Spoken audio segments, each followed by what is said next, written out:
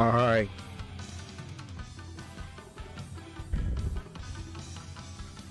What's going on, chat?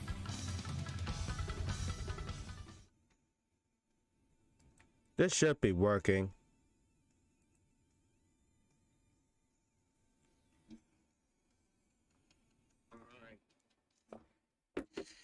What's on the window counter? All right, so there's already been a finals for there's already been a finals for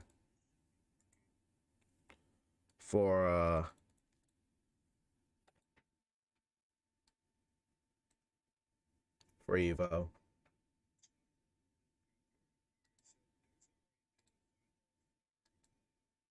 There we go.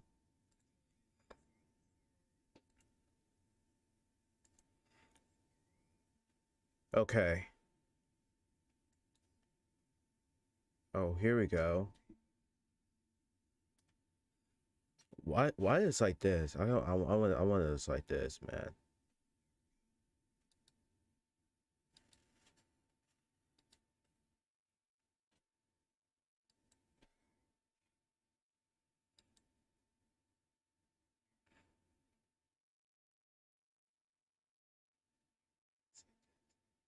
There he is. There he is. Okay.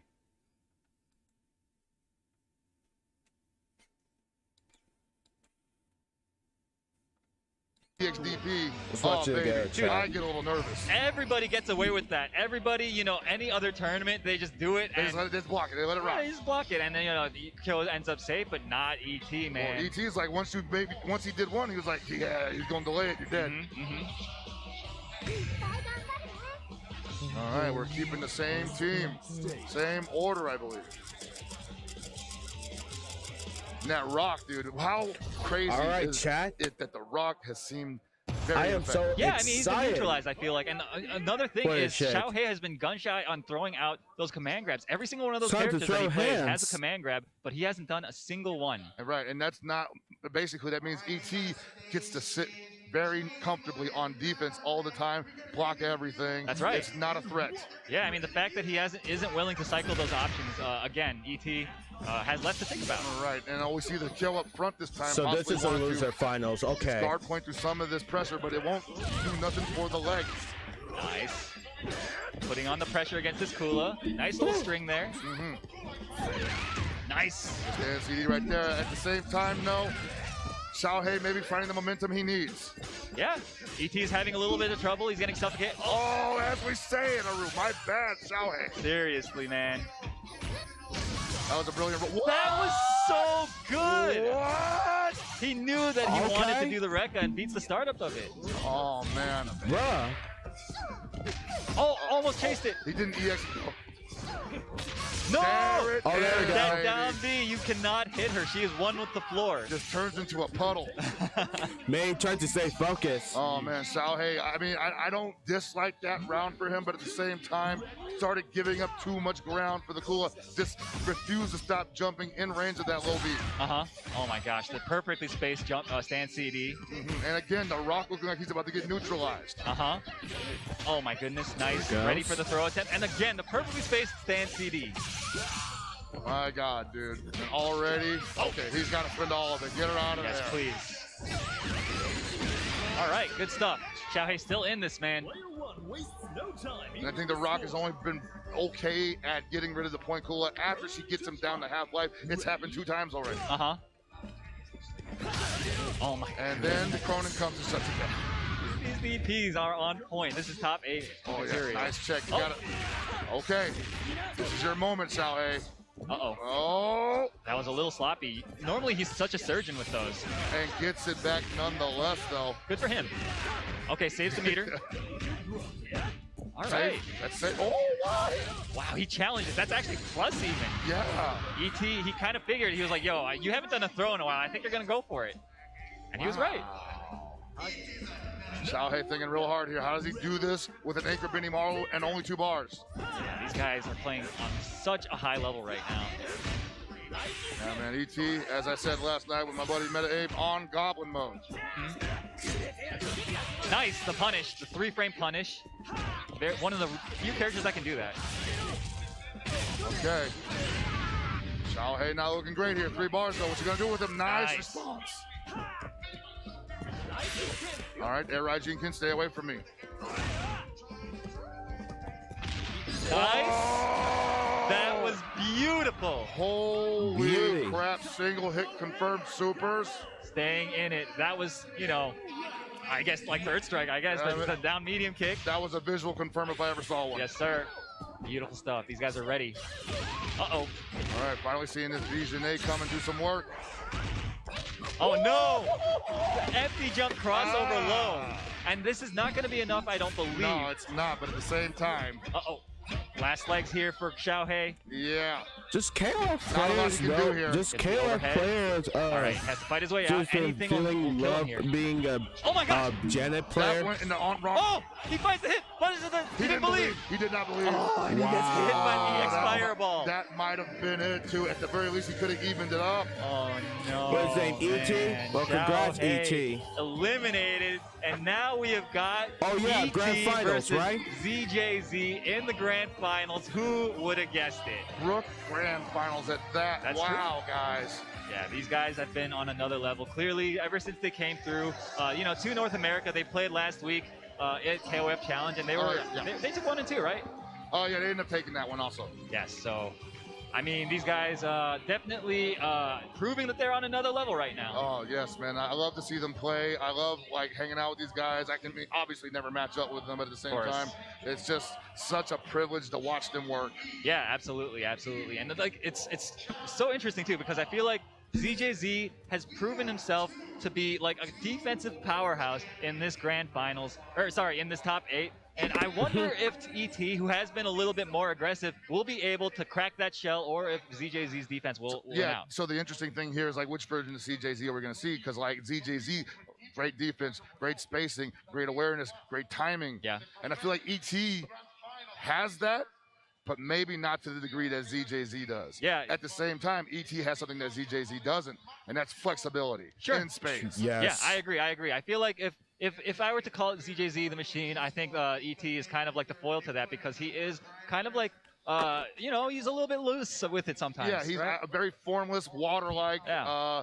And it's not just in the character he picks, it's the way he plays them. Mm-hmm. A good example of that is like I saw at EVO Japan, we called it, he ran a mirror match with Score. They both had a Choi.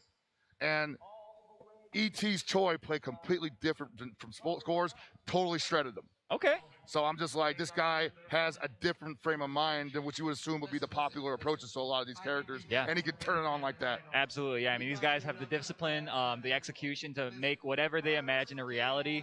So that's why they're at this level, on this stage here. Again, it's going to be a grand finals between Brook's ZJZ versus Brook ET. And it's going to be amazing. No one quite like ZJZ and ET in the, I won't even say KOF community, in the FGC. Yeah. Not quite like those two gentlemen. Yeah, incredible players in multiple fighting games.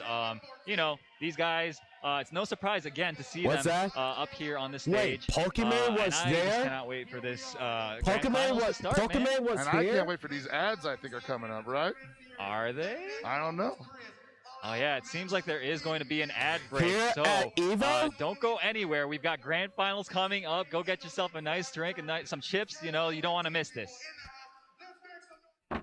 Not a bad point to do that. Man, of course she was there. And that setup is just hard to escape sometimes because you really don't know what he's going to go for. So he could just combo you or he could just reset you. So, man, of course Pokemon was there. What do you mean? Like, bro, I saw it on Instagram, and she took and Justin Warwood took a picture with her.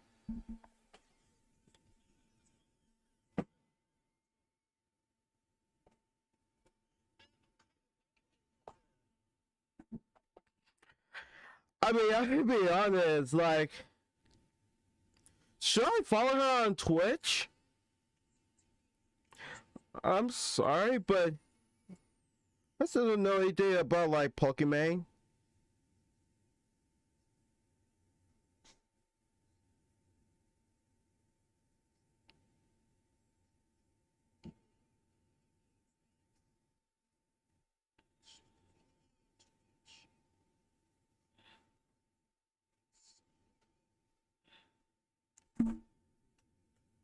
You know, chat, EVO is family.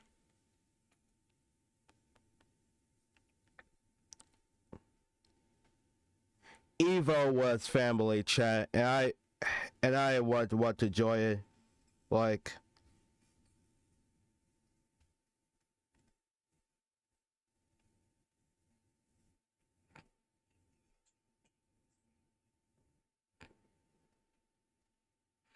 You know, join the crowd and shout it out.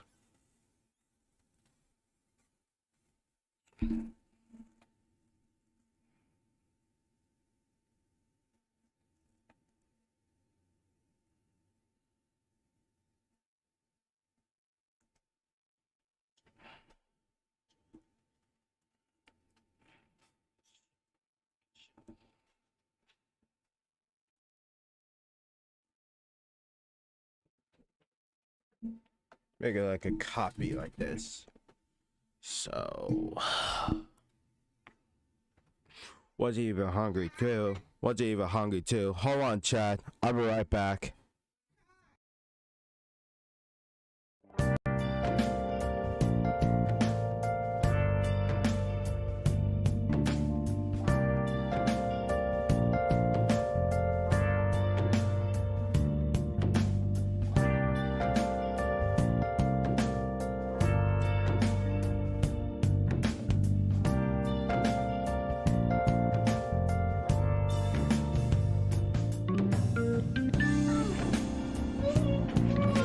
Oops. Look how neat it got. Oh, look at that. Cool. Wow, this area really looks neat. It is. What is that, a heater? Yeah, that's a heater. You shouldn't have it that close to the computer. What, the ice machine? No, the heater. You said No, that's it's a not. heater. It's not close. It's not closer to the. Okay, don't never have that close to anything. What is this thing here? That's a speaker, but it doesn't work anymore. Are you cold? Yeah. hot. When I turn off this heater, everything was cold and it brings it to my arm. So I turn on this. No. I turn on this heater so I can heat the whole area. Hot. Yeah. Okay.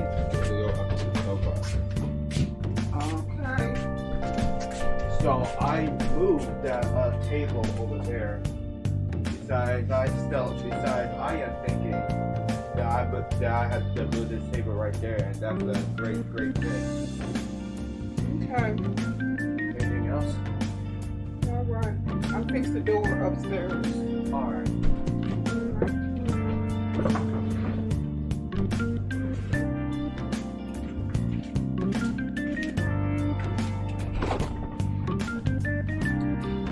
Alright, chat, I'm back. Wait, what? Uh-oh. Man. Sorry about that, chat. Mute. Oh, now I understand. Now I understand. Wait. Huh? What?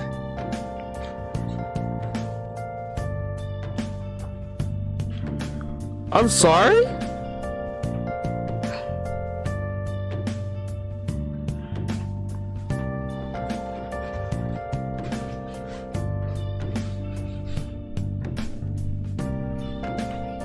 Okay, I mute, but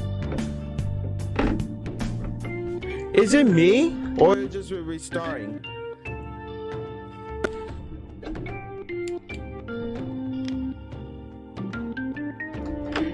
It starts right away.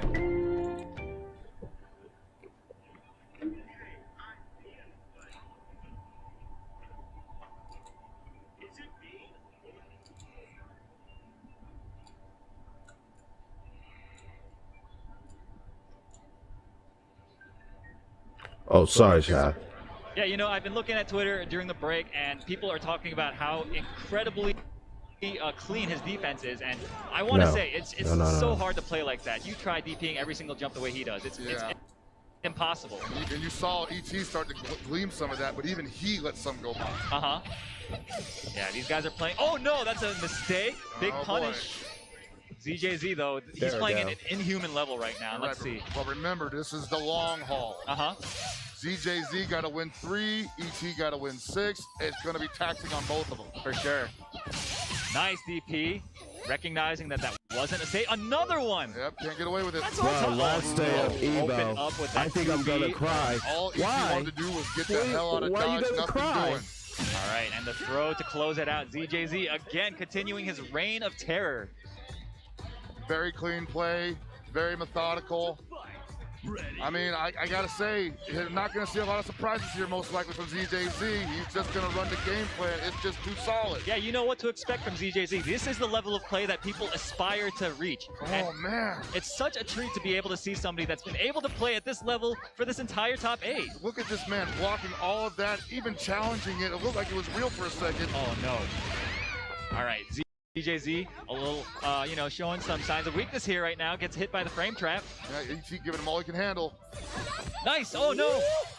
Unfortunate for ET. Wow, got away from that tornado just in time. Trying to keep her out. Forcing Kula. Oh, okay. Jumps over the ice breath. That was that's really hard to do, honestly. Like timing that. Oh my goodness. What an odd place to place the ice breath on top of that. Oh no! Oh, it's lagging. Oh no! Okay. I think they're good. They're good. They're playing it. Oh my God! We're good. We're good. Not dog. Finding ET playing a little bit slower and not responding. Yeah, man, he stalks his prey pretty calmly, but when he finds the opening, he mauls it. Oh, Cronin mirror at the end, huh? Possibly. Dude, this is a full team mirror right Because now. I'm gonna miss EVO. Oh. All right, trying to play that neutral with each other. But hey, every EVO is Finds a gonna big be hit, releasing ZJZ, in man. summer. Every He's year, having a hard every time summer, dealing with every the fact that, August, sure, I chat. got 4 Every bars, August but I'm not works. taking an opportunity to use it. Yeah, I mean, every time he's at the optimal hop or jump spacing, he's not able to commit to that juicy jump in because ZJZ has proven himself so adept at defending himself. That's right, man. We saw Omega ET. Well, this might be evil Oh my ZJZ. Hello? That was crazy. Caught the extended hurt box of the down C, I believe, and ZJZ taking that first game without getting to the final character of his. What a time to learn about that hurt box. huh? Seriously. All right, both guys taking the sip of water. And these two play each other all the time, man. All the time. So this is, I'm All sure, the no time. surprise for them that they're able to make it this far and play each other in this Oh, yeah, grand man. final stage. Flying out here together, traveling together, the road dogs, Okay. and the best in the world, man. This is a movie. We got that Kula mirror to start things off again. Nice. Oh no, had the hit but didn't believe. Oh my God. Nice. Two legends duking it out. All right, EP putting on the pressure, but you can't overextend like that against ZJZ. He's gonna take advantage every time. Oh, Yeah. Was that too high? Possibly, yeah. Yeah. But yeah, that's the name of the game. You can't fall into a rhythm. Nice. Giving him a little taste of his own medicine. Oh baby, Oh, just no. immediately went into low beat. All right. Oh, tried to beat the grab probably. Nice. Bad jump in attempt from ZJZ. A little bit of, an uncharacteristic, unchecked aggression from him. I think so too. Maybe he didn't like something he saw and thought about changing it mid. Wow! Pressure adding up. Nice RD. What a series that was. ET barely getting out of that though. Beautiful. Yeah, like ET, we've been saying throughout this entire top 8, he usually drops a game, and then, once he gets the engine revving, he becomes really hard to stop. Really hard to stop, you know? This is his greatest challenge, though. I think so too. Guys thrown in. It's so difficult to approach him because any, bad jump in will get DP. Nice. And ET has shown us even the jumpers don't have to be, he'll DP you just for running up. True, yeah. Oh no, and that'll be it for Kula. DJZ looking real solid here. I agree, man. I mean, what else can you say? You guys are hearing us say it a million times. Exactly, yeah. You guys already know. Enjoy the show, man. Whoa. Oh, gets a big jump, but doesn't get the jump in. Unfortunate. That was such a big opportunity that he let slip Chad, through his fingers. Have a Bar shield just a question. little bit Like, outside. All right, but who's he's a got that corner Cronin position. main? He's got the who's a pressure Cronin going. main? ZJZ, Nice challenge. yeah, pokes his way out. I think he wants that corner position though, because he sees that, yeah, ET's Who gonna made keep Cronin? jumping on me if he thinks I'm stuck. I like, though, the fact that he didn't overextend Everybody that who time. made backed Cronin, off I a don't little blame bit. you. Nice. I like that trajectory changing dive. Nice. Oh, instant dives. Yeah, catching ZJZ reaching the plus frames. Oh, the overhead attempt. Nice punish on the roll. Yeah, ZJZ didn't like any of that offense. That is a round to study, y'all. That was such a clean play from ET. Yeah. Nice air to air. Nice play from ET, knowing he had the advantage there. He'll take the trade. Yeah, and that spacing, neutral jump, any button with Visionet will always trade with any button that Cronin throws out. And that's Absolutely lovely. so, I mean, these guys are scientists. No OTG there. All right, but now it's time for ZJZ to put on the corner pressure with the Visionet. Man, a throw in the corner with Visionet is so fatal. Oh, RC. Oh, Dude, that's looking like that, 1.0 Terry, I'm telling you, man, I'm kind of jealous. And she got the high version, reminding me of Huajai. Wait a minute. ET has another chance at life. 2 bars, 2. He might want to hold on to it. Oh, okay. Great air to air, man. ZJZ keeping it clean. He is Right. unfazed. Decent amount of life back here. She's pretty healthy. The Cronin's going to have a little bit of work to do. Yeah. Nice jump, stand 8. Dude, ET taking the corner, positioning back, and then now applying the pressure. ZJZ having some trouble, and I like the way Double ET has stop. changed up his hop patterns. Yo, ZJZ's not able to Double anti-air as stop. quickly as before. DJZ looking kind of gunshot here. Oh, wow. The level 1 reversal. That's fine, though, if you're ET. Yeah. Oh, the Shatter Strike! But the it traded. Oh! Undeterred is ET, smelling blood in the water. Threat level. What?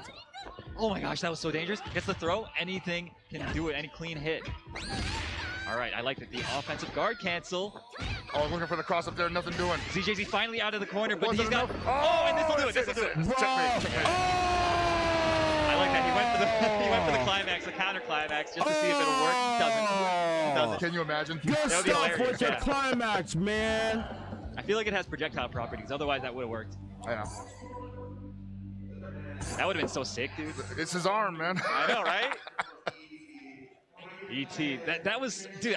Is that the first game that ZJZ has lost in this top 8? Yeah. I feel like it is. Yeah. I think so. Dude, so even gods can bleed. Hey, man. I like it. And you notice too, like he was Yeah. not DPing everything in that last game, and that's because ET made some adjustments to when he likes to time his jump in, his aggression. Right, and now it's DJZ turn to adjust to that, and like you see right now, he may not have had to get, just throws and punish, okay. Uh-huh. Yeah, it's going to be on ZJZ to make the adjustment there. At the same time, I don't think it was that big of a problem before. It might not be that big of a deal to make that adjustment now. Yeah. They're so close in skill level at this point. I agree. Nice DP though from ET. It looks like the momentum has shifted, but never mind. ZJZ finds a poke. ZJZ finding pay dirt here. ET's got to be careful. Oh, The run under. stepped out of the corner. Brilliant. Beautiful. All right, what's he got for him next? Oh, Nice, yeah. Nice. Keeps him guessing. Am I gonna go high or low? Oh, looking for the grab there. Wow, just jumped in. That was so brave, just to hop, and he's getting paid for it. Oh my God, dude. You would think like the ET would have been ready with the DP, but no, he just kind of got caught, probably looking for a low beat. Yeah, I mean, at that spacing, there's so many different things to look out for when you're fighting against Kula, rather. So, no surprise. Yeah. Even the best players sometimes don't pick the best options. Hey, that's all right. I no judge. Yeah, man. KO is that type of game. Mm-hmm. Oh, nice. Roll backwards. Oh. You see right now, ET's stalking. Uh-huh. As they're in the corner. He was getting so much success from, the corner pressure with this Visionet last round, or last game. Run it back again, I say. Oh, almost had to punish there. No, that was a punish.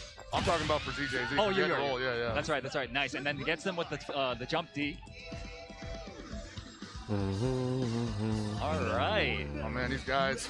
The pace of this is actually super fast. It's blistering, yeah. But I feel like it's like still that war of attrition that you always feel when you're playing KOF. Seriously. Nice DP though from ZJZ, converting into big damage. Wow.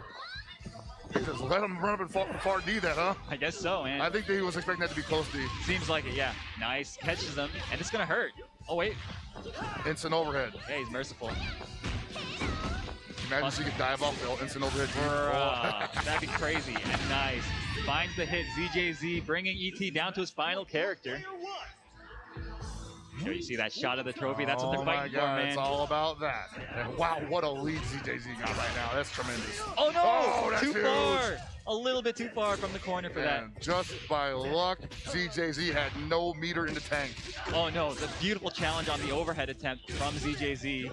But he doesn't have any meter left to convert into. Oh, my God, dude. But still, it doesn't matter. Get that great jump CD. We're just going to play off. Oh, that was it. Oh, he's trying to hold on to that 5 bars, possibly. He wants to save that for the anchor battle. May not get the opportunity. The stomp, and that takes it. ZJZ taking the lead 2-1 yet again over ET. And now he's on grand finals point. Guys, this could be it. ZJZ could be completing the prophecy. I mean, if anyone can do it, though, ET is the best shot for sure. He is you know? the best shot.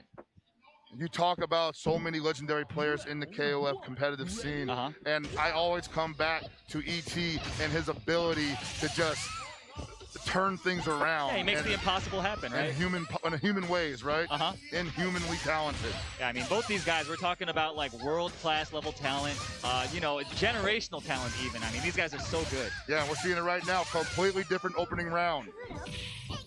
Totally new story. Nice adjustments so far from ET. I like it. Nice. Wow, Catches. Oh, wait he a swung, minute. but he wasn't ready. Okay. He still has the corner, but he doesn't DP. What was going on there? ET just let him sail in. Both these guys, I think, are playing a little bit more tilted than before. They know how close it is to the over. What? Beautiful option. Yeah, he was like, I ain't taking that again. He said, whatever. And he could kind of feel the flow of the match. It was kind of scrambly, more so than the other rounds that we've seen before. I mean, we talk about how I want this at 4K. I'm sorry, chat. I want this at 4K. Like inhumanly solid they are, but they are still human. They could be tilting themselves. Absolutely, yeah. I mean, it's a testament to their skill that they've been able to keep it so calm and composed up until this point. Oh, that was too high. Got the challenge, and that's going to be it for Pula. That'll do it. Yep.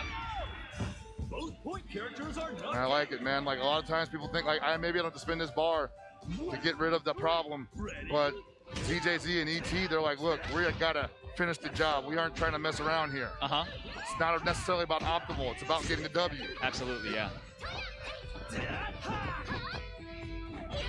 ZJZ Nice. definitely got W on his mind right now, not committing to anything. Oh! As I say that, but no, a rare drop. That's so unfortunate. ET taking so much damage for that mistake. Oh no, that is huge. That's huge. Oh no, another one. I think he tilted himself. Yeah. He's trying to get that back so bad right now. He wanted that back so badly, and he threw away the round over it. Dude, ZJZ now threatening tournament point against ET. ET thought he could just force the momentum back in his favor, but ZJC said, no, there's another player here. Wait, nice. Oh no, Here dude. it comes, man. ZJZ back in, you know, his normal form. Championship mode. Yeah, dude.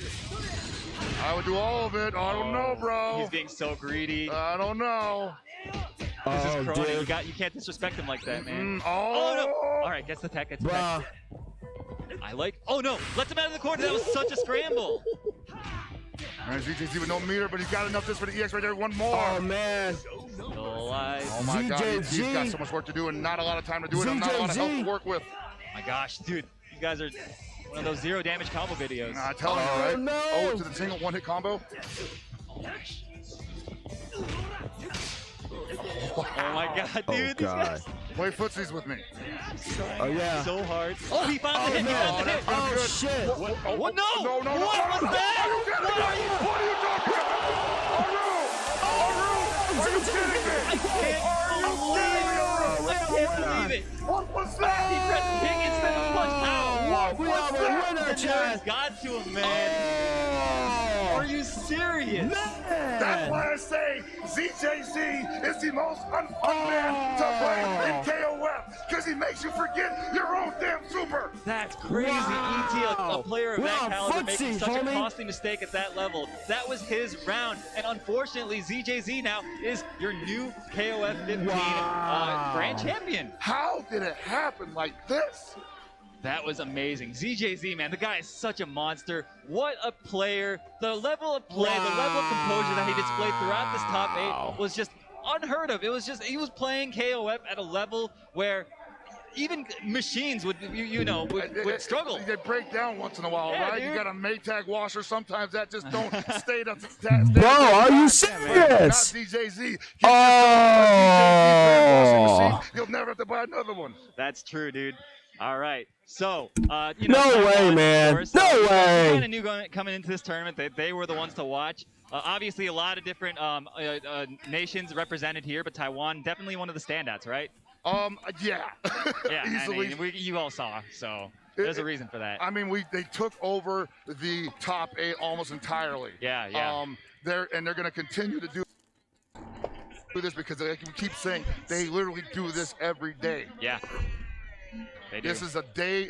I won't say it's a walk in the park, Yeah. but it's definitely a day at the office. It really is, yeah. But I mean, what a great showing this tournament has been. KOF 15, we are back here at EVO. In the, Bro, in the no final way. arena, man. Can you believe it? You know, I dreamed about this. Yeah. This No exact fucking moment, way, man. and even I didn't see that happen. Yeah, seriously. Yeah, no, that's gonna go down in the history books. But yes, it has been a wild ride, and I'm so happy to be back here, running KOF 15 in top 8 here with you, the guys downstairs, Meta Abe, El Colt, Nothing Excess. I'm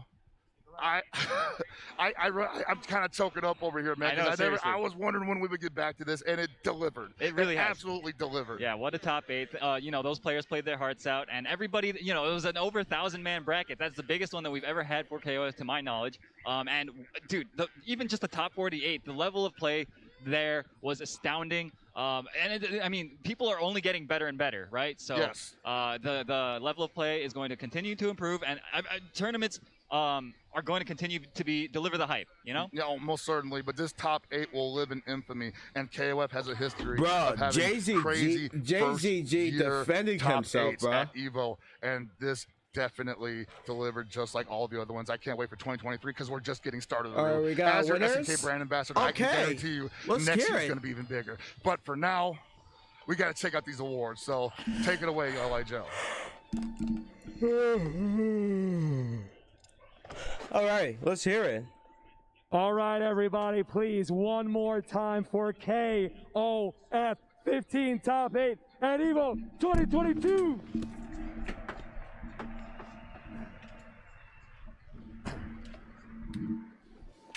All right, so let's get started handing these out. Please, a round of applause for our 7th place six.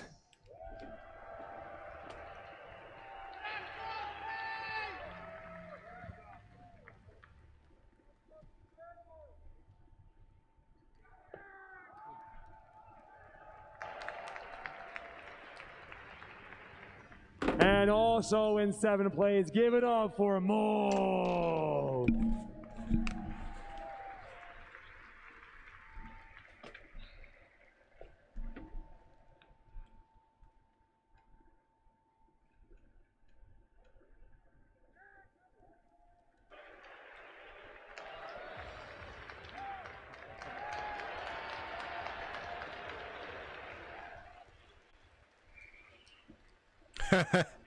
That's that style. 5th place, give it up Love that for pose. the legendary Score. Is he trying to be cookery?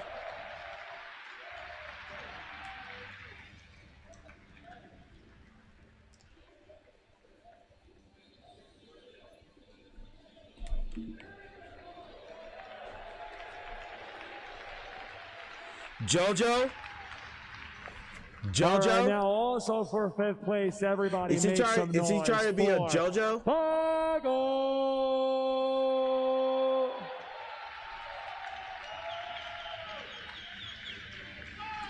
You mean the JoJo pose?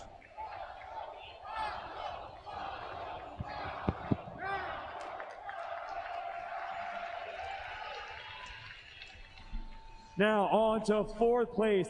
Please make some noise for Lassie!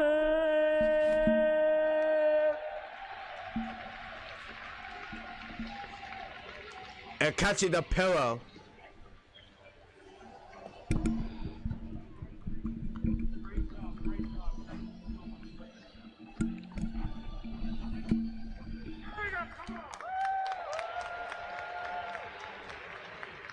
Now here we go, on to our top 3. In 3rd place, show it!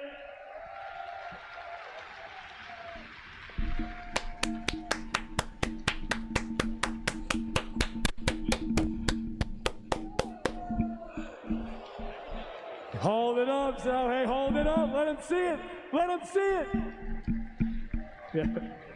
5, 4, 3, 2.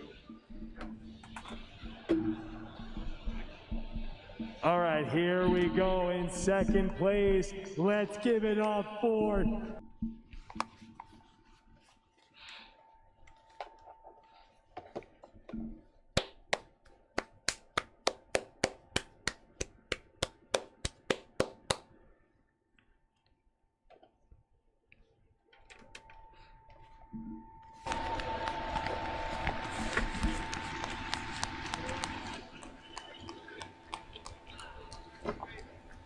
All right, now, please. I need some. Your KOF I need some champion. Even go. Give it up for your EVO 2022 KOF champion, CJZ. Your KOF champion.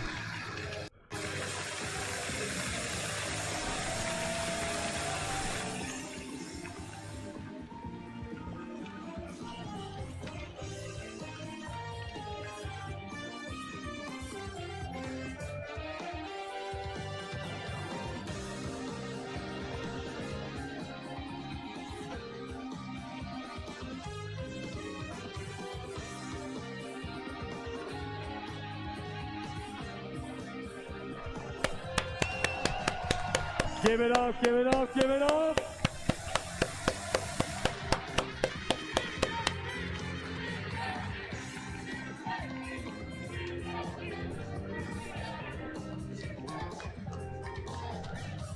Okay. All right, everybody, do me a favor one more time. Give it up for every person on this stage. Your top 8 KOF 15 EVO 2022 players, please.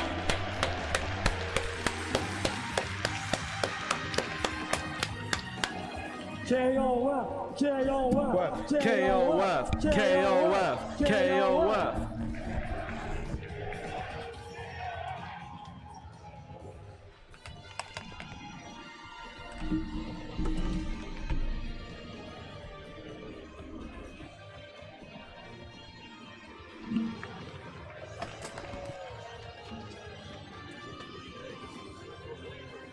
All right, wait, hold on, everybody, hold on.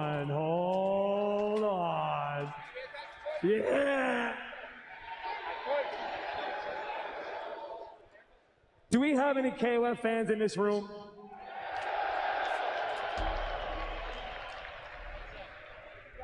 What if I told you we got some guests in the building that want to come out and talk to you guys? What if I...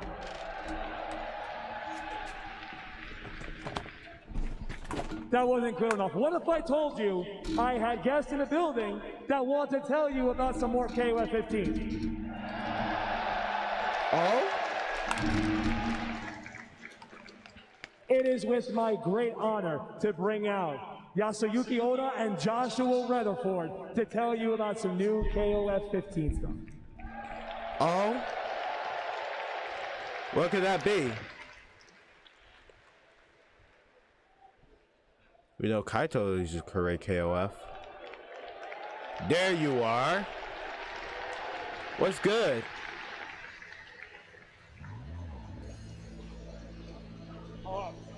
Where's the box? Let's go each other's spots.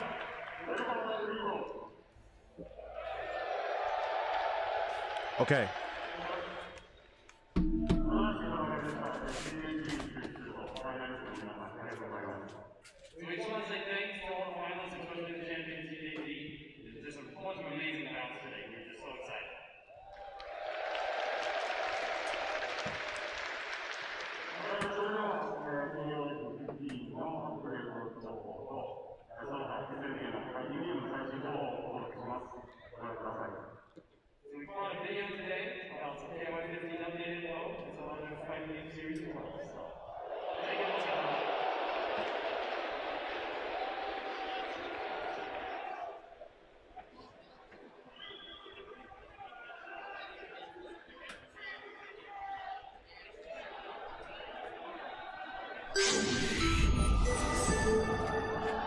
Wait, what? That's them? What the? Wait. Oh. Timo Wake and Orochi. That's right. What about them? Orochi Yashiro. We already know the release date. Oh, that's new. Hold on. Orochi Shirley.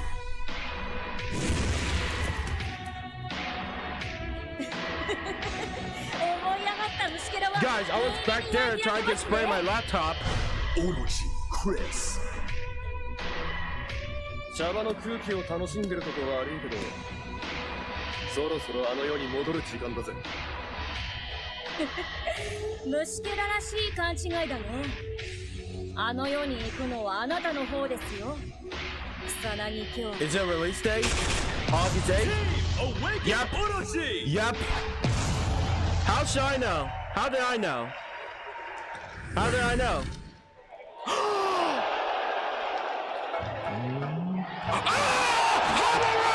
Hamaru! Whoa! Whoa! Whoa! Whoa!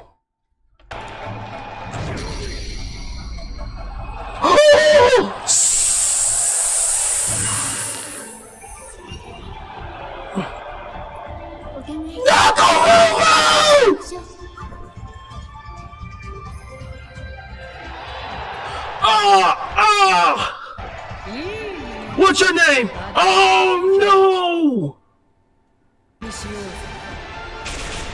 Team Samurai. Team Samurai! Oh man! You better know, 'cause I ain't running.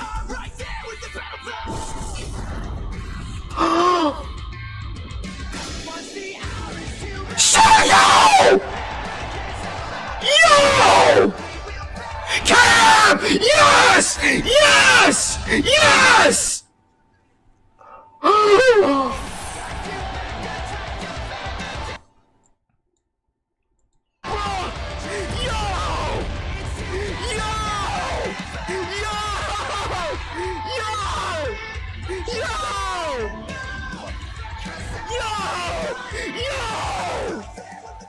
Oh my god! Oh more!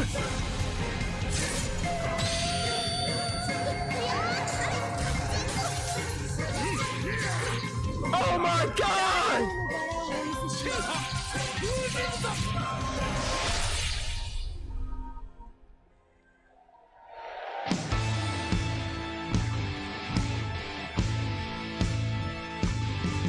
What's this? Hungry Wolves are Garo!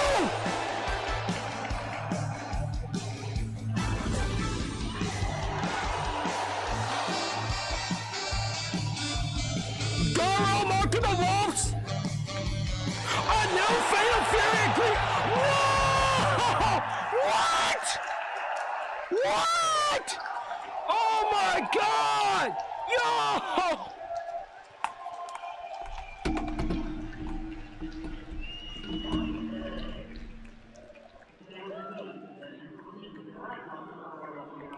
Oh my god!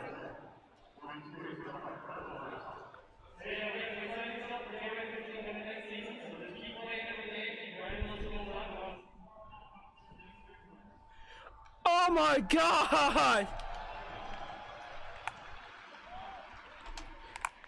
Dude!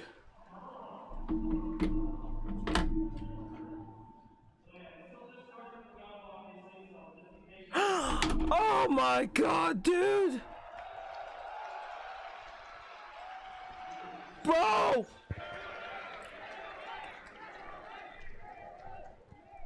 Oh my god!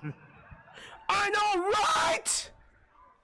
All right, hold on. Actually, we're going to cut to a break real quick, but hang out because we do have some more. Hang out. Don't go anywhere. Stay right here. Shout out to our partner Rushdown Revolt. a free-to-play, fast-paced, and combo-centric fighting game. Experience 10 unique characters, best-in-class rollback netcode, and a fresh take on platform fighter combat.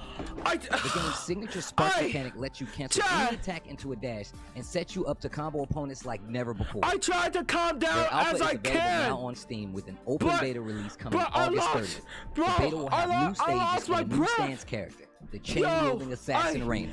Dude, Shingo is coming. Kim is finally coming. Samurai Showdown. Fuck! I forgot that third day. She was a pirate. Oh man. It's Homaru Nakaruru. Oh my god, dude, bruh. What's her name? Hold on. Oh my god, chat. Oh my god.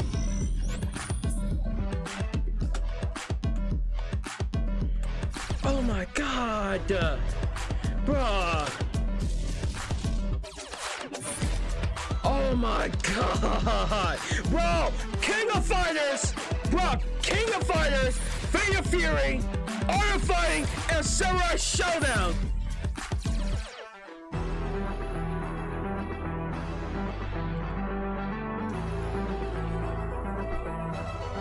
Man, what is that character name that from Sham Show 2019?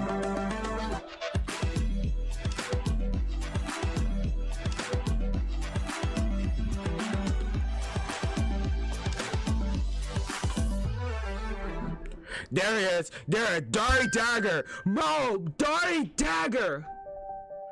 Dari Dagger. Bro, oh, holy shit, man, bro! I wanna go back. I have to go back. Where, bro? Do they? Okay, I'm gonna lose my mind, bro. No. Oh my god. What about one sponsor? No way. Oh my god, what's up, Kujizami? You only want more. Because enough is never enough. A new Fate of Fury and Garo teaser. Holy shit, man.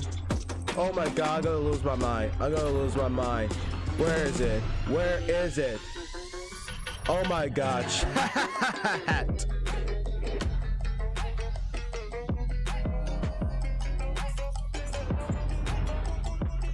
Oh, where is it? Where is it? I need... Hold on.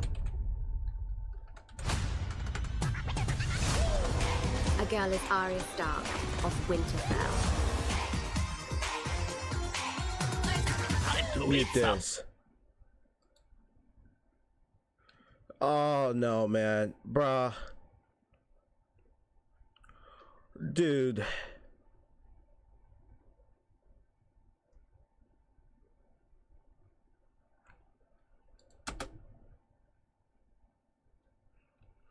Bro, oh my god, I already said it again. My boy Shingo is here. My man Kim is finally back. Bro, Shingo is back. Shingo is back on the action, man. It's about goddamn time that Kim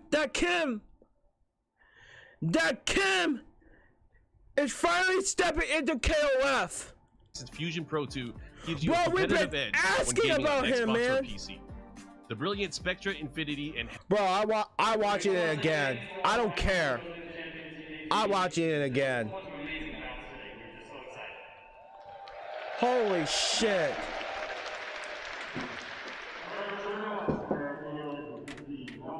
Oh, I was asking about him. I was keep telling about him.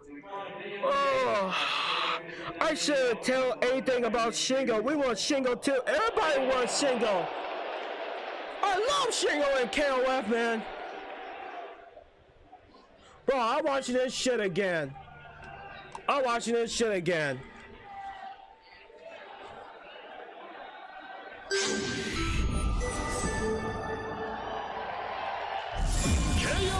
15.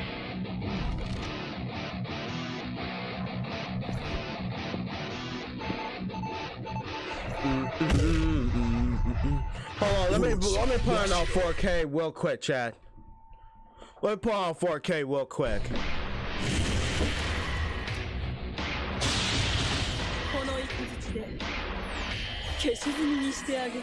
Oh my god, bro.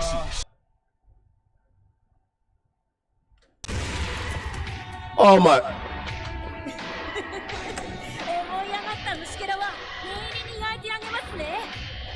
Hold on.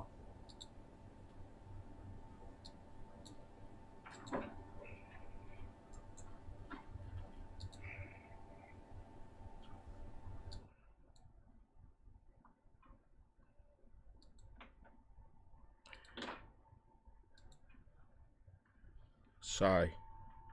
Orochi, Chris. 茶場の空気を楽しんでるとこ悪いけど、そろそろあの世に戻る時間だぜ。虫けららしい勘違いだね。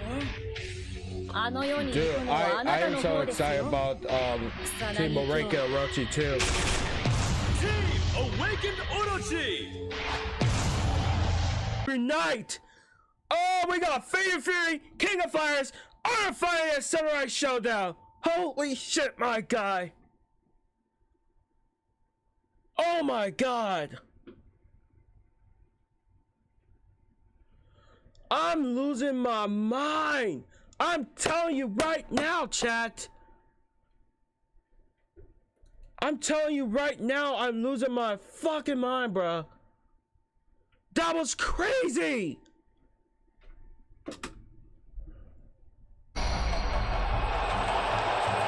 That was crazy. Nakaruru. お互い悔いのない戦いにいたしましょう。 And Darling Dagger, bro.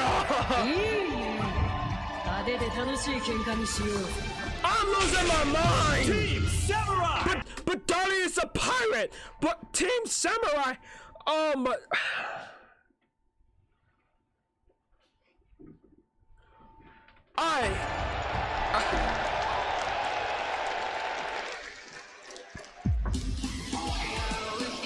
Get ready. The next season of KOF 15 is coming.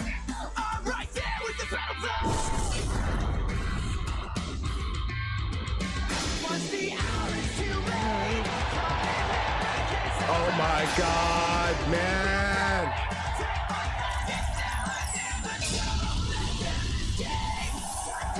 Play with more crossplay. Yes! And it's coming next year. Fuck yes. Inside running. Next season. Kim Kaplan and more. Alright, Shingo Yabuki.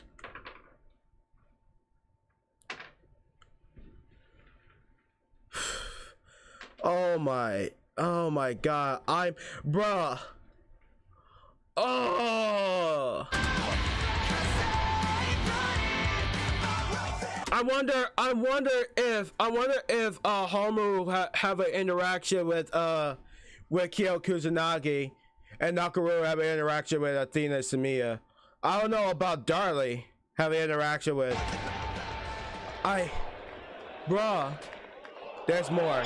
Okay, so we already know that Samurai Showdown getting a rollback.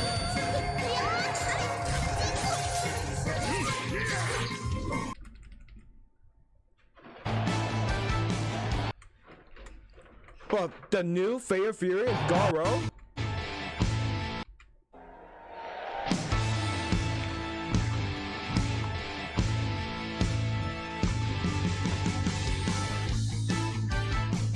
The City of Legends still breathe. There's Billy Kane, Hungry Wolf back in Pro.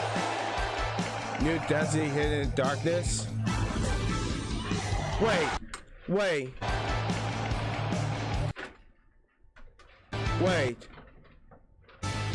I saw Billy Kane.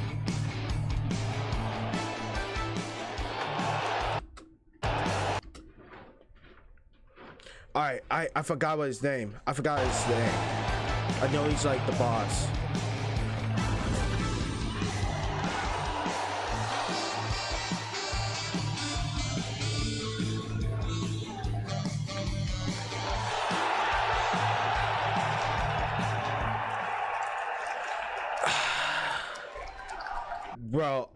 what to say. I don't know what to say. Wait. What?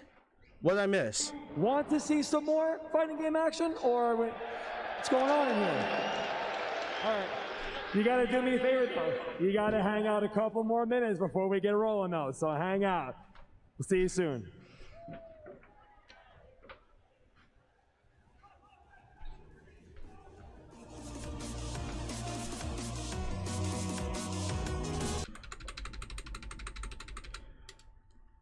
In addition to that, if you're Feel the drama!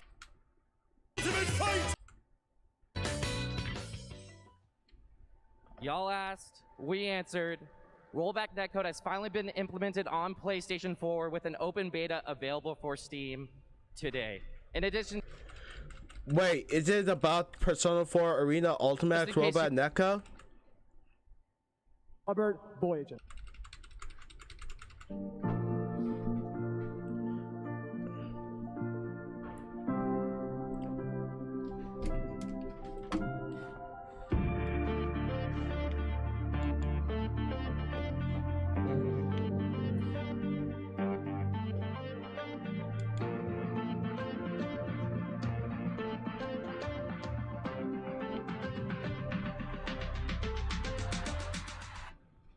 All right, everybody, thanks for hanging out. Thanks for chilling. Welcome back to EVO 2022.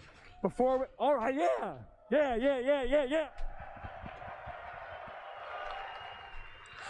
All right, so next is All Tekken. right. Before we move on, I do have someone that would like to share a quick message with you all. Please help me welcome to the stage, Robert Boyagen. hello, EVO. Y'all having fun?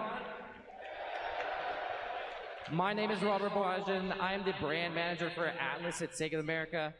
Earlier this weekend, we gave an update for Persona 4 Arena Ultimax. Just in case you missed it, we're gonna roll it back again.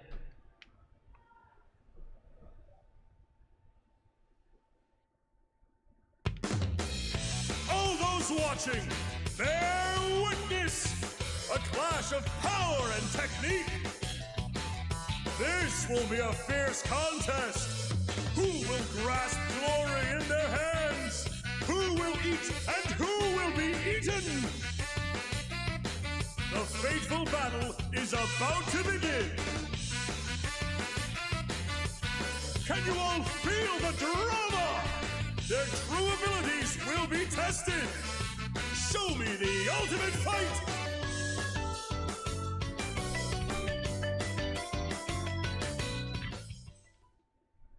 Y'all asked, we answered. Rollback netcode has finally been implemented on PlayStation 4 with an open beta available for Steam today. In addition to that, if you're waiting to purchase, we have a special promotional discount going on right now for all platforms.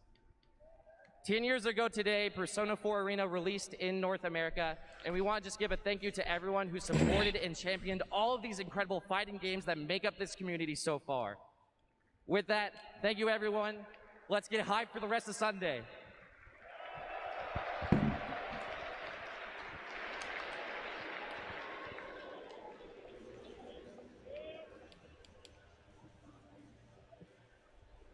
All right, guys. Now, I know you're anxious. I know everybody wants to see some more fighting game action. Do you want to see some more fighting game action, or what's going on in here? All right. You gotta do me a favor though. You gotta hang out a couple more minutes before we get rolling though. So hang out. We'll see you soon. Okay, so Tekken is next. So, is Tekken is already on?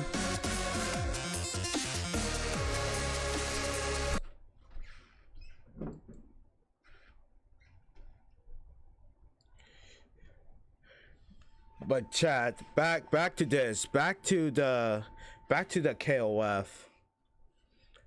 One more thing to say. Guys, I can't help myself, bruh. Samurai Showdown, a new Fair Fury at Garo, and the robot Neko for Samurai Shodown. Bro, I am so distressed. Bro, and Kim Kampwa and Shingo Yabuki. Oh man. Guys, that was a raw. I'm telling you. That was so raw.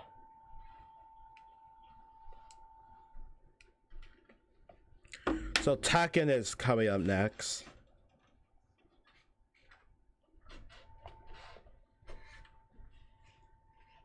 Well, Tekken 7. They need to reveal about Tekken 8, do they? Okay. I'll turn on the PlayStation.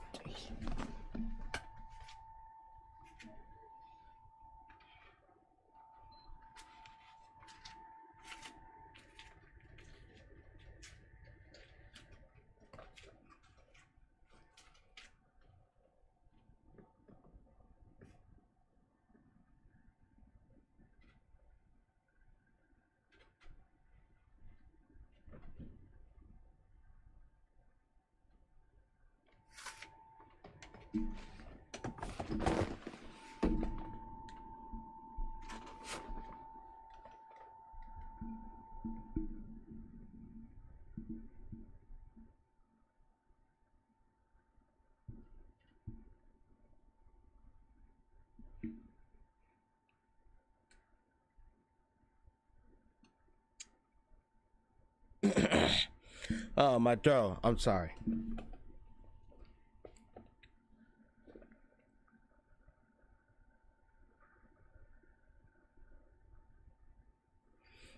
Does everybody react to that shit?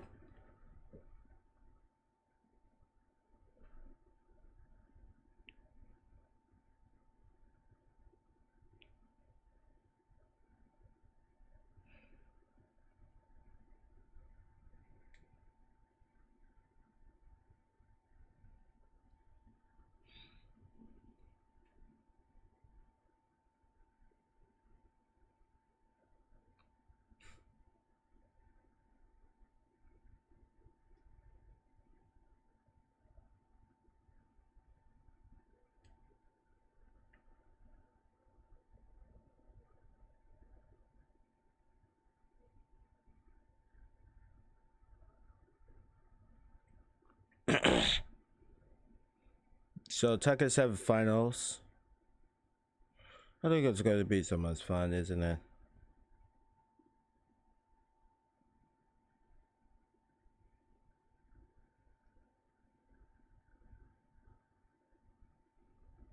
We're going on Twitch now. Yeah, I don't mind watching Tekken 7. I just want to see her. I just want to see what something new about Tekken series, chat. You know.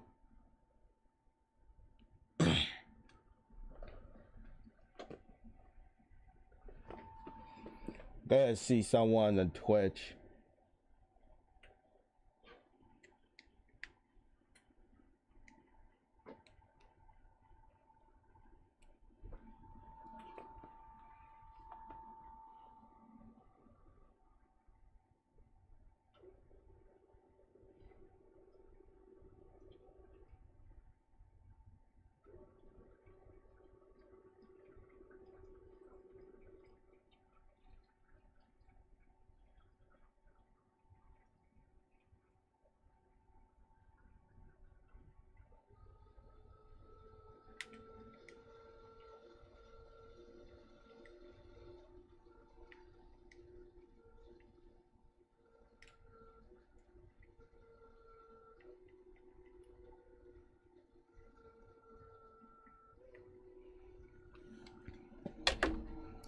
All right, I gotta work with this.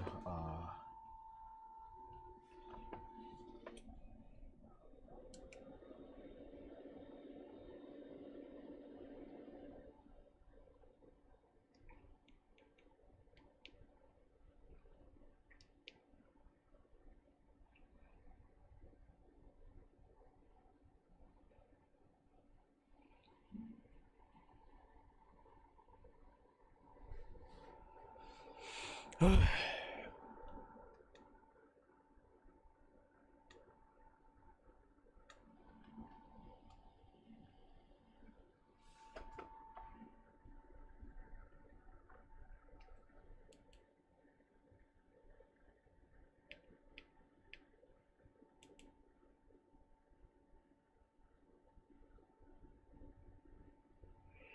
keep Hulu there because it's watching Blade. Twitch.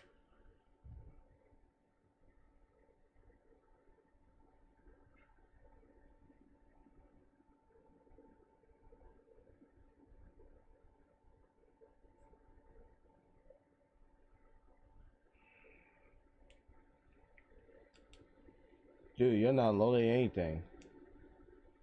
Y'all ain't shit. Y'all ain't shit.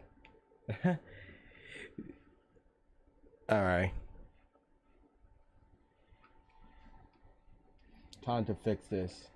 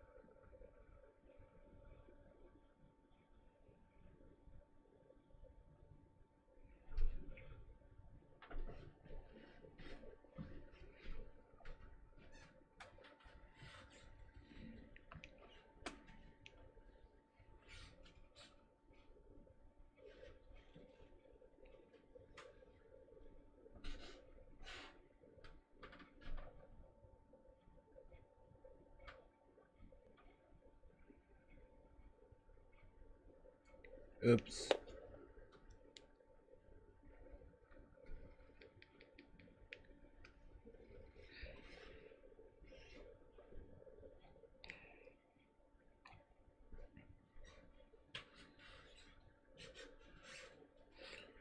Anyways, how you guys doing, huh?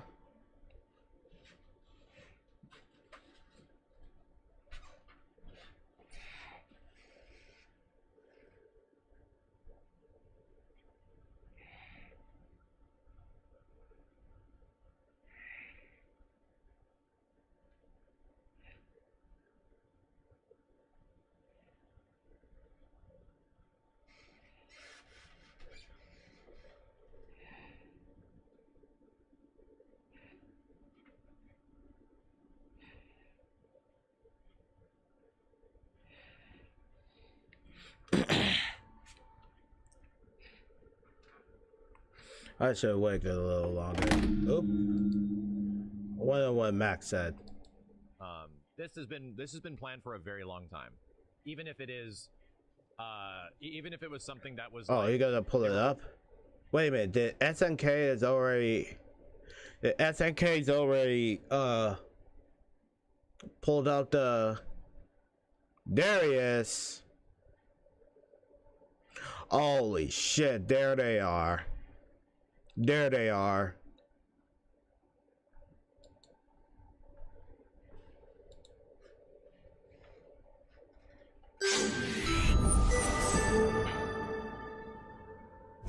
KOF 15.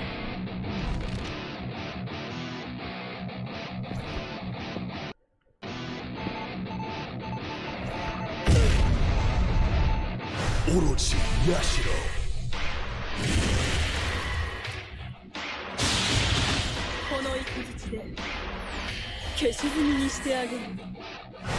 Orochi Shirley.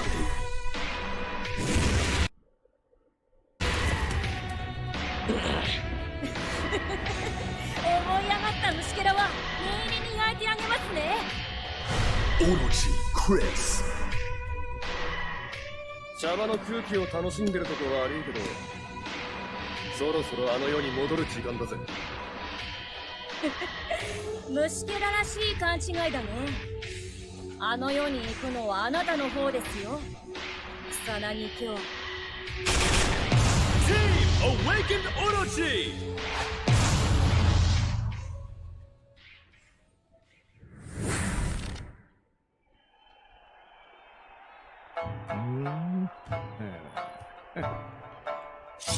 Bro, there they are.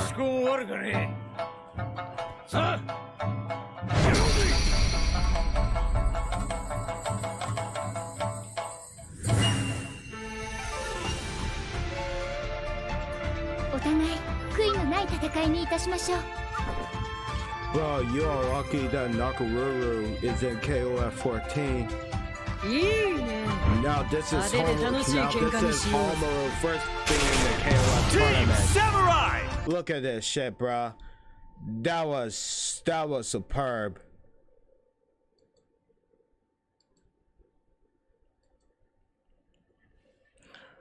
Bruh.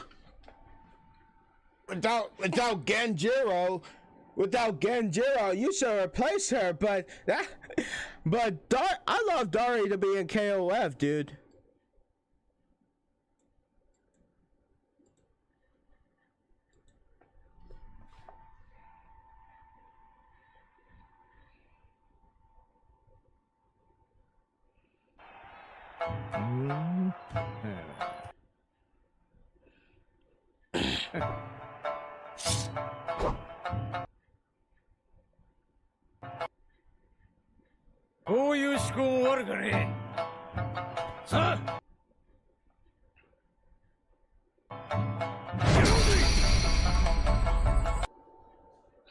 Uh-oh.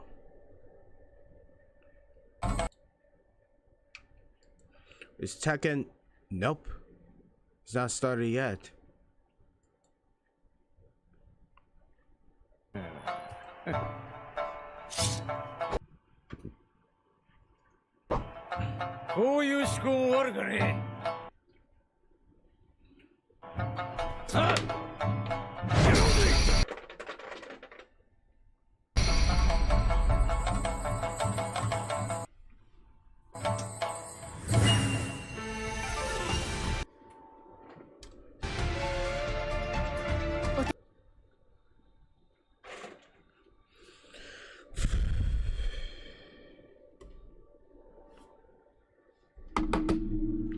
Put on the earbuds.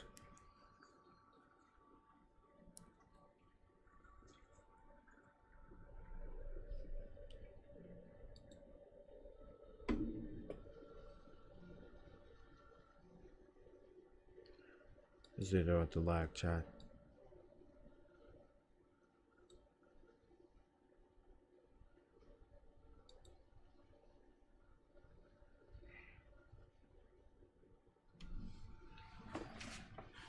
Give me a minute. I'll be right back, chat.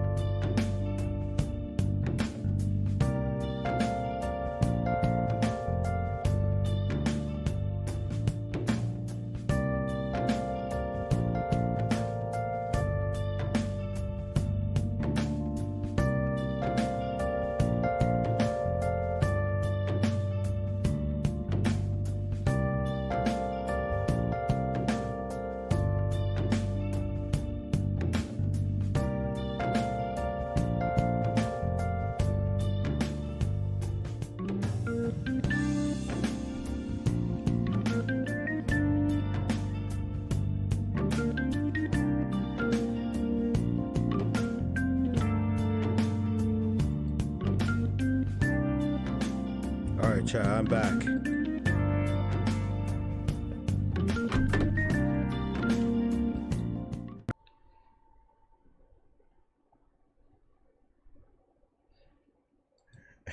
You can stop with the music. Oh. Wait a minute. Oh, right. Oh.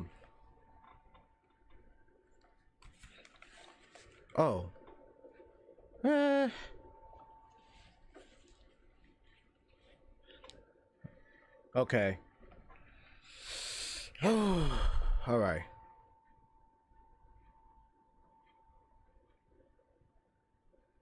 Now, I might have to do react this again all over.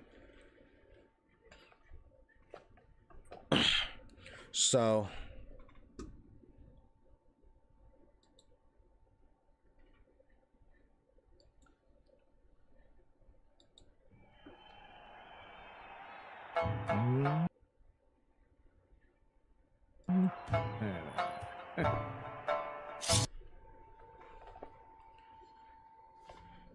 All right, there might be different.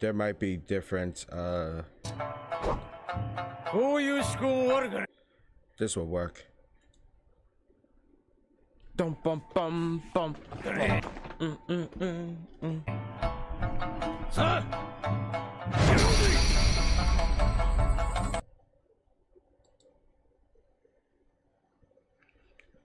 Now this will restart.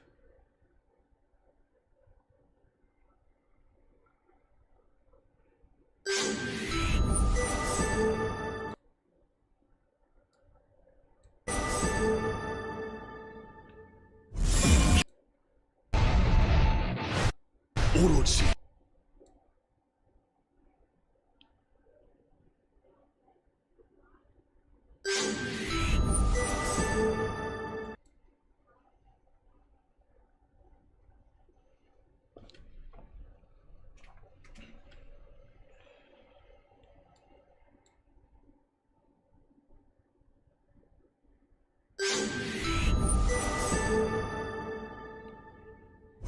KOF 15.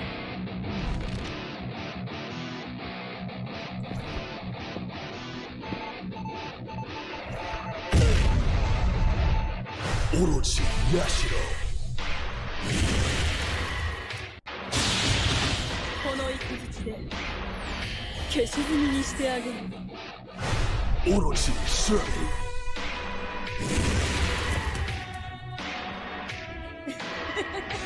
思い上がった虫けらは念入りに焼いてあげますね。 Orochi Chris.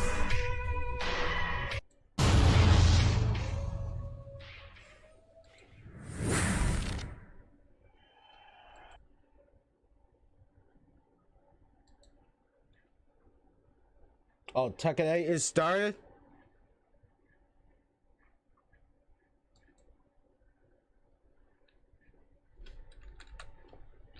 Tekken is already started?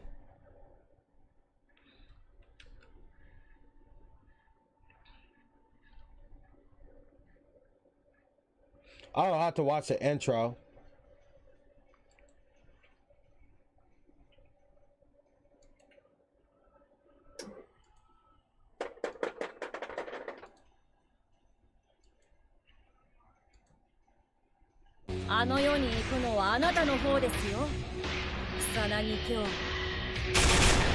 Team Awakened Orochi. We'll have to watch the intro.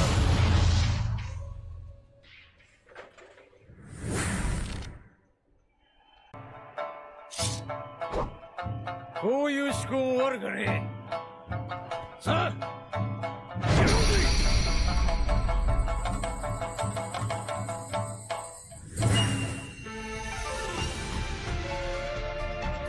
お互い悔いのない戦いにいたしましょう。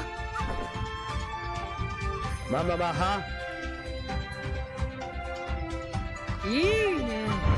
派手で楽しい喧嘩にしようぜ。 Team Samurai.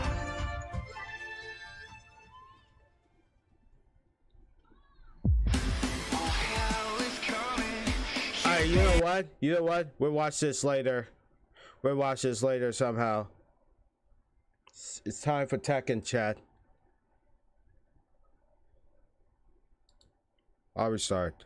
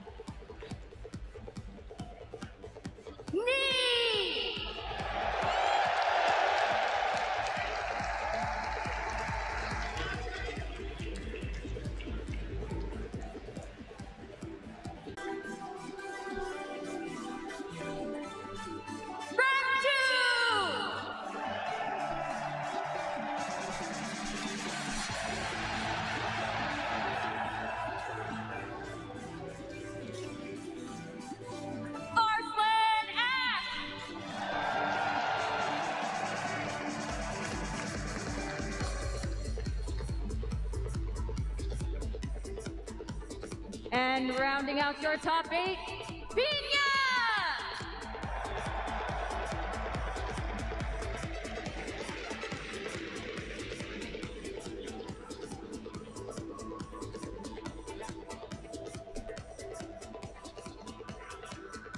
EVO 2022. I have one last question for all of you. Are you ready for some good-ass Tekken?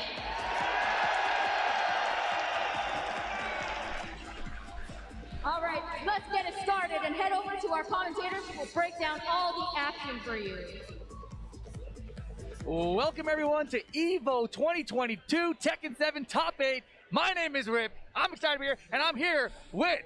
Chat, I let you guys watch the whole thing of Tekken. You couldn't be here this year, but I'm Markman. So Rip, I gotta fix myself some ramen noodles, chat. I'll be right back. Share the arena stage with you and talk to the people at home as we talk about some good-ass Tekken. Some good-ass Tekken is what we're going to have today, of course. You know, Tekken 7 has had such a long life here at EVO. We got to see a little bit of the history there with that introduction. But now we get to see who the new champion is going to be. Arslan Ash, the former champion, still in the running here, but it's going to be hard. He's on the loser side of the bracket. Oh, yeah, he had a tough way getting into here. There are so many bodies scattered across the floor leading into this. You guys can see the top 8. Rip, tell us where we're at. Yes, up at the top, we got Khan going up against Super Akuma. Khan has been ridiculous so far in this tournament. Anakin almost had him, but Khan has been so strong. Super Akuma, though, he has been unstoppable. He took out Nobi on his path to get here. That was a surprising matchup, right? And then he took out Shadow 20Z. So Super Akuma is playing out of his mind, and it's finally time for him, it seems like, here on the winner side of top 8, putting EU into the bracket. Then we've got a Korea versus Korea match. Mayo with the Geese Howard taking out big names along the way, along with Nee. And let me tell you right now, Nee has looked like a robot, absolutely unstoppable. Oh, yeah, and then, of course, the losers bracket, we have Jun Ding, Rong Tu, former Tekken World Tour champion, and, of course, the last live event EVO champion, Arslan Ash, in the losers bracket. He lost a Shadow early on in the pools, and, again, that was some crazy matches, but the lone Japanese player, Piña with that Master Raven, also in our top 8. Rip, what do you think? There are so many dream matches that can happen in our top 8. This bracket, no matter how it plays out, is going to be so much fun, guys. And the thing I'm wondering is, Arslan Ash, he's looking like he's human right now, right? He looks like people can beat him. Shadow beat him 6 rounds straight. People have seen that. They're like, that's like a drop of blood there, you know? He's human. We can take him out. But you can't count him out. Loser bracket, he can still make the run. I think Khan, though, is the one to look at. Oh, yeah, he's definitely one of the ones to look at. It's an interesting match between him and Super Akuma. I think that's going to set the tone for the rest of the top 8. Of course, the characters that everybody loves, the 2D characters, it's going to be fun. I can't wait to see that. But again, one of the storylines I'm looking at is, of course, maybe the potential run back. Arslan Ash might be able to sweep up the loser side, and the winner side, it might be the legend Nee. I would love to see those guys match up again. I think everyone is looking forward to that matchup. Arslan versus Nee, that's the one everyone wants to see. And I'm telling you, Nee, in all of his matches, it looked easy for him. Oh, yeah. Nobody looked like they gave him trouble. I was just like, dude, how are you going to beat this guy? Well, a lot of people thought the same way from Arslan Ash. Let's go to some of the events that we've seen leading up to this. There was Combo Breaker, there was CEO. Arslan Ash looked very human in those tournaments as well, losing early games, making it very close, very tight, not as dominant as we've once seen in years past, especially in the 2019 runs. And no, he was playing multiple games again, right? He's been playing King of Fighters quite a bit. He got 9th for King of Fighters. He got 9th here at Evolution.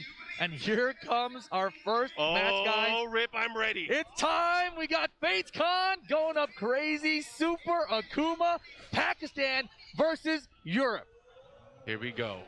Allez France, Super Akuma, of course, the perennial Akuma player. Of course, not only is it in his name, he has been using Akuma throughout the entire lifespan of Tekken 7, since Fated Retribution up until the release of the console version. And I was going to say, you know, I think he's prepared. This is the most I've ever seen him prepared. He did great at CEO, got a top 8 finish, did not do too well in that top 8. However, he has taken out so many big names in this tournament. I don't think we mentioned earlier today, he sent JDCR to the losers bracket rather convincingly. Yes, and that was huge, right? JDCR losing to Super Akuma, also lost to John Ding on his path to get into this top 8, so he just barely missed out on that. JDCR mentioned that he was actually training with John Ding leading up to this tournament. They ended up running into each other in the bracket, and of course, John Ding, another player that has beaten so many of the top names leading into this event. Yeah, and John Ding is one of those players, we'll talk about it a little bit later when his matches come up, but he has improved so much with his new character since we last saw him in the Tekken World Tour, etc. But here we go. These guys are going to be crazy. And the thing that stands out to me about this matchup is that Khan has a lot of experience against Akuma players. Pakistan is where we know all the Akuma players really rose up and took that character back to the top, right? So I think he's going to be very prepared for this matchup. Oh, yeah. I think they are going to just do a quick button check as we get into this. But, of course, looking at this particular matchup, it's a very high octane. One of the things that you have to watch out for is once they have that meter, that's when the explosions happen. That's when the crowd gets crazy and when they start feeling like something big is going to explode. Without a doubt. This one, man, this is going to be wild. You know, I think back to that Lil Majin match at EVO, right? When you didn't expect Majin to take out JDCR, and he did it, right? This could be Super Akuma's moment just like that. It can be anybody, any given Sunday. And what day is today, my friend? It's Sunday. Anything can happen. I'm excited, of course. These two players have been battling globally, around the world, against so many of the other Tekken greats, and it's only a matter of time before somebody gets their new legend reborn. Yeah, they're doing a button check right now, guys. Let me tell you, it is 2 out of 3 rounds there. Somebody needs to change that. I'm just letting people know so that hopefully it'll get to them before we get started here. Because sometimes, you know, even when I'm doing a button check, I wouldn't have noticed that. I'm like, oh yeah, it's great, except that, oh yeah, it's not 3 rounds. Sometimes these things happen. The butterflies, they start building up, not able to really get into it, but of course, do it. They're doing it right now. Okay, all right. We saved them. Either way, if you guys are tuning in, Tekken 7 obviously has been around for a few years now, has a number of characters. Of course, legacy fans love it.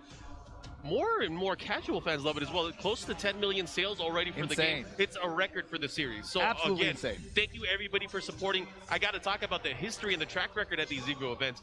Tekken 7 came out 2017. Yeah. We saw close to 1,000 people, or about a little bit over 1,000 people. Then year over year, it grew. 2018, 2019, of course, which was our peak. We had, I believe, over 2,000 people, and that was the biggest Tekken tournament of all time. This year, 1,200 people, which is, I think, still amazing. One of the biggest tournaments here at this event.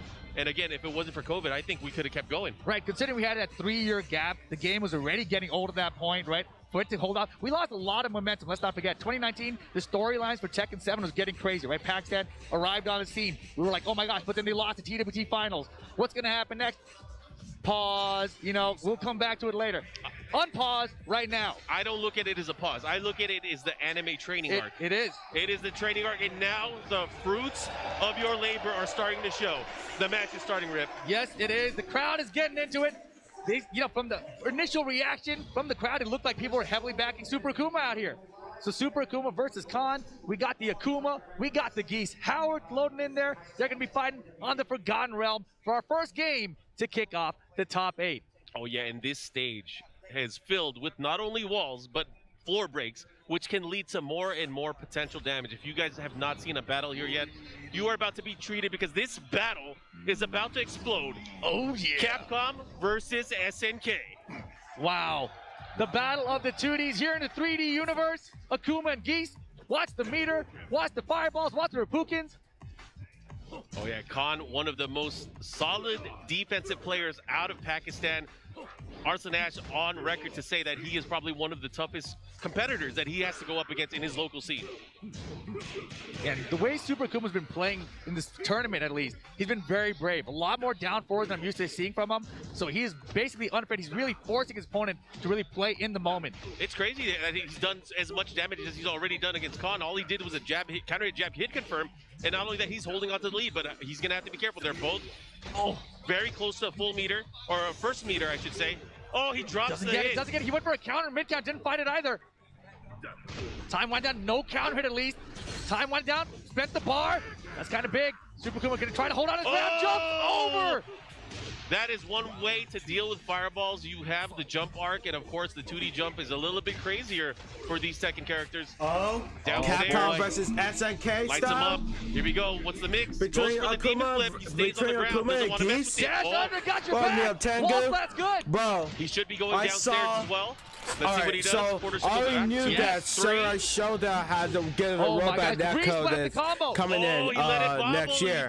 And then fucking maybe a little bit of nerves here, man. We're in arena. There's 10,000 people out here. Gets another wall spat though. Good really confirm. In August. This should be the round this time. August, something. Oh, the wall sideways. Okay. It's okay. He got lucky. Yeah, the August. Ended up taking the round. Here we go, tied up in round.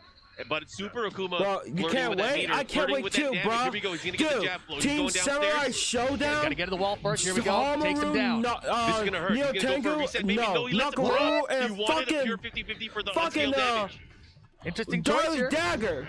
Round count tied, of course. Man, I mentioned the JDCR match versus Lil Majin at the same stage. It's the same stage. Look at the time. Look at it. Look at it. Oh my goodness, we're not there yet. Here we go. Khan combo, trying to get at this wall over here. Here we go. The follow-up. What's he gonna do? He's pushing. What's the mix-up? He keeps him there. Nice defensive jab option here from Super Akuma.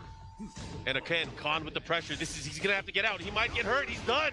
He is done. I'll be on my way. Khan so good at optimizing that meter for damage. Pineapples. A master of this character. Pineapples in the Sprite. Oh my gosh, he just went for the counter again. Still not finding it. Super Akuma's got the combos this time though. Oh, and he's gonna get the wall. This is gonna be big. He's gonna go for the side splat. Goes for another hit. Here we go. Watch out. You can't tech roll. Don't give me it again. He got caught. He might be done. One mix up. He got him with the mid. 7 golden letters. Yo, final round, game 1. Khan now, down 4. Max mode cancel for the pressure. Super Kuma had the jump, man. He went for the air fireball in return. Jump and kick would have probably worked out for him. Maybe explode conversion. Yeah, could have hit the hit on the land, maybe get a launch as well. Okay. There was a lot of options there, but it doesn't matter.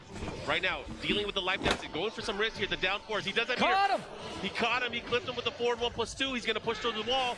One makes up. This is going to be big. What's he going to do? No meter on Gee's side, though. Yes, but Super Kuma has one bar with the Kuma. He spent it there. This is big. He raged. Oh, my gosh. Can we get to the other wall? He's trying. He got him. He got the wall. Jump over. Doesn't get the tech. Got down force. Good. He still has rage. Demon still available. Look at the health bar, Chad. Look at the health bar. No way. Is he going to go for it? Let's see what he does. Mode mix. Oh, doesn't get the conversion. The block's good. 10 seconds. Oh, my God. I can't believe he did it. Nice. He moved and caught, capitalized, and got that first game. Tekken 7. We haven't changed a bit. This was just the first game, Rick. First game of the top 8. Down to the wire. Forgotten Realm. Let's go. Let's go. I don't know if I can handle this. Khan pulled out a miracle there. Super Akuma, of course, reeling back in his seat, not prepared for that second hit of the 1-2. And unfortunately, there's a lot of tracking on that second hit. Oh, my God.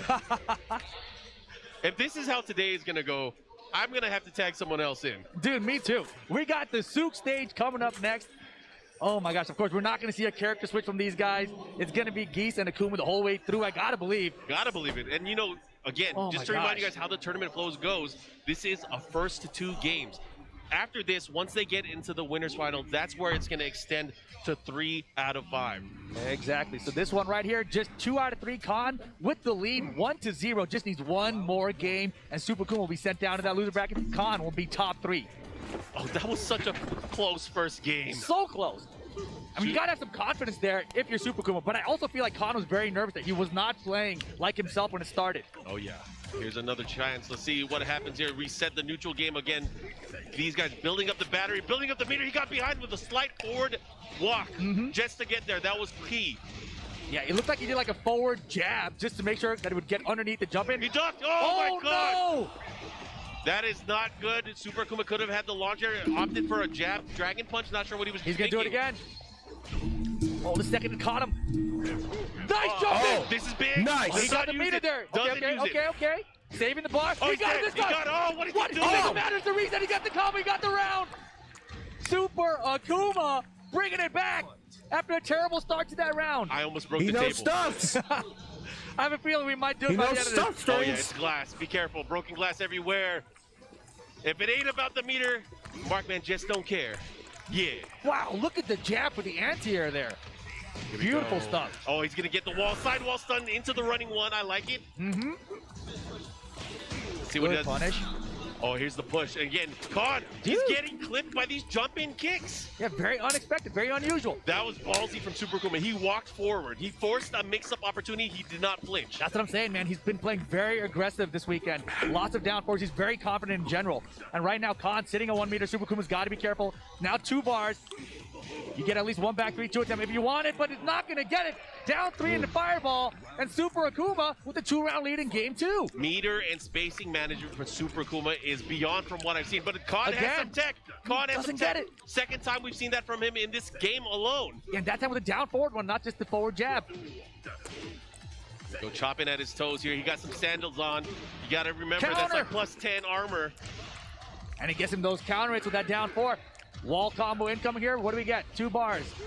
Goes for the single Refukin, goes for the Oki. Wow! Raw, Rago, baby. Yo, but Khan's still in it. You Super Akuma, you gotta focus in. You gotta close this out now. Don't let Khan make this comeback and close out the set. Yeah, of course, he needs to win this game. This is big. 3 bars. 3 meters, which could lead to some insane damage. Not only does he get a max mode cancel, potential to land a super in combo as well. He's got to make sure to get the round though. Beautiful confirmation from Super Akuma. Oh no, this is big. He's gonna get the float. No, he doesn't get it. That was look at the sidewalk. Oh my gosh, no duck. Pure reset opportunity. Yeah, he reversed the position. Now he's got Super goes back to the wall. Oh, bro. Down for counter, no combo. He's got the wall splat. Yep, the counter hit, the follow up here. This is gonna hurt. Raging Storm, no, he didn't go for it. I don't know why. Maybe because of low wall splat. Oh my God, he got it. He did. It's enough damage. Super Akuma with the clutch.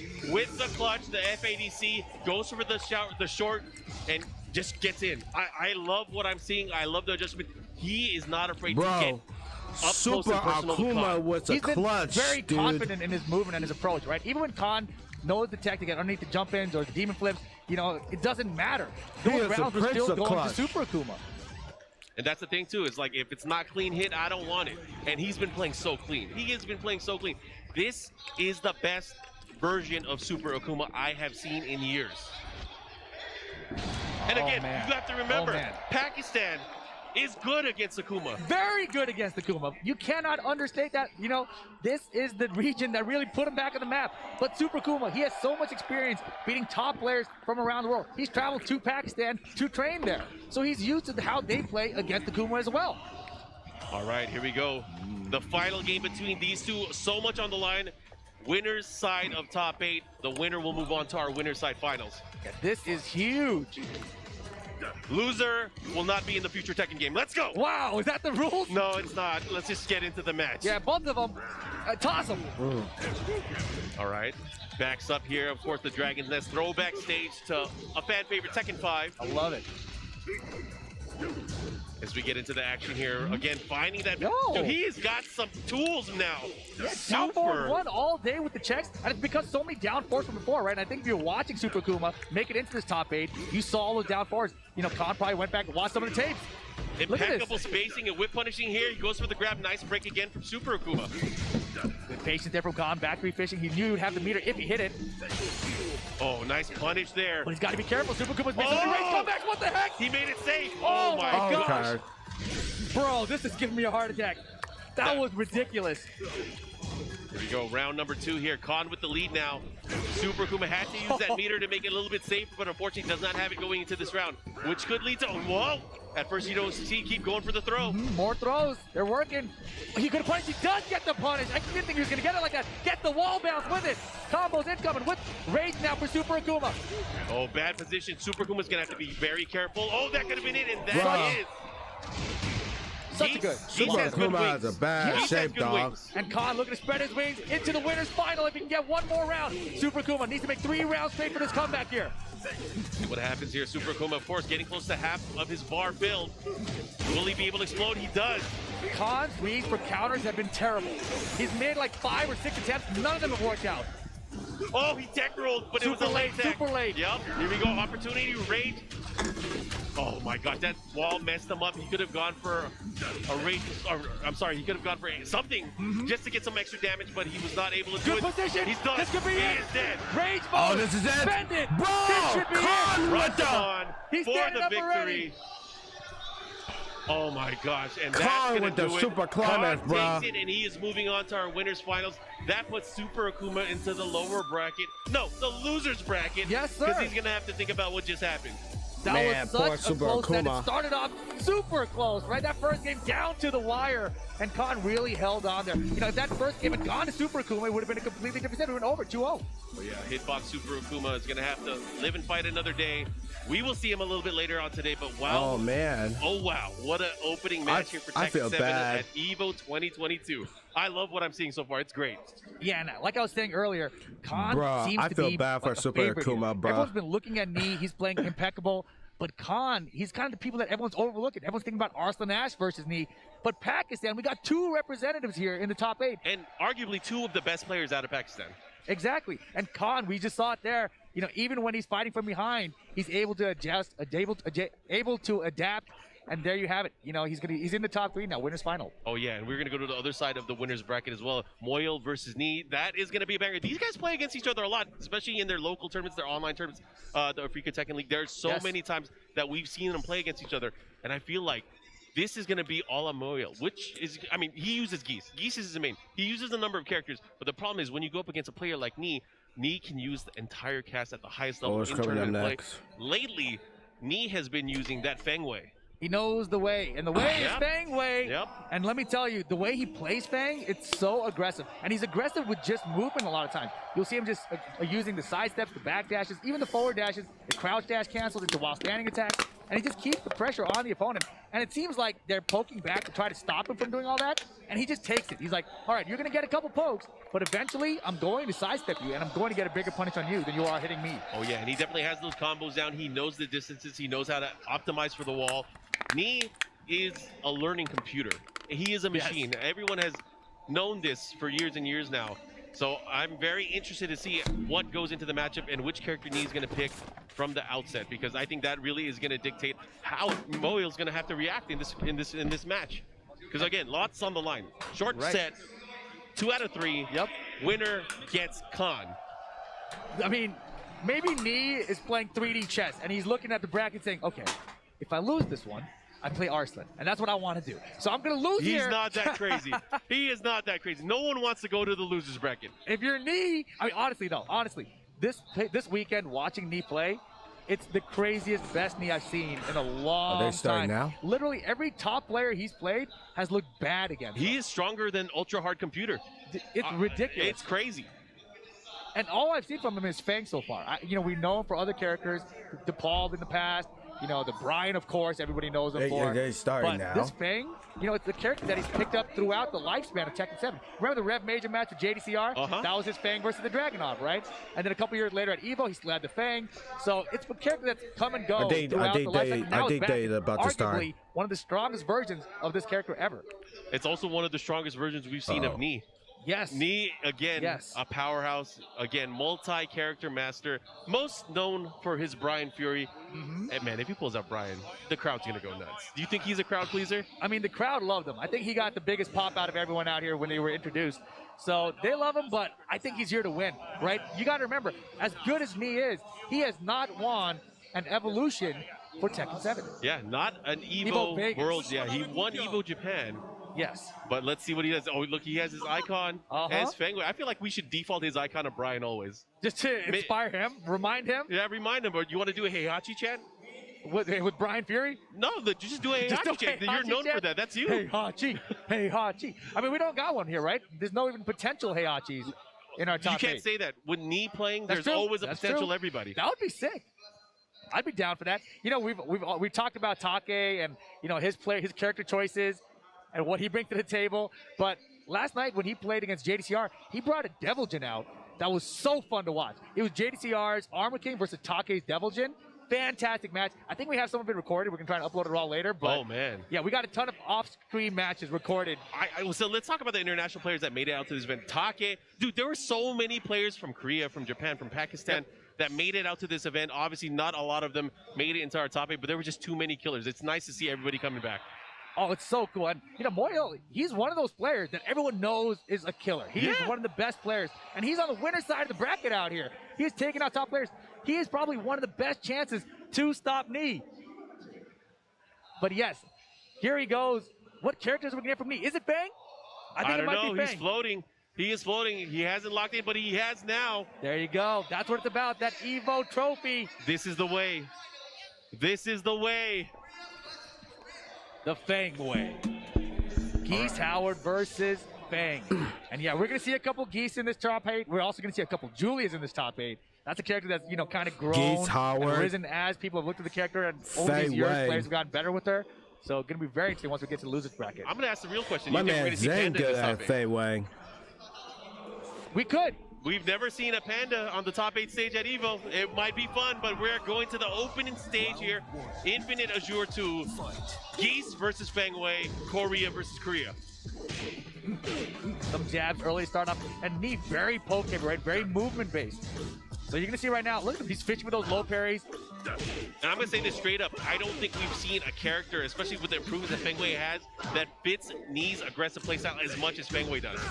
And no, let me tell you, like I said, against all of the top players, Knee has looked ridiculous, right? Like a robot, a machine, whatever you want to call him.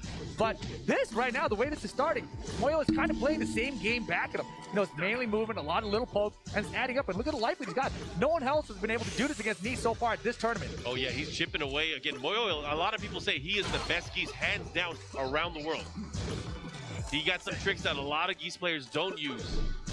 So we'll see. Oh my God, the 1+2, the follow-up. Is he dead? Is he dead? The Rage Art's coming. No. Decides to save it. He's got the time advantage. Oh my gosh, he's so good.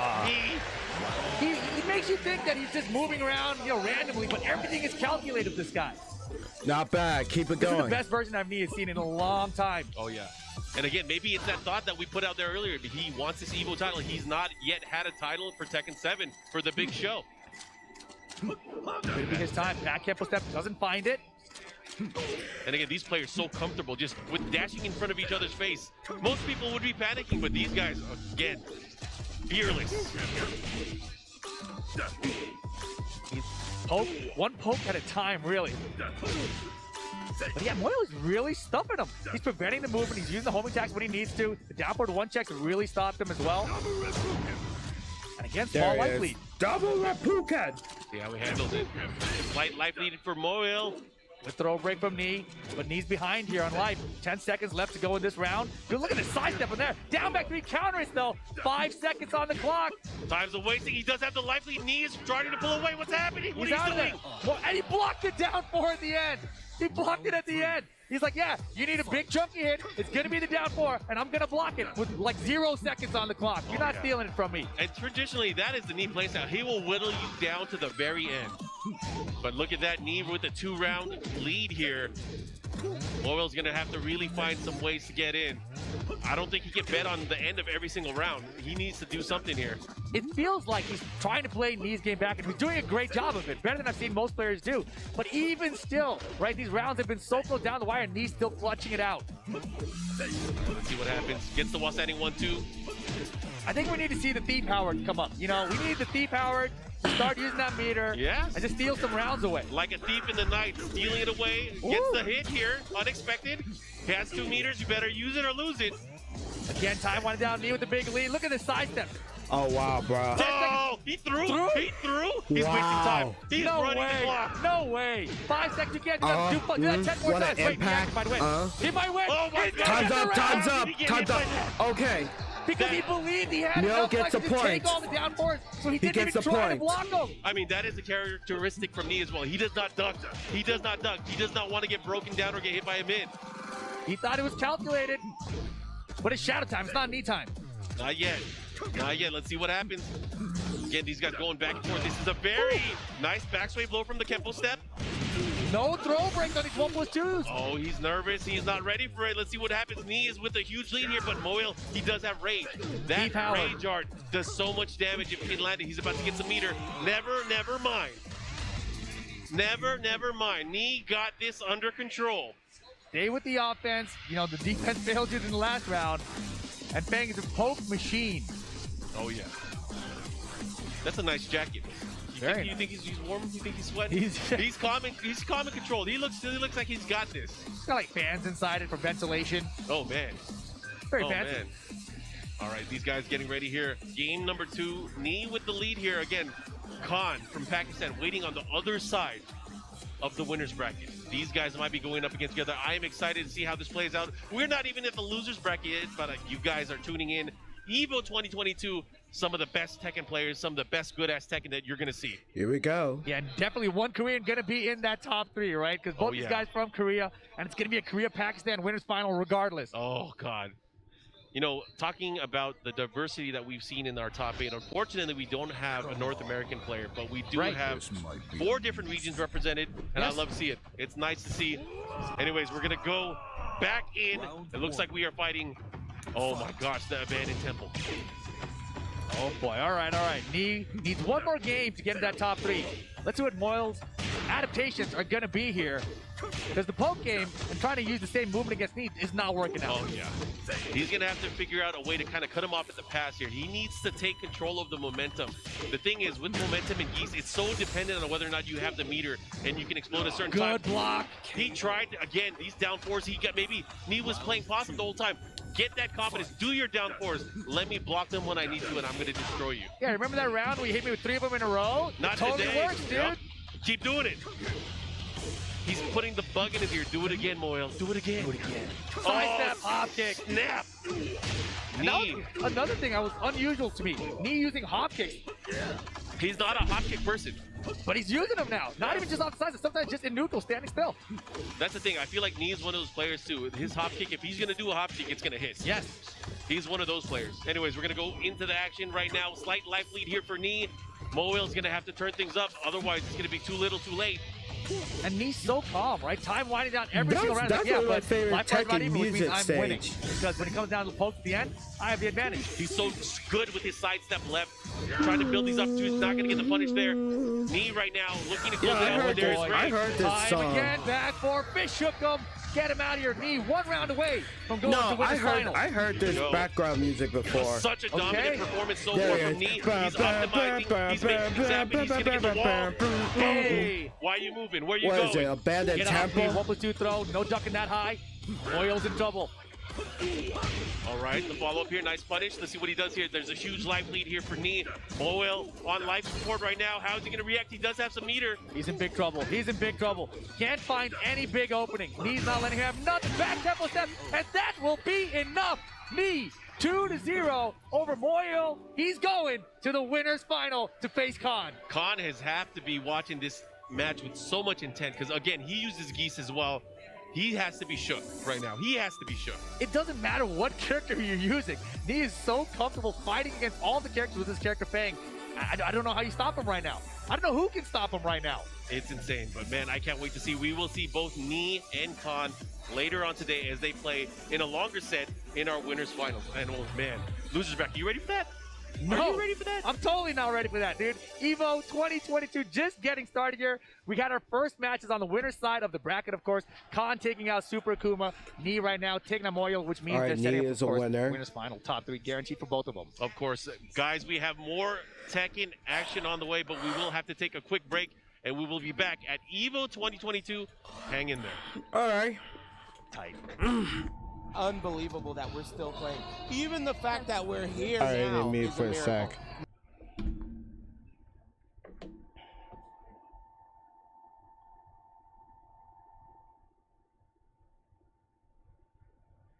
Yeah, it was crazy.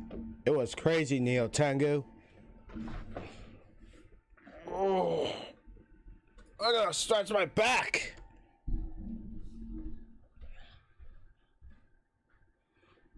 So King of Fighters, Tekken 7, Street Fighter. Okay, so Guilty Gear Strive was last. And Tekken, if Tekken 7 was over, then Street Fighter is next. Bro, I can't wait what something to do in Street Fighter 6, dude. Tekken 7? You got reveal Tekken 8, Harada. I swear to God.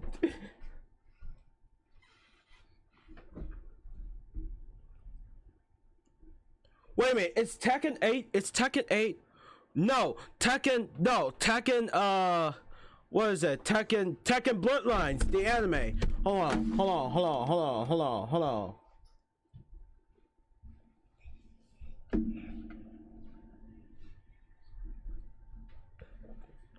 Okay, that's my controller.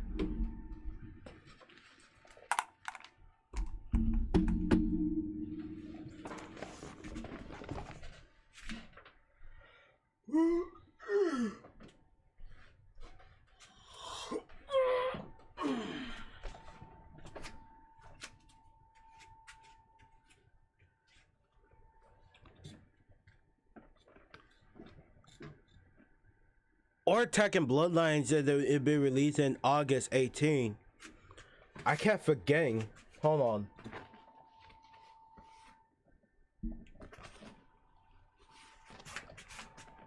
I'm going back.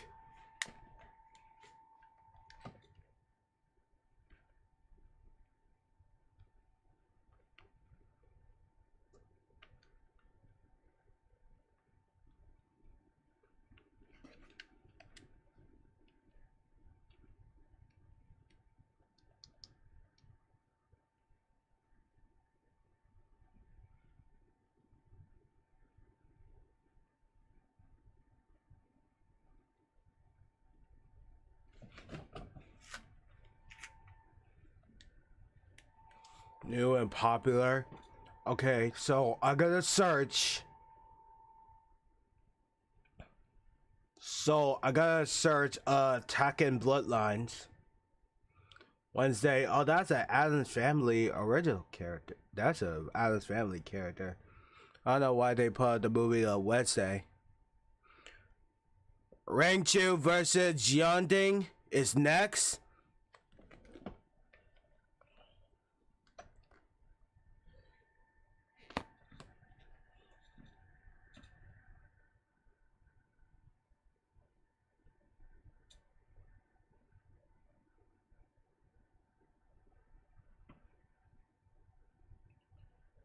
Oh yeah, I was right. It is coming on August 18th. Bet. And I had to use the restroom, chat. So you could watch the whole thing without me. Look, because some of you guys are like Tekken fans.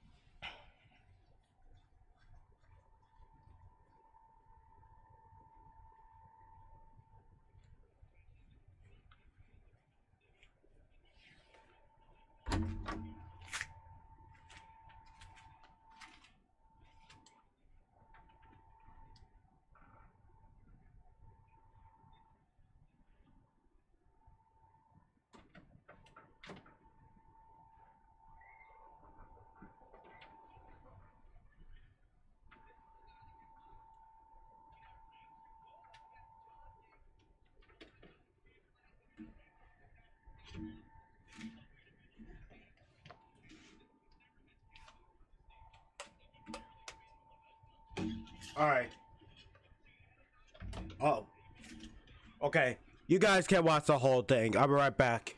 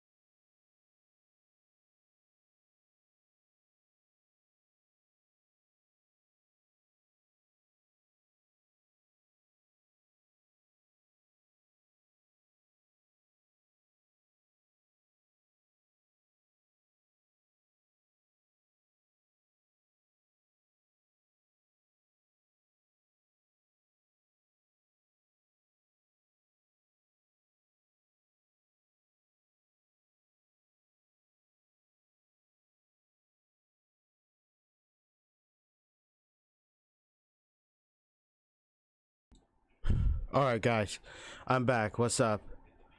Uh-oh. What's going on?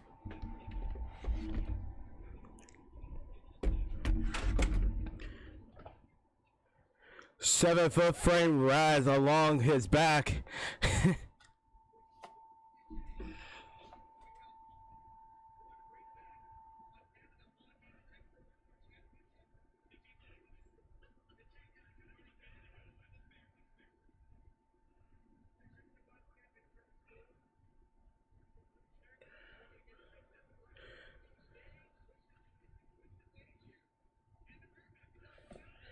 Alright, I'm muted.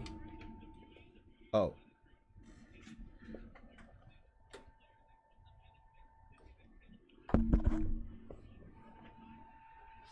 Can you guys hear me, chat?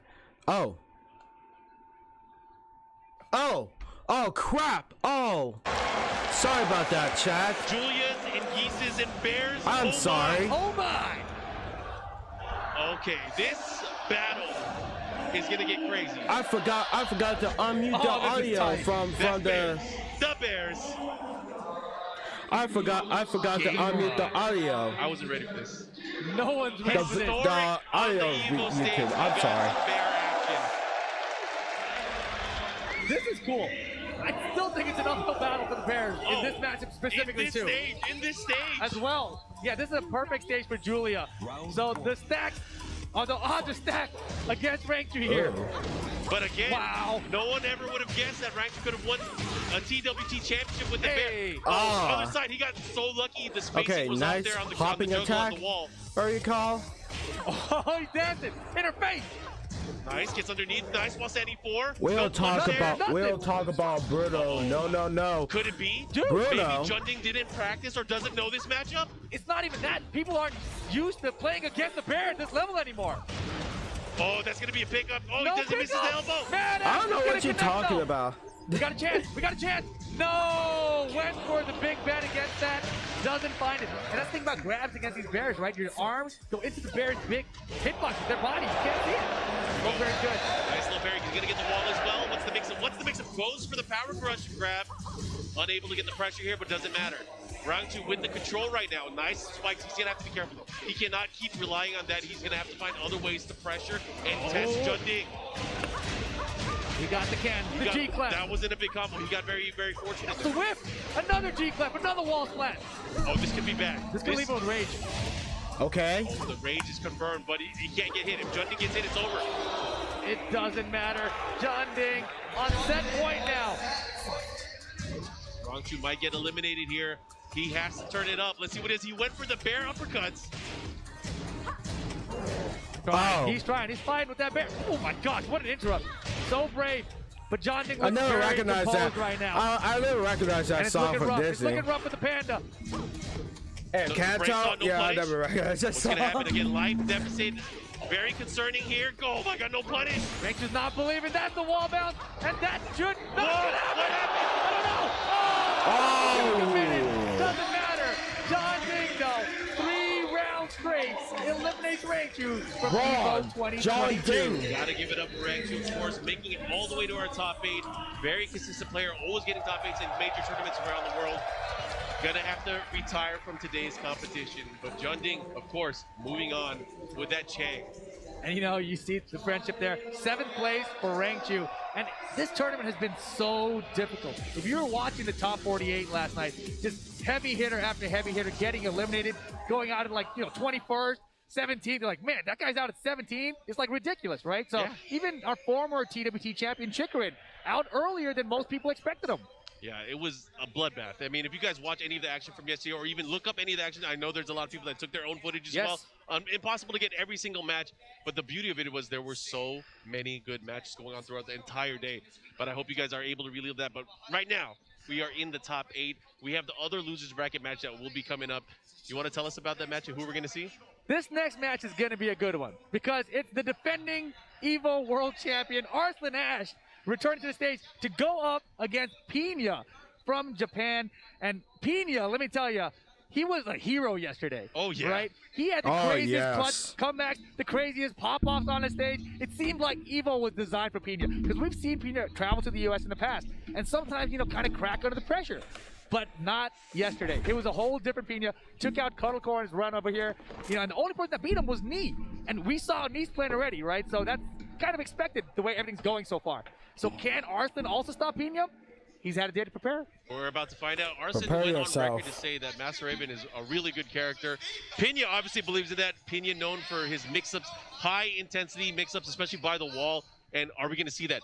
Because Arslan Ash, very well known for his defensive play. He's going to pick Zafino. That's kind of what we're thinking. He's probably going to use Zafino in this matchup. Bro, Pina main Master Raven? Everybody knows this. Everybody has been training for Arslan Ash in a potential matchup with Arslan Ash over the past few years. Has Arslan Ash showed too much of his skill in the time between now and 2019? That is the question. I don't even think that's really a question. I think, honestly, he hasn't been as focused, right? He's been playing other games. He's doing very well in those other games as well. Just so he has split time, right? You don't have as much time. Yesterday, when he lost, he was playing simultaneously in both games, right? He was going back and forth between games and lost. Now, It's just one game. He had all night. He was already eliminated from King of Fighters. He's like, I have all night to just prepare for Tekken. He knew he was going to have Pena coming up first. I got to believe we're going to get prepared to Arslan Ash here. Oh, without a doubt. So this is a very scary stat, and I hate to call that out. Particularly like this, don't want to curse Pena or anything, but losers bracket Arslan Ash is the most dangerous player on the planet. That's a losers great point. bracket Arslan Ash is the most dominant Tekken player around. I mean, think about this, though. Even if he makes a crazy loser bracket run, right? Even if he does that, he's going to have Khan or Nee in losers final. Like, that is ridiculous. Is it ridiculous? But you got to remember, Arslan has beaten both of those players countless times in tournament play, countless times on big stages. So it is very, very, very possible, very, very probable, but still, he has so many players to go through still. And I want to see, can he do it? There has not been one player for the longevity of Tekken 7 at EVO that has won 2 Tekken titles. Will he be the first one?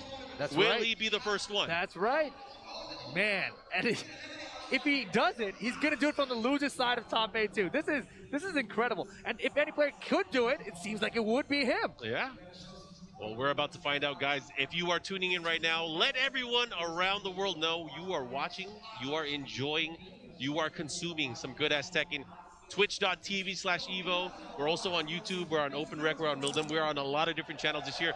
Real global outreach for fighting games. We want you guys to love and enjoy all the action that is happening on your screen.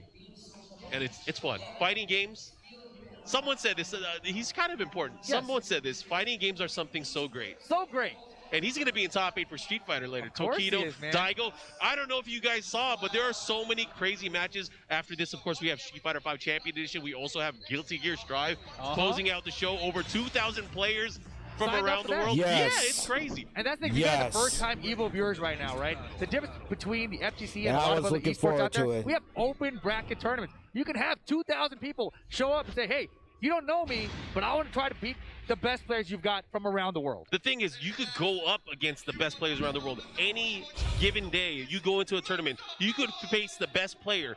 That doesn't happen almost anywhere else in esports. Yep. You don't have to go through qualifying rounds. You can go straight up against the best player and attempt to push their stuff in. Exactly. But here we go, guys. Losers bracket action. Arslan Ash versus Pena. I have a feeling, Rip. If Pena gets the momentum and if he gets the crowd behind him, this could be an upset. And I'm going to say it very frankly. Man. No disrespect to Pena. If he beats Arslan Ash, that's going to be a big upset. But he dropped the combo. Look at it. Was it a setup? You never know with Master Raven. Master of Deception. The counter from Arslan Ash to make this comeback has rage to work with too. Every pulse dealing a little bit more damage with that rage mode. That flashing red life bar. Get it out of here. Trying to poke at me. On point, ready to go for it here. Gonna have the life lead now. What's the mix-up? Into the rage drive. Low. Now you gotta guess. Wow, finishing strength. We gotta punish. Rage drive block. Oh my Okay, God. Pena got it. With the aggressive turnaround, uses the rage drive and pressures with that down 3. The mixes are working. The back turn mix so far. And right now, Pena forcing the mix out of that Pena step that we've seen. Yep, counter hit forward 4-3 here. Goes for the damage with the back 1. Follow up, let's see what Arslan Ash is able to do here. Again, the master of movement and backdash. Zafina really complementing Arslan Ash's style. Arslan Ash, when he really first stepped to the scene, it was real pure dominance with Kazumi, making the shift over the past few years as Zafina really came to prominence. Yeah, and I've really been talking lately about how I feel like Zafina is a more beatable character because she has her own playstyle as a character, whereas Kazumi is just basic Tekken. Yep. So I feel like with just basic Tekken, Arslan Ash can beat anybody. So with Zafina, oh my gosh, the counter. Okay. I feel like players are learning to beat that character more so than just basic Tekken. So I'm really curious to see if he can make this happen. Oh yeah, that's the thing is like with Kazumi, not really many people can emulate Arslan Ash's style because it was so based on his defensive prowess alone. Right. However, with Zafina, optimal Zafina is optimal Zafina. Exactly, and right there, man, 1+2 on block. Like, are you gonna punish? Because I'm gonna duck, and I'm gonna attempt to hit confirm while standing 1-2, and that was beautiful from Arslan Ash. So good at confirming it. One of the things, however, with Arslan Ash, I will call out is he is so good at using and confirming that while standing 1-2 quickly out of almost any instant duck. Pena's living. She's crawling away. What's gonna happen? How are you gonna do it? Oh my God, didn't go for anything. Could have race drive, maybe. Oh, the second hit, not ready for it. Arslan Nash, very clean opening game. Yeah, it was a mix there from the down forward one because the previous round, Arslan had done the high extension. Down forward 1-4, and yeah. Pena did not duck there, right? So this time Pena's like, I got to duck it this time and get the punish. Instead, Arslan's like, no, it's a mid this time. Cannot duck there. Surprise, and that's the thing. Some of the most basic quick pokes, you got to be ready for it. And again, if you're guessing wrong, if you're a little bit preemptive, it could bite you in the butt. And that's where it was. When you had a sliver of life left, that's not how you want to deal with it. Maybe it's just better to hold back to block. Sometimes it is. And yeah, that's the thing about watching Knee play, right? Like, he's willing to take these pokes. He's willing to try to block his way through things. And then only when he finds these little openings, right? Like off the side, now you whip. Okay, I'll get my jabs here. Side, you whip again. Okay, I'll get my back for you. Just little damage, and he adds it up over time. But here we go. Violent System's going to be the stage. That's what Pena's decided to go with. That's an interesting pick. I wonder why he did that. I mean, obviously, Violent Systems, a little bit more on the thin side going one way, but very long going the other way. So it'll be interesting. Maybe it's for wall carry. Maybe it's to avoid certain distances or combos from the outset against Safina. Or he might just like the music. That's true. I keep forgetting. There's that thing. There's that thing. Hey, they got some banger tracks. Hella banger tracks. Here we go, though. Game 2. Pena started off pretty strong in game 1 of that first round, right? But Arslan's like, all right, settle down. Yeah. I'm an evil champ. Yeah, and that's the thing is, I feel like Arslan Nash just was like, you know what? I'm going to turn control on, and I'm going to control the rest of the game. And that's exactly what happened. But Pena has to start shaking things up. Pena has to start taking that momentum back, and I think it's same thing. Very difficult. Same exact thing, right? 1+2 on block. That time I think it might have hit active and still ducked while standing 1-2. And that's the crazy part of that mix-up, that 1+2 4, the mix-up, having the option. It's just so much you have to react to very fast. And Arslan Nash is very fast to be able to react to what you're going to do as well. I remember back in 2019 when he won against Knee, I felt like I was watching Knee versus Knee, except the younger version. Oh, yeah. Got him! With the wall. He's going to get it. Okay. Pena. Not bad. And retreat. Bro, it's clutch Made up for it very quickly there. Great decision there defense. for Pena. Taking that first round, Arslan Nash, of course, going to be very defensively sound here. Not He going to might really, very capable you're of not his going to see him dunk, balance. especially anytime there's a I'll give backtrap him mix-up that. opportunity for Pena. He's going to opt to sidestep or create a launch opportunity instead. He's not going to dunk. That is a great point. We saw it early in this first round of game 2 as well. Yeah, it's only backdash and sidestep. That is the option for Arslan Nash. His arcade stick does not point down at all. Does not. Again? Okay, yeah, that time the 1+1 hit. Wow, he didn't try to parry that time, and Arslan with the jab. Normal throw, Man. 2 throw, able to land here. Maybe caught him pressing a button. Punish here, Yes, 4-1. And a double Pena step into the wild stand 2. Hasn't found it yet after that first round of game 1. Rage mode now for Pena. Will we see a rage drive attempt maybe? Arslan defense leader, he's just back there. He's like, I'm chilling, man. You got rage, deadly. Oh, the 4-4-4, the follow here. He whipped. Arslan waited for it and backdashed as soon as the gate dropped. He heard the sound effect, the rage drive, he's like, backdash. Zafina can backdash just by breathing. That's how powerful she is. Her backdash is crazy. Tying up the round cut. And see the way he fished the while standing 1 there on the approach? That is one of the strengths of Arslan. He is really good at confirming the while standing 1-2. Just that catches the rhythm there, gets the 4-4-3 launch, counter hit the follow-up here. Now using the squid punch. Look at the pressure by the wall. Pena's going to have to learn how to deal with it. There's a big life deficit through the power punch. That's it. That is done. Give me it. Arslan Nash 1 round away from moving on. The last hope for Japan. Pena's last stand, possibly. Can Pena make a comeback? Oh, it's going to be very hard after this because not only that, it's going to get the wall. Positioning is everything. It is, especially in this 3D fighter like Tekken is. Down 3, oh, he's chopping away. He got hit by the second hit there. And this is bad news for Pena. Last chance, but Arslan Nash, just 1 pixel, just 1 pixel. That will do it, the squid punch. Arslan Nash starts his run through this loser bracket in top 8. Denia, unfortunately, going home in 7th place, out of the tournament now. And Pakistan's Arslan Nash continuing his climb throughout the losers bracket. And this is going to be very, very interesting.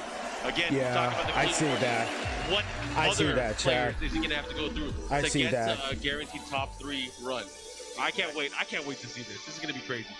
Hey, we got good seats, man. We got great seats. We got the stage right behind us. You take a look to our right, we got the whole arena out there. It's beautiful. It's crazy. You know, it's such a great experience here at EVO. I hope you guys have a chance to come out to the arena in the future, maybe be able to cheer on some of your favorite players, but also interact with the crowd. There are so many members of the Tekken community. I'm just looking around. Yes. It's like a who's who, and they're all here. It's fun. It's so awesome. cool to see. Yeah, I was just on Instagram a second ago, and I was just seeing everyone posting up their arena shots. You know, Derek sees, I'm like, oh, this person's here. I'm looking around the arena, but they're over there, they're over there. It's perfect. Yeah, and in-house, of course, we have in-house commentary as well. Yes. You guys get to hear us on stream. Yeah, you guys are lucky. You guys get to hear the beautiful voice of Rip, and of course, you get to hear me just groaning and yelling, old man stuffing. But it's so cool. Let's look at some of the action that just happened on stream. Arson Ash starting to turn things around. Of course, he has the lead, looking to close things out. And again, it was all on Pena here. How do you deal with this pressure? That squid punch was ending it right there, and Arson Ash just proving to be too strong. But Pena did a good try. Oh, yeah, he tried great. I mean, Pena, as I mentioned, he had like this EVO clutch yesterday. You know, back to the wall. All of a sudden, Pena makes the crazy stuff happen. Cameraman turns everything around, so Pena wins again. You know, it was amazing. Very fun to watch. So if you guys missed it, make sure you go back and watch some of that Pena action because it was great matches. Oh, yeah. But, of course, there are going to be more matches. I am super excited. I hope you guys are excited, but we are going to be taking a quick break. There is going to be more of our Tekken 7 Top 8 here at EVO 2022 right after this. Oh, trust me, I'll Thank you give to a Hori for break. their continued support of EVO. They've been our supporters for countless years and have had top-notch fight stick and controller products for fighting game competitors. Their newest product is no exception, bringing you the Hori Fighting Stick Alpha for PlayStation 5, PlayStation 4, and PC. Check it out for yourself over at horiusa.com. Ash up, back throw though, Mochi got called for the corner. Are you kidding me? Fun. Oh my god.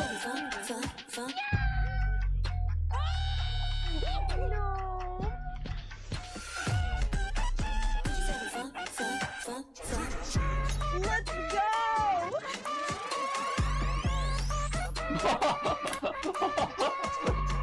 That's what I'm talking about!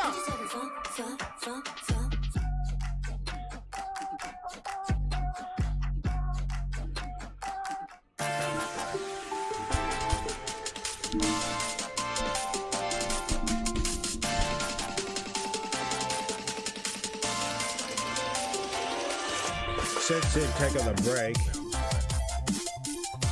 Since they're taking a break. Yeah, we did mute this real quick.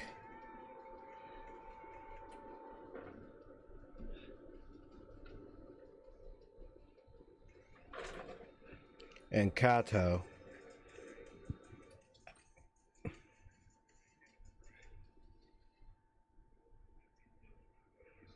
This is why I never been watched with this is why I never been watched with Dizzy anymore. So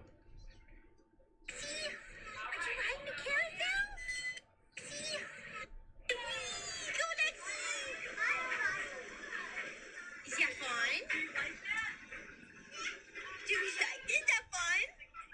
Is that fun?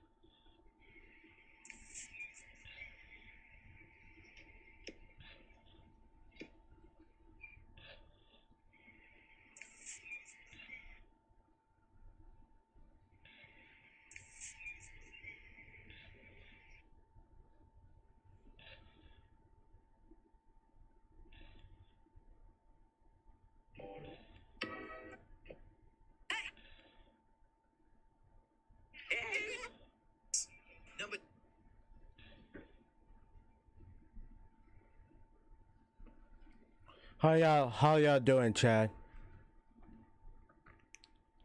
Sorry, a bit sciencey. I just react something real fast. Alright, clear it out. This is why I never bet watch with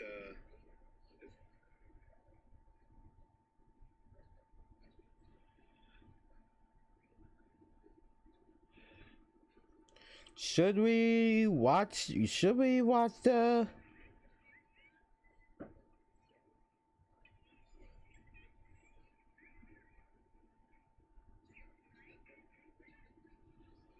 SNK shitting on EVO?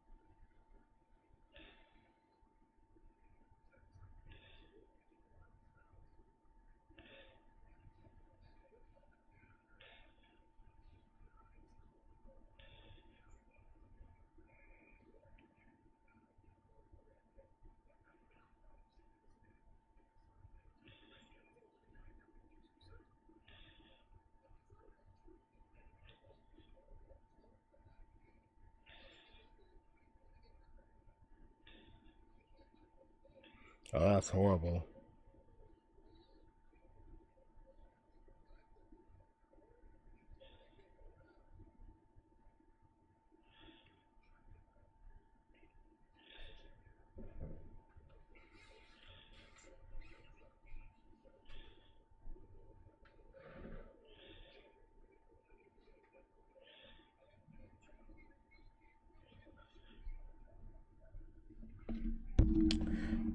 Oh, it's 1 o'clock. Is okay. 1 minute. We still have time. We still have time. Oh, I gotta get that. I gotta get that square chair, by the way, to relax my feet.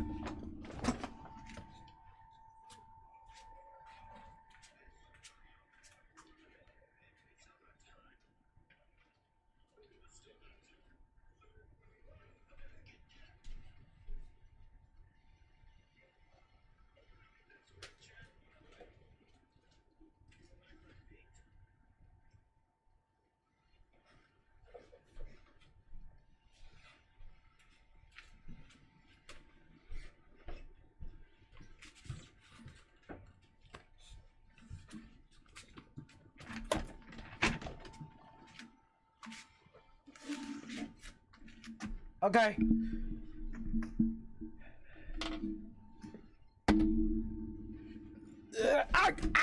My feet! My feet got crushed. Ouch! My feet!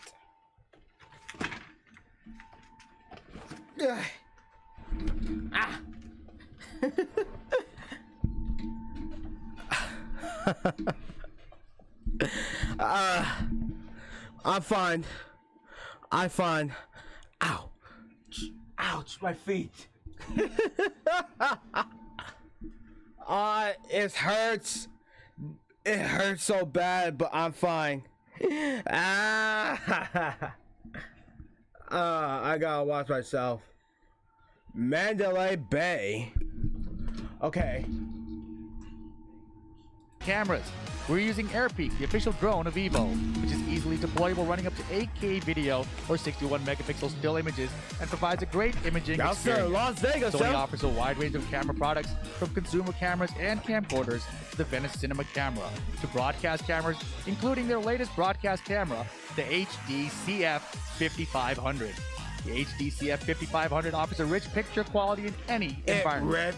Whether you're in an arena or getting bodied online, Sony helps you capture the moment. My goodness, I am so excited. We are continuing in the losers bracket. There are some killers left in our top 8. And up next, of course, we're going to have Moel versus Jun Ding. On one hand, you feel like, man, this is cool. I get to play people I know. On the other hand, I'm losing to him. So maybe I don't want to play him anymore. We'll see. And again, these characters known for his Geese play. A lot of people say he's the best Geese player in the world, but versus Knee, it looked like it was tough. Super tough. But like I said, that's what Knee has done to every single top player he's played against. They all look like just normal people to him. He's like, yeah, I'm Knee, and you're someone else. There's a regular dude, but I'm a Tekken player, and you're not. There was something that Knee tweeted a while back. I think it was in 2019 that a reference to a movie that a lot of people like, but he was just inevitable. Chat, I gotta relax. He was this. pure dominance. He has the gauntlet. He has the power right now. My head. Will he be able to flex on everyone? That's the question. And he is Watch already it like a so movie far. theater, huh? Anyways, Junding back up on the stage. We saw his epic matchup against Rangchu earlier, and he was able to squeeze it out with that Julia Chang play. Oh, wait a minute. I do not think we will see any other character other than Julia. However, he has been using Eddie quite a bit. Even in this particular matchup, when they played recently in Africa Tekken League, he ended up using Eddie and he beat the competition, ended up winning the competition with Eddie, who is widely considered as one of the weaker characters in the game. Look at this character selection right now. John Ding was hovering his Julia to set his button. Moyle went and hovered Akuma. And John I think Ding that's now better. hovering to Eddie, setting some button. Moyle smiling, rubbing his hands together. He has experience in this matchup. I'm telling you, he might pull out the Eddie. It's very possible he will pull out the Eddie Gordo. He's like, you pick that Akuma, I'm bringing the Eddie. Oh! On the screen, we have a dance-off between Geese Howard and Eddie Gordo. Okay. I was just talking about this. They had the match like this recently, and Junding ended up coming out on top with Eddie, so he has to have confidence in it. He has to have confidence. In the same turn, Moyle probably had some time to study their recent matchup as well. Exactly. He's built some experience now with this player, with this character. So now they're on the EVO stage, in the top 8. You know, they're in the top 5. They're trying to make top 4 right Yeah, now. this is loser bracket. Loser will be out of the tournament. This is huge. This is huge. All right, Geese Howard, Eddie Gordo. I gotta believe everyone at home is rooting for John Ding. All right, Geese Howard versus Eddie Gordo. DLC characters with Eddie Gordo. Eddie Who wants his heart? Let's go. He got meter? No, he doesn't. What the He hell? needs meter. We got to give him something. Anyways, going to the matchup, let's see how Junding is able to get the float early on from Moyle. He's going to capitalize. Not too much damage. However, if he does get the wall, it's going to stack up a little bit more. Not just that meter build. Oh, without a doubt. Here we go, the wall pressure now from Moyle to start it off. You know, Eddie, one of those characters, he has the strongest, if not the strongest backdash in the game. However, he has a very limited way of sidewalk and sidestep. He is not there. However, with his little Jenga, he's able to kind of evade certain moves here and there. But I don't know, man. It's going to be rough. You got to break throws, too. Everyone's getting hit by the Oh, that was so sick. Yeah. Get out of here. Revoke your license. Once he saw the first hit whip, the second hit easy to counter in that situation. Big mistake from John Ding. Bad placement. Yeah, this is a no drive zone, not on Geese. Anyways, let's see how he's able to capitalize here. Geese, Moyle, synonymous with killers. Let's see what he does here. Oh my gosh, chopping away at the ankles. Get slipped. Is he going to get the follow-up? He does. The back 2-4. He's going to push down 2-3. Guaranteed relax speed. He waited a little bit just in case he got up. Tried to beat it up. Oh, what are you going to do? Oh, he caught him. Oh, okay. That was an amazing conversion. He's got range. Okay. Very far away. One bar, almost two. He can spend a bar here. And but not going to get a chance to. On the We got leg. ourselves a game. We got ourselves a game. Let's see what happens here. They're tied up now. Junding able to get key hits here and there. But again, look at the meter. Moyle looking at 2 meters now. This could prove to be a big struggle here. You can't traditionally play how you would play Eddie against the rest of the cast. Anytime he goes into handstand position, relaxed position, there's a way that Geese can pick up, not only with the back 3-2, but because he has meter, he can convert to even bigger combos. Interesting. But here we go. Does he find a wall? He does. All right, here, the mix-up, back 2. And it's one of those things, Eddie cannot sidestep. Eddie cannot sidestep at the wall. He does not want to take the risk of sidestepping at the wall either. However, Eddie has an incredible duck game. Wow. Oh my gosh, sidestep 34. That is his sidestep pretty much. Sidestep 34. Got him out of the air too. The conversion. John Ding with a big lead. Gets it with the low. And look at this. John Ding. Eddie Gordo still here. Bro, Y'all must have forgotten. Y'all thought he was a Julia player. His true soul is with capos. I believe it. We're seeing it right now. Look at these low repeating Oh, counter. against the knee, the follow-up here on the back three. Mio. Follow-up. This is gonna hurt. This is gonna be ouch. Yeah, and that sequence from John Ding against most characters, it's relatively safe. They can't counter the knee. Geese Howard and a few other characters have some parries for it. Breaks the throw this time. See what he does. The follow-up here. Goes to the throw again, but he has rage. Yes, spends it immediately. Oh, big opportunity. What's he go? Sidestep 3+4 again. Will's got one bar to work with. Wow, point blank sidestep. He's gonna get the conversion. No! Bro! Oh my God! Bro! Mio got strings on his. John Ding versus Moyle. Mio got his strings. Oh my gosh. This is intense. Match after match here in this top 8. We've been treated to such great Tekken. Oh no, not now, not now, not now. Got them off the meter though. Still gonna build one bar by the end of this round.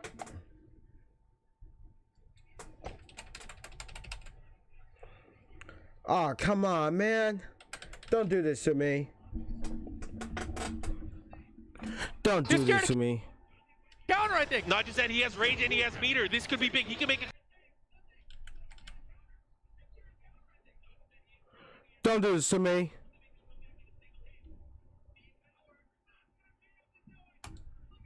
Look. Oh, they restarted over. Wait, did Mio win? None of that matters. The things that Junting was doing, sidestep 3+4. Pure use of the down 3 to 4 slide. He was.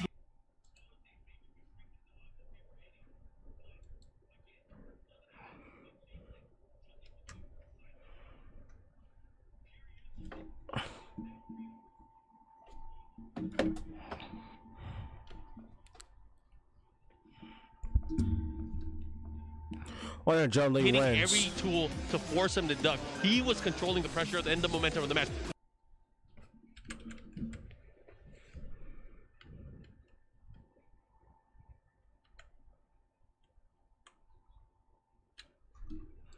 You like it or not? Like it or not?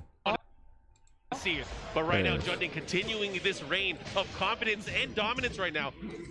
That's a great point, man. The confidence right now. Johnny choice. Counter hit. Give me that back 3-3. He's dead. No way, is he? Yeah, he is. Unscaled last hit, you gotta remember. Yeah, that's right. Not gonna lie, John Ding has mad strings. What player is Eddie Gordo, bro? Let's see what he does. What he's gonna do? Oh, he gets the counter. He knew he was gonna press the button. That was sick. That was actually sick. Oh, and he's always so close to the wall. This is very, very dangerous ground here. Wow, he went for the low counter again. Oh, he's dead. Yo, what are you doing, Moyle? My homie, chill. The sideball saves him. He had an opportunity. John Ding, big lead. Geese Howard with rage. Working on one bar. If he gets back 3-2 here. Block the second hit. The mix-up, that mix-up with the down 4-4 is one of the scariest things. You got to remember, is he going to finish it? Are you going to go for punish? Are you going to try to interrupt? He finished it in a very unorthodox fashion, and it ended up clipping Moyle. Oh, boy. John Ding, one round away from getting to the top 4 of this tournament. Moyle hasn't got a game yet in this top 8. He's got one bar to work with. Can he find something? Anything? Wait, off axis? He's not going to get anything. The off axis is going to mess up everything. And look, he's in a bad position now. Terrible. Now his back towards the wall. Oh my gosh, the handstand. Got him again, stepping. Oh, he gets the follow-up. What's the mix-up? What? You got to get it. John Ding! John Ding! Moving into top 4. Wow! EVO 2022. An amazing display of him and his strings. Gordo mastery. He is popping up, of course, happy that he's going to move on towards our top 5. Moyle goes out. Tied at 5th place for the tournament. Unfortunate for him, but somebody has to lose. And there you have it. Moyle, very rough run out here, but 5th place at EVO in this stacked tournament, man. You know, can't be too upset with that, but obviously would have wanted to do better here in the top 8. Oh, yeah. Man, we are treated to such great matches here. Both of the players are going to head back. Let's see some of the action that we just saw. Watch this replay again. Dude, this was crazy, man. I mean, this is the second game. This is the very end of it here, right? John Ding with the wall splat. With the situation. And his fucking clutch. This time, like, no, I'm going to stay in your face. I'm going to make you mix, right? You got to guess this time. Because prior to that, he just backed. He was like, you got rage and all these things. I don't want you to have a comeback. He mixed up he was all so his combo like, my mix is going to work. You're freezing up. It's over.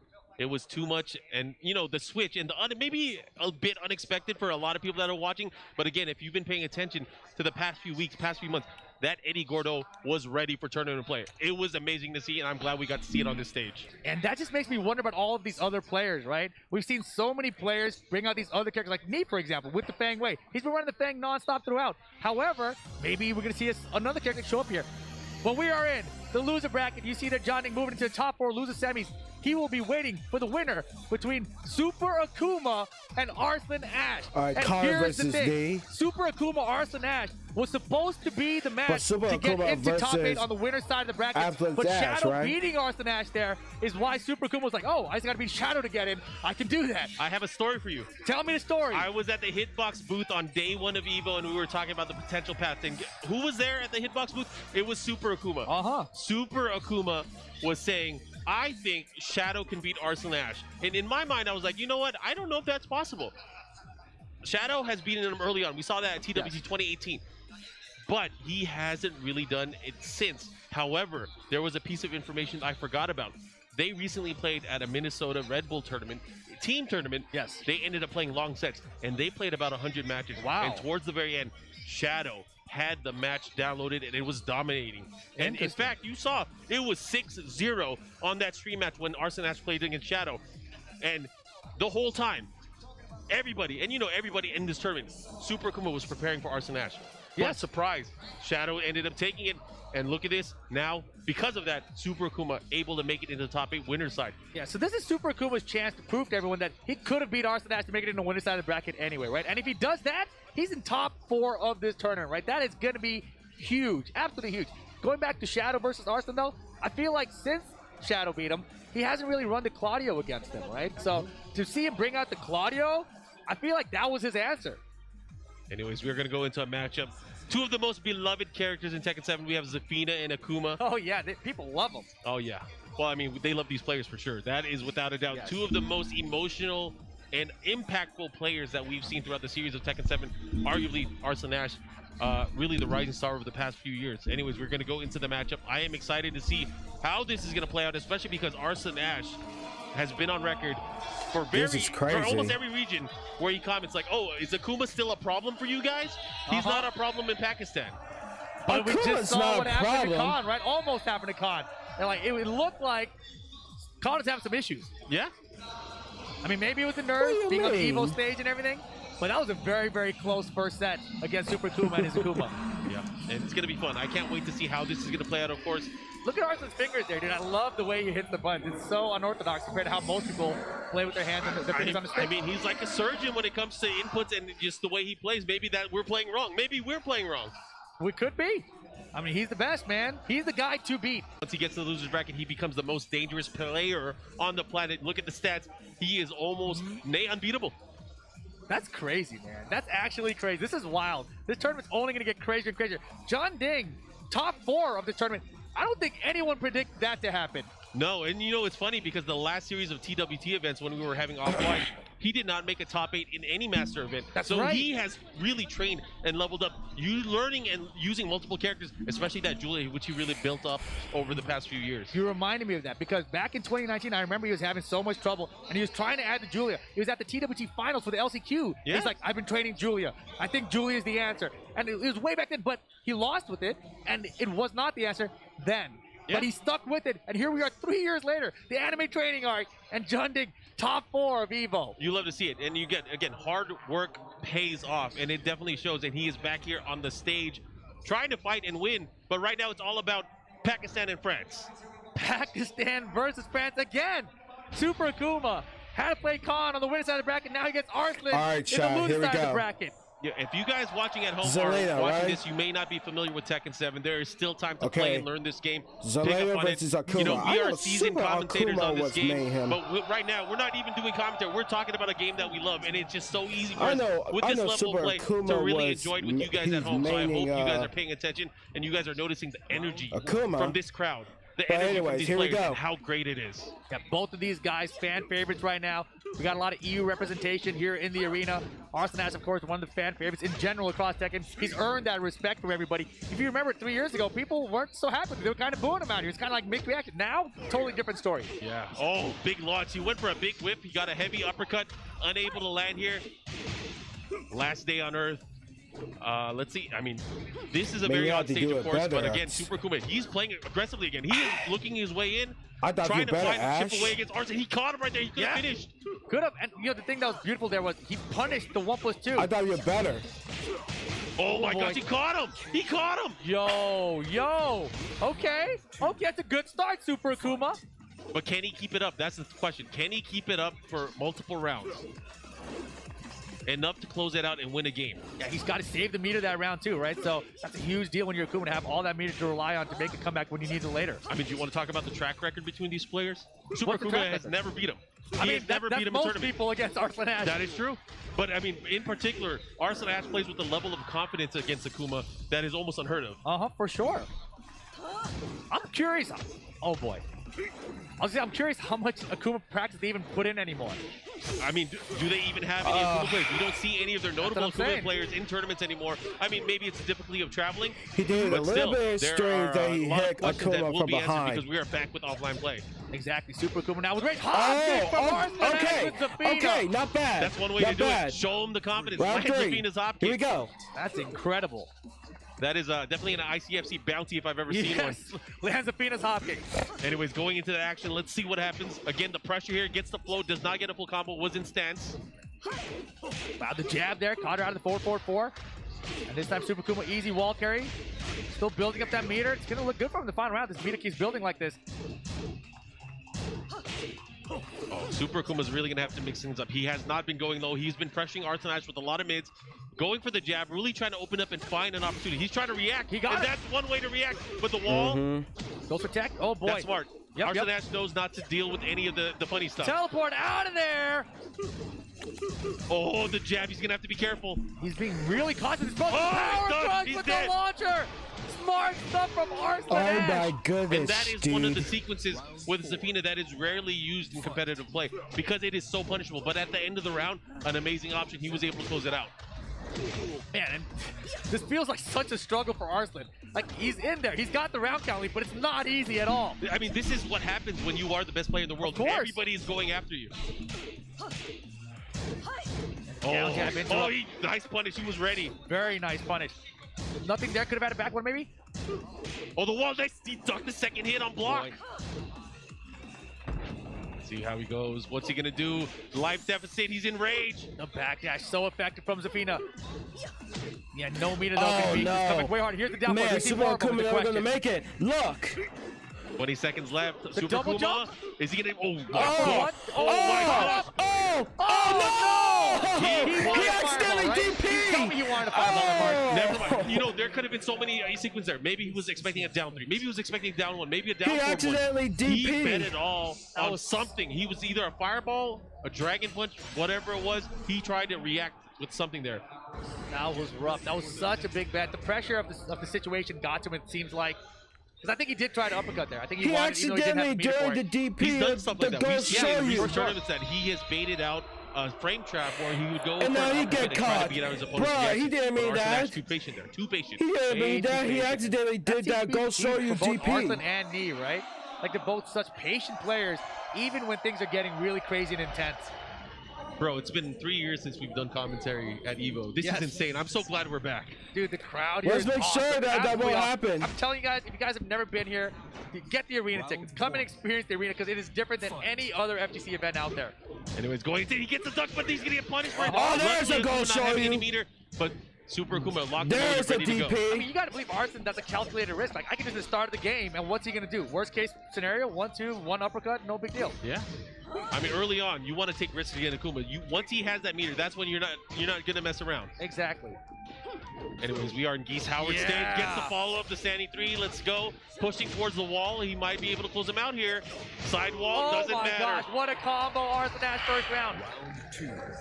That was beautiful. And now that 1+2 and the extension there is because he noticed that Super Kuma was always challenging after the 1+2. And now the backdash down for 2. Arslan Ash is getting into a groove right now. He did not look this comfortable in the first set that we saw him in. So now I can see the groove coming out. The backdash and down for 2, that's not something we've seen from him yet in this top 8. Oh yeah, the mental Zafina gauntlet coming into play here, and Super Akuma guessing wrong and having to deal with this mix-up. Let's see what happens on wake up. Look at this. He's going to have to be careful. Back to the wall here. Oh, he floats. Oh, boy. But Okay. That's good for Arslan. Yeah. Good for Arslan. Get some damage, though. But again, in rage now, Super Akuma. I mean, I'm telling you, bro. This isn't Street his Fighter tournament 4. life is being threatened right now. Yeah, he's in big trouble here. But rage more to Kuma, but he doesn't have meter. He's going to need a lot more down for it. There's 2 of them. Do we get a third? Go for it. Just go for the third. It'll work. Oh, the squid punch. He's done. It's not gonna work. It's not gonna work. I'm trying to no. warn him. There you have it. Set point, Arslan Ash. Fight. The shining star of I told him not to Pakistan. do it. What's he doing, Mark? I mean, how else is he get? He has no meter. He can't really put the threat on. Bruh, he can't He has to defend do something. himself. However, because he keeps doing it, it might give him opportunities towards the end of this round, but he's going to have to risk it all. Third hit, yes. Oh, didn't reach. The wall is crazy, man. Yeah, and look at his corner. Bruh, And look at the block the of Arslan corner, on the bro, down he got 3. him trapped. Tall He order got here. him trapped Super from the Akuma, corner. you're going to win this. Woo, that was so good. Oh my gosh, he might be done. One more mix-up could do Hey, it. One more mix-up could do it. It's Arslan. over. Wow, bro. The pixel. God damn. Wait, Bruh. he's made crazy comebacks with the pixel Super before. Akuma He has didn't no make meter, it. though. But He still, has no meter. he's got to raise even that combo. Bruh. After How's the he gonna win. deal with this? Earn it. Dude, Earn it back, look. Super Akuma. Look. You're running out of time. Arslan Ash is just going to jab. He's going to keep it safe. Duck and wall attitude. Just run up and duck. Oh my God! Oh, He doesn't what? have time. He doesn't have time though. He's got to do this to spend the time. It freezes time, and now he's gonna get a ton of He's going damage. to stay. Arslan Ash That's can stay on the ground. a ton of damage. Arslan though. Ash will stay on the ground. Running 3, down 4. Run up and do it again. Run up and do it again. You have no time. You gotta run up and do it again. Oh my It's gosh, not there's no enough time. The time, Unfortunate. bro. The time. Nice effort, but too big of a lead to overcome. Arslan Ash into the top 4 of EVO. Super Akuma out at 5th. What a fight, though. You got to give it up for the lone representative The from time. Europe in our top 8. Oh, man. Super Of course, Akuma. I mean, nice effort there, but man, that was a hard comeback to make. And just run up down for a 2-1 was so risky, but with all the down 4s we had seen from him, it was actually a good mix. It was a good mix, and if the positioning had been a little bit better, if he had a better position for the wall, if he had some etc. meter as well, it could have been different. But the thing is, the key, there was not enough time. Yeah, not enough time. He didn't have the positioning and no meter, right? Like those 3 things together made it so much more difficult. It made it a lot easier for Arslan to say, I'm staying on the ground after this demon hits me, right? So That's a bad combination. bad combination. Anyways, going into this, guys, we have a treat. Of course, the winners final will be coming up. It is going to be an extended set. It's going to be a race to 3, and it's going to be between Oh, man. Korea and Pakistan. We have Nee versus Khan. Yes, this is a matchup that I'm very, very interested in because Khan, he's looked beatable. Like, people have taken games off of him, but Nee has looked ridiculous. But if anyone has a chance against him, it's going to be Khan or Arslan from what I've seen so far. John Ding also can potentially get in there, right? But he's got to go through Arslan Ash first to even have a shot. It's going to be fun, and, you know, there's so much that can happen. We are down to our final 4 players, but we are going to take a short break, and we are going to be back with some more Tekken 7 action live from EVO 2022. Be right back. You gotta just believe hard enough. But here, Chikarin does have the advantage here. Can Gen Bro, stop it though? I was almost felt disappointed. Demon pod is back 2-1. I was almost felt disappointed. Was able to capitalize conservatively. The formula for each of these guys' games, it's always poke it out until Gen gets a random hop kick or Chikarin gets a random counter hit F4. It's always been like that. Yeah, I think I would disagree saying it's all part of the plan, my guy. It's just so calculated by these two, and rising 2 there from Gen. Chikarin already enraged. The wall. Oh, there we go again. Chat, I might have to take a short break. So I'll be right back. Carry on back 3. We'll get back to the Tekken. Is crazy. It is. Yeah, We'll get back to the Tekken shit, guys. So they'll be back some more for Tekken 7 top 8. Be right back, chat.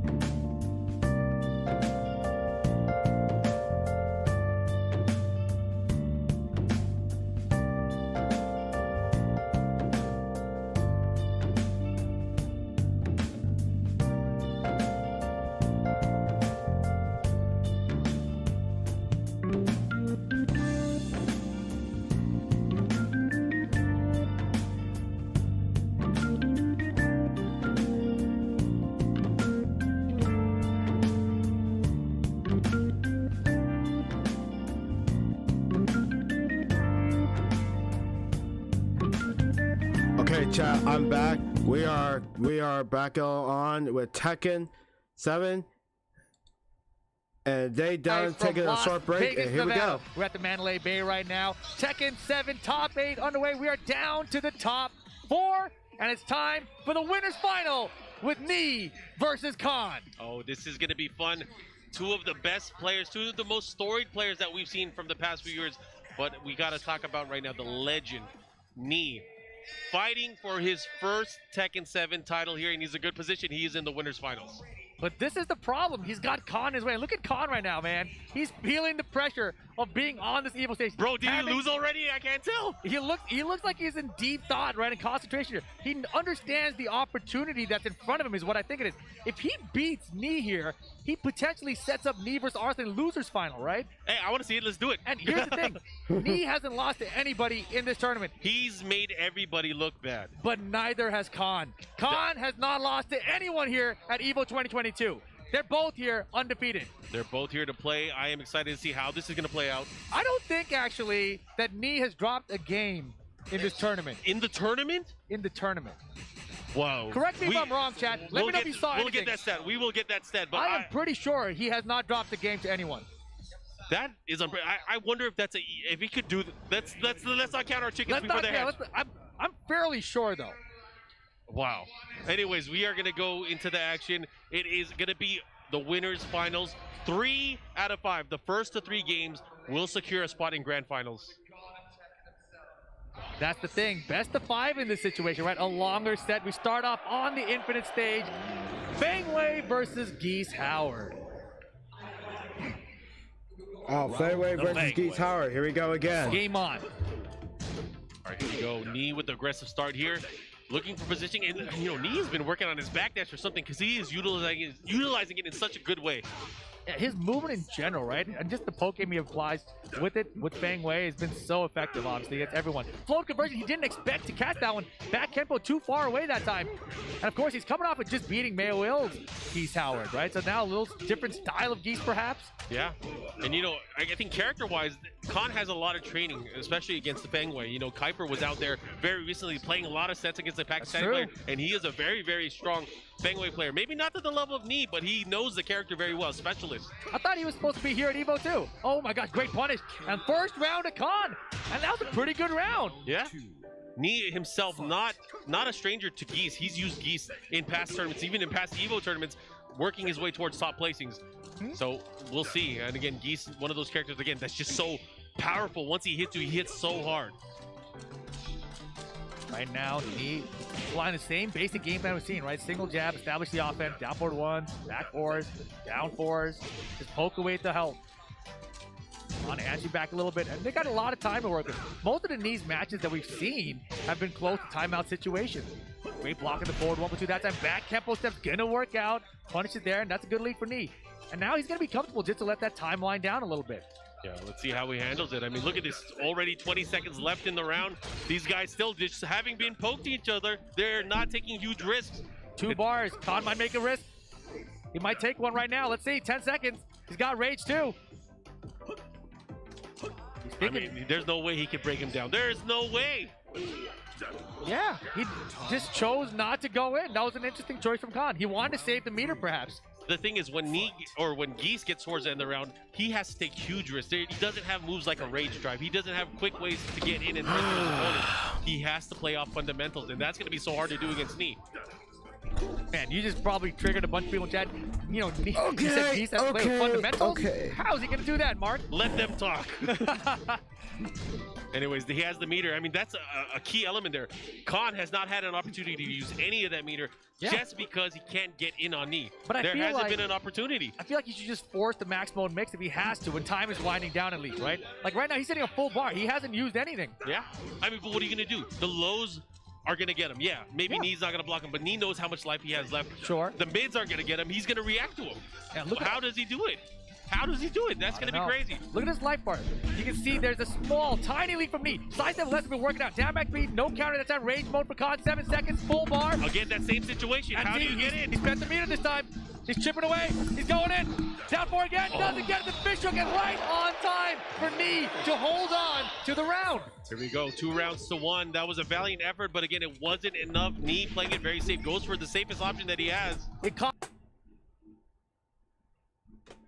He needed to go in early. He needed to do the previous round. And this is still the first game. Knee's so composed despite losing that first round. Nice. Down forward 2, keeping the pressure here. Nice punish there from Knee. Uh-oh, here we go. Finally gets a big hit, gets a lot of damage out of this, and Geese really showing what he has. Now life lead in favor of Khan. This is where the tables are turning, and now Knee has to make the approach. Great Here stuff. we go. Final round, game 1. Final Khan's round. looking focused right now. He's going to have that meter built up right there. There you have it. Yeah. Ducks to throw nothing, though. This time, Knee not opting to go for the 1+2 there. Had an opportunity, did not bite. Let's see what he does. How did he choose to duck there for that block? That was ridiculous, to block the down 2. Gets thrown! Nobody's breaking these 1+2 throws. Oh, he went for the Kempo backswing. Let's see what he does. Goes for the throw once again. Uh-huh. And again, finding a way just to put pressure. But again, Khan, with that meter, he could destroy Fengwei if he gets a nice solid hit. Exactly. But I don't think Knee's going to have an opening. That's the thing. Knee rarely leaves an opening for that kind of stuff. You got to fish. You just got to fish and believe. He's going for it. He's He's trying to fish. 1+2, get off. Time. 15 seconds now. It's going to go down below 10 for sure. Oh, back it up! Back it up! Yo, Knee, how do you do that? He backed up and said, like, you're going to move forward. Boom! The reverse Kempo step, the spacing, predicting and knowing when his opponent's going to swing. Knee had such an amazing read there. Of course, ends it with the Iron Mountain Barge. That was crazy. That was crazy. He suckered him in, right? He suckered him in with the Kempo backstep. Yeah. He's like, you're short on life, right? You know I have the lead. You have to come forward now. And when you do, I've got this attack ready to cover your approach. Yeah, he got him with the commitment there. Anyways, that was great. So Knee able to take it. It was a nail biter, of course, went to the final round. But again, it's not over. There are still 2 more games to win if Knee wants to move on. However, you can't count out Khan. Khan made it here in the winner's side for a reason. For sure. And you saw how close that game was. That was probably the closest game I've seen Knee have. Yeah. Oof. And you know, if he had hit one of those back threes, it would have been Khan's game at the end. But here we go, game 2. G-Corp Helipad at night is going to be the stage we play on. This stage should allow for some easy wall-to-wall. How is Geese Howard in Tekken? How? This is crazy. And we got Final Fantasy characters, we got Walking Dead characters, we got everything out here. And it was going right into the matchup Chad, here. Gets who a do you nice think punish. he's gonna win? Khan Knee's gonna or have to be Knee? careful. There is a wall in play, but look at that, just maneuvering, sidestep, low parry. That was, oh yeah, the step. He sidestepped up, down forward for the low parry. Yeah, good stuff. Knee with the presence of mind, really able to capitalize, gets the hit. This is big. Positioning though, that is very key. And now Khan keeping that pressure. Oh, he floated him out of the forward 1+2. You're not swiping me, swiper, no swiping. Counter though! Khan closing out the round. There you go. Easy combo. Ain't dropping nothing. Rage Art for That's the a kill, round right? win. Watch this cinematic entrance. Of course. Beautiful stuff.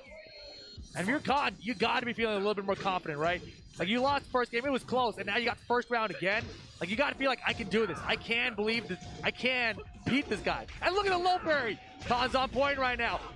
Wall showed up really close there. Thought he had a little bit more of an off-axis approach. Oh, look at this. He just ended up using, he wanted to be able to build meter again. And that's the thing, right? He's spending meter a lot faster this time. Realized he probably held on to it a little too long in that first game. That's such a scary situation. The way he spikes him down and goes for the shoulder, but then still has enough time to recover and force a mix-up reaction. Nice 1-1-2 down to Khan. 2 rounds to 0. You're in game 2. I expect Knee to turn it up here. I expect Knee to kind of maybe a little go in on the offensive here. I feel like the opposite is happening. Khan has been way more offensive in this game. And here you go. He got him with the home attack counter hit.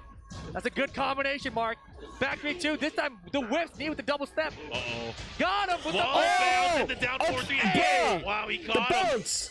Knee in the right position. He's going to try to pick him apart. Rage mode for Khan, though. And almost 2 meter. Back it up. Punish. Man, can Khan close him out? He's just doing it. Just do it. You got to believe. You got to try. Yeah, I mean, he's using that meter, got rid of it.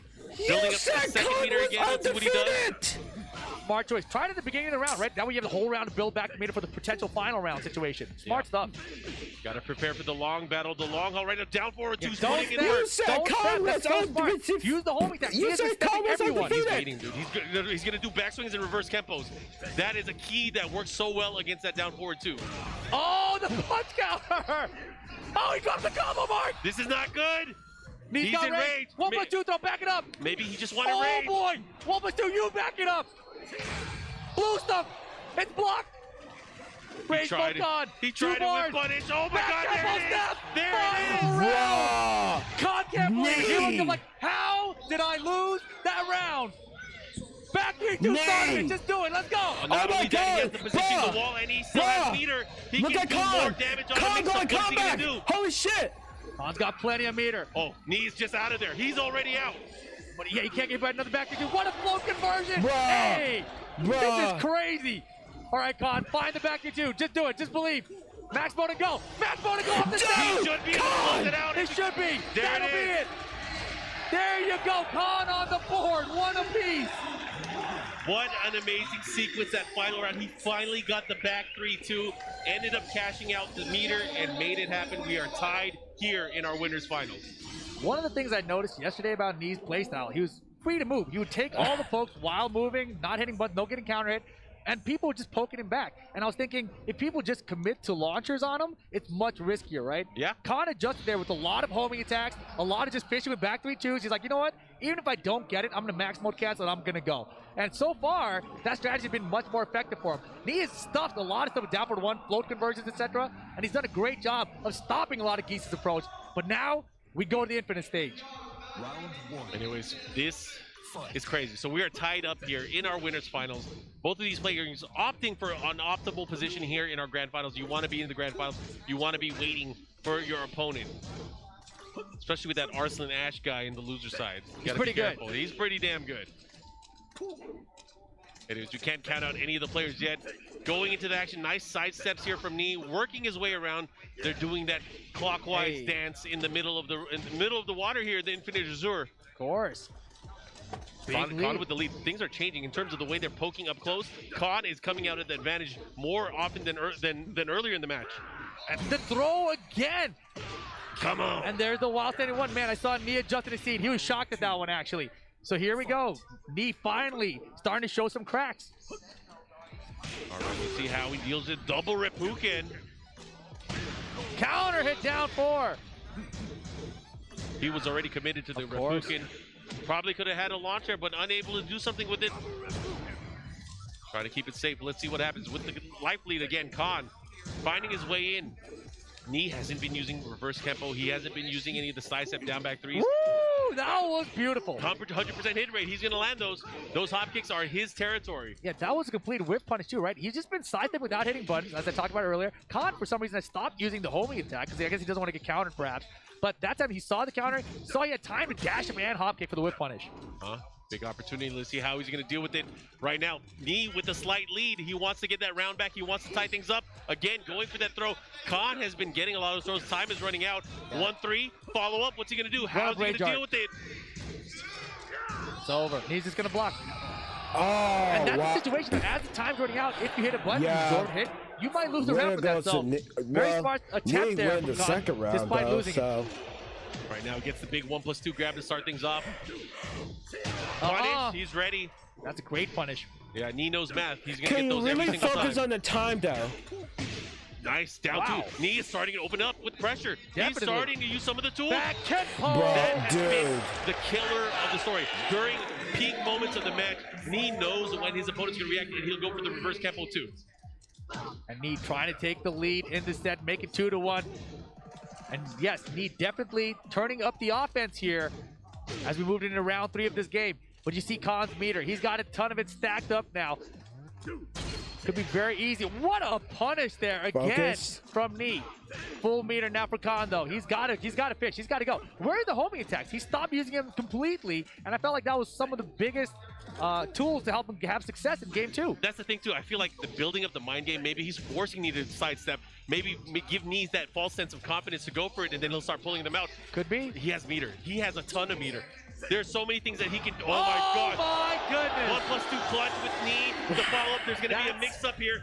What's the mix? He goes for a quick and easy mid. He got him! He's dead. He's dead. He's dead. He's back three! It's a back 3-2 again!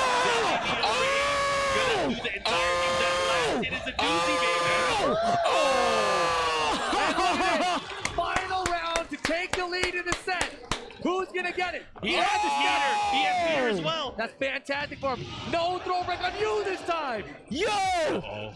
How's he gonna deal with it? I feel like Knee's gonna turn it up. He's gonna start going in. I mean, Khan's going in. He's gonna have to cut him up at the pass. What's gonna happen? No duck. Follow up fish hook again. Try to control the space here between both of these players. Now Knee starting to sidestep. Bro, He did a dash block with the sidestep. Khan though behind by half a life bar, but he's got 2 meters to work with. I love the single back because he's trying to get Knee. I gotta stand up. I gotta stand up. How can he be this good with that move? I don't know. But Khan right now, he's got range at 2 meters with Geese. He's gonna do it again. He's aiming for it. Of course. Oh my goodness. Depowered. Not gonna happen today.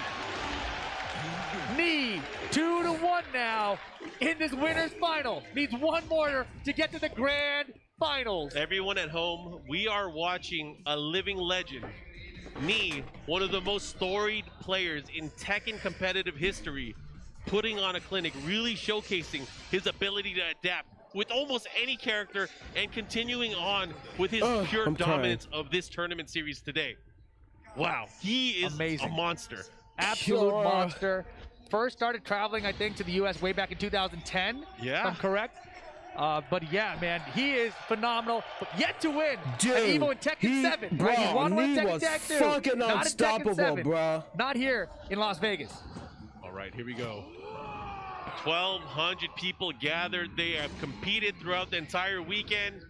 And it's all coming down to our final few players. Right now, this being the winner's side finals. Knee is up 2-1. He's trying to secure his spot in our grand finals. But Khan, right now, fighting back. But Knee with the early low parry into the wall. 1+2? Yeah, weird choice. Very strange. But look at this. The damage is adding a back tempo. You asked how is he so good at this? I think back to Rev Major. You see JD do the running twos and drag up. Your back tempo step, the running twos on reaction. You called Rev Major from 2017? Yeah. That's how far back of a throwback. That was the last time we really saw Knee use this character. You are correct. And he was so good with reverse tempo step there, right? So it's just a throwback. That move was actually toned down a little bit since then. And now it's kind of toned up a little bit, just a little bit. Yeah, but for Knee, what you can't tone it down because Knee knows when you're going to do something. Exactly. And when you know when it's going to happen, who cares about the nerf? You're going to hit and you're going to land. Exactly. Back 3-2. He knew that one was going to land. Khan takes him to the wall. Here's the combo. Hey. Oh, he has range, Get though. it out of here. He has range, though. Okay. Oh, man. Goes for the mid. The follow-up here. Oh. Counter down back 3. You better guess right. Oh. He might be dead. Okay. Nay. The jab conversion. He's got range. Wait. Oh, shit. Oh, shit. Oh, my gosh. What a terrible sequence. Khan got this. He got this. He got this. It could have been. Rip lost his voice on that part. Oh, my gosh. What are we doing? Yo, Khan. He is trying so hard. Oh, beautiful. What a precise hop kick there from Knee. Knee is so ready. His reaction's on point. Bro, he tried so hard to defend Good himself. Throw break, though. Khan has a meter to work with. He tried so hard to win. Nice back two block. The follow-up. Tried so hard to break the block. But he's gonna watch out. That Kempo step is always there. That's an interesting choice to pick this stage. For someone who's gonna walk away from the wall, you're like, all right, I'll get to the next wall then. Max mode for the mix here. He's gonna not have meter for a combo for damage though. Range mode available. It's close. It's very close. Oh, they ducked and they flashed each other. What's gonna happen? Both to a jab.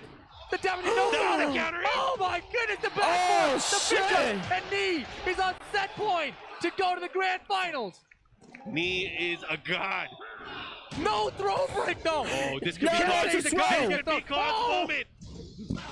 He had the biggest opportunity there. So many opportunities right now. Just slipping away, but they're so small and so fast.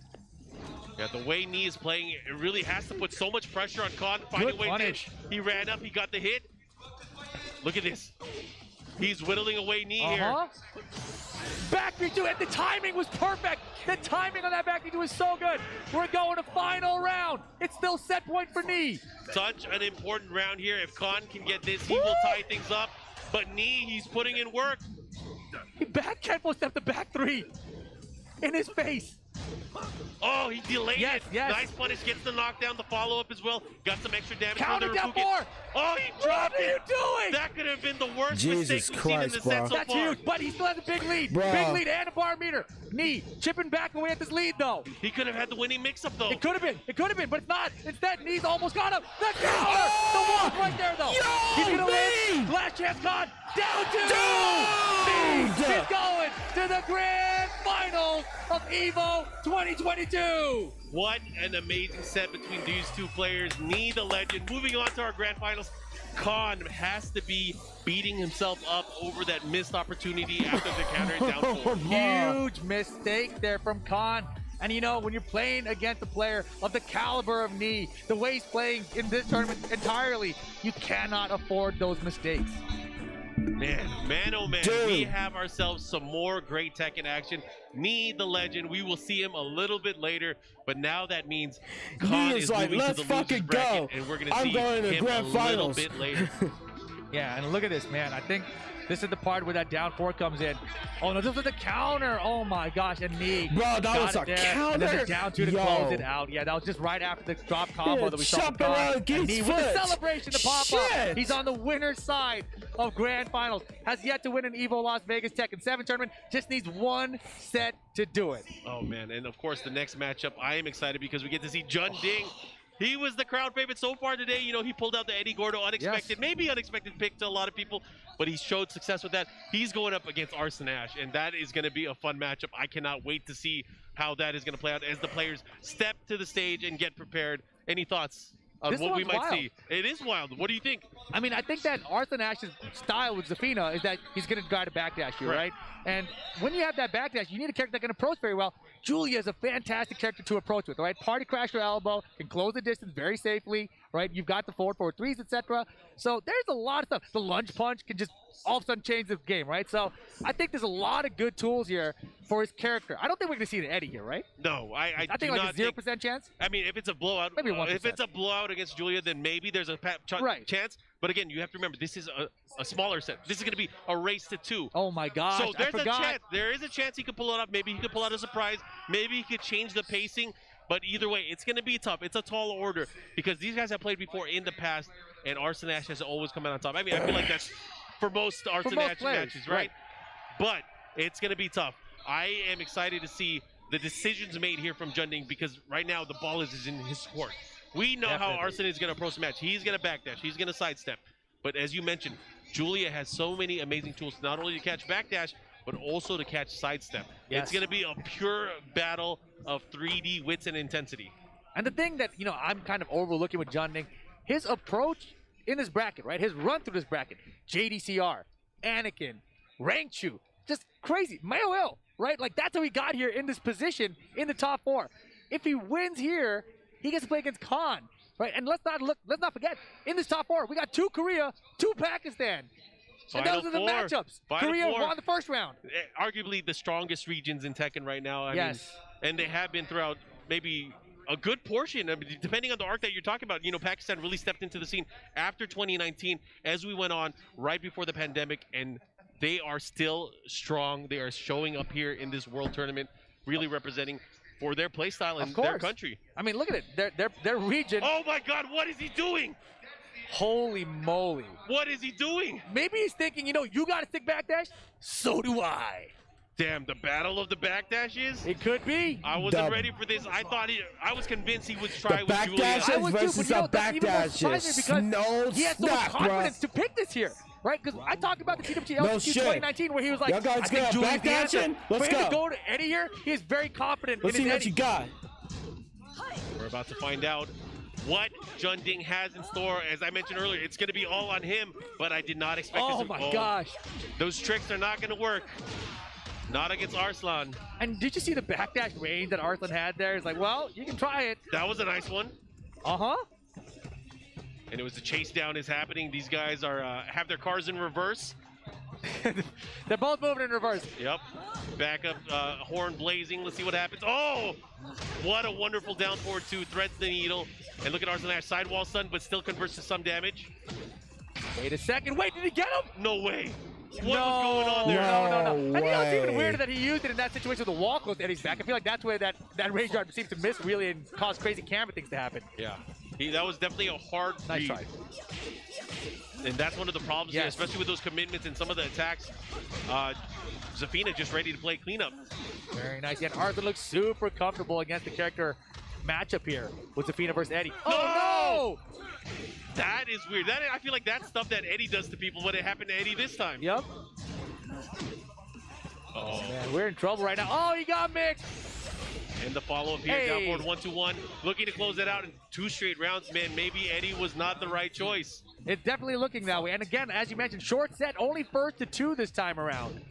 Yeah, of course, this will knock out our 4th place player. As we get down to our final 3, who's going to do it? Arslan Ash is looking really strong here in this opening game. Beautiful! Mirage! Let's go. Wall combo. Junding needed that. Oh, and he gets the damage. The mix goes for the sidestep 4, and he caught him in the air. He went for a forward 4 there. Bruh, Arslan knowing the options, knowing what he's able to pull out here. I'll be so proud if Ash gonna win He's the just win the wailing on him finals. right now. He has the wall opportunity, just short of it. The poke, Junding with rage right now. Are we gonna get the rage drive? Is he gonna fish for rage art again? Oh, what a block. Why would you block? Why would you risk it? And he was hesitating like crazy there, right? I think that rage art that he missed, it kind of put that hesitation in him when he had that situation there. Rough. Either way, amazing display of patience from Arslan Ash. Backdashing, sidestepping, counter hit, getting the launchers in between things. Junding, that was close. Okay, so Julia is the option that we talked about earlier. Sure. Well, what about Lucky Chloe? I don't know. I mean, depends how much he's been playing her, right? Is he gonna hover it? Oh, he's going to the Julia. I think the Julia's been, it's what got him here. Yeah. Right? He's thinking about it, though. He is definitely thinking about it. This is a very tense decision. Because he's, whatever he locked in. It was a tough decision. He's gonna go with the main. Oh man, this is tough. 3 straight rounds usually would deter somebody, but he is locking in to his. No. It is, because again, there are certain connections players have with their characters where they can do things instinctively, almost without thinking. And this is obviously the character for him. Just like round 2 earlier, we saw him use Panda. That is his character. But he has to dig deep. Very deep, right? Because it seems like the character, it's not all there, right? Like he's playing in a way that's like, this is my character. I'm going to try it against Arslan Ash. But he's not like really prepared for the actual matchup, right? And this is his first try that we've seen with Junding versus Arslan Ash. Yeah. As far back as I can think. As far back as I can remember as well. And we are going into the game. I hope you guys are ready for it. Arslan Ash up 1-0 right now in this loser's bracket match. Oh man, and if Arslan wins this, we get Arslan versus Khan in the loser final. Yeah. Junding though, beautiful. Finishing strings, all right, we got it. And this string being safe there is so good for Eddie Gordo, right? And man, all right. And that's the thing too, is because it has a second and a third hit. It's so threatening, especially by the wall. Look at that. Here we go. Unscaled last hit. The follow-up here goes for a sidestep 3+4. Keeping that pressure. Good patience from Junding. Oh no, he tried the spring kick. Eddie's spring kick leaves him backward. Very dangerous. And look at the comeback that Arslan Ash is able to make from that one mistake. Yeah, very vulnerable. And that was the great block, of course, and a great, even greater punish there from Arslan Ash. Down back 2. Okay, wait a minute. Nice block. We're all caught up. Rage versus Rage. Rage driver and lows coming at you. What you gonna do? Oh, unfortunate. He did not have enough life to survive that. Slow motion for me. Yeah, Arslan had the life lead there. Here we go. Arslan 2 rounds away from getting the top 3 of this tournament. Look at the defense. He looked like he blocked that before it even came out. What an interrupt! You got 12 frames in between. I got a 12-frame counter hit launcher. Perfect. That was sick. He's a math wizard. He's a That's calculus student. exactly why he picked the character. I know now. I get it. Just for that? Yeah. The one thing is like, hey, I did it. Cool. But now you better win the round. Yeah. I have a feeling Arslan's not going to do that poke anymore. Not that poke mix-up. Anyways, going into it, he does have the life lead. You better capitalize. You put in all that work. You showed off the technology. Down 2-3 should end it. No, he goes over the back 1-4-3. Again, clean, nice, able to end it. And he needed that round, right? It gives him a little bit of confidence here. Yeah, not a complete blowout there. Interesting that he went for the wall standing one. That's actually a high. Maybe he tried catching him. Maybe there was a sidestep. I don't know what he was going for there, but doesn't matter here. Goes for the homing opportunity. Yep. But Arslan looking for that wall splat. Look at these counter hits. Not finding him right now, though. Junding doing a very good job. But look at the defense of Arslan blocking these lows. Why is he blocking them? That's the question. He doesn't have to. He doesn't, but he's going to because he knows it's coming. He's so confident in his decision-making with his reads. And just like that, it's set point for Arslan. Junding, big deep breath there. Yeah, Junding, he needs to really put all of what he got left because this is on an elimination point for him. He needs to do something. Okay, just run it back to. Let's go. Oh, he went for the high option. I like what I'm seeing here. Trying to force Arslan Ash to maybe second guess what his options are defensively. Yep. Got to do it. Finally. That was homing. Oh, what a block. And he's trying to float him. Yeah, thankfully for Junding, that didn't float. Boom! That was tight. Junding here. Wall carry should be short. Dang it. Okay, nice block follow-up. He's going to get the hit. Oh, boy. We still got him game. It's not over. Final round. Game 2. Let's see if Junding could do it. I mean, this would be miraculous. You got to remember that first game they had was 3-0. Junding fighting for his tournament life here. Goes for an instant wall standing 4. Now, because he brandished that out, he's going to start going in with the lows. Oh my gosh, finish it. Finish it. The built-in mix-up. Deep dash 4-4-4. He's feeling good. He's moving. I don't know what to say. I'm speechless. Man, I feel like he's going to throw out a big mix-up. He's going to go trying. for it. He wants a whip to whip punish. Arslan actually hesitated on that whip punish. What's he going to do? No, boy, didn't get far. This is going to hurt. It's not going to kill. A ton of damage. But the mix-up. Oh, boy, into nothing. Arslan trying to close it out and go to top 3. Junding trying to survive. Time's wondering. Oh my gosh, he's done. Caught him as he came in down forward 1-4. Nicely done.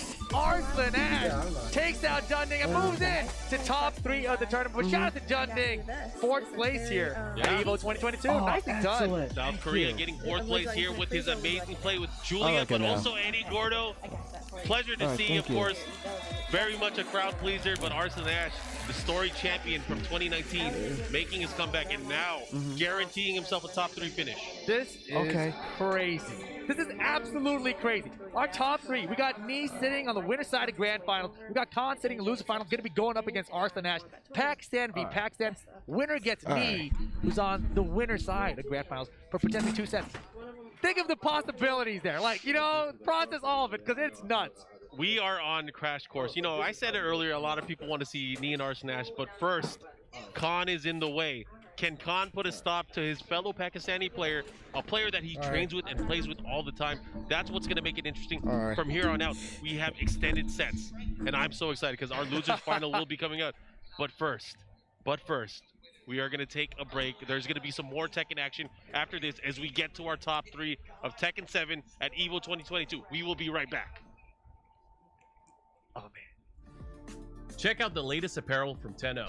Brand new, officially. Wait, Khan is go here back. with his amazing play with Julia, but also Eddie Gordo.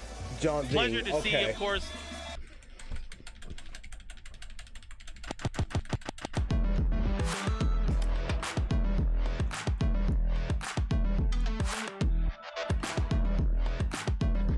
Turn on the ear plug. So I had to take so they go take a break.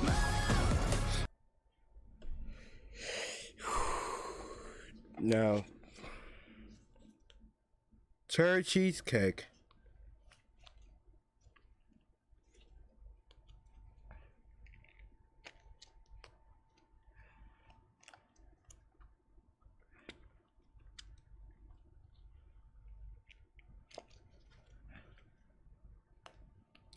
How you open this?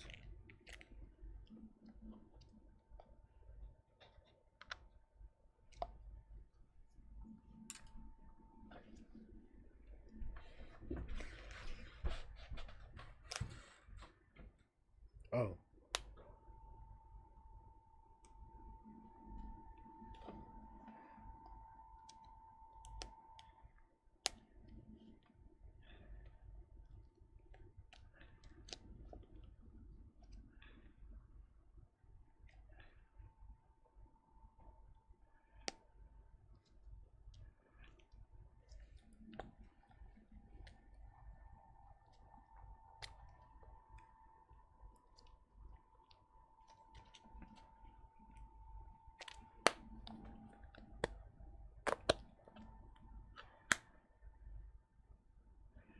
This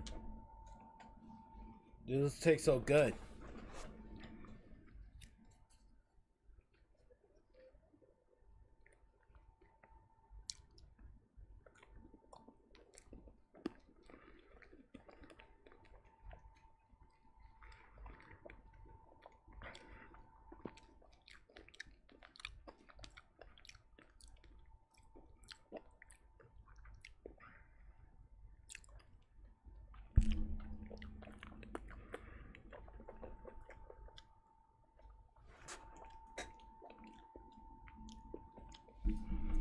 It tastes good. And it tastes so sweet.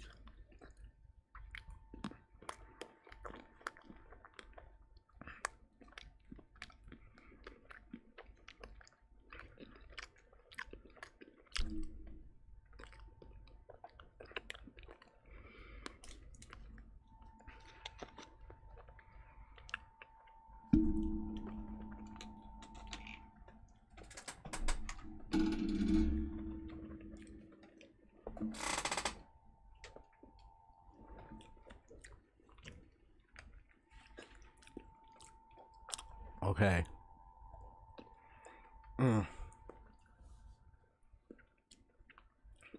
We'll chase so much sweets, dude.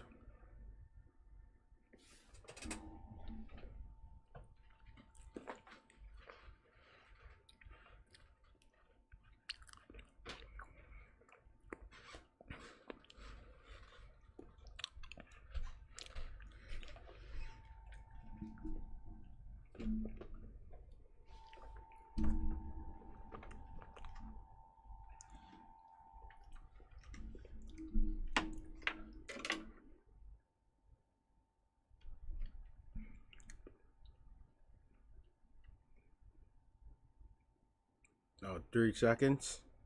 Entire bag of tricks. No, that's 3. Backing up underneath with the ollie kick.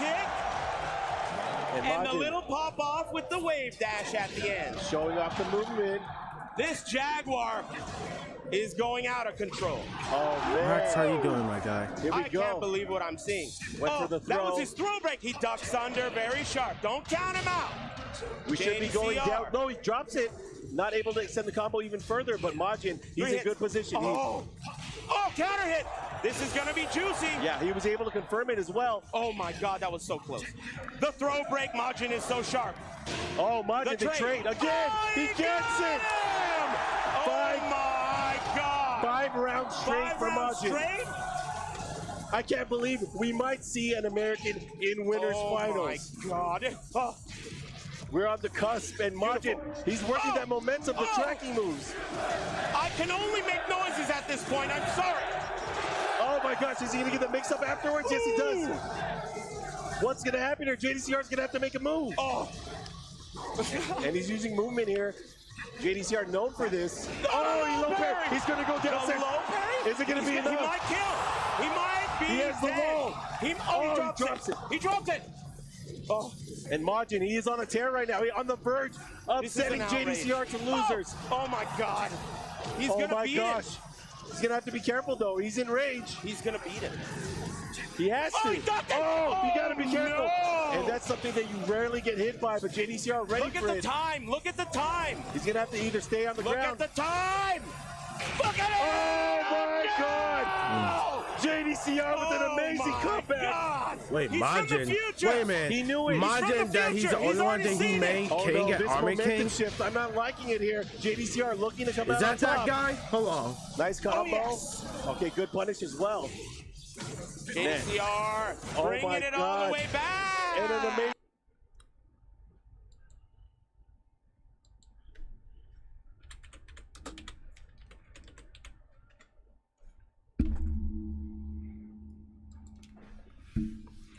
Oh, it is him. It is him. That guy. I seen his face all day. That boy, the Manja, was a godlike Tekken player. And the best King main.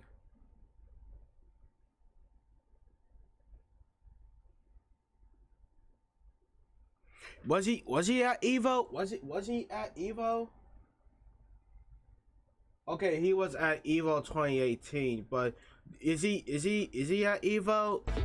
I don't think so. But anyway.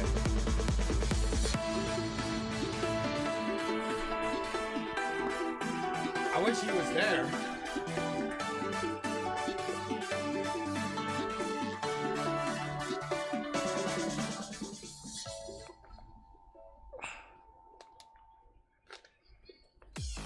Welcome back, everybody, from the Mandalay Bay Hotel and Casino in Las Vegas, Nevada. This is EVO 2022, and we are about to get into our top 3 of Tekken 7, and I hope you guys are ready, because it's about to get crazy. It's definitely going to be interesting, for sure. We got Pakistan v. Pakistan to kick it off in the loser side, and the winner of that gets to play Knee, of course. We talked about at the very beginning, everyone's looking forward to Arslan versus Knee, but it's not a foregone conclusion that's going to happen here. Khan versus Arslan Ash could go either way. You know, you've talked about how they're training partners. They play tons and tons of matches together, and this is only a first to 3, which is a longer set for us in the tournament, but for them, they play like first to 10s, right? They have so much experience against one another. It's really going to come down to who plays better today. And today, that's the thing. It's any given Sunday. Anybody can come out on top. I would not bet any money against anybody. You guys can see the bracket from earlier today, how all of this went down. Good diversity, 4 different regions representing here in our top 8. And we're down to 2, Pakistan and South Korea. This is wild because that first set with Khan and Knee that we saw in the winners final was very close. Oh, yeah. Khan was adjusting, he was adapting, he was figuring things out. So if he wins here, I feel like he might actually get the reset at least. It's very likely. And the thing is, let's get through this match first. Then I'm going to talk all this talk of the lore that we've had in the past. Of course. There's the friendship handshake. There we go. They're getting ready for it. It's going to get good. It's about to get crazy. Geese and Zafina is what I think we'll see. Will it be the matchup that we get on the screen? Who knows? We are about to find out. Get ready for the next battle.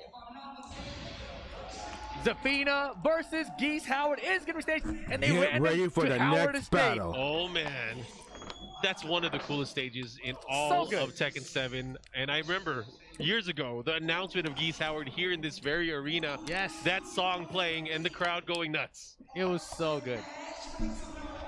Oh, let's see who the crowd wants. Arslan. Pretty decent pop for Arslan.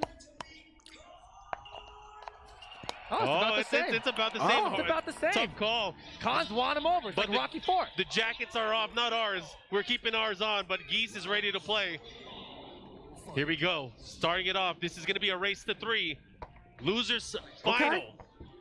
All right, very patient start from both of them. Just approaching, no buttons. And there's a 1-1-2 punch from Khan to start it off. Down 3 from Arslan in return while standing 4. Intro. Nice check from Khan. Okay, I like the down jab there. Oh my goodness, and look at it. Do you want to single jab me while standing 1-2 all day? All day. Starts with a resplat combo, KYSG. All right, and now Arslan's chilling. He's got the lead, but oh my God, he hit a button and Khan finds the counter hit. Here comes the wall. We breaking one of them. It's my house. I'll do what I want. Uh-oh. Hey, you went for too early for the grab. It's kind of far away, I feel like, because of the angle. Yeah, he probably should have sidestepped a little bit more, but doesn't matter. Has the life lead here. Arslan Ash with the rage. Goes for the rage drive. Here's some music. Oh, the big low! He went for the gusto. He pulled it off, but wow, what a big risk. But it was a calculated one, right? Like he knew it was going to hit, otherwise he wouldn't have went for it so early in the set. And Khan now, though, he's got that 1-bar meter. And man, that first wall break, you know, not getting the ground grab really cost him there. Anyways, let's see how he's going to make a comeback here. Right now, good life lead here for Khan. And again, you got to think about it. These guys play against each other a ton. They are training partners. They have traveled together. How is he going to deal with it? Nice punish there with the down forward 1-4. Try to keep him honest. Went for the slower homing attack. There you go. Not going. He doesn't go for the knockdown, though. That's an interesting choice. Yeah, he wanted to keep him standing. He does have the life lead, though. Let's see how he goes in. 15 seconds left. Time's a wasting. Caught the back 3-2. Round count tied. Man, and his timing with the back three too, it's almost like a counter time, like an electric that people throw out or something, right? I mean, it's not as fast, but very effective. Yeah, very effective, and it's crazy because we saw him trying to use it against Neat earlier, but it was very hard because Bang on block can punish it, right? Exactly. But that's why he started doing his first hit by itself. There you go. The parry, etc. Yeah. Here we go. Nice. Arslan Ash now. Look at this corner. Gotta get out of there. Oh, right through it. Oh my gosh. Oh, if that were closer to the wall, that would have been a nasty bounce. Man, he was so busy backdashing away. He went so far they couldn't whip punish that time. That was really interesting. Nice. Ended up dashing in, gets the counter hit into the screw. The follow-up here. He's gonna push, but he misses the combo. This is bad positioning right now. Khan could pull off a miracle here. Will he be able? Uh-oh. 2 meters. Pressure. Arslan's still trying to slide that way, but the wall gets caught. He might be that dead. Should be it. He might be dead. Yeah, pending no drop. Goes for the easy stuff. Is it enough? There you go. And it's just enough. Able to close it out here. Khan 1 round away from taking the first game. Will he be able to do it? That's the question here. Who will draw first blood? These players look so evenly matched too when you watch them play. And obviously both of them in the top 3 of the tournament, they must be evenly matched. I gotta believe that if you're someone like Khan or another player in Pac-10 at this level, you want that opportunity to stop Arslan and be like, I'm also that guy. Uh-oh. Here's the push, the follow-up here. Uh-oh, is he gonna go downstairs? Oh, he might, he will. Let's go outside. Let's go outside.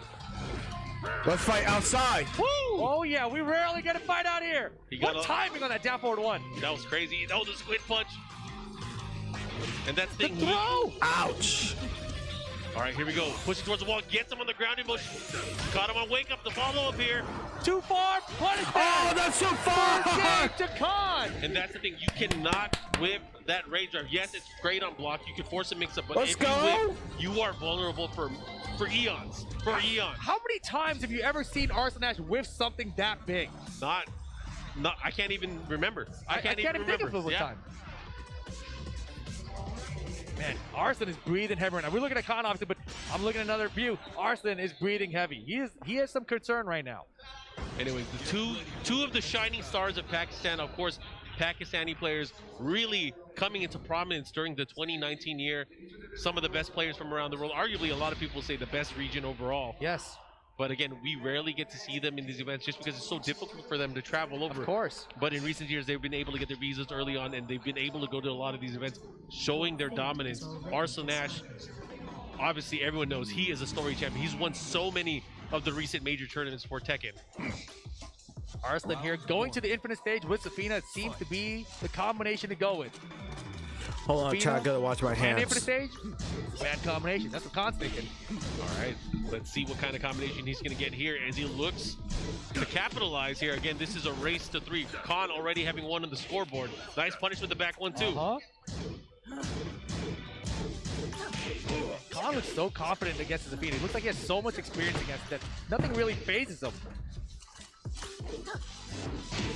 Wow, much slower pace than we saw from Khan and Nee earlier as well. Oh, he goes for the crouch jab into the knockdown. I like it. We did before, and there's the 1+2 counter hit. Should be able to close it out. Back 1 into the follow-up here. There we go. Very nice finish, Arslan Ash. First round here. Man, I really wonder if the stage selection is what this is going to come down to. Because the first stage randoming to Howard Estate, getting Khan that first game, this could be wild. Counter hit down 3. That is huge, of course. The follow-up here. What is Arslan going to do? He goes for the spike. Oh, the whip punish. Oh my gosh, he's standing.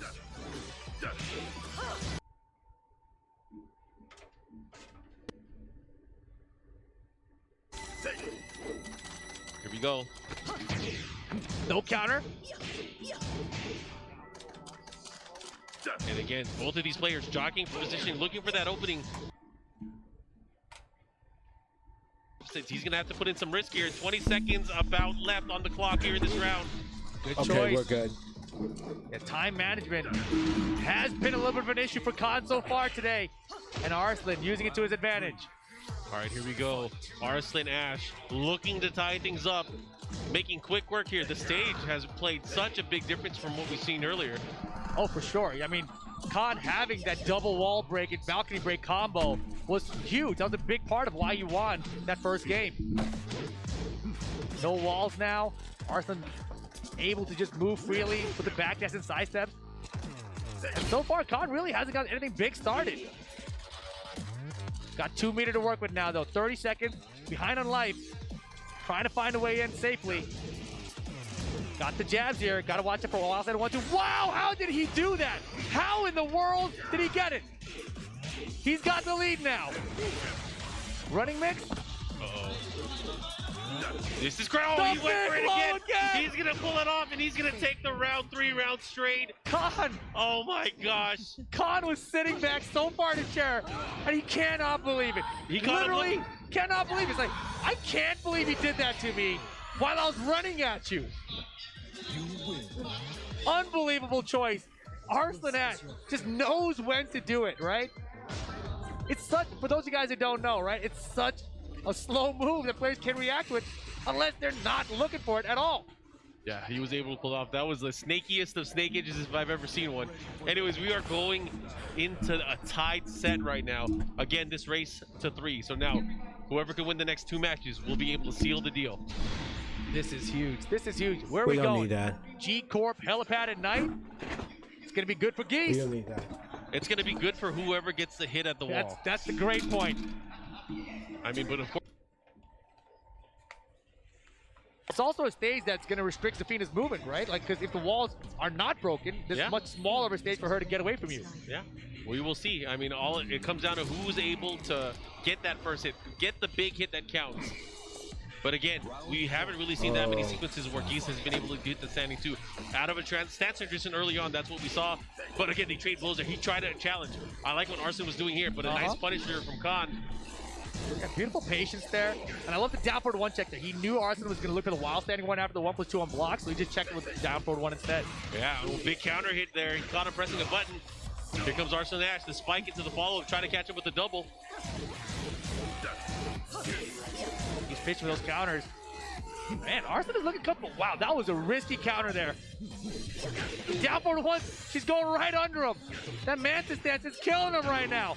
Oh my goodness, and just caught him there. Caught hoping for the high there so we'd have an opportunity for a comeback, and Arslan staying safe, protecting that life lead. Oh yeah. Not only that, he is really trying to change the way that the momentum is going in his match. He is putting the control in terms of movement. But back to the wall now, that could change everything. Here comes Khan. But nice back 1-2 again. Yeah, he's been on point of those back 1-2s for sure.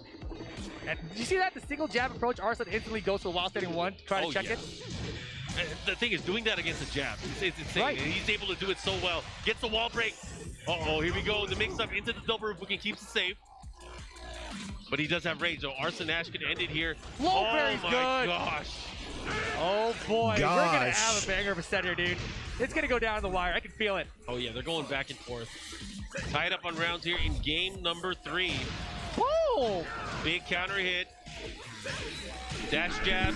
Will he get the wall? He does. Cashes it in. And trying to sidewalk left to avoid those options from Mantis.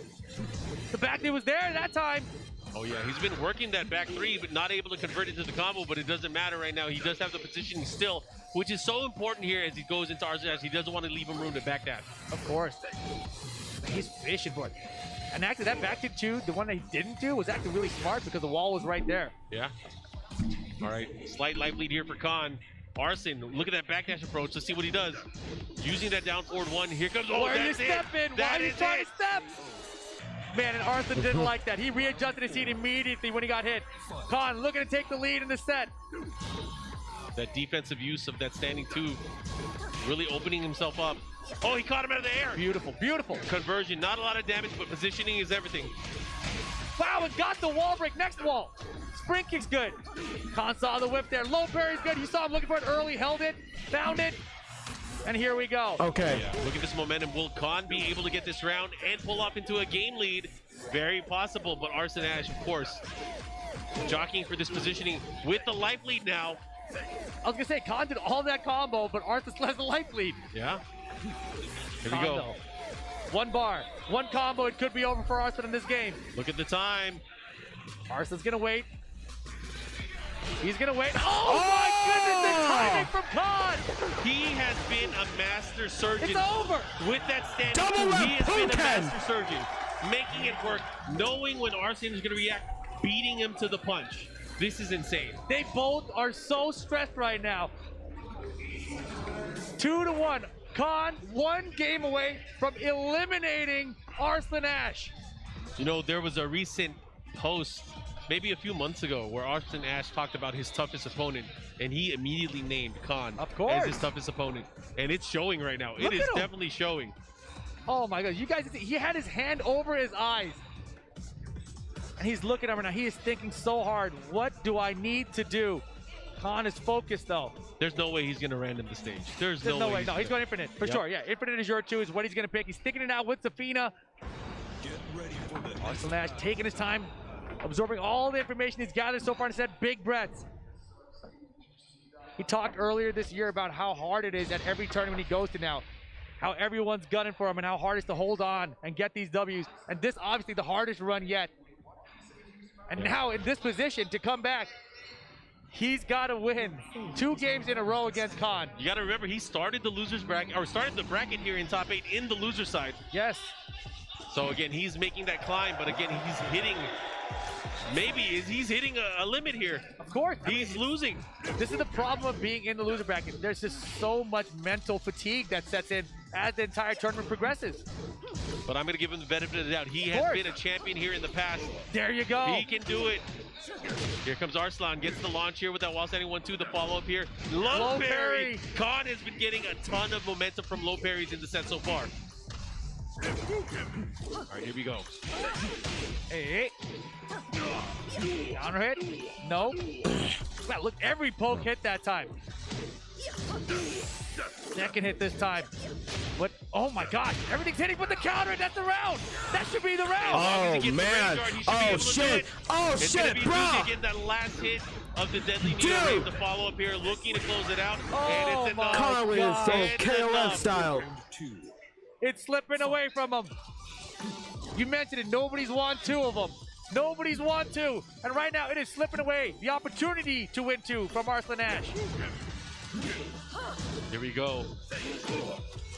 And you know what's crazy too? If Nee ends up winning this tournament, he is also going to join Arslan Ash as one of the players that has won an EVO Japan and an EVO. But let's not count our chickens till they're hatched. We still have this matchup right now. Khan really showing out, really showing. But wait a minute. Beautiful. Wait a minute. That's the same option he's gone for every single time. After 1+2, 4. Oh, the float.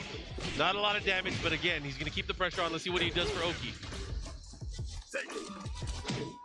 Full good behind here on life. Got the meter. Found the hit. Oh boy, it's looking rough, Mark. Yeah, he uses his max melon. No way. No way. There's no time. Wait, 10 seconds. Stay down. Just stay on the ground. Arslan doesn't see the time. He didn't see the time. 5 seconds. It is set point for Khan over Arslan Ash. Will he be able to do it? It's either way, it's going to be a Pakistan versus South Korea grand final. But which one? Arslan is fighting. He is the champion. He will be able to make the comeback. If anyone can do it, it's him. Let's see how Arslan's going to approach here. The big down 4. Go! Oh, Mantis stance. That worked out well from before. I love the back 3. The clutch. The crouching. Nice step. Okay, here we go. Khan right now. Punish that. Yes, sir. And the pressure is on for Arslan. Yeah, should have been down 4-2 though. I think he's already committed to the down 3 in his mind before that. The big low works again. Oh my God, he lives. He's not dead. Oh, not yet. He's not dead. He's gonna live. There's a pixel. There's a pixel. Time though. Just time. Just chill. Just chill. Don't hit a big chill. Hit a button. Just chill. Be careful. Just chill. Just stay on the ground. Why did you get up even? The rainstorm? No. Oh my God.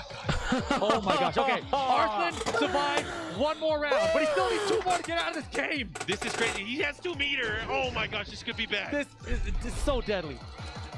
Okay, now he got 2 meters. Force the mix. Make him guess. Smart stuff from Khan right now. Down 3 counter. I almost said it's predictable. Timing. He's been looking for that. He's been using that down 3, really trying to utilize it. The squid punch follow up. Smart. Man, they're both being so cautious right now. They know how 1 mistake could cost them everything. That down 3 was trying to low parry. Just a little early. How is he going to deal with it? Again, about even How unlike both of these players, but the round lead with Khan. Got the single jab from Arslan this time.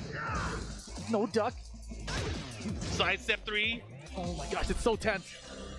Arslan's tournament life on the line. He is opening him up. Oh, that was the same sequence from earlier. He whiffed the follow-up. Here we go. Arslan's got to be careful. Can't get hit by anything. 2 meters. Just chill. 2 meters. Just chill. Can't get hit by anything. Force the mix if you're caught. Force the mix if you're caught. What are you doing? Why would you throw? Why? I don't know. Maybe you wanted to make a punch and you rage art him. I don't know. Are you final stubborn? round situation. Arslan just holding back here, trying to find an opening. Here we go. Final round here. A very pivotal round here for the entire tournament. Beautiful block. He did nothing. He no. Oh, no. What happened? He has so much meter as well. And he gets the throw. No breaks. Arslan, is he falling apart? Get that out of here. Not going to do it to me again. Here 3 we go. meters for Khan. Ben Sullivan, let's go. He missed it. Okay, rage mode for Arslan. Tournament life on the line. Khan to eliminate Arslan Ash. Arslan was out of range of the back dash. Arslan Ash is eliminated from EVO. Khan will be moving on to the grand final. Amazing Son play of a bitch, bro. and amazing persistence. Khan able to take out his training partner, his fellow Pakistani player, and he is now having a rematch in grand finals with the legend Nee. Amazing. Unbelievable. Son of a bitch. Unbelievable. That was Khan's going comeback, bro. Was playing out of his mind. He finally the found his timing opening. that he had for those back 3-2s, right? Shit. The big lows were working early, gave him some confidence to use it there, and Khan made him pay for it. Yeah, at the very end of that sequence, of course, he got the super, looking to close things out, and of course, right at the very end, he backdashed. He missed the side step 3, but he couldn't capitalize, and Aaron Pukin closed out the sequence, and Khan taking it and cashing in his ticket to grand finals. Wow, what a set. What a set. Man, we got some good Tekken. We have amazing Tekken. Tekken. Oh, Khan getting his run back chance with Nee here in the grand finals. Everyone came and is talking about Arslan versus Nee. We don't even get that match in this tournament. Arslan out at 3rd place. Ridiculous, but amazing. We know our grand finals, guys. We know what's going to happen, and it's going to be coming up. We have the final 2 players of this epic tournament from this epic weekend here at EVO 2022. But what's first? What's first? It's a break. Oh. We will be back with some more Tekken 7 action. Bro, I'm staying here. We're going into the match. I'm staying here, man. I think we're going to the match, Mark. Did you make that decision? I'm down. I am down. Let's go right into it. I was surprised. I thought you said something's going to happen. I was like, what's going to happen? We got something interesting happening out here? Well, hey, we got more Tekken. We have our final set. It's grand finals time, ladies and gentlemen. Khan versus Nee, the run back. Khan, obviously, he's coming off that incredible set where he stops Arslan Ash. He's got to play again against the guy who just sent it to loser bracket. Let's look back. Let's look back at what happened. So we had the winner's bracket match between these two, right? It was going back and forth. Khan the tail versus of the moment Nee. is, I feel like, It's the a way that rematch. Nee was able It's a to utilize rematch. things like Khan the reverse versus tempo Nee. step. Yes. Stopping and kind of preventing Khan from using tools like the back 3-2. Right. Using tools Run like back. the 1-2 punch. There were a lot of things that Nee had kind of locked and loaded in that particular matchup against Geese that kind of sealed off what Khan could do potentially. And I think It's a run back, Shaq. I think Khan has had so much time to think about it. He has to have a game plan going into the match with Nee, because you know Nee, and we know Nee. We've seen It's Nee a so much rematch, time. He Shaq. is picking Feng. There is, without a shadow of a doubt, picking Feng in this matchup. If you are Khan, what are you going to do? I mean, I think he's got to adjust. And we You saw gotta in that beat first him set, again, he was huh? adjusting beautifully, right? Game 2, I remember specifically, we saw him trying to stop Nee from using all those side steps. He went for the homing attack. Game 3, he stopped using those homing attacks, and Nee got it back. And then he was saving him for the special situations. But you got to watch out Feng because he got the punch counter, right? And that's Geese's main homing attack that he's using. So it was a back and forth situation where there was constant adjustments on both sides. I think that this is going to be very interesting. But I think Khan can do it. I think Khan can get at least the reset. Maybe even win the whole tournament. I think Khan, especially after this moment, being able to play, maybe being very warm, very on point, knowing what he has to do. Again, he just lost to it. He knows, and I bet you Arslan Ash is telling him what he should do. Arslan Ash has so much experience against this player Nee. These guys are teammates. They talk all the time in tournament play. I saw them talking afterwards as well as they were stepping off the stage. This is going to be exciting. I can't wait to see the strategy that goes into it. But you never know. Knee, legend. I'm very confident he's going to pick Feng Wei. But if he does something crazy, he has some insurance. He's in a good position. He is on the winner's side of top 8 grand finals. So for Khan to win this tournament, he's got to win 2 sets of best of 5 against Knee. Tall order. Very tall order, right? But Khan was very close in those first games. In fact, that first set when they had, it was a drop combo, right? The down 4 drop combo counter hit from Khan that cost him that round, that gave Knee the victory in the entire set. But here they are setting up on the stage for our grand finals. Knee on the winner's side of the bracket. Khan fresh off of eliminating Arslan Ash. Yes, our final 2 players here at EVO 2022. South Korea versus Pakistan. It was South Korea versus Pakistan in 2019 too. You know what this reminds me of though? What's up? This reminds me of the TWT finals. Oh yeah. Right? Remember the one where Nee thought he was going to be playing someone, or Kudon thought he was going to be playing someone, and then the guy from Loser wasn't the guy he expected, and all of a sudden, a Panda wins the championship? Hey, the losers bracket person, in my opinion, always has the advantage because they get to see the path, they get to see everything that happened, and if they can apply that knowledge, very likely they can pull it off. Exactly. So let's see what happens. Man, Khan was the guy I was looking at in the bracket. I was like, dude, no one's talking about Khan, but he is the guy right now. No one has beat him. Except for Nee in the and now winner's at side. this point, yes. Nee has sent it down to the loser bracket. But no one had taken a game, as far as I know, against Nee, except for Khan either. Yeah. Well, either way, the 2 strongest players have gathered. We are now at the apex of our tournament, the final set to decide who is our champion here for EVO 2022 Tekken 7. Who the crowd wants to win. People want to see Khan. They're cheering pretty loud. I bet you the crowd is going to pop for Nee. The legend. So. They got to. Get ready for the next battle. Oh, yeah. Oh, yeah. Here we go. They Fucking grand finals. 3-1, I'd say. Holy it's on moly. now. And it would be so deserved, right? Because he's been here so many times, so many finals, top 8 finishes for Nee. But here we go. They're loading up. It's time for the grand finals. Nee versus Khan. Set 1. We got Feng Wei versus Geese Howard. Much like we saw in our winner's side of the bracket and our winner's final, a rematch of these 2 powerhouse characters who will be able to come out in the lead early on. That was really weird. He went for a 4-4-3 mix-up right away. Nee, will he change up the playstyle? Will he adapt on the fly and give his opponent some trouble early on? Very defensive. Usually a lot of Nee's matches end up going to the very end in terms of time. Yeah, this time starting out way more offense, right? A lot more jab. And he's feeling confident, I think. But look at the block of the down 4. And again, usually Nee doesn't duck. He does not duck. He does not force, especially this early on. Exactly. Man. But he's feeling some kind of way. Maybe he's downloaded the entire map. Or it could be just like he knows how the first set went. He knows what he did. He's like, I'm going to mix things up here just to keep him on his toes, keep him guessing. Yeah. And that's one of the things. It's an endurance test right here Yes. now. Because the memories of what you happened and what happened to you guys in the winner side final has to be carrying over. You have to make that adjustment. And again, Nee has been watching it. Back end post step. We saw a lot of that in winner's final. He's looking to find his way in. Whoa, interesting poke with the low. Nice side step. Wow. Whoa, Nee is ready. But I really think Khan, he has what it takes. Let's see what he does as he goes in. Goes for the back 3-2, unable to get it. The side step 3 option is, it seems like it's something he likes to do pretty often. Oh, he's trying to catch him. And that was a good choice for me, right? Even if he got stepped there, Khan doesn't have meter to really punish him heavy. Yeah. Wow. Early on, that's the time to do it. 10 seconds. Khan's got a big lead. Just got to chill. Don't get rage art. Error. Rippuken works out. Side step force too far. Holy moly, he hit a button. That was almost dangerous. Yeah, you're good. You're fine here. You're fine here. Down by 4 don't think it's really going to hurt you, and you'll be able to block it on reaction. So there you go. Round count tied. Here we go. Nice block there. Wow. Why would he duck? Don't step. Don't stop now. So important, especially against a player like Nee who's constantly sidestepping against you. Put the brakes on the follow-up here. And you know, he's letting these back 3-2s rip. He's spending the meter as soon as he gets it. Nee not opting to do the punch counter just yet. Stand up. I like the option there. Got the ground throw. Good life lead here for Khan. Might be able to pull off to the round lead as well. Nice. Here we go. The pressure, but a counter hit from Knee and Rage. This is where it gets scary. Oh yeah, if he ducked there, Knee would have had him. Look at Khan. Look at these low parries. Look at the duck, the jab, the punch of while standing fours.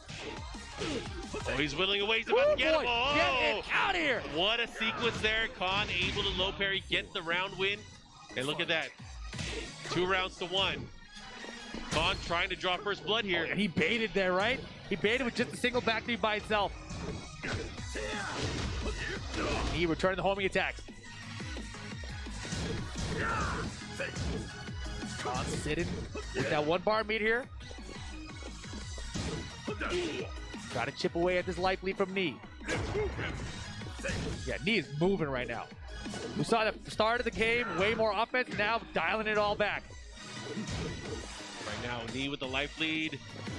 I mean, if you're Khan, too many Geese players. If you're Khan, how are you going to approach here? Again, with the deficit, he does have the meter, but does he want to use it this early? Does he want to save it? It could close it out. There's the use of it. The sidewall flat. Oh my gosh. Yo, 10 seconds. This is going to be so dangerous. Beautiful Beautiful. Absolutely beautiful. He has been killer with the instant air Rufuki into a follow-up combo. He has landed at twice now in the tournament. Wow. And I love that he saves it for the very end. Like, you are not thinking about a character like this jumping in air Rufuki really quickly, right? Smart stuff. That's how we beat Arson just a second ago. And it was the final hit. Yeah, able to make it work. Good stuff there to Khan. Getting the game here, drawing first. Oops. We're going to go to the Infinite Reserve. We have the open stage. This has been a common thread from what we've seen so far. Yes. After the first match, after the wall game, we go straight into the Wallace stage where it's a real test of spacing for both of these players. Yeah, Geese is so deadly with your back to a wall, right? So just remove that option. Maybe things will be better for you. So we're going to go right into it. Goes for the mid option. Counter. Big stuff here. Nice, gets the Gatling series here, the follow-up here. Nice throw break. Oh my gosh, the headbutt to stuff it. There you go, the side step 3s now. Khan loves using that low off the step, but you also got to consider the back 3 off the step. Wow, their punch is moving in and out of each other's face there. The down forward wants to get it out. Low parry from Khan. He is so defensively ready. He's been getting all these options in the right way. He's puts him into rage now, but what is Knee gonna do? Oh my gosh, the mid and the low. Yo, Khan! Confidence growing. You can see it. You can see it in his eyes. Confidence. The confidence. I like it. Let's go. Oh my gosh, now going in, starting to poke, starting to find his rhythm. He's gonna have to be careful though. What a jab. He's challenging. Oh, I love it. The second hit this time, finally landing. Punch, follow up. What's he gonna do? Goes for the down 2. Right now, it feels like Knee has lost Khan's timing. Nice combo, able to get the mini float. Oh, whoa, you're baiting the big stuff there. Yeah, I mean, honestly though, Khan's counters have been pretty terrible. Like, I think he's hit like 1 out of 20 or something. Yeah. Here's a follow-up. He's gonna put himself into a good position. Goes for the mix-up sidestep attack. He got Khan! He got Khan! And he's looking so dejected right now. He can't believe he let that happen to himself. He threw it away. Such a lead, yeah. Such a lead. Just chill. 14 seconds. Round 3. Anyways, tied up on rounds here. Knee starting to really show up. There's the mid option. Goes for the noggin. Look at this. This pressure up close. Fighting so close to each other. They're really changing the trajectory. A lot of it was mid-range, but now Knee dashing in, trying to force a reaction out of Khan. But in combination with that reverse Kempo, that just got real scary. Yeah, and real quick. The down forward 3s from Knee have been a great adaptation. In this set, one of the things is that Khan has changed. Instead of letting Knee just control pace with a single jab, he's ducking and punching the while standing 4. That time the down 3 there, right? So to stop him from ducking those high jabs, you know, Knee's throwing out a lot more mids with that down forward 3 to really make him pay for it. Full meter for Khan here, way behind on life though, and time beginning to wind down. I mean, how often do you see Geese locked in with 3 full meters? It's very rare that we get to see that. Nice follow-up there. 3-3 down forward 1 into the follow-up combo. Knee, 2 rounds to 1, looking to tie things up game-wise. The confidence is slipping. Oh no, but when you have that meter, you have to have the confidence. Oh, he's the mix. Whoa, let's keep doing it. Let's go. Oh my gosh. He looked at Archie like, yo, Bigelow's working this guy. Down back 4. That was big. That was huge. Let's see what he does here. What's the follow-up? Goes for the mid options there. Try to hit him with the homing attack. About even on life. Again, knee. Staying up close. This time starting to block those careful lows. now. The blocks are crazy right now. I think he's trying to force him to do a counter attack, and then I think what Khan wants is that standing 2 punish. Yeah, and you know Knee knows that there's that full meter there. He's waiting for that back D2 for the counter. Oh, what a block. He gets the wall standing 1-2. Wow, no counter from Knee. Nice, he gets rid of it early. He wants to build more of that meter, doesn't want to be stuck. He needs to spend the meter though. He's gonna lose the game. Oh, there's 10 seconds left. Trying to pay back 8 okay. seconds, run in and go do got it. Run in and go do it. Force mix, Knee, beautiful sidestep, and that's the game. Oh. Nicely done. 1-1. We are all tied up, but again, the advantage is with Knee. Knee has 1 set over Khan right now. Khan coming from the loser's bracket. As we mentioned before, double elimination, you have to win 2 sets if you are in this grand finals position. Tall order, but again, he drew first blood. He can do it. I believe. That's a smart option there. You want to be able to have the wall. He already knows he has the ability to pressure against Knee. Push him towards the wall, force that pressure mix-up. But I feel like offensively, Knee started waking up. He has started showing a little bit more repertoire. He's a very defensively sound player, right? Knee is one of the best. But his Sorry offense for can get laughing, crazy. but His offense can get crazy if he wants to do it. Yeah, it's similar to what we've seen from Shadow in this past year, right? Where we've known him as a very defensive player, adding more options to it. It really catches the opponents off guard. Like, oh my gosh, I thought this guy was just going to block me, backdash on me, move on me. Instead, he's hitting buttons. It's very confusing for the opponent when that happens all of a sudden. Oh yeah, he's making it crazy. He's making it work.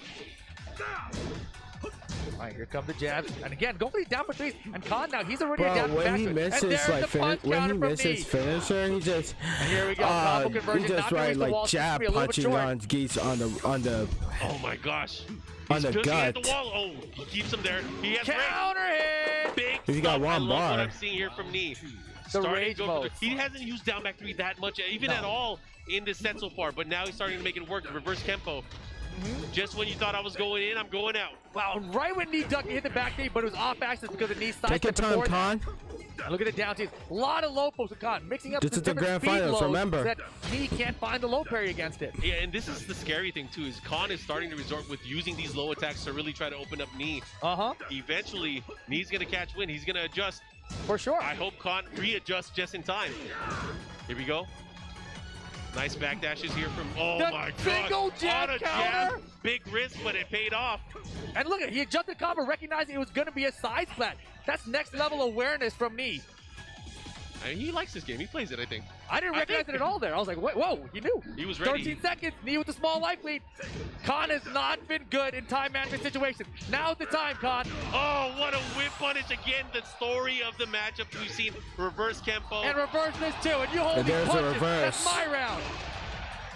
This is big. This momentum shift can put Knee into a good position to win the entire thing. Get it out of here. Low parry from Knee.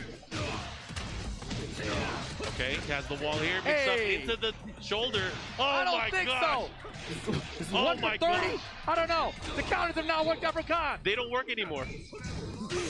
Uh-oh, Knee is going in. But the counter in. You want to hit some buttons? This is big. He has meter as well. What's the mix? Yeah, Knee already got number 2. He might be jumping. He might be dead. Reflex combo. Range guard after. Here we go. Is it enough damage, Mark? Is it enough? I can't tell. You thought you had me. You thought you had the lead. You ain't got nothing yet. Another round. You never had him like you never had your car. Oh my God. Give me the slips. That was such a sick comeback. That was combo. such a My sick comeback. gosh. And there's the down 4-3 making its return. Beautiful from Neek. It's like, all right, you got it around. You stole So it, he Neek. finds his opening. No, my gosh. Oh, man. Boy. Not again. At least he's not enraged this time, right? But he has meter. That's the thing. He has the wall position. We already saw. Oh, the counter. Oh. The wall. The wall's going to save him here. The counter. The counter. He had not used up forward 2 the entire set. Then finally he pulls it out. Knee one Nice critical game attack. away from Nice being opening. a Tekken 7 EVO champion. What? That game was insane. Oh my God. Insane. We're all losing it out here. People want to see Knee win this tournament, get his first Tekken 7 EVO victory here in Vegas. but Khan fighting back so valiantly so far. I'm shaking my head. This is crazy. Are they running back same stage? Yes, they are. Or no, they're he wants to switch. He wants to switch. Okay. Ooh. Confidence versus necessity. What is going to come out on top between these two? These guys are so evenly matched. Yeah. Nee already changing. He is adapting on the fly. There is so much going on. It's insane. The crowd is, of course, getting hyped up. We're going to switch the stages here, which would could potentially be the final game. The crowd's going nuts. They think it's a double perfect with just the same move over and over again. They don't care. They know it's a like, button this is check. awesome. Get the triple. Let's go triple. Yeah, I don't think that's going to happen. No. I would have hell hit him, though. I wouldn't let him do that to me. Yep, I would have jabbed. Like, what are you doing? No. All right. The crowd, of course, super hyped. In the arena, we have guest commentators doing the house mic. Yes. We have Sam Deding, we have Spag, and we have Tasty Steve, of course, our friends. Of course. And it's super, super awesome. But again, stage change, we are going to get into the next game. Are you ready for this? Yes. You ready for this? Yeah? No. You got to think about it? I'm not sure.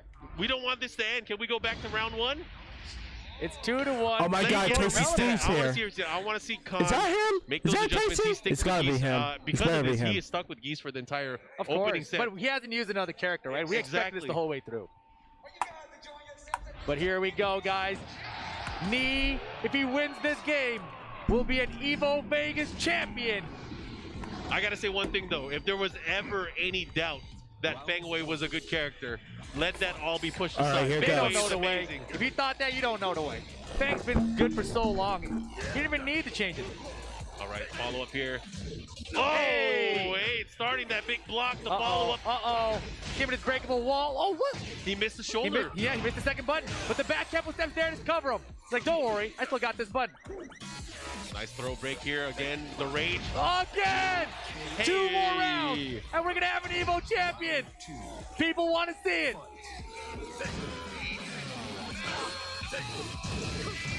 He pulls it off. The nice punish there from Khan. Khan Toss getting him. the throw. Again, the persistence. Where's that resistance? You gotta do it. Get that low parry. Khan's gotta fight back. Get him to this wall. Hey. And that's one way to do it. He gets him here, pushes there, gets the pressure, keeps him. No punish. Oh boy, that jab was so well timed. Back to work. Low parry from Nee, and he's got rage. Oh boy, all right, we're gonna reach this other wall here. What do we do with it though? Oh, just too short, Counter too shallow. down back 3. Oh, this is big. This is huge. Blue stuff spent. Back turn mix, and Khan survived. He What? survived the onslaught. What an amazing block there. Yeah, when Fang goes back turn, you gotta guess. This is gonna be a throw. You can't see the throw, you gotta guess. The throw is a real mix-up too. Oh my God. Oh, he didn't believe. He doesn't believe anymore because he's scared of the counter. Yeah, and he has meter too. That's the thing. You gotta go for it. Oh, the counter hit, the follow-up gets him down. This is trouble. He's got a wall behind him, so he's got to be careful of that. Nee messed up the break the first time. Oh, didn't think so. That was beautiful. Khan moved forward to bait out a counter action, and he got it this time. Oh my God. It was the second hit that caught him. Nee thought he was trying to get the punish on the first hit, Khan but no. got this. And now rage mode again I for don't Nee. blame him. Khan has 1 bar to me to work with. Back tempo into nothing. Single jab, he's baiting it out. That's beautiful. See what he does. He has Side rage. step 4. This is huge. He might get the Oh, wall. shit. He's gonna get the wall. The Blue follow-up. stuff. He might be dead. combo. He might be Hey, dead. He's it's finished. tournament point for Nee. Khan, you got this. What can he do? Oh boy, that was a little fortunate it wasn't a jab though. Low parry, Khan stepping it up. This is big. He's gonna get the wall as well. He's gonna have positioning. How will he deal with it? He's got 2 meter to work with here, but it's been so hard to use that meter against Nee. Oh he my had it gosh. again. The confidence is not there. No confidence. Don't step. I like it. Punish that. Gotta be careful of rage though. Bro, what was If you- that? Yes, gets it. Final round, game 4. Nee, a tournament point. Khan trying to stay alive. What a jab. Oh my gosh, what a sidestep. He dumps all of the fireballs so he can build boy. meter again. How is he gonna do a What a nice sidestep? step. Oh, this is big. He didn't get it. The throw broken. Low parry from Nee. This is huge. Oh, he's gonna have position. He's gonna get a wall break as well. No. It's already gone. It's already gone. Time though. Plenty of time. Big life lead for Nee. That should have been back 3-2. That was his chance. He goes for the throw. Oh man. Something's gonna happen. Oh, man, who's gonna get it? Who's gonna get it? Who's gonna get it? Who's gonna get He it? had 2 chances there. He had 2 chances. He is so close to winning this Oh, championship. the defense! They gotta find themselves an opening!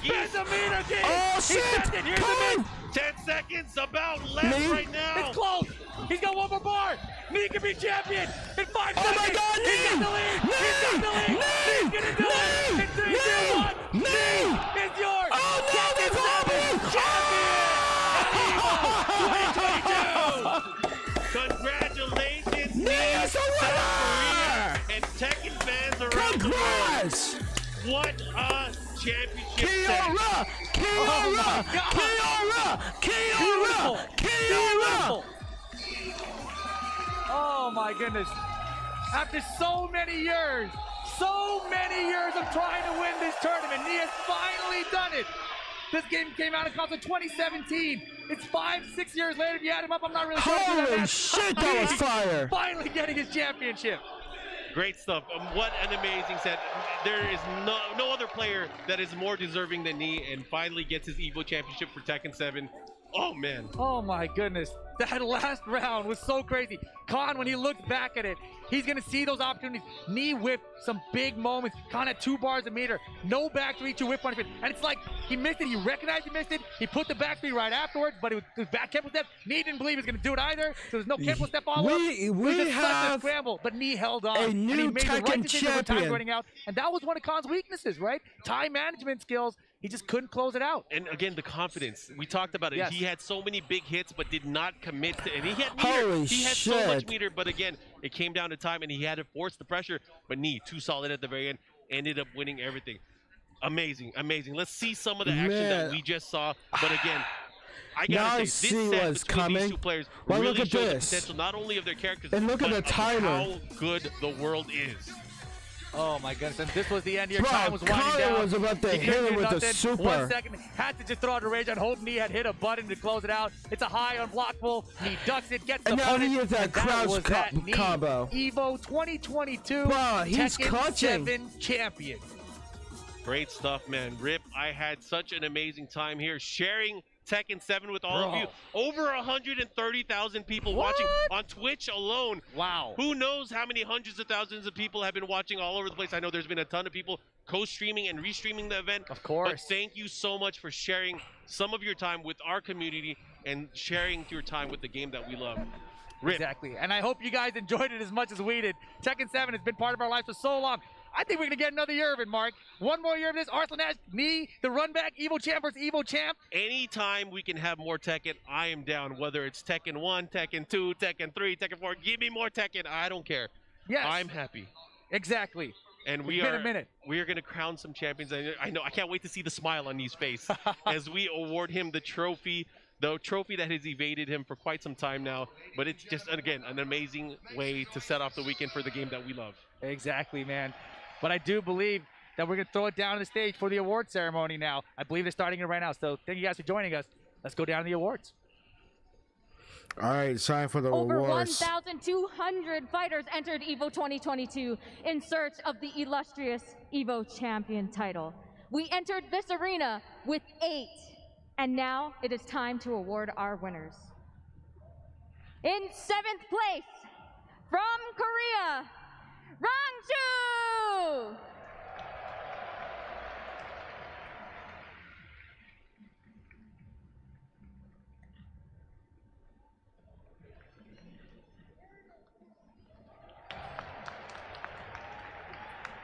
Also in 7th place, from Japan, Pinya!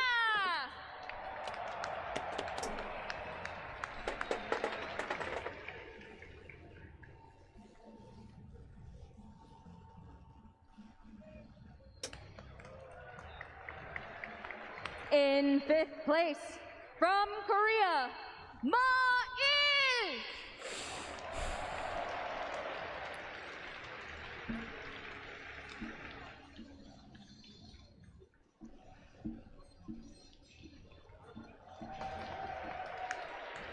Also in 5th place, representing France, Super Akuma!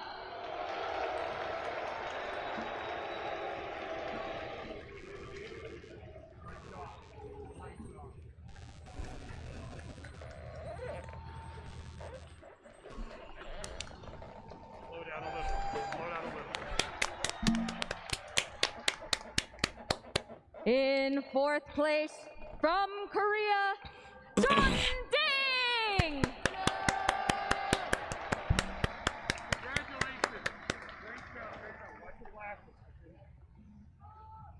He said congratulations. He said congratulations. He said I like your glasses. And for top 3, in third place, from Pakistan, Arslan Ash!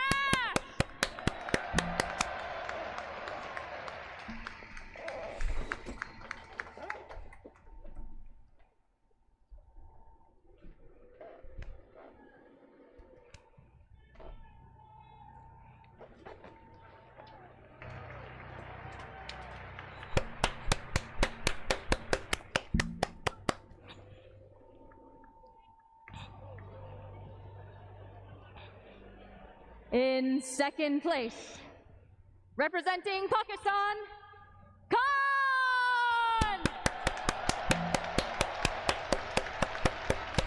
You're a survivor. You're a survivor, Khan. You're a survivor.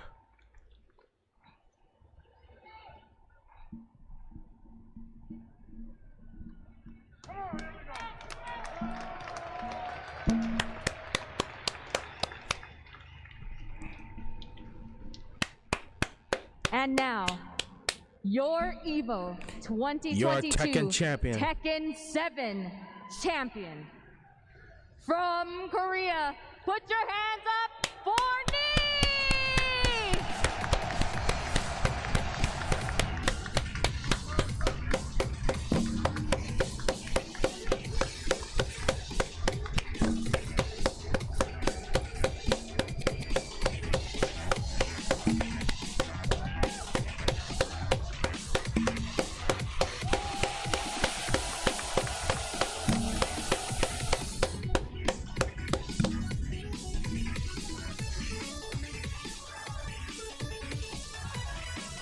Give it up for your EVO 2022 Tekken 7 champion!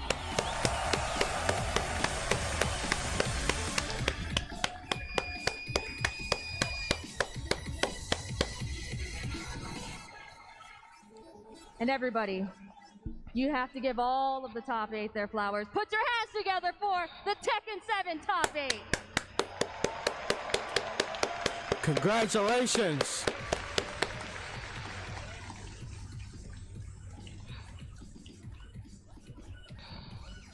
Now, we've had a lot of Tekken 7 here at EVO over the years, and here on the stage. So now, the question here now is today a good day to be a Tekken fan? Let's find out as we check out this video.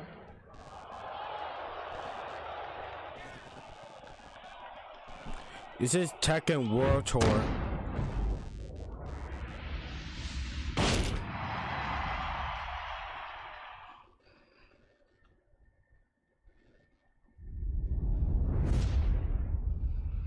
Get ready for the next battle.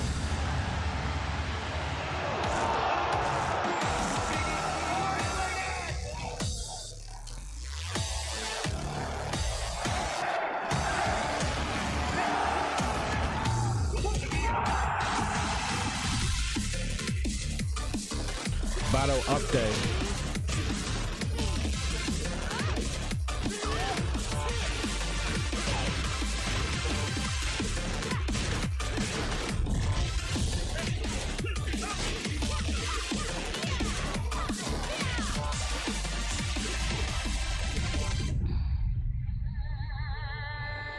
Global Finals.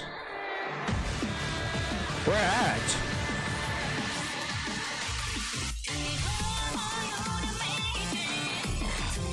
I'm sure them.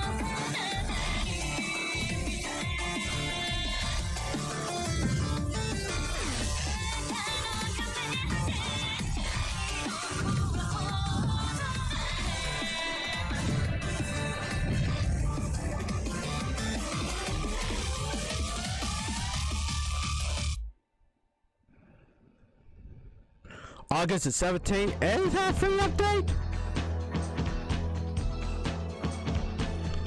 Oh, let me guess. Tekken 2, it will be... Wait, a retro Tekken?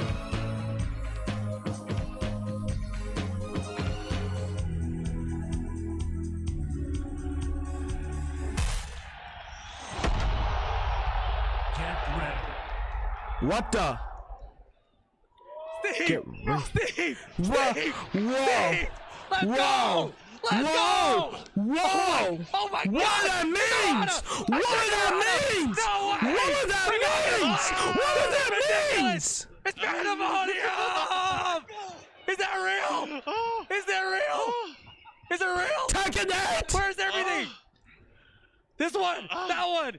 That one! What that means? How did you jump us? What would that means?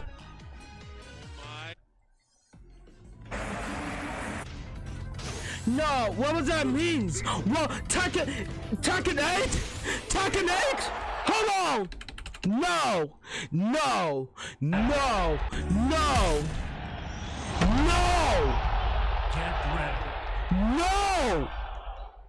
No! No! No! No!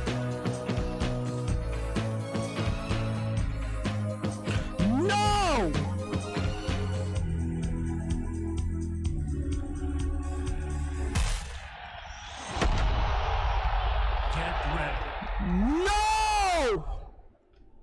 Steve! Steve! Steve! Steve! Let's go! Let's go! Oh my God! It's Arana! Ashek Arana! No way! We're not gonna fight! This is ridiculous! No! It's pandemonium! Is that real? No! No, man! No! No! No! Tell me that's Tekken 8! No! Motion double KO, please. No! We got the fourth No! stage. It has to be! Of the evening of Tekken 7 here at EVO 2015. The grandest of grand finals final match. No, that has to We'll be be. starting off with the pokes. It all comes down to this. Half-life for our leader ready. Out duck to throw, no launch. All right, Two they throw switch broken. positions. Oh, nice block there from Novi. Out fighting back though. Pokes his way back No, in. man. Here we go. No. Breaks the floor. Very smart decision there. Wall. No. No.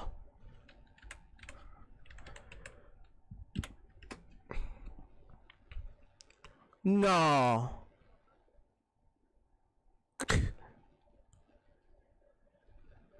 But the graphics look different.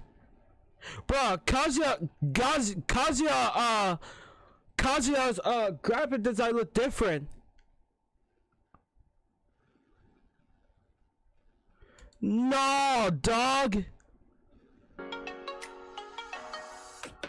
No. Stops the combo. And you hate to see that happen. No. In 5th place. No, man. Oh, let's go! No. It has to be Tekken 8. It has to be Tekken 8. No.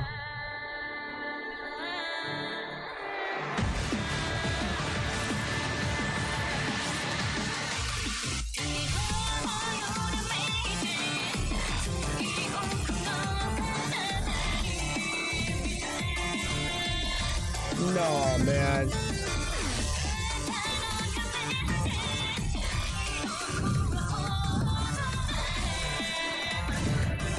I don't.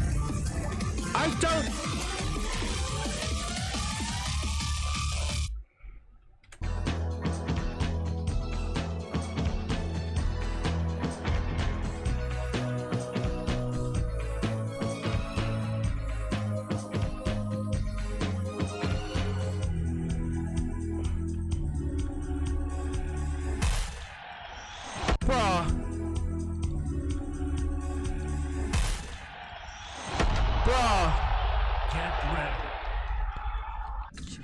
And the voice line sound different.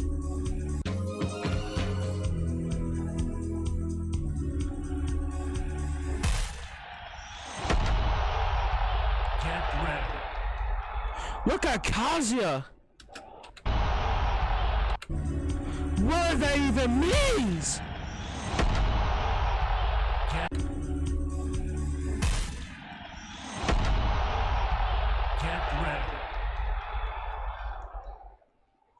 Steve! No, Steve! Steve! Steve! What does that Let's mean? go! Let's go! Oh my! Oh my! Nah. Bruh. A special feature? Man, what does that even mean for Tekken? Get ready!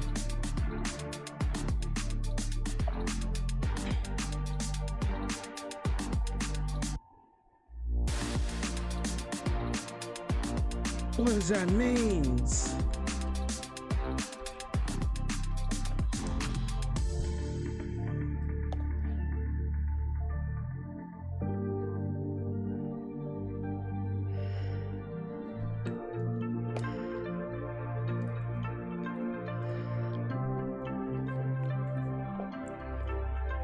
Oh, I can't wait for the next. I can't wait for the special feature.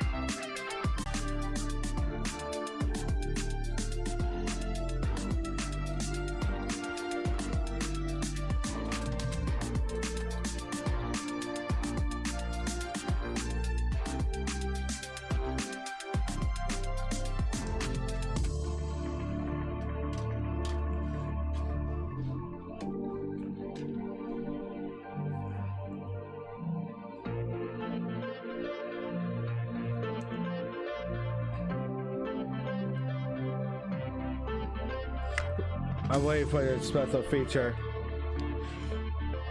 Guys, let me know it's on. Gonna make up my bed.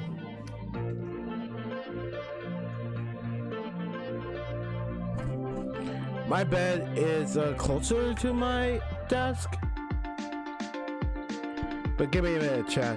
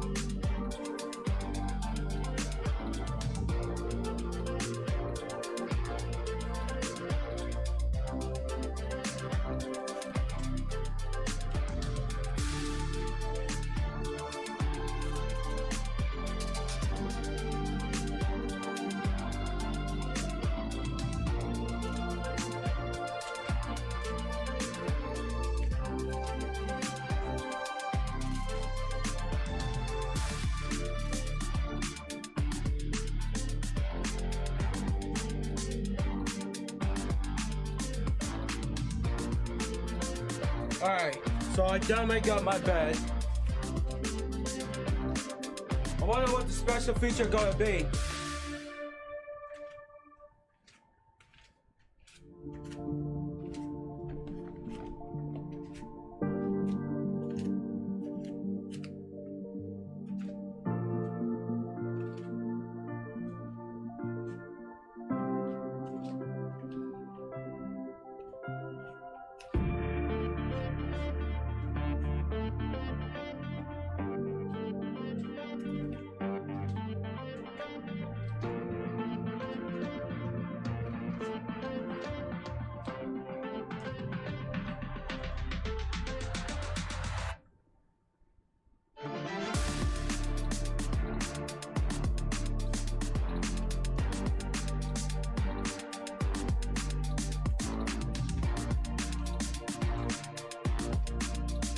It's starting! It's starting!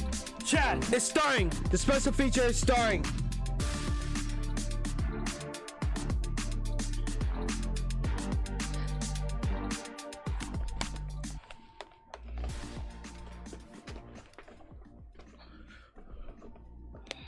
How's everyone doing? I am fantastic! How are you Are good, you Chris? enjoying the show? Yes!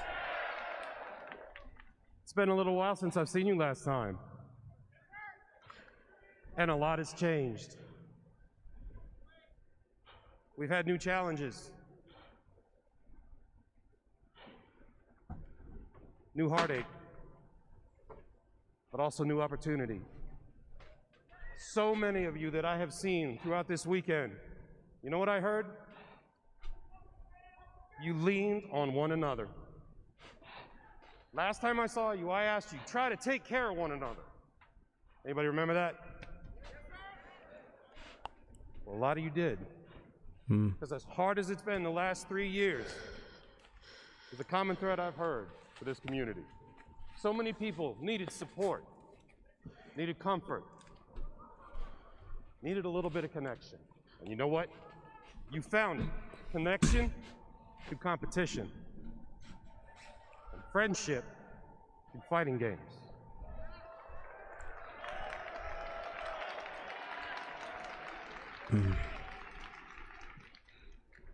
You gotta keep that going. You gotta keep lifting each other up.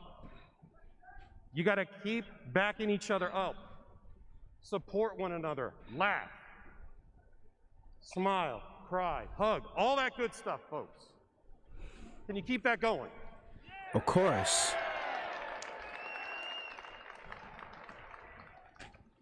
Thank you. Now, most of the time when you all see me, you know I'm huge on gratitude. So there's some really important thank yous that need to go out. First set of thank yous. This kind of event does not happen without our partners and our sponsors. So if you could please offer them a little bit of an applause, thanking our partners and sponsors for all of the help they've supported for this wonderful event.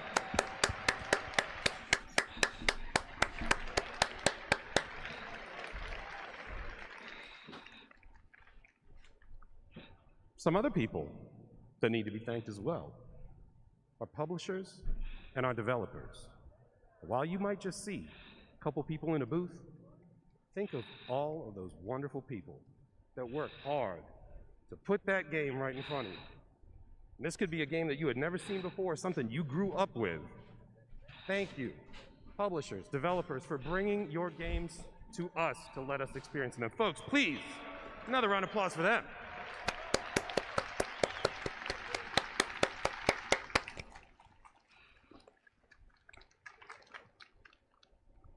Now, there's some people who work extremely hard to bring this show to you. Members of our production staff. These are the folks who stay up way later than you realize. Folks who run those cables, make sure all those things work good, run it around with cameras. You can't see them, they can see you. All those people, in-house commentary, all that talent in the booth. Folks, they're bringing that show. Give them a round of applause. Excellent show team, excellent. And you wanna know something else? They work hard to bring that event here. But you know somebody else who they bring this to? You folks watching right now. Now, for those of you who are catching this off to the side, maybe you are watching with some friends, your training partners, maybe you are at one of those watch parties around the world. While we can't see you right now, we can feel you. Thank you. Thank you for tuning in. No, The thank fans you, at Chris. home, this doesn't exist without you as well. Everybody here, if we could show some love to everyone catching Chris, the show. I am honored. Give them some love. Give them some good love. I am honored. I am honored. Another group of people who deserve a huge shout out. We do a little bit of this tournament stuff, don't we? The effort to put this on takes a lot of time, a lot of preparation, a lot of work. Tournament staff. If you ran a bracket, if you're one of our TOs, you help make this tournament a reality for so many of our competitors. Folks, please give your tournament staff a hand. They're a huge part of this. Please. Yes.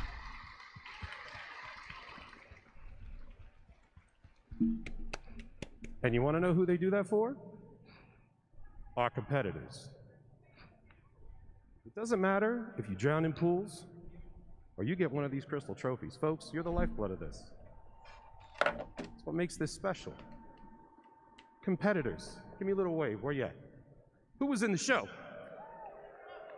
0-2 to Crystal Trophy. Where you at? Look at all these people. Folks, if you were a competitor, thank you from me, but everybody else, let's thank our competitors and all that work they put in to get here.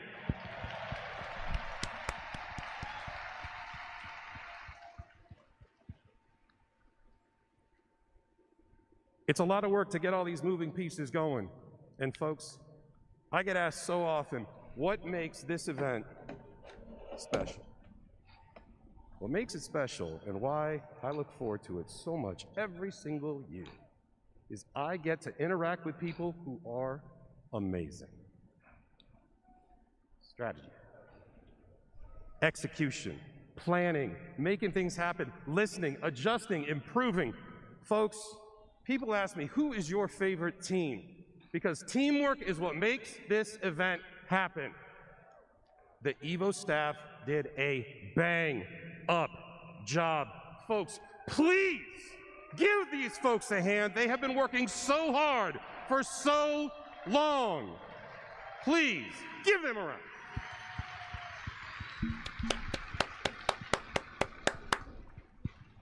And the last thank you I've got is this. A lot of people come out for the first time. If this is your first EVO, please stand up.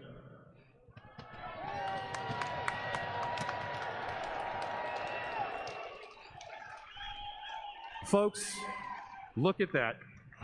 We love when you come out for the first time, and we hope we will see you again. We do this all for you. Folks, give our first timers a little bit of a hand. I wish I was there. Thank you all. Standing in a ballroom 20 years ago in UCLA, it was like, wow, look at what we've done, and look at how far it's come. And I'll tell you right now, I am so excited for the road ahead. Folks, thank you for letting us be a part of your journey. And please, enjoy the rest of the show. All right, so Street Fighter 5 is Looking next. for a new controller? Our partners at PowerA bring you the Fusion Pro 2 and the Spectre Infinity. The remarkable Fusion Pro 2 wired controller That for was an Xbox Series honor. X and S is packed with pro-level features to give you peak gaming performance and comfort. Featuring a mappable Pro Pack, 3-way trigger locks, and much more, the officially licensed Fusion Pro 2 gives you a competitive All right, edge when Street gaming Fighter on 5 is next. So KOF 15 is done. Tekken 7 is done. Now we're gonna go to Street Fighter 5 Champion Edition. And the last one is Guilty Gear Strive.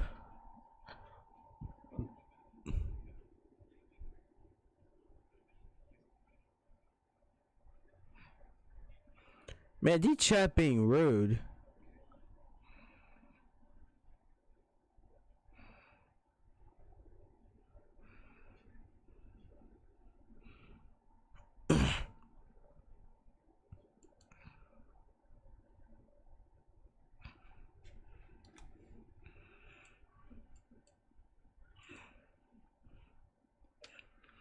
Man, he was here for honoring. He's not being rude.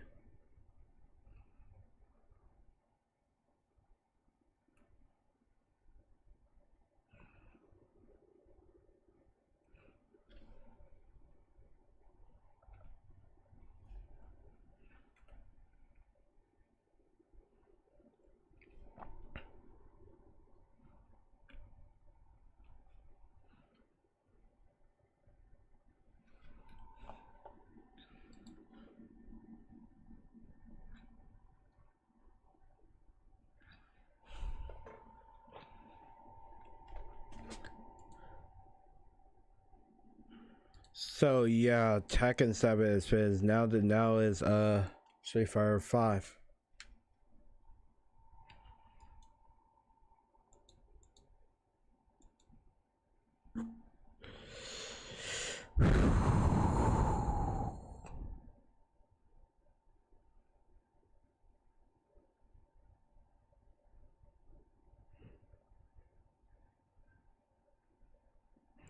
Looks like nobody else was with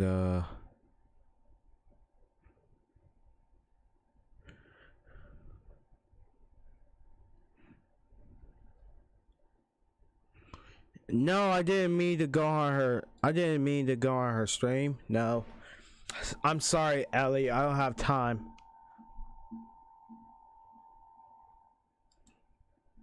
I saw RPG watch it.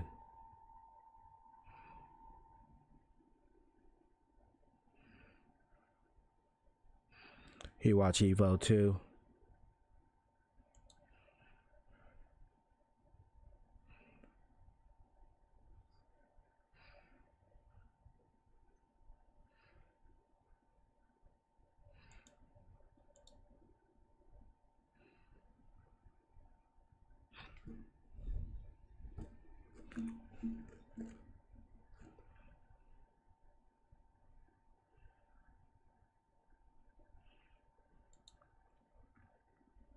Who else been watching EVO?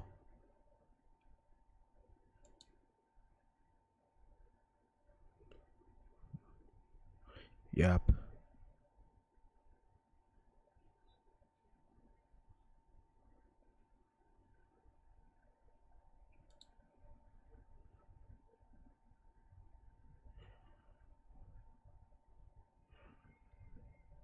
Yeah, there's EVO announcement.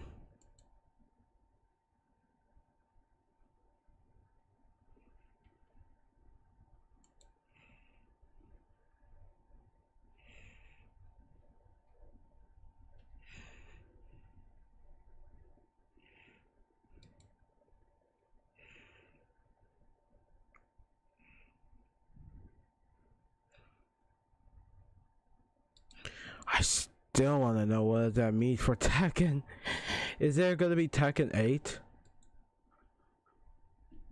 God, I wish it would. I wish it would. So, I'll be right back, chat. Go ahead and get some more food again. You guys can feel free to chat if you like. So, be right back. I will let you guys know for sure. I won't be so long. Well, Street Fighter, oh no, Street Fighter 5 is up next. Well, never mind.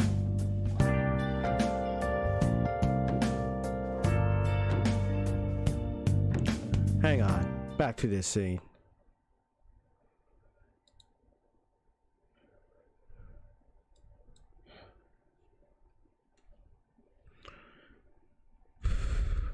Man, I had to fix my food again. Wait, I haven't drank water. I gotta go in the kitchen and find some water, chat. Did I pause it accidentally?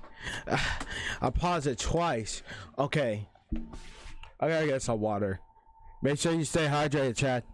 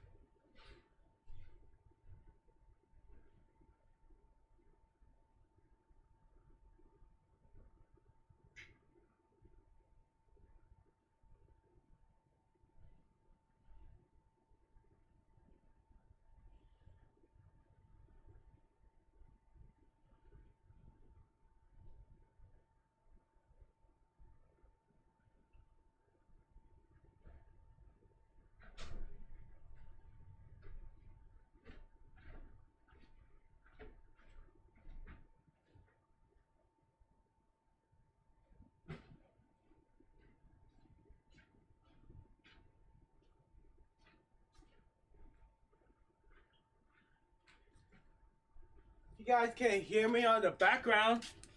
I should turn off. I gotta find out how to turn off the background noise. So, I dig out some water. I bring some dummy popsicle, and couldn't find it. So, I already finished. Yeah, I ate the rest of this cherry cheesecake.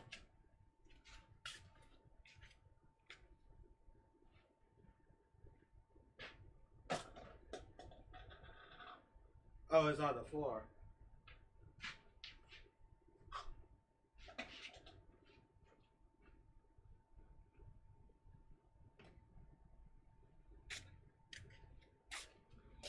Oh, it's starting? Let's fucking go.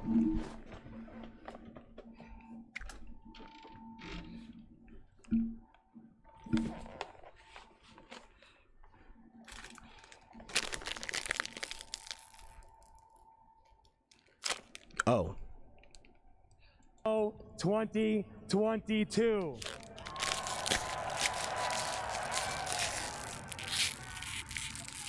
It's been 3 long years since we got to be Man, in I a gotta room follow like this L.I. to Joe celebrate fighting on- games. on So Twitch, are you too. ready for a 3-year-long hiatus of some of the best I don't know why he's on. Street I Fighter know you why he are got Twitter, ever but going to see?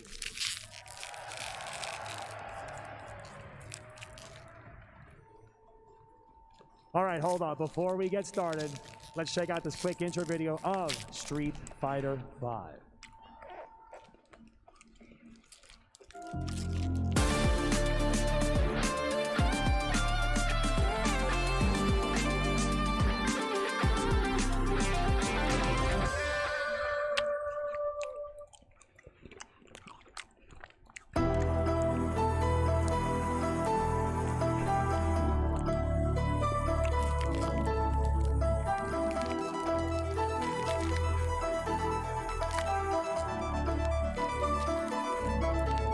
I came here to fight one more time. We've been ready for the crush just to do this live. I've been waiting for a minute just to do this right. For one more strike, I'm in my prime. Let's get it. Who wants some? I put everybody on blast. Hit them with the meter at the edge of y'all dash. Everybody get snatched when they're trying to hold back. Thinking they gon' get a minute, press a button, get trapped like that. Shimmy till it's 50-50. I'ma put them in the corner when the mix is risky. Frame one, throw them to the wall till they break down. Trigger charged up. This Ain't nobody on got slapping.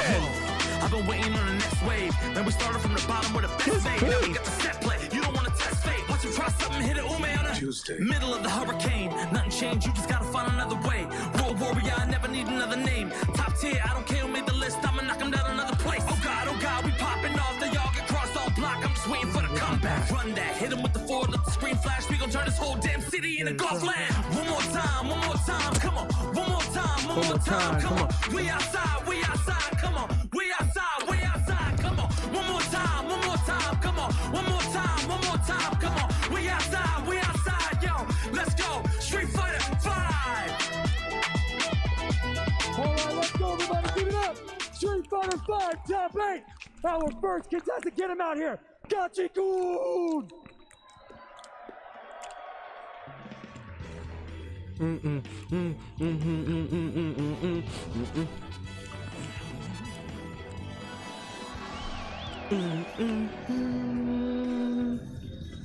All right, here he comes. Man needs no introduction. Daigo, the Beast.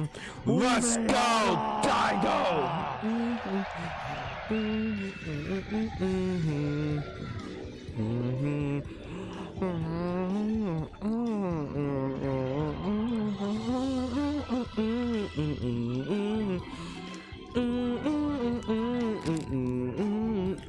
Let's get our next player out. Please, Kawano, take the stage.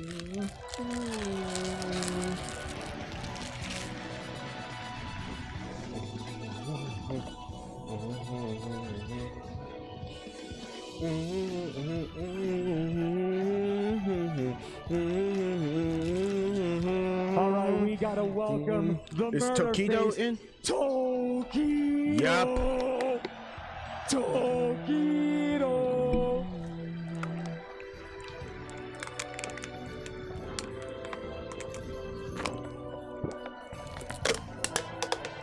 Wait. Let's hear it. We gotta make this one count. Can Just a Kid please come out here? Just a Kid, get on this stage!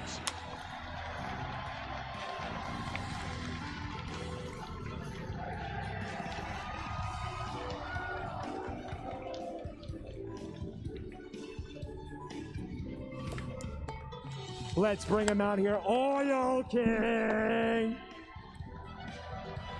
Shut, you can watch the whole thing. I'll be right back.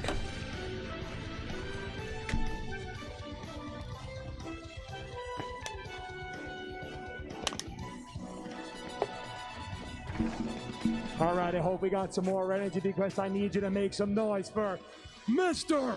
Crimson!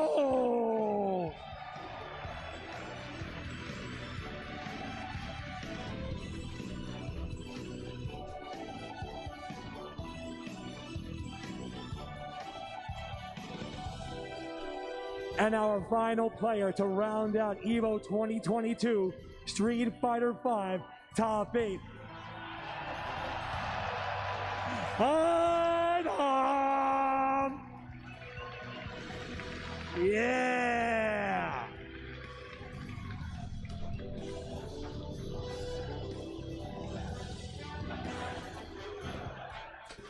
All right, one more time, let's hear it. This is your Street Fighter V Top 8. Give it to him.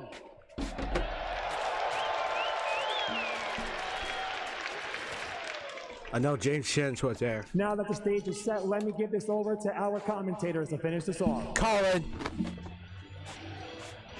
We are back, Street Fighter fans. It is time for some Street Fighter V here at Evolution 2022. My name is James Chen. I am here. I'm Ultra David. I am ecstatic to be back here in person in the real world, sitting next to James, having a blast talking with all of you folks at home. As you can see, there's quite a crowd behind us here at EVO, as I am so excited to see. I hope you guys all heard the Chris Lee speech before that. I just wanted to echo many of the same sentiments that he said about how important community has been over the last few years. That has been a gigantic way that we've gotten through this, and shout outs to everybody who's been partaking in that online community. But here we are in physical person, IRL, in the top 8. Kind of mad at Chris. He got me teary-eyed already. I don't know if I'm going to be able to handle this. I may have to just, bail at some point in time. Unable to speak. But look, we don't just have a top 8 for you here for Street Fighter V. We have one of the most amazing top 8s that you could possibly imagine over here. We've got Gotcha-kun, a former Capcom Cup champion. We've got Daigo the Beast. No introduction needed for Daigo. Kawano, one of the youngest and strongest players from Japan. And of course, Tokido, also an EVO champion just a few years back. That's right, and then on the loser's side, we break it out from just being a Japanese affair and we go to the US, where Just a Kid has qualified. This is his first EVO top 8. We'll get through, by the way, all of the players that they've beaten on the way here. Each one of these guys has an impressive list of names behind them. Oil King as well from Taiwan. His first EVO top 8, at least for Worlds and in person. Mr. Crimson from France. Same with him. First EVO offline Worlds top 8. And Ida. Actually, he wanted me to let you know that he's been here before, as you guys all know.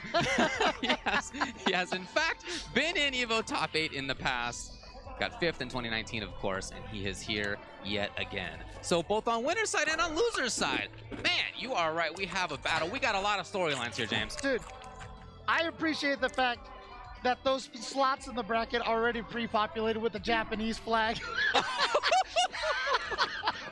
You're right. You're right. Shout outs to production. They know what's going on over here. And of course, the efficiency. Again, this is the craziest bracket. I swear, every one of these players, if they manage to win, there is such a deep story behind their win.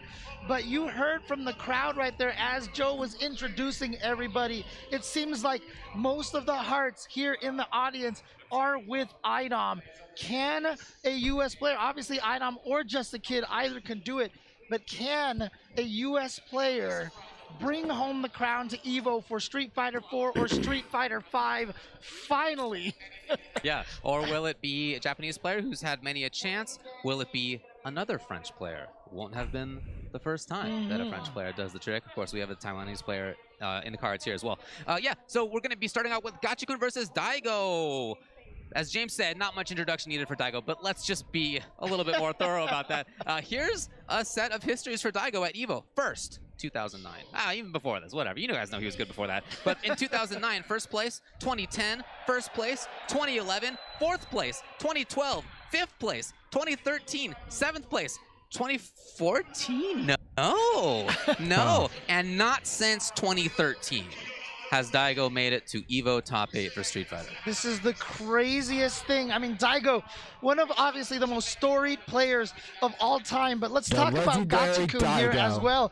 One of my favorite stories about Gachikun, obviously, he wasn't sure this is something that he could do. Yes. This was not something that he was convinced. Becoming a pro player in Japan, it's not necessarily that obvious of a path as a gamer. He then went to Red Bull Kumite, you know, in France, and he got second place to Nemo.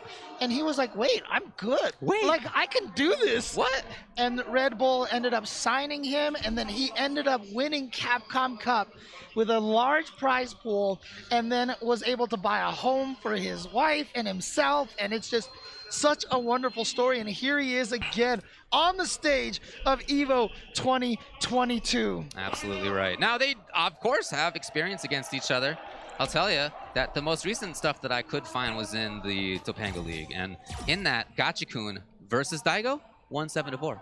That was Gachikun who took it in that set. But Daigo has known now for most of a day who he's going to be playing against. And his ability to game plan and think ahead for first rounds like this, just about unparalleled. Prep time Daigo. That prep time Daigo. Now, it's not full-time prep time Daigo. That's something we talk about when it's like you know a week or two in advance. That's not the case here. But nevertheless, he's had some time.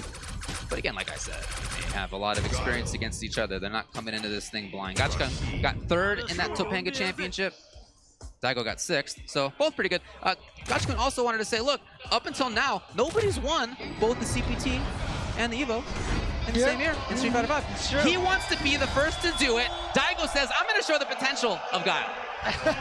And look at this, dude. I mean, like, Gachikun has been playing Rashid for pretty much this whole entire time, a character who has very rarely dropped in the tier list. Daigo, he tried like Ryu and a couple of other characters, but as soon as he found Guile, everything changed. And here we go! The first match is underway! EVO top 8, let's go! We're talking about all first to threes here in this top 8, just to set the stage. Daigo just like that, fighting out. Again, obviously, Rashid, one of the biggest strengths of this character is he is able to take you and put you into the corner off of just about any combo. And so Daigo will be fighting out of that corner a lot. Really important to have seen even at the beginning that Gachikun was willing to jump in and set the stage like that. Daigo fighting out really well. It's not all about booms, of course, for Guile. He's got a lot of other tools, but as he tries it, Gachikun gets the corner again. The first EX wake-up flash kick. Daigo establishing that right away. One of the hardest people to read whether he's going to EX flash kick or not. He put a little stutter in there. Gachikun did not take the bait. Watch out for the critical art. Uh-oh.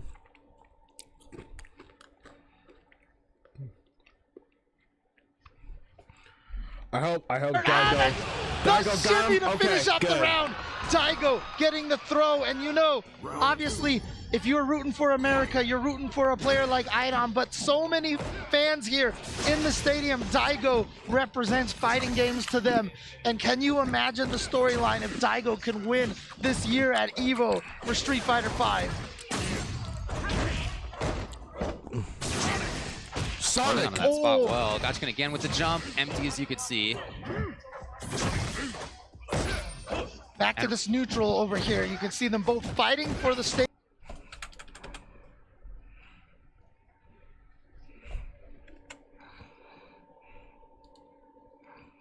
Yeah, two. Is going to be largely about. Here's Gachikun in the corner. There we go. Smart for Gachikun to use that V-shift, V-break. We didn't have that last time when we were here at EVO, and so that's a new mechanic for people who aren't familiar with it. But Rashid's V-break, very good range, so able to help fight against the sonic boom pressure. Oh, Daigo did not expect that hit.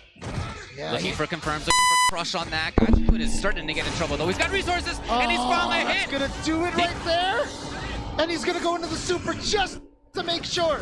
Obviously expensive there to use all the resources to just drain a couple of pixels, but it's fine. Getting the round, so important, especially against a player like Daigo. Just first game here. Anti-airs there. Gachikun with his eyes open. He's got the corner yet again. Guile hiding out in the cave. He's made his way out. Gets the crush counter sweep, sets up the safe jump, punishes the V shift, and Daigo once again trying to fight out of this corner. Like I said, this is what we're gonna see a lot of. A little too far. Here's Gachikun again pressuring up close. Yeah, waking up with a shimmy and getting the punish as well. He's got his trigger ready to go. Daigo not letting it happen easily. Spending some cash in order to try to build space. Yeah, he tries it yet again. Here's Gachikun up close. Just actually builds meter for it. And he knew it! And he knew it! He had just actually, by hitting Daigo, given him that EX meter. And he saw it there on the bottom left side of your screen. He knew it was coming up. Game 1, Gachikun. Again, as you mentioned, 3 out of 5 here. So it's just one game. Daigo, of course, great at making the adjustments, but Gachikun, Capcom Cup champion, like I said, obviously of that pedigree that can, it's just so hard to fight against. He's so good at making the adjustments himself. Look, he's been 4th at EVO before. By the way, started off the round in the same way he started out the first round of the first game. Delay, then jump in. This time blocked only. Yeah, and one of the key things in that last round that we saw, the closing round, so look at this, we got the V break again, but he's also got the V skill 1 to be able to roll through Sonic Booms and punish there. Yeah. He's got himself set up so that he is using all of his resources to fight against the Sonic Boom pressure. And again, it's about that 1/3 screen range, right? We see battling back and forth, in and out. Keep in your mind's eye if you can about a 1/3 screen between these two characters and look at them walking in and out of that range constantly. Yep, you saw right there a preemptive attempt to V-shift and V-break through a Sonic Boom. Now Gachikun run up and try to throw. Daigo with the check though. Gachikun was gonna try to go for another throw.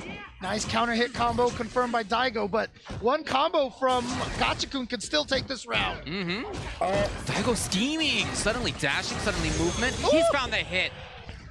The unorthodox timing of those EX booms. Gachikun just did not expect the double resources spent so fast. I mean, is this, like Daigo is known for being very stoic and very hard to read, but he actually looks nervous to me. I don't know if it's just me. Shit! Got bullet time action. And now Gachikun. Gets the crush counter. The stun. How much resources do you think he's gonna spend for this? Just the 1 bar, okay? Just get down to where a grab or a combo will kill. That is the name of the game. If you can't outright kill, get it down to 1 decision. Gachikun now trying to go up 2-0 over Daigo. Again, the weight, the jump. He started off so many of these rounds in just that way. He's got a great read on Daigo's tendencies. Yeah, well, Daigo, again, he got 1 EX flash kick baited. He is the kind of player that it refuses to let you train him and take away one of his best options. Harassment. And Guile with his back to the tunnel. Daigo got this shot. I feel like he's been there for majority of the match. And look at this. Low profiling under the jump attack. Goes for the reset. Meaty into the throw. Daigo now trying to tie this up 1-1. Out of there. Boy. Looking for big stuff there was Gachikun. Oh, but you know what? Daigo's fine with this. He's got the side switch now. But again, like I said, Rashid, so good at controlling his position on the screen. But Daigo also one of the best at finding the opportunities to dash forward like that. Absolutely.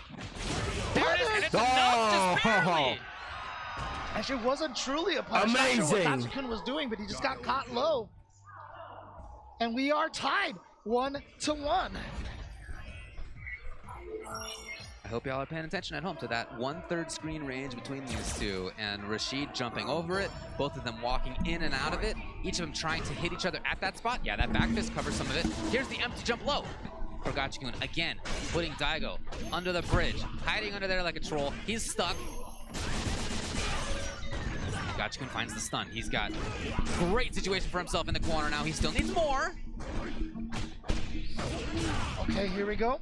And now the shimmy there for Gachikun to finish out that round right there. Of course, you know, shimmying, basically you trick someone into thinking you're gonna throw them. They try to tech, causes you to whiff your throw, and you punish it right afterwards. First time Daigo's been on the side of the wall, man. It has almost all been him getting cornered and, yes, fighting out sometimes, but he's been stuck in the corner a lot. Oh, no, just a little too close. That V reversal put him a little too far away for that standing medium punch to connect, but as a result, he's got Daigo back to where Daigo's basically been living at this point. Oh! Daigo counter. goes to V-meter with the crush, Somersault. got a big combo, got space for himself. And again, the anti-air from Daigo ready to go. And you see the dash in? Yeah, exactly. No fear at all in Daigo's heart. But a shimmy again from Gachikun, and guess what? You're in the corner again. Yep, over here by the bananas this time. Here's Daigo. He had a hit, but didn't believe in the rest. Yeah, but now you gotta watch out. Solid Lower boom. overhead. Solid Shimmy boom. didn't punish. No whip punish from Daigo. He chucked it. The shimmy right there after the jump, getting Gachikun to finally whip the throw. All right. It those guys rinse out again, Ted. Again, Daigo really doing a good job now at finding a lot of normals. He's, oh, suddenly Gachikun with the sweep. Sets up attack. Here he is yet again. Back in the corner, hanging out with his buddies, the dancers. Sorry about that sound. Nice. Just started switching the mic The over. Sonic Blade startup. Daigo trying to interrupt the cancel. One more mix up into stun. It's gonna be the throw. Gachikun should go up 2-1. Oh man. Gachikun feeling a little comfortable here now. 2-1 over Daigo. Is Daigo gonna go immediately to the loser's bracket here at the start of top 8? Obviously, you don't want to go to that loser's bracket. No. It is so scary down there. He dashed into the start. There had been so many jumps. Daigo actually both had the same choice to move forward at the beginning, and Gachikun got there first. And like that, he's got the corner yet again. Finally trying to jump over a Sonic Boom, and Daigo not throwing the Sonic Boom, getting the flash kick anti-air. But again, you can see Daigo not always just sitting there crouching, charging up the... Oh my god, again, the wake up EX flash kick. Well, if he gets knocked down again, he's not going to have those EX resources for a little while. Yeah, so Gachikun can approach. But the thing about it for Gachikun, I mean, and for a lot of players, when you get hit by an EX wake up like that, you take a little bit of damage, you're back on your feet, get to neutral again. And if you can convince the opponent that you're getting hit by it all the time, then you bait it out and then you punish it. And then you go up to match point versus Daigo, right? That's where we all get that, right? But it's Gachikun, and like I said, former Capcom Cup champion, he's so strong. And again, one of the masters of Rashid, and he's one round away from sending Daigo to loser's bracket. He's done a fantastic job of making it so Daigo can't easily do what he'd like to do, control that space, keep Rashid out. Rashid's got all these tools, and he's gonna the somersault miss. Instead, offensive V-rev. Guile pressuring, no, not for long. Daigo! Trying to push him all the way back to the corner, goes to the throw, but a nice tech. That's not enough to kill, but it's just one more mix up. The trade, and Gachikun will take it 3-1 over Daigo Umehara and move on in the winner's bracket. Gachikun with the W, as we said, like he had done in Topanga. Moving forward, and it, you know, as I was saying, I was really impressed. Same when I've seen him in the past. And his style versus a Guile versus anybody who likes to control the stage with projectiles, he can, not just with the character, but with his own timings, really do a great job of denying that control. You talked about some of his techniques for sure. V-skill is a big part of it. The V-shift into V-break is a big part of it. But it's just also regular stuff that any character has. His jump timings were fantastic. Those were amazing. It's not easy to jump in against somebody like Daigo, who typically has a great read on when the opponent would like to move forward in that way. And then by setting up all of those jumps, he was able to get that dash in near one of the final rounds at the beginning, which again got Guile almost hit Rashid with the somersault, but I'm thinking about his Rashid dodged right it. to whiff punish or wish punish, basically, versus some of what Daigo was trying to do. His normals that Daigo was using, it just got shut down over and over. But is Daigo having trouble? Is Daigo having trouble? Trying to jump over a sonic boom, and yet when it Because happened, she it was too so much or unique what? that I had to like actually point it out to tell you how accurate Gotcha-kun's jumps had been that entire time. Yeah, and partly why is that, well, they know each other, but it's also the little stutters of the timings, right? It wasn't as if at round start he was holding up they were forward. playing It was a little footsies. bit of a delay beforehand. It was a little longer of a delay later on. It was a few seconds of delay later on. It was all these different timings that he was putting in there just to make it so that Daigo didn't know what was coming up next. Yeah, you know, for all the musicians out there, I always like to call it syncopation. You know, doing things off beat. A lot of times when we play fighting games, it's like, I block something, let me throw Sonic Boom right away. I'm getting up off the floor, let me do this right away. Doing everything on beat, but syncopating it, doing it just a little, like maybe half a second later than normal is enough to throw your opponents off guard. But again, none of these players here are going to be caught off guard on this kind of a stage. It is Tokido and Kawano coming up here. Tokido, who has been a champion here at EVO, he knows this stage. And Kawano, what a story about this player here. I talk about this a lot with the Japanese players. You know, for a while, the veterans have been dominating a lot of stages. It's unlike America. We have so many young players in the US coming up and really starting to dominate. In Japan, it hasn't been that way, at least, you know, previous to the past few years. In fact, Nauman winning EVO Japan was one of the first times one of the youth had actually won a major event Oh like man, that. he got the hitbox. But since then, Kawano Both of them got a has hitbox. firmly established himself. It's like him and Higuchi are the two strongest of the youth players right now from Japan. And Kawano making it here, defeating Daigo also at Capcom Cup, the exhibition earlier, just a few months ago. Kawano definitely one of the strongest players, and these two have fought each other a bunch. They had an exhibition match, and I remember Kawano was really sad after he lost to Tokido, and then he came back and ended up beating Tokido, and so there's a little bit of a history with these two. That's true, and part of it is that in the Japan Open qualifiers, Kawano won 3-2 not too long ago. Another part of it is that in the CPT Japan 4 back in 2021, or at the end of that season anyway, Kawano also won 3-2, 3-1 in Grands. So Kawano and Tokido definitely have some experience in recent times. Yeah, I think the generational thing is a really important storyline here, absolutely. You talk about Kawano, a young player. Talk about Tokido, who has been at the top of the fighting game world for over 20 years at this point. Over 20 years at this point. A long, long time. You talk about Daigo, who is in his 5th decade at this point. He's 41. And Gotcha-kun as well is 30 years old. So there is definitely a generational aspect to this among the Japanese scene for sure, and Kawano is a very bright spot. He's had some really nice results. 5th at FAV Cup, like I said, 1st at CPT Japan 4. He got 33rd though at the recent CPT Japan, so definitely not the result that he wanted.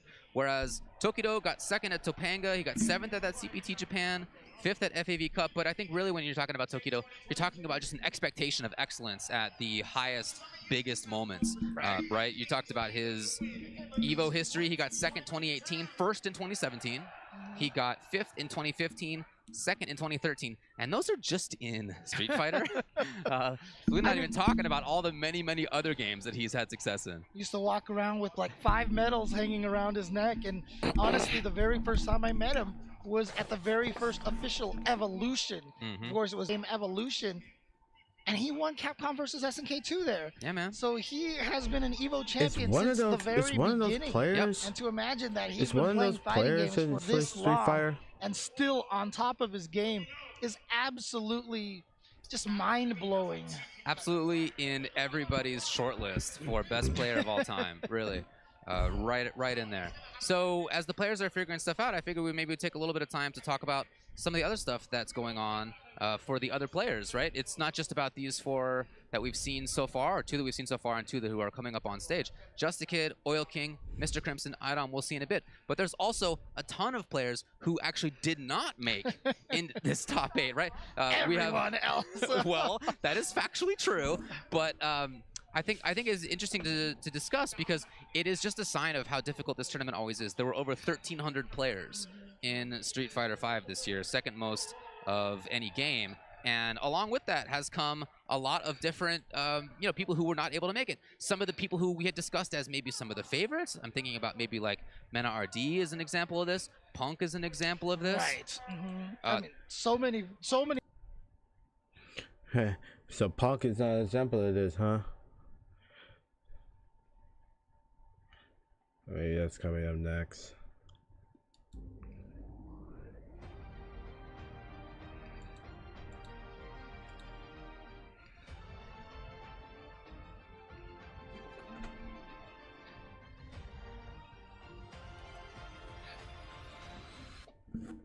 And Joe was out of there, but back in. He tried to be tricky. Ida versus Li Joe. Wait, Li Joe. I didn't know Li Joe was in the.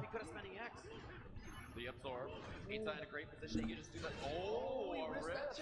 Hey, I want to see Li Joe was in there. Joe got hit double low short. Yeah, maybe stood up, maybe tried to button. Who knows?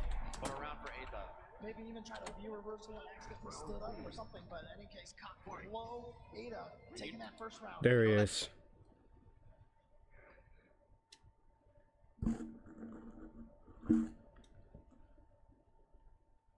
There he is. Let's follow him.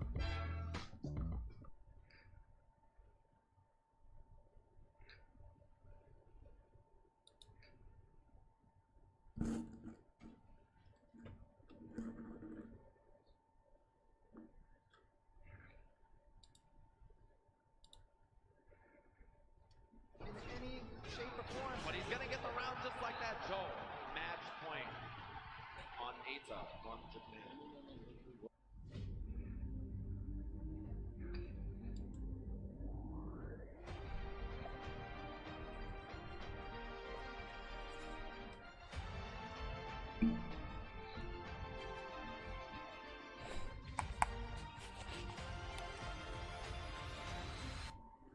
Accidentally go into it. Great uppercut from Ada. Ada chasing him down. Gets a throw.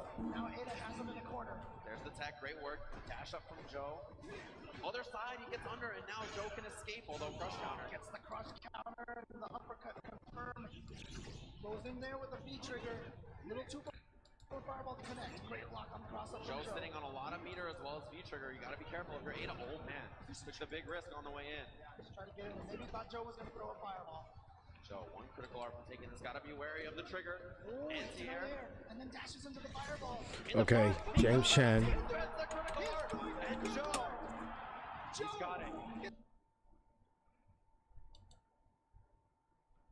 He's going to advance. No, he got it just at the end, and Li Joe takes it. He lives in the tournament. The lone American representative takes out Ada from Japan.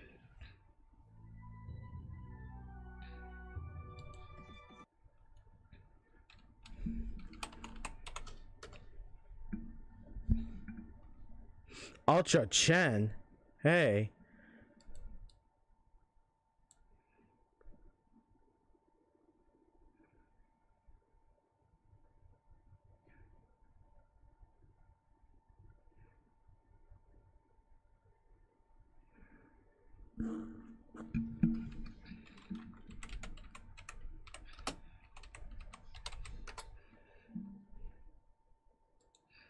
Oh, I already subscribed him.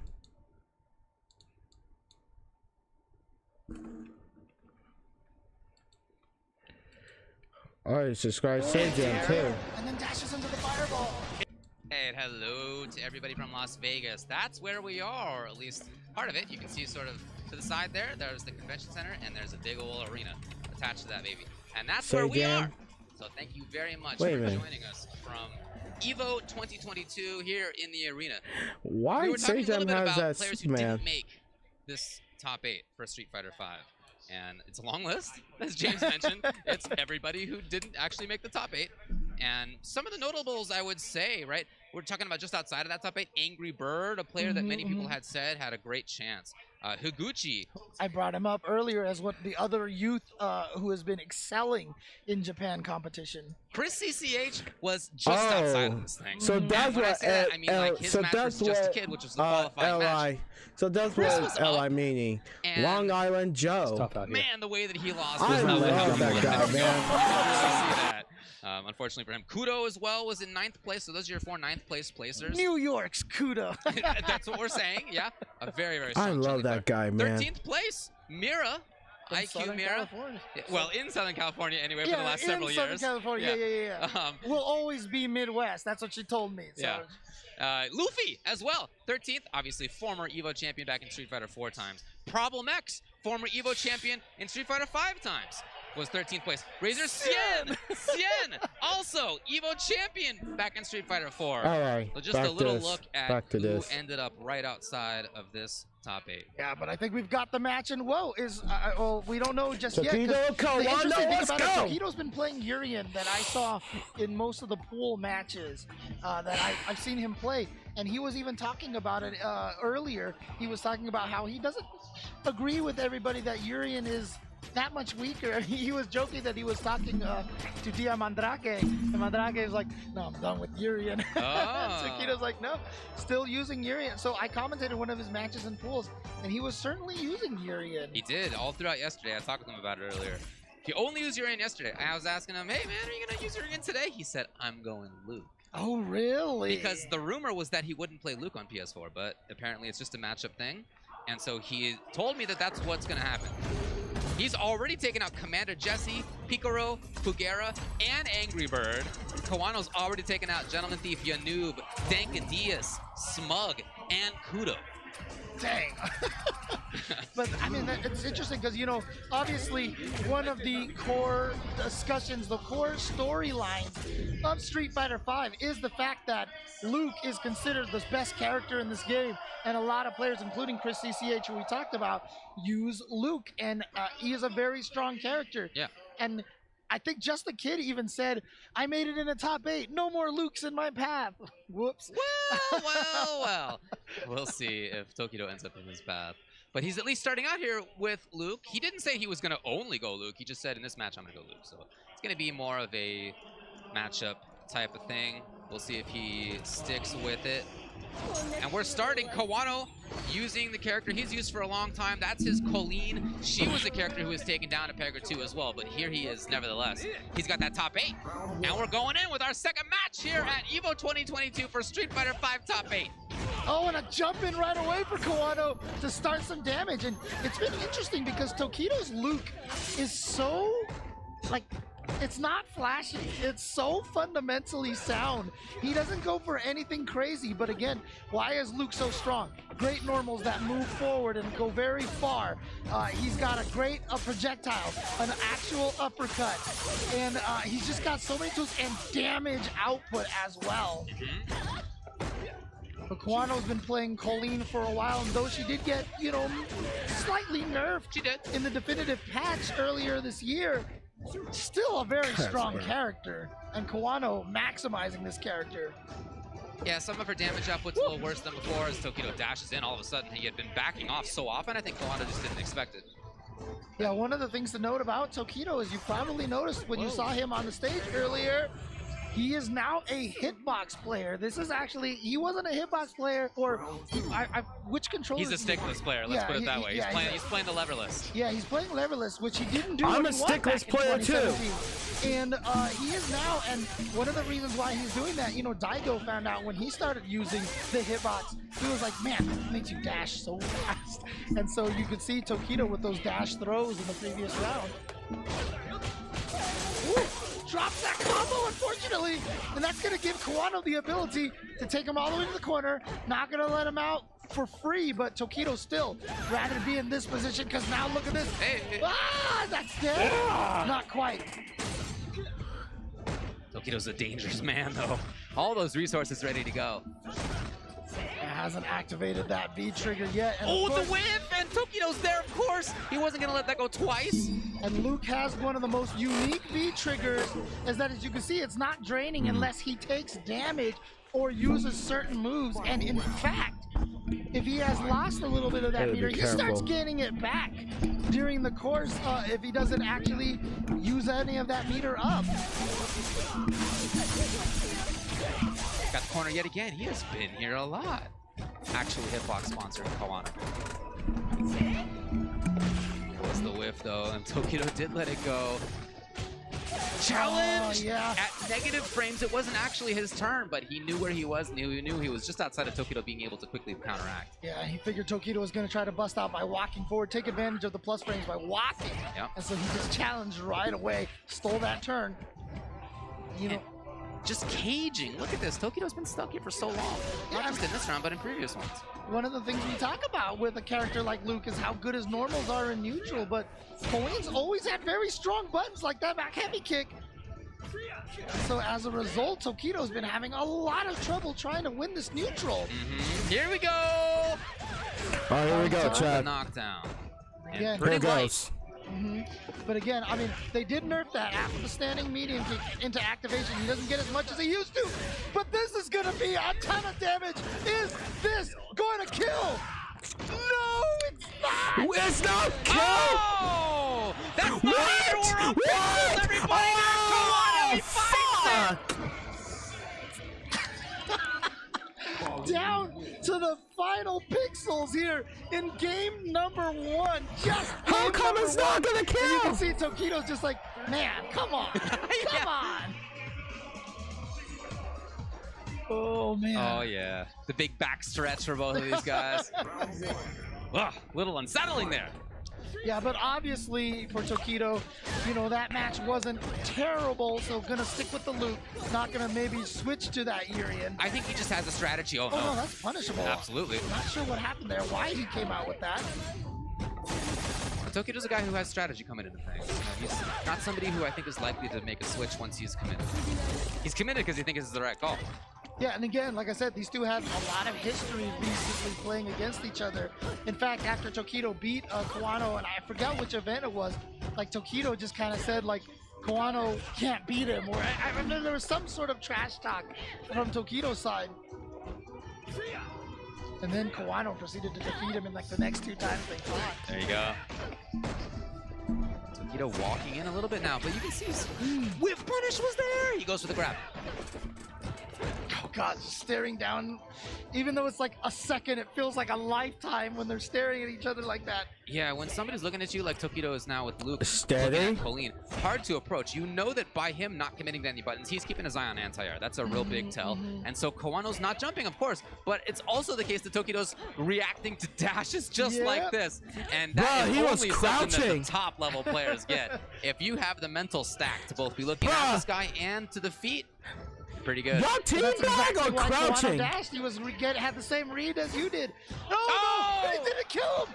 And then air throw. Oh God, Kawano here. Good potential. He's got the critical art, but he spent the It's not enough to kill. Make him super. Yeah. Kawano! I mean, you gotta feel like you had to jump. Because if he woke up with the super, there wasn't much Kawano was going to be able to do. I'm surprised Tokido went Tokido, you can't just DP. Don't just DP. Just. Yeah.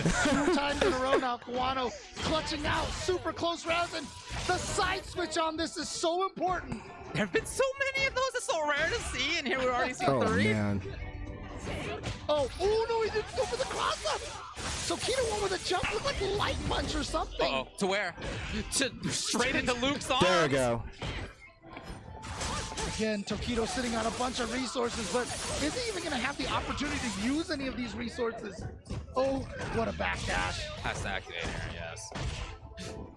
He jumps! Oh, Tokido was ready. There's a rising rocket. Super, but that will be into super. So Tokido is going to take this round and tie it up 1-1 in rounds. There. Keep in mind, he was close to taking the previous one, too. Final round. Yeah, at this point in time, if you're Tokido, you almost want to be like, let Kawano get a lead, and then you come back. Because so far, whenever he's about to kill Kawano, it just hasn't worked out. That string of stuff that could have been safe on block as well. Low commitment options for Kawano as he's again got the same, very similar spot on screen. He's been hanging out in the sunlight here on the stage for a long time. Oh, again, that air throw. Kawano so clutch in that reactions. Oh no. Tokido actually got the dash forward, but something spooked him into not pressing any buttons. Still Kawano a life lead. Tokido himself does not want to jump for the same reason we were talking about earlier. Bro. Okay, gets the target combo and now a throw. The next hit into activation will probably lead into a critical art. Yeah, we could actually be on next hit kills here Yeah. for both of these players. Yeah, who was I talking about? Exactly. Neither one wants to commit. You can see it in their gameplay right now. There's max resources for both. They're looking for the hit confirms. Neither one wants to jump. Neither one wants to overcommit. Oh, man. Look at the time. Oh! Keep it simple. And Kawano is going to take this round and go up 2-0 over Tokido. We started in the top 8 here with Daigo and Tokido on the winner's side of the bracket. They both could go to the loser's bracket in round number 1 of top 8. Kawano threatening to do it. And the way that he's been playing, it's just been consistent. There haven't really been shenanigans. It's not really been about that. He's just got great fundamentals, dude. The whiff punishes are there. The pressure's there. The movement's there. His call-outs, this is going to be bad news. Trying to hit confirm, he just didn't quite get it. Tokido knocked on the door with the medium, but boy, Kawano's defense was there too. Oh yeah, last time he did that, Tokido did press a light button and it whiffed last time. And so Kawano was like, you know what? I'm just gonna do the, the pseudo auto whiff punish timing. Good old spacing traps. There again! We're so ready for Tokido to jump. Got to activate for the safety, for the pressure. His defense right now, but with that V trigger activate. Oh yeah, he kicked early that time. He knew Kawano was gonna go for the air throw. Oh, the jump, but he didn't get the combo because he did light kick. Out of the corner finally, Tokido. Oh, that was so disgusting. He knew Tokido wanted to move forward and attack, so he didn't have to deal with the hail coming down. So he immediately went to the V skill parry. Steal some space that he activates. He's got some plus frames. No DP. Right, how about that? Kawano knew when to jump. He didn't get too much himself. Pressure's there. Here's Tokido. Yeah, Tokido one hit and it's game over. I mean, it's round over. Oh no, he jumped at the perfect distance. Ah, he got it with the shooting. Man. And now Kawano at match point to send Tokido to losers 3-0. Truly a mark of generational change if it happens. Tokido finds the hit to start this off, though. He's got a bunch of meter. He would love to find the hit, but man, you can see how difficult it's been for him to really mount anything against the way that Kawano's Colleen's been playing. When do you find the hit? All right, gets the knockdown here. Does get a counter hit, and now towards the corner. We very rarely have seen Tokido have Kawano in the corner like Twice? this. That's gonna link. He's gonna get the stun. Tokido wakes up just as he sends Colleen to sleep. All right, but Tokido again, this is the longest road back to win right now. He's down 0-2. He was down 1 round, so he has to come back from the farthest distance possible to take this set. Starting out with almost getting cornered yet again. In a consistent theme. Yeah, I mean, we saw it in the first game too. Remember, Gachikun keeping Daigo in the corner, and I feel like Kawano has definitely been winning a lot of the neutral. And his stuff. You were talking about some of the strengths of Luke, and part of it is his great normals that move him forward, but Kawano's even outside of those a lot of this time. And now this corner pressure, 2 throws in a row. Well, Are we going to see a third? win. No. Tries to fake it right But there. you Tries guys to catch can't with watch the the counter whole hit. thing. No jumps for you, and that trade is great for Kawano. What does Tokido want? Of course he wants activation. So Kawano was trying to block and be outside of that range. Tokido's looking for hit confirms now.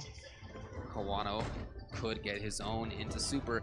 Suddenly he jumps in. Tokido's ready. Finally. Backdash in the You corner. guys can't watch the whole Activation thing. for Kawano. Does get the throw. I'll be One right. mix-up I'll be away. right just back, Chad. Oh, Right, caught him with the hail. And Tokido hits a butt There you go. on wake up. But Now Tokido going to the loser side. Timing. Kawano is a winner final. Go on the winner's side. So 3-0 is not something that I saw coming. Chad, I got a lot of respect for Kawano. Did I think he could do it? Absolutely. 3-0 against Tokido is still nevertheless a pretty remarkable result. As you said, we could have had in winners finals Tokido versus Daigo. We're not going to have anything like that, James. It's instead going to be Gachikun versus Kawano. And the craziest thing about that is, like I said, after Tokido defeated Kawano, I want people to, you know, I don't know if they saw it, but after he defeated him, like I said, I can't remember the exhibition that it was, but Kawano wouldn't get up out of his chair. He was literally had the head on the table, and you could see they were trying to interview Tokido, and Kawano's just sitting in the back, and he looked absolutely crestfallen for the longest of time, and he just wouldn't get up. And, you know, you could see how much he took it to heart at that point in time. And Tokido, of course, got emotional when he lost to Daigo in that first 10 exhibition set at Kimono Michi as well. Those are usually the turnaround points, because then Tokido then started beating Daigo. And after that moment right there, I don't know if Kawano has lost to Tokido since then. It's a pretty remarkable run. As we take a look back at some of what we saw. And look at this. This was the pixel away from death. Look at that. 1 pixel literally left. And then 2 pixels left here. And then again, Tokido trying to press a button and getting caught by the frame trap of Kawano. And it seemed like every time Kawano read that Tokido wanted to press a button, he had the meaties, he had the frame traps, and was able to take it at the end also with the meaty. Quite a set from Kawano, as well as with all those EX counters. Now, Tokido did throw them twice in a row, right? They didn't all work out, but still, that was really impressive stuff by Kawano. Hats off to him. He was looking really strong. You know, before we went live, I asked him if he wanted anything, you know, to say anything for him. He said when he gets home after being in Las Vegas for a while, he wants to go on a diet. We all do, Kawano. We all do. Oh, man. But we're moving to the loser side of the bracket. And you know what? The short shorts from Oil King, a staple of his. Unveiled. But he is going up against, again, we've been talking about Kawano as one of the up in Japan. In the U.S., right now, I think there are 2 main names in terms of the up-and-coming youth. Chris CCH and Just a Kid. Guess who had to fight each other to make it into this top 8? Yeah. Chris CCH and Just a Kid, as you mentioned earlier. But this is definitely I still remember the first Frosty Faustings I went to. Yeah. There was a kid that people were telling me to look out for because he's really, really, really good. He went by the handle Because I'm Batman or something like that, you know? Oh, no. And that was Just a Kid. Yeah. And you know what? I mean, at this point, maybe he needs to change his name to just a top 8 finalist, you know? He has actually tried to move away from Just a Kid a couple of times. No success so far. This is a guy who 4 years ago came up to James and to me, and he was like, guys, I'm a big fan. First of all, thank you. That's really nice. Oh, wow, that's so great. I grew up watching you commentate fighting games. You grew up watching? Wow.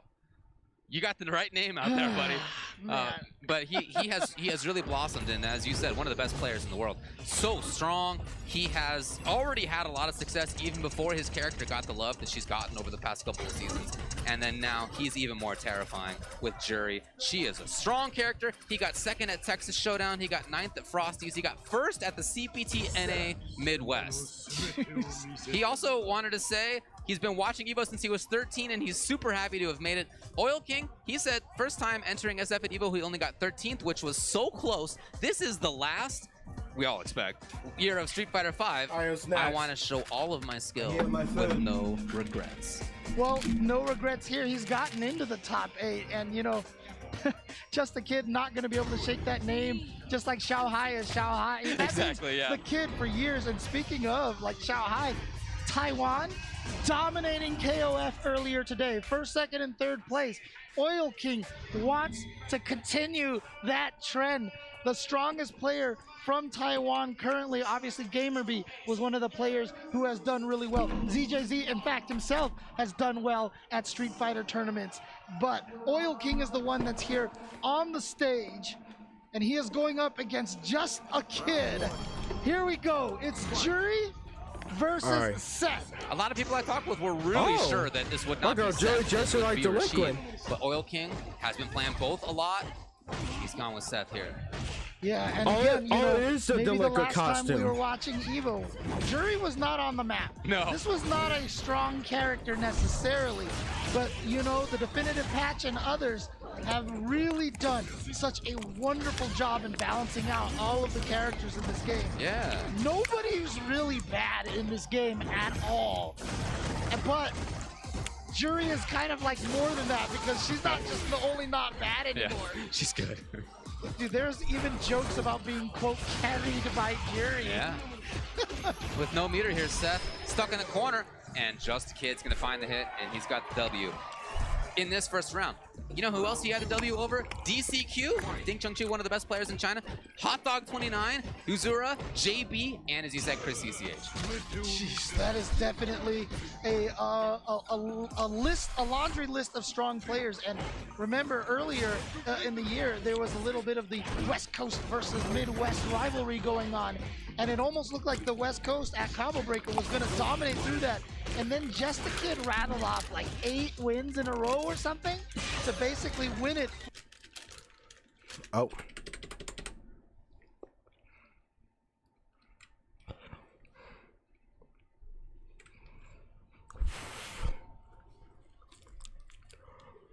Come on, man.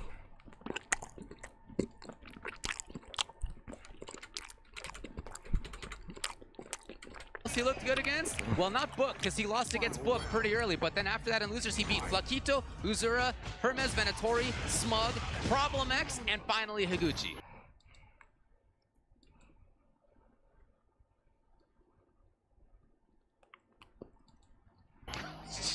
Wow, he was the one that took out Higuchi. Wow.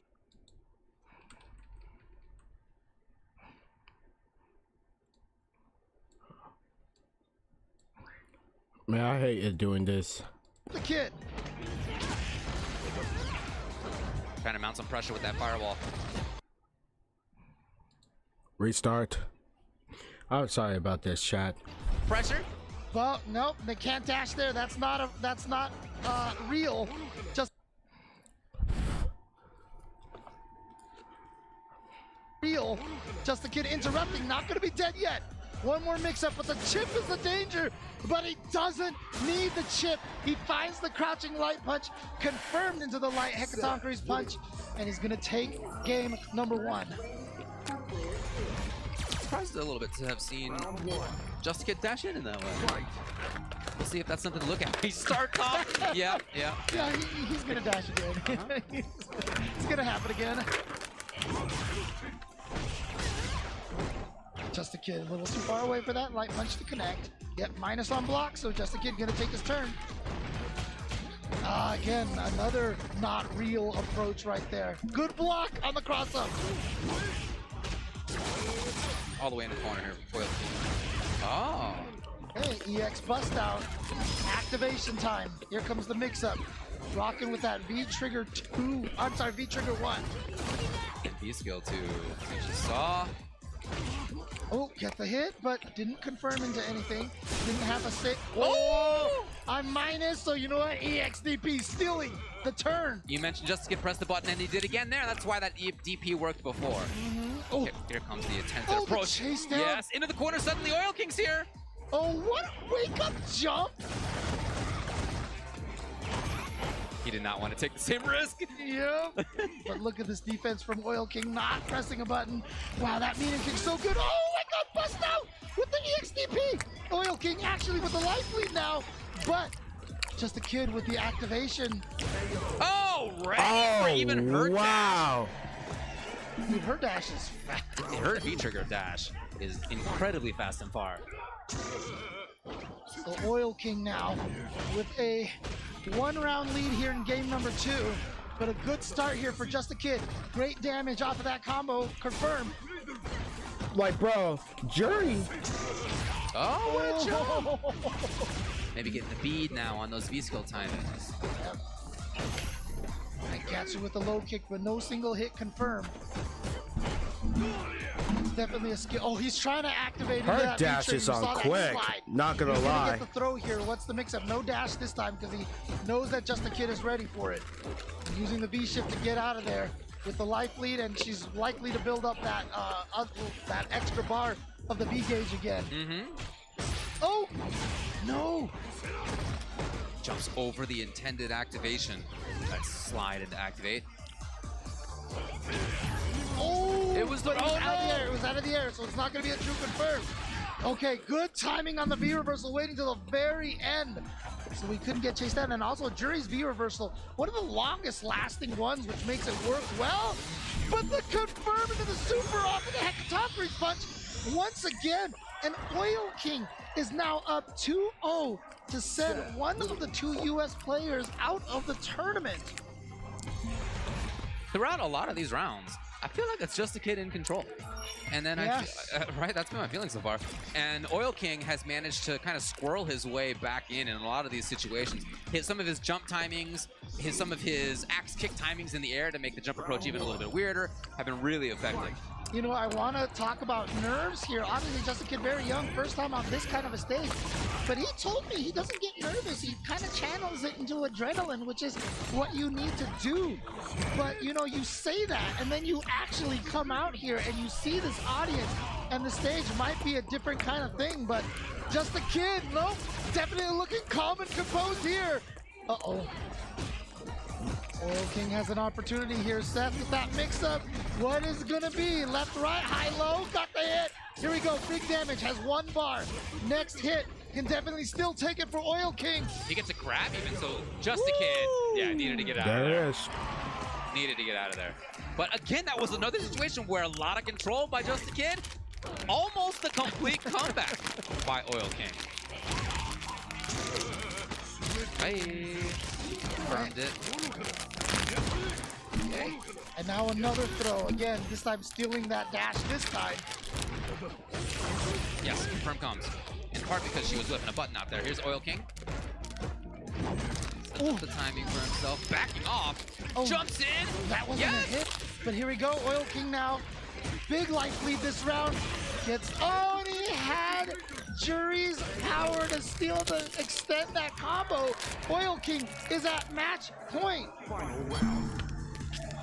His offense has just been really impressive. His jump time is great. There have been so few anti-airs. Because Oil King's been really mixing it up well. He's backing off, trying to reset the situation, disengage, and then re-engage. Here we go. Oh, okay. Safe up. Oh, yeah, there's 2 kicks that Seth has. One is an overhead, one is a low. They look kind of similar. Oh, jabs out of the air. Nicely done. V-shift to get out of there, but that still does not have the resources. Oil King has just been chasing out. Down. Should be able to build the super meter off of this. Definitely going to kill. Oil King has moved on in the loser's side of the bracket. Man, he smelled blood there, huh? You could see that. You could get that sense from miles away in the water. He knew that he was close to not only taking that round, but also taking the whole set. And the way that he dashed, he was jumping, he was dashing in. And just a kid, somebody who is usually so consistent with the fundamentals of the game, with anti-airs and all that sort of other stuff, in addition to just his excellent gameplay generally, he didn't have the anti-airs that he needed. He didn't have that ability to shut down the approach often enough from Oil King, including at the very end. That said, look, hats off to Just Kid for getting up here. Yep, talking to the crowd.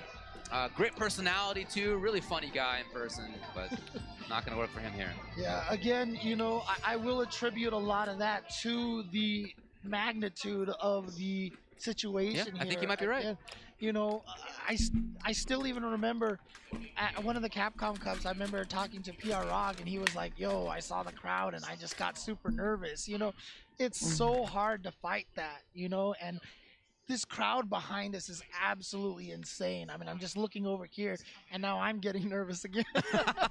Don't look down, James. Don't Yeah, look I down. know, right? Don't look down. Oh, it's not the acrophobia here, okay? Definitely not that. But again, you know, great job to Just a Kid. Really proud of him. And he is, like I had talked about the Guano situation, is only going to grow stronger from these kind of experiences. Absolutely right. Yeah, hats off to him. Oil King, though, is the one who moves on. Yep, exactly. And you know what? If you've been watching the Capcom Pro Tour, which, by the way, this is a qualifier for the Capcom Pro Tour as well. but if you've been watching about this, you all know about Street Fighter Duel. The Capcom authorized mobile game is coming out. Well, it's available for download in China right now. The global version is coming soon, so you can fight alongside with Ryu, Chun-Li, and Ken against the Suzaku Castle further into the Shadaloo City, explore the mysterious organization, experience the classic stories with all your fighters, and recall your memories of the original Street Fighter. Your Street Fighter legend is now back on track. Various combo styles and counters, I seen this on Instagram. combo supers, an impressive array of fighting elements, and the associated combos offer you a new battle experience, challenging your combat skill. The epic legend is reborn on mobile. Download Street Fighter Duel and let's fight for each other and join the journey with millions of players to become the best fighter and to make sure you have the time to fly. Anyway, time to fly. You know what? You do that while I do the outro here. Thanks a lot for everybody. We'll be back with more Street Fighter V Top 8 here at EVO 2022 in just a little bit. Street Fighters fly. The EVO team would like to give a big thank you to Fresh Cut, the highlights partner James of singing EVO Time to 2022. Fly. Finally, a dedicated home for gaming's best moments. Find all of today's top trending FGC games, creators, and tournament highlights all in one place with Fresh Cut. Fresh Cut is the next generation creator content platform, redefining engagement between creators and fans to help communities build and grow. Remember to catch all the highlights this weekend with the Fresh Cut EVO 2022 Best Moments playlist live each day in the Fresh Cut app at 1 p.m. Pacific. Check out Fresh Cut over at freshcut.gg/EVO. Dash up, back throw though. Mochi got a call for the corner. Oh, the drill. Are you kidding me? Fun. Oh my God.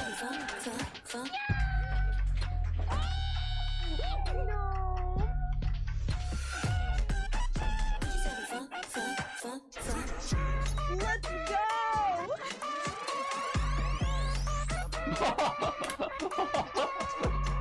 That's what I'm talking about.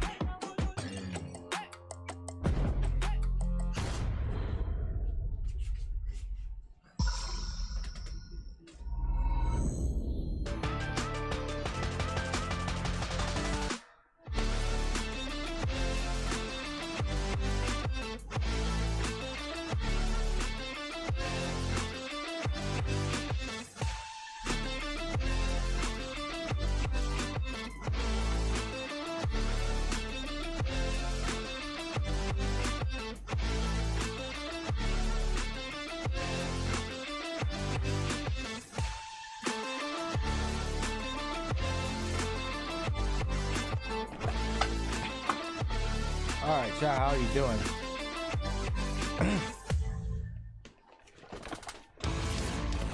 Man, this is the 76 minute ago. Man, I love that we've been in a long stream.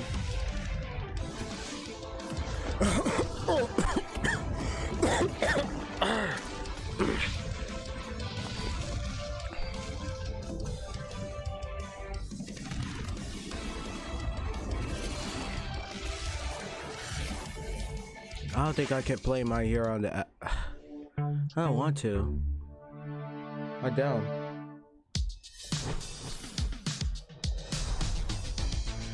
But I need that arcade stick.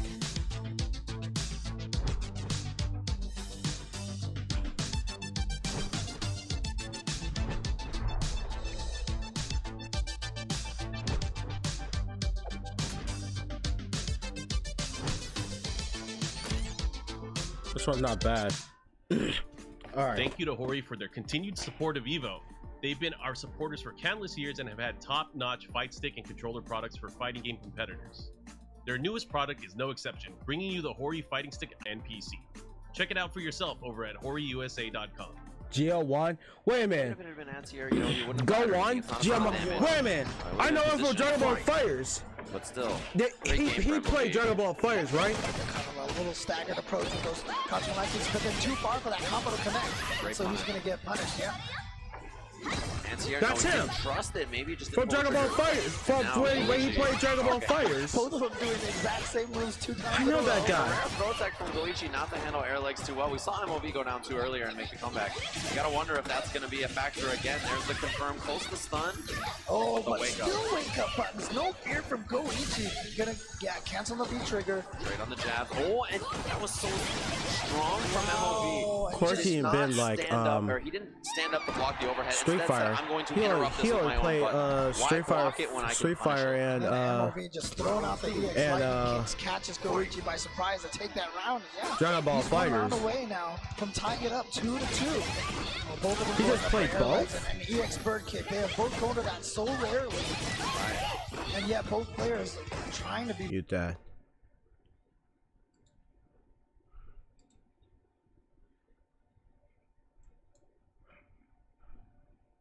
What game he play?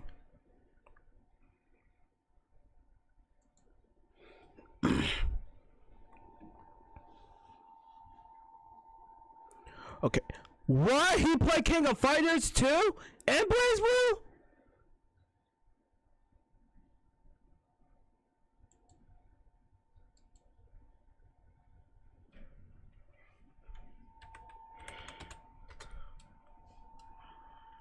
This guy punk.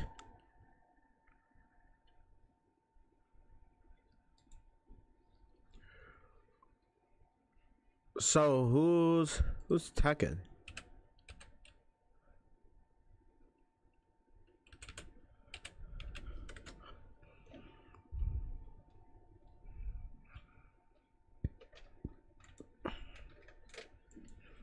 And Daigo just plays Street Fighter. He always plays Street Fighter. Like, look.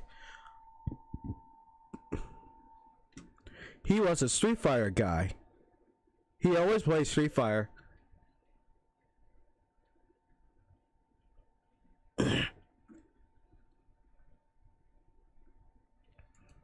$55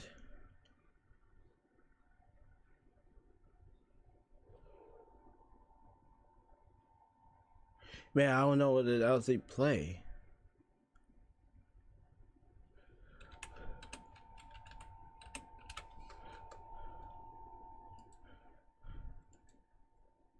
Lil Majin, he always played Tekken 2. There he is. What he plays? Tekken. All of it. There's no way he played King of Fighters. No fucking way. And Guilty Gear XR? No fucking way. Alright, it's about to start. So. Vertical art is available and spends it immediately. Hey. Camera division of the Sony Corporation, helping us cover all of our competitions with a variety of Sony cameras. We're using AirPeak, the official drone of EVO, which is easily deployable, running up to 8K video or 61 megapixel still images and provides a great imaging experience. Sony offers a wide range of camera products, from consumer cameras and camcorders to the Venice Cinema camera to broadcast cameras, including their latest broadcast camera, the HDCF 5500. The HDCF 5500 offers a rich picture quality in any environment, whether you're in arena or getting bodied online. Sony helps you capture the moment. And we got a bunch of big moments for you here at EVO 2022. Street Fighter V Top 8. Welcome back, everybody. I'm Ultra David, and I'm here with James Chen. Boy, what a start so far here. We've already had one player eliminated from the tournament. Of course, Just a Kid going down, finishing in 7th place. But again, what a run by Just a Kid. Really, really proud of him. Again, you know, he said he watched us commentate while growing up. Well, guess what? We got to watch him play in EVO Top 8. But look at this match coming up here. If you were going to name the best in the US and name the best in EU right now, these are the two names that most people would say right now. IDOM and Mr. Crimson. Not only that, but a lot of people's just straight up picks to win EVO this year before the weekend are sitting right here. And not only that, but having had a lot of conversations with folks about this bracket, these are still a bunch of people's picks to win EVO, to come back from loser's side. And for some people, the winner of this match is the winner of EVO. That EVO is decided right here between Mr. Crimson and IDOM. Well, look, it's either going to be EU or America moving forward, and according to IDOM, that means that EU is moving forward. There you go. You never know. Yeah, look, so Mr. Crimson, first time in top 8. Like I said, IDOM had made 5th with 2019, but Mr. Crimson's been killing it lately. He got first in the Saudi event. He got first in CPT France. He got first at Rebel Kumite London a little while ago, and in doing so, he actually beat IDOM 5-4 in Grands. However, IDOM also beat him 0-2 in pools. All right, so it wasn't, you know, we'll see. IDOM, as you said, a lot of people think he's the best. He won CPT NA East. He won offline Combo Breaker 2022. He won offline CEO 2022. Here we go. Between these two juggernauts, we got Dalsum, of course. Crimson said it's always going to be Sim for me in this top 8. IDOM said, look, Laura, this character I'm going to be going with, he feels that some players didn't do as well as they could have this weekend because they didn't believe in their character choices. He said he believes in Laura. Woo, that's a knockdown. But here's the interesting part about this. I mean, like, it's not even fun to joke about anymore. Everyone agrees. Dalsum clearly one of the best characters in this game. In fact, maybe top 3, maybe even top 2. Yeah. You know, most people do say Luke is the strongest, but Dalsum is right there. And Laura has never really been considered one of the strongest characters, but the way that IDOM uses his character is just absolutely insane as IDOM takes this first round. And keep in mind, how often has IDOM played against Arturo Sanchez? Exactly, a very strong Dalsum out of New York. So yeah, IDOM knows this character matchup. The question is whether he knows the Crimson matchup. Exactly. And again, they have played before, and it was super close. So well, yes. IDOM's trying to make it look like maybe not that close anymore. Okay, here we go. Opportunity, but the throw from IDOM. It is a back throw. And so Crimson had to slide to get away from the cross-up over there, but teleports out of the corner as IDOM continues to take that white damage. Gray health over there. Oh, the crush! Oh, does he have to play Dalsum? It because he trained yoga? It because he's like fucking zoning, stretching his bodies? But he has stretching his body? Sponsor, big ol' hint. IDOM said, I'm already the EVO champion. I've already won EVO online. Now he's going for his second EVO title. Yeah, but again, he's the only, you can call it this, back-to-back top 8 competitor at EVO this year. That's true. Because he got top 8 last time, and he did lose to Bonchan. Oh no, it was supposed to have been Galen, and it was supposed to have been punished by the elbow. Couple of things, misfires. What is happening over here? Oh no, that's a bad. I know we're on the Christmas stage, but you don't gotta give each other gifts like that. Finally, Crimson with the round. Oh man, yeah, you gotta stay in the presence, man. Come on. Here, just starting off with a low punch right away. You saw IDOM try to whip, but what was Crimson sliding for there? Interesting decision. Oh, too far! But too far as well, you guys! You guys! Get it together, please. There is definitely some nerves here, ladies and gentlemen, and here we go. IDOM in a great position. Nice double slide by Crimson. Hey. And You got a great comeback character here, to be honest. This could be stun on next one. Yes! And that actually made no, the stun. It's absolutely gonna kill. Crimson ends up doing it after all. Mr. Crimson, again, has just catapulted himself up into the top of basically the highest point, highest echelon of the players in EU. He's been great this entire time, but there's something about the way Mr. Crimson has been playing during the pandemic, during the lockdown, where he is pretty much considered the best in EU. Oh, only European player to make this top 8, of course. Plus frames. Yep. That was a series. Dalsum's got combos, but now here comes Idom. Face out a V reversal.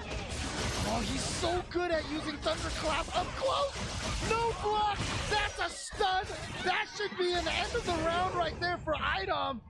And so taking round number 1 in game 3. Round 2.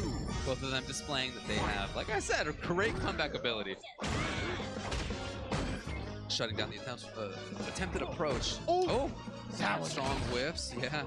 Huge opportunity there. Oh, the crush counter knockdown. What does Idom go for? Nope, no meaty elbow, just goes for the dash forward. Tried to hit with an overhead at point blank range. It was really close to working out too. It would have been crushed if it had. Here comes the pressure, and again, I love the offensive V reversal. No backdashes for you. Wow. Still here? Still here. The shimmy. Dead. Okay. Idom going up. Idom 2-1 over Mr. Crimson. I underestimate you. When I fight you, never mind. And what I love so far about how Idom's playing is that he's been able to build forward movement pretty quickly, and that's usually really This is respectfully of the United States of America. But against the way that Crimson plays, he's usually really strong at holding onto the right spot. But just like this, we talked about how people, Gotchka was jumping in on Daigo, same idea. Jumping in on Crimson, so tough, but Idom's done it yet again. Oh my, the whip punish with the crouching heavy punch. You might be dead because Laura just does so much damage. Dalsum doesn't have a lot of health. He does go for the reset. And now the single hit confirmed into the elbow. And Idom, just like that in match point. He is doing this like a game's done quick run right now. I know we got Sumi here. Fair.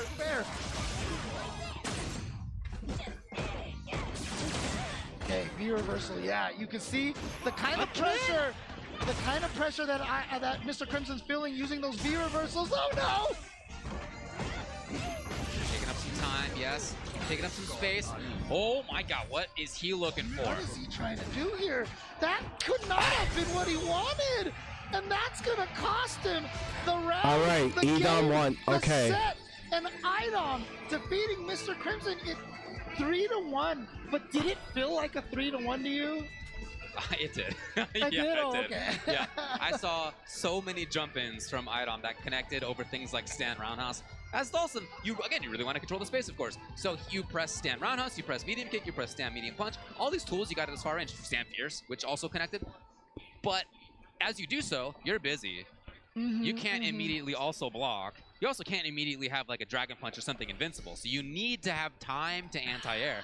And he didn't have that time because Idom jumped at just fantastic timings and fantastic spaces where, for sure, if Crimson had thought you're going to jump, first, you get anti-air, absolutely. But that's just not the expectation that Crimson had, and Idom was able to prey on that again and again. And that right there is a perfect example of what you mentioned earlier, right? All the experience fighting against Arturo Sanchez is not going to result in you jumping those limbs like that. It is playing the player, understanding their timing, and that's what Idom did, as you can see here. Look at look at this. Losers bracket. Tokido going up against All right, Oil so King. Gachikon versus Kawato. Idom. I had said the crowd obviously There's a loser semifinals. Tokido go on with Oil King, and Daigo goes 1-on-1 against Idom. Gachikon, Kawano, Tokido, Oil King, Daigo, Idom. Look at that lineup right there. That is pretty amazing. Look, they always are here at EVO. Bro, between Tokido and Oil King, you know, it's something we've been talking about all throughout the weekend here in person. This is about to go hard, bro. Awesome it's been to be here, actually in person again after 3 years away. It's It just feels great. I mean, to be here, you know, regardless of what your role is, right? If you're working the event or if you're just hanging out and playing games with friends and meeting people, whatever it is you like to do when you come out to an event like this, just been awesome to hang out. Dude, Thanks to everybody for being here. It's been really great. I gotta tell you, man, I've seen some people, like, I feel like there's just something, like, there was almost kind of like this gravitational pull having EVO come back like this. Because I saw faces that I haven't seen, not just because of the pandemic. These are people who haven't been to EVO 2019, 2018. Yeah, I saw that as well. I saw a lot of very, very old, familiar friends, and I wasn't expecting to get so emotional, but like some of these people that yeah, I saw the look in your eye. I kind of agree with this. But honestly, like seeing No some of these chance faces it gets again, I mean, robot, it right? really was I wonderful kind of to agree with see. this. And new faces as well.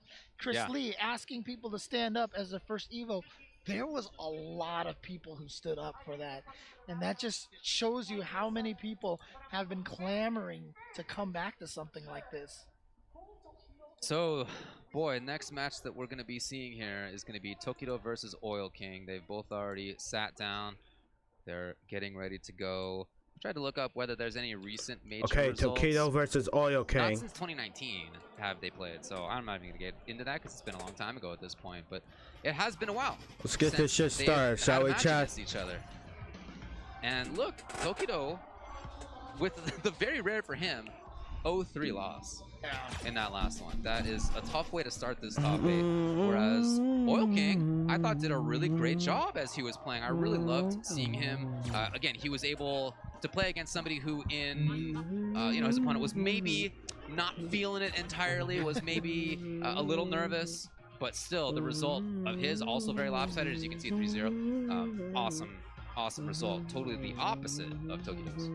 Yeah, and if you were in 2019 and you saw that Tokido and Oil King were going to go up against each other, you'd be like, let's get ready for that Rashid Akuma match. Yeah, that's right. And we might actually just end up with Luke versus Seth at this point in time now. There is still the potential for them to switch to the other characters, of course. Yeah, I wouldn't be surprised to see a switch here from Tokido. Again, he didn't say, he said that it wasn't going to be Luke the whole way. I'm not telling you he's going to. Really? Okay. Yeah, I'm not going to say that he's going to switch. I'm just saying, like, he is keeping both Luke and Urian in the deck, just in case he thinks one is the better match. So we'll see which one he likes here, Bon. And it's interesting, you know, obviously during the course of the pandemic and the lockdown, a lot of things have shifted a little bit. You know, Ken considered the strongest Shoto a lot of times, if you don't count Luke. Like actual Shoto guys in that gi kind of thing. And, you know, Tokido has basically left Akuma now. Yeah. I mean, he does not use him at all. And obviously Urian, super strong at the start of the pandemic. So that's who Tokido went to. And he's been continuing with that character. You see the switch to the hitbox or the leverless controller that he's using as well. A lot of changes for Tokido. Yeah, and he changes up his character. In fact, they both do from earlier in the top 8. It's going to be Rashid versus Urian to start things off. Okay, so it is going to be the Rashid. And here we go. Again, loser side match. Loser of this is out in 5th place. Loser side match. Okay, jumped in on Tokido. You know, a long time ago, he used to have, you know, at the start of Street Fighter V, had a slight weakness of anti-airs, but he kind of he shored that up. But it is still there from time to time. And you see them fighting in that middle of the screen, but there we go. Oil King getting the jump in again on Tokido. Not a combo, but that's okay. He's got the corner. Oh, little too far away. Tokido's been throwing out a lot of neutrals. Oh, back throw. This is huge. The shimmy. Into the reset. Confirm off of the second and third crouching light punches. Okay. Really connected. Just like that, we got a reversal of fortunes here as Oil King. Oh, challenging on the wake up. And there we go. Now, one of the main changes to Urian, we got to talk about this. Obviously, the EX headbutt, no longer a true reversal. Not invincible anymore. Yes, but the EX headbutt is much faster on startup and leads to good combo extensions now. I should say not fully invincible as it was before. Yes, true. Yep, had to roll to get out of there. And yeah, you can't get out. And off of the wall. Let's go! Oh man, that was so Oh, shit. That was one of the changes too since the last time we played. A lot of characters with their wall jumps, you know, Dawson with the V-Skill 1 and the teleport. If you hit him out of there, it's a hard knockdown no matter what you hit him with. Or soft knockdown, sorry. Yeah, basically any air action if you're hit out of it. Tokido does the hitting out of his air action right there as he finds the W. If you get hit out of the air while doing something other than just like pressing a button, you're gonna get juggled. But the optimization that Tokido had off of that, that was standing heavy kick, yeah. It was like, I got you with a heavy kick, and most people are like, okay, that's cool. Nice anti. Oh, wait. Oh. Starting off well. Tokido hoping to get a whiff punish, not quite there. All right, now here comes. And honestly, you know, Tokido, we've talked about the the end character coming. choices here. I felt like this season so far, this year, that was actually kind of a sick headbutt chase. Didn't work. But I felt like Tokido was kind of in like a little bit of a character crisis. You know, I hadn't seen as much success out of him, but here he is in top 8, so obviously not a problem. Yeah, well, he knew that wasn't close enough to get what he wanted. Here he is, though. Throw, and now the pressure. Oh, look at that back up. Setup. Yeah. Trying to walk up and block, but he Oh, didn't quite man. get the back Oh, man. challenge. Oh boy. Didn't get the combo. Agent Reflector. Beats out the Oh! And Tokido does take the round, and right there is the power of the shimmy. Was Tokido expecting keep it on the go, EX Tokido. mixer? I actually don't think he was. I think he was just trying to shimmy. Meaning just like walk back out of throw range. Right, Yeah. and that's the power of the shimmy, is that the shimmy acts as a throw bait and blocks the EXs Yeah. at the same time. There you go. However, it's Oil King again who's got the corner. He's had the corner. It's not like he hasn't had chances to control things. Oh, baits out the throw. A stun now for Oil King. Probably not going to spend a ton of resources. Actually spends no resources. There it was, but challenged. Yeah, that's so important to prevent. This actually could be one Another extra Agent away from Reflector. depending on the hit. Still got a mirror, yep. Now you got to guess. Oh my One goodness. defense by Oil King. Staying alive, retaining control. Oh, he tried to interrupt. We saw him do that earlier. He tried to interrupt, but you know, I think Urian has to interrupt with, I think it's like crouching light punch, but I think he was just out of the range and could not interrupt. What's with the samurai helmet? Good spacing by Oil King. Oh man, he found something he liked in there. He's taking off his hat. Still now finding his way in violently. Okay. Dude, he has been going for the shimmy option repeatedly. Uh-oh. Has Tokido even got You're for the going throw black. option? And see, there we go. Some of the new extensions with the EX headbutt. And finally goes for the throw because he has established that shimmy so much. There's a lot of high-level stuff going on, and at the same time, a lot of it's just built on the basics. And as you said, basics right there is strike or throw. That is to say, should you just block the opponent's attack? Or do you think that they're going to do a throw, and then you got to do a throw tech? Well, those are two basically diametrically opposed options in this game. And sometimes it just comes down to that simple guess. I mean, one of the toughest things about this game, you know, there are a lot of fighting games out there where you can react to the throw and tech it on reaction. That is not the case here for Street Fighter V. The throws are very fast, and the tech window is very small, so you have to tech through anticipation. That is why the shimmies work, because you feel this like, he hasn't attacked yet, that must mean he's throwing. And so you try to tech, and that's what causes you to get hit. All right, well, Supported he didn't like by- it. He didn't like how that went, James. That was not to his liking. Well, Did he like that, or did he I don't think he liked it. If I had to guess, I would say, no, sir, I don't like it. All right, here we go. With a dominating lead, but we are switching to Seth now. He didn't like it. It is now SIN versus the Illuminati here. Oil King versus Seth versus Urian. Oh, down fierce.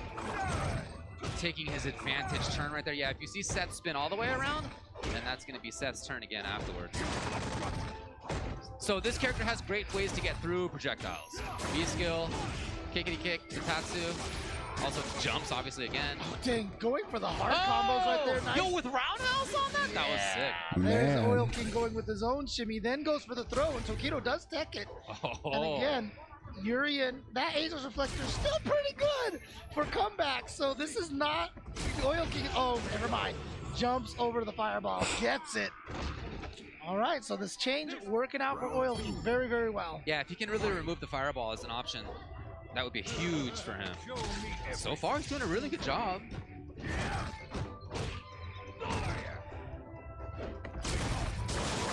Hasn't actually gone through the fireball yet with the heavy spin kick. Yeah, but obviously Tokido knows the threat. Right. Oh, and I've often said Tokido's success with Urian comes down to how many raw EX chariot tackles he lands on the opponent. That one there blocked. As you mentioned, was on block. Okay. Tokido gets the back throw now, trying to push him towards the corner a little bit, but they're still pretty much in the center of the screen. Wow. That cross up like it hits so well. Uh-oh, it's gonna be a mean mix. Uh-oh. Where are you going? Where are you going? He didn't expect to hit. Surely. Bro, And now Tokido has trap. the corner. Okay, not for long, but he can activate? No, saves it. Yeah, he had to spend that EX meter to keep that crouching heavy punch safe. Oh, yeah, his turn again, and Tokido's taking it every time. Oh, finally got him! And now installs with, oh, what meaty heavy kick! Wow. It was Talk about so a stolen Urian's turn moves. right there. Unbelievable. Oil King and Seth. So what do you think? You think this is the mix-up here? Do you think Tokido now switches to Luke? Because that seemed Unbelievable. pretty dominant by Oil King. Yeah, I think that would not be too surprising. Tokido, again, is somebody who always comes in with a plan. Okay, it's going to be Urian still. He's always got a plan. And Urian, I guess, in his view, would have been the solution either way here, whether it was Rashid or Seth. Yeah, well, everybody's got a plan until they get punched in the face, so. Yeah, or kicked right there. And keep in mind, Tokido is up 2-1 still. Ooh, optimal counter hit damage combo. Big time! That's the first time I think. What? Oh no, he dropped the combo. Doesn't matter. did Gets the stun, EXTP, wasn't even but a he combo, failed. which means no scaling on this. He is definitely going to be able to kill. Damn, that was mad. Match point. Round 2. Trying to eliminate Oil King. Why not? Why not? Let's just do it. He's already... He's a hit, confirm away. Okay, yeah. Important for Oil King to stay alive right there. Yeah, because the stun was looming. Yeah. All right, he messed up the mix-up last time. How is he going to get it this time? Overhead. It didn't explode, though. So, again, the shimmy. Like I said, Tokido has gone for the shimmy so many times, and now he shows the throw after the shimmy. Dashed up and blocked, expecting a button or a DP. Hold on a second. Escape right there for Tokido. It's so scary to tech throws in this game. Dashing up in patience. Jumping works. Oil King's got pressure here. However, Tokido fully stocked. It's not gonna matter. No, hold on a sec. I thought that was gonna do it. Tokido's alive. He's alive with all the resources. Can he survive? He's alive and That's one of the changes to set. After the axe kick, not nearly as plus as before. So Tokido, of course, is going to challenge, but Urian, with no 3-frame button, ends up with the trade. Tokido, however, still at match point, gets another shimmy. Drops that, the EX headbutt, not enough range that time. Tokido jumping, ow. Chopped the leg. You ever just punch somebody's leg on the floor? See, it was shades of Urian versus Makoto in Third Strike. No, still explode. Yeah, you can't be reversal that. That's one of the big changes. It does depend on what the set sets up, but Oil King definitely had that right. Yep. What? This is such a scramble right now. Oh yeah, and they both got the resources to maybe kill him the next hit. Yep, one hit death right now. Tokido again, like I said, he has been jumped in a lot on at the end of these last 2 rounds. The anti-air not on point. Yeah, but you see him looking for anti-air You got now. this. Okay, ground focus. Suddenly no Neither anti-air. you. Now as soon as Oil King saw that Tokido was looking for the floor, Oh, he's gonna get him to spend it. Oh wait, I thought he could be reversal there. I thought Tokido was blocking. Okay, but I mean, I thought he was gonna do it because I thought that was a smart decision. Because you get him to spin the V reversal anyway, and now he does not have the Aegis Reflector for the comebacks. And so I thought that was a great decision by Oil King, despite anyway. But then Tokido just didn't see reversal. Well, he sticks with Yuri in here. No switch over to Luke. It's gonna be this character. One of them goes home after this game. Yeah, it looked like it was going to be all Tokido, but the character change for Oil King has paid off in spades right now. Yes. The range on that crouching medium kick. Here we go, the setup. What's the mix-up? Oh, finally the mix-up works, but he doesn't get a full combo off of it. Tokido finally gets the anti-air, the mix-up. The shimmy again pays off. He's got Set another it out. mirror, yeah? Yeah. And, oh, he walked into the throw range. Oil King's still here, pestering, trying to waltz in for something. Tokido finds the hit first. He's on match point. Oh my God. I can't take this. I can't take this. Match point. Got him, Hold on. got him, got him. Oh, there we go. Just There in we the range go. to get that vacuum in there. Oh, the counter hit for Tokido gets the confirm, and now the throw option. No more shimmy this time. Okay, does go for the shimmy again, spending the EX to keep himself safe. Check out those blinking bars on the left. Don't Oh, try what the heck? That miss? Here we go. All right, what's the mix-up? Okay, just jumps away. Very similar way to escape the Aegis. Punish right here. Too high. Tokido's approaching. He's scheming. Tokido! Oil King's in trouble. Yeah, I mean, if Tokido can get a good hit in, then Chip becomes a... Actually, no, he just got... All you gotta do against somebody who can hit confirm crouching medium kick well is block, and Tokido got hit by that crouching medium kick. Here's Oil King. Can he find his way all the way through? Tries to steal a turn, but Tokido with the crouching light punch check. Do you remember on the winner side, Kawano? So many times going for the frame trap, so many times going for the meaty. That might be the read that Tokido likes to challenge with the buttons. Oil King there, who may not have studied or have that kind of familiarity that Kawano does, tries to steal a turn at the very end there, but Tokido does indeed check with the crouching light punches. He takes it, and Oil King has been eliminated, and Tokido moves forward. As we move forward in the tournament, we'll take a little look back at the replay here between these two. There were some high moments in here. There was the confirm on the low medium kick. And it looked briefly like There's an EX back cradle. DP. Throw here, throw but the there throw. it is right there. He just got a little A headbutt, the shoulder attack. And Tokido had the and Tokido's like, yes, okay, thank you. Thank you. Yeah. That was like correct, yes. And Tokido does continue Bro, to show them some survive, so guts. Tokido's You still see what I'm alive. telling? Again, started off on the winner's side of the top 8, but now sitting here on the loser side where it's just so dangerous. He survives that one, but now has to face off against the winner between Idom and Daigo. Yeah. So, right. The three who could move forward into losers are Daigo the Beast, Idom, or Tokido. Hey. Oh man, but again, thank you guys, everyone, for watching here. And just as a reminder to everyone, Street Fighter League. Oh yes. Thank you for adding the Europe Streaming Street Fighter League. Streaming Yes, later I am this year so on elated Capcom Fighters for the and Capcom European Fighters scene. Japan. They have deserved this for so long. But this I don't will mind all be watching the streaming Street Fighter later League. on this year on Capcom Fighters and Capcom Fighters _Japan, JP. And so just get ready for all of the Street Fighter League action during the course of this, the rest of this year. And of course, we have a lot more Street Fighter action later on today. Don't go anywhere. It's all coming after this break. CY. Flash kick. Oh my goodness. Now CZ watch it. Now you versus gotta be careful now. Daigo? Oh, I my haven't watched sweet child this. of mine. Take the throw. He's gonna take it. He's ready. Ow! Defense, throw me. Wow! He said, come on, don't try to hit me.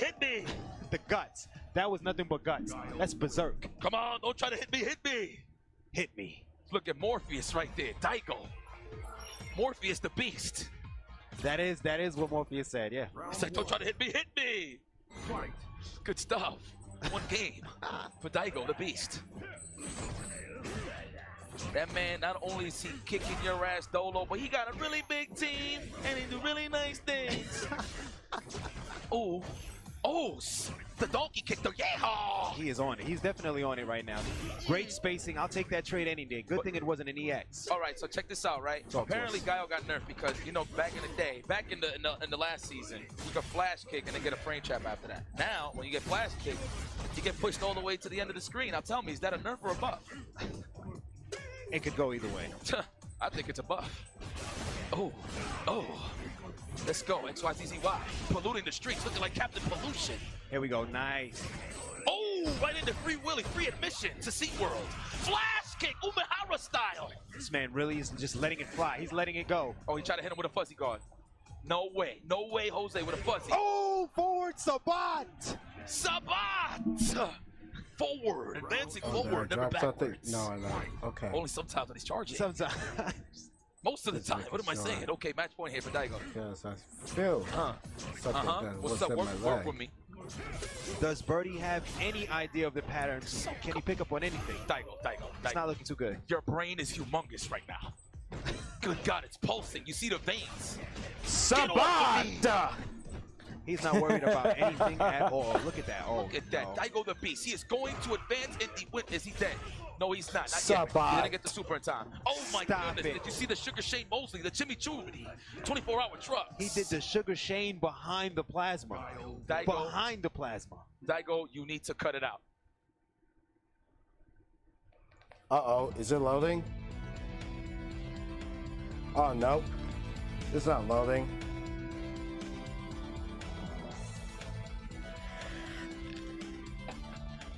Okay.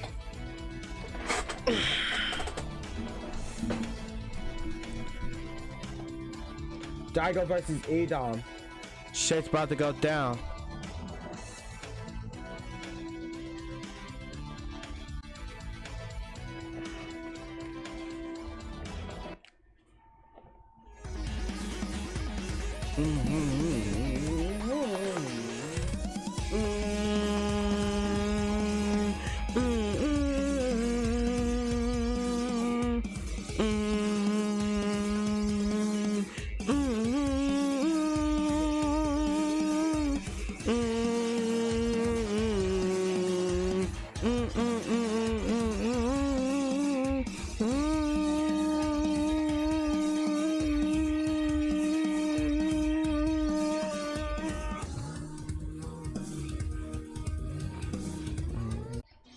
We are coming to you back Beach from Bar the and Grill. Mandalay Bay here in Las Vegas. Oh, I want my wonderful family to venue go and there. the home of Evolution for the past few years now, and it's surreal to be back here. I mean, we haven't been back here in a while, but it feels good to be here. It really does, James. Yeah, super excited. And the action, as we knew, was going to be great. It has been great so far. We've had some results that were very close, as I think I would have expected Tokido versus Oil King to be. We've had some results that were maybe not what some folks expected as well. We're going to move on to the other side of losers, but first let's just remind you what's going on. Hanging out in winners finals. Gonna wait for a little while before we get them to play. Gachikun and Kawano, you can see the damage they did at the beginning of this thing. Gachikun 3-1 over Daigo. Kawano 3-0 over Tokido. We now move down to either Daigo or Idom. Again, many people's picks to win EVO before EVO started were one of Daigo or Idom. I feel like actually every time that we're gonna see a match here in this bottom side, especially, we're gonna be saying that. But it's true. A lot of people had one of these dudes picked. Yeah, I mean, look, after Daigo or Idom gets eliminated, then they gotta fight Tokido, another fan favorite. Absolutely. Dude, it's just, this is what happens with all the top eights, man. It's just literal heartbreak after heartbreak after heartbreak. And, you know, it doesn't matter who you're rooting for or who you're a fan of. These players put so much on the line. They put so much in their heart, and just to be on the stage and to play in this environment is so difficult. And it's just, easy job. There's no doubt about it. No doubt about it. All right, here we Guile go. and Laura. I talked with Idom about what if this Switching match my happens? legs What if it's too. you versus the man Daigo? And he was like, well, you know, in the past, Daigo's Let's beaten get them, this and he was started. not super excited. Well, maybe not that Oh. phrasing. He was excited to play, but he does know that in the past this hasn't gone well for him. So I was like, what are you gonna do? He was gonna go Laura. That's his plan. He believes in her really well. He likes how the matchup can play for him, and he feels like he has some extra reads that Daigo's not gonna expect. At the same time, Daigo's somebody who is really difficult to get a beat on. Hard to know what that man's gonna do. And then on the same time, on the other side, when you talk with people about what makes Idom great, it is Yeah, everything, yeah. but it's the reads. Yes, It's the yes. reads that he is almost unparalleled in. Yeah, I mean, I've always often said that the key to being good at fighting games is to never find yourself in a situation where you're like, what happened? Or what's going on? Or what are the options that I have here? Idom is, like, I've always said that the top players make characters look faster than everyone else who uses him. And Idom just puts you into this, wait, I just, and by the time you're trying to process the first decision, he's already mixed you up 3 more times. Exactly. So fighting at a range that I think Idom's probably pretty cool with. Within his fierce range, he backed off, maybe hoping to see a boom, but did not coax any such thing out of Daigo. Daigo waits again. And yeah, so Idom one of the best at using Thunderclap and neutral, but Daigo one of the best at reacting to stop it, but didn't react in time to that. Got command throw, but here comes Daigo and gets the regular throw, and now pushing him away. Anti-air on point. Oh, jump around us to make the hurt box weird, and here's Idom. Oh, too fast? Too fast? He was still in block stun? All right. Yeah, the trigger was activated. Nothing Idom can do. Man, how did Daigo very capable during Guile's combination? Yeah, exactly. Medium kick, forward fierce. Oh no, the unsafety. Yeah, but not a huge punish. Obviously, Daigo without that many resources spent it on the critical art in the previous round. Don't let him tell you that players in their 40s can't react, folks. Don't let him tell you that this is an age thing. Look at that dude, Daigo, reacting with sweep. I've often said I can't react well now, but I couldn't react well when I was young, so it's fine. Bro, Idom surrounded. Here we go. Safeguard himself. Here's Idom. Is this another Idom comeback? Oh my God, still going. He gets Here's the hit. Idom. Yep. Ah, the Ume EX somersault. is in the Yeah. He said, Daigo and getting a read on him, on Daigo? Good luck. So hard to do. So very, very difficult. But again, that's just one game. It's just one game. Still a long way to go for Daigo right now. And in fact, a long road for all of these players coming from the loser side of the bracket. Only Gachikun and Kawano right now sitting comfortably and cushy in the winner's side.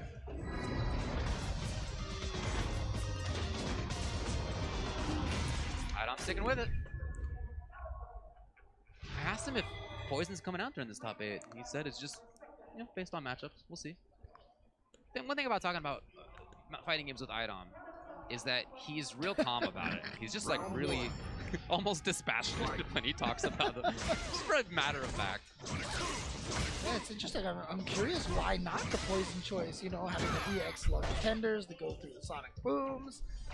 Yeah, even regular whips to trade. But, you know, he's the one who's there, and like I said, he said that he's confident in Laura. Yeah, you mentioned that he said you have to believe in your character, and that's what he's doing right now. But Daigo is just putting up a wall. And here comes, the reaction. Nice. Yep. Daigo. Nice. That's a counter, Chad. That's a counter somersault. Goes for the low option. Careful. Nice using the EX Thunderclap as a safety. But then Daigo finding that And you get caught by the EX Sonic Boom. For the EX Sonic Boom. It looks simple to play that kind of defense. You just sit there and block, right? Surely not so hard. Wow. His defense has been incredible so far versus Idom. Okay, finally Idom getting something here. What does he go for? Dashes up and goes for the throw. And instantly teched by Daigo. So switch. Okay, finally maybe a chance for Idom to get the knockdown. He chose not to press once. Okay, yeah, here. Yeah, back-to-back, same option. And then try to steal a turn right there. Daigo checking it properly with the wake up. Oh, cross up. Back-to-back. Oh, the armor. Ooh. Here it comes.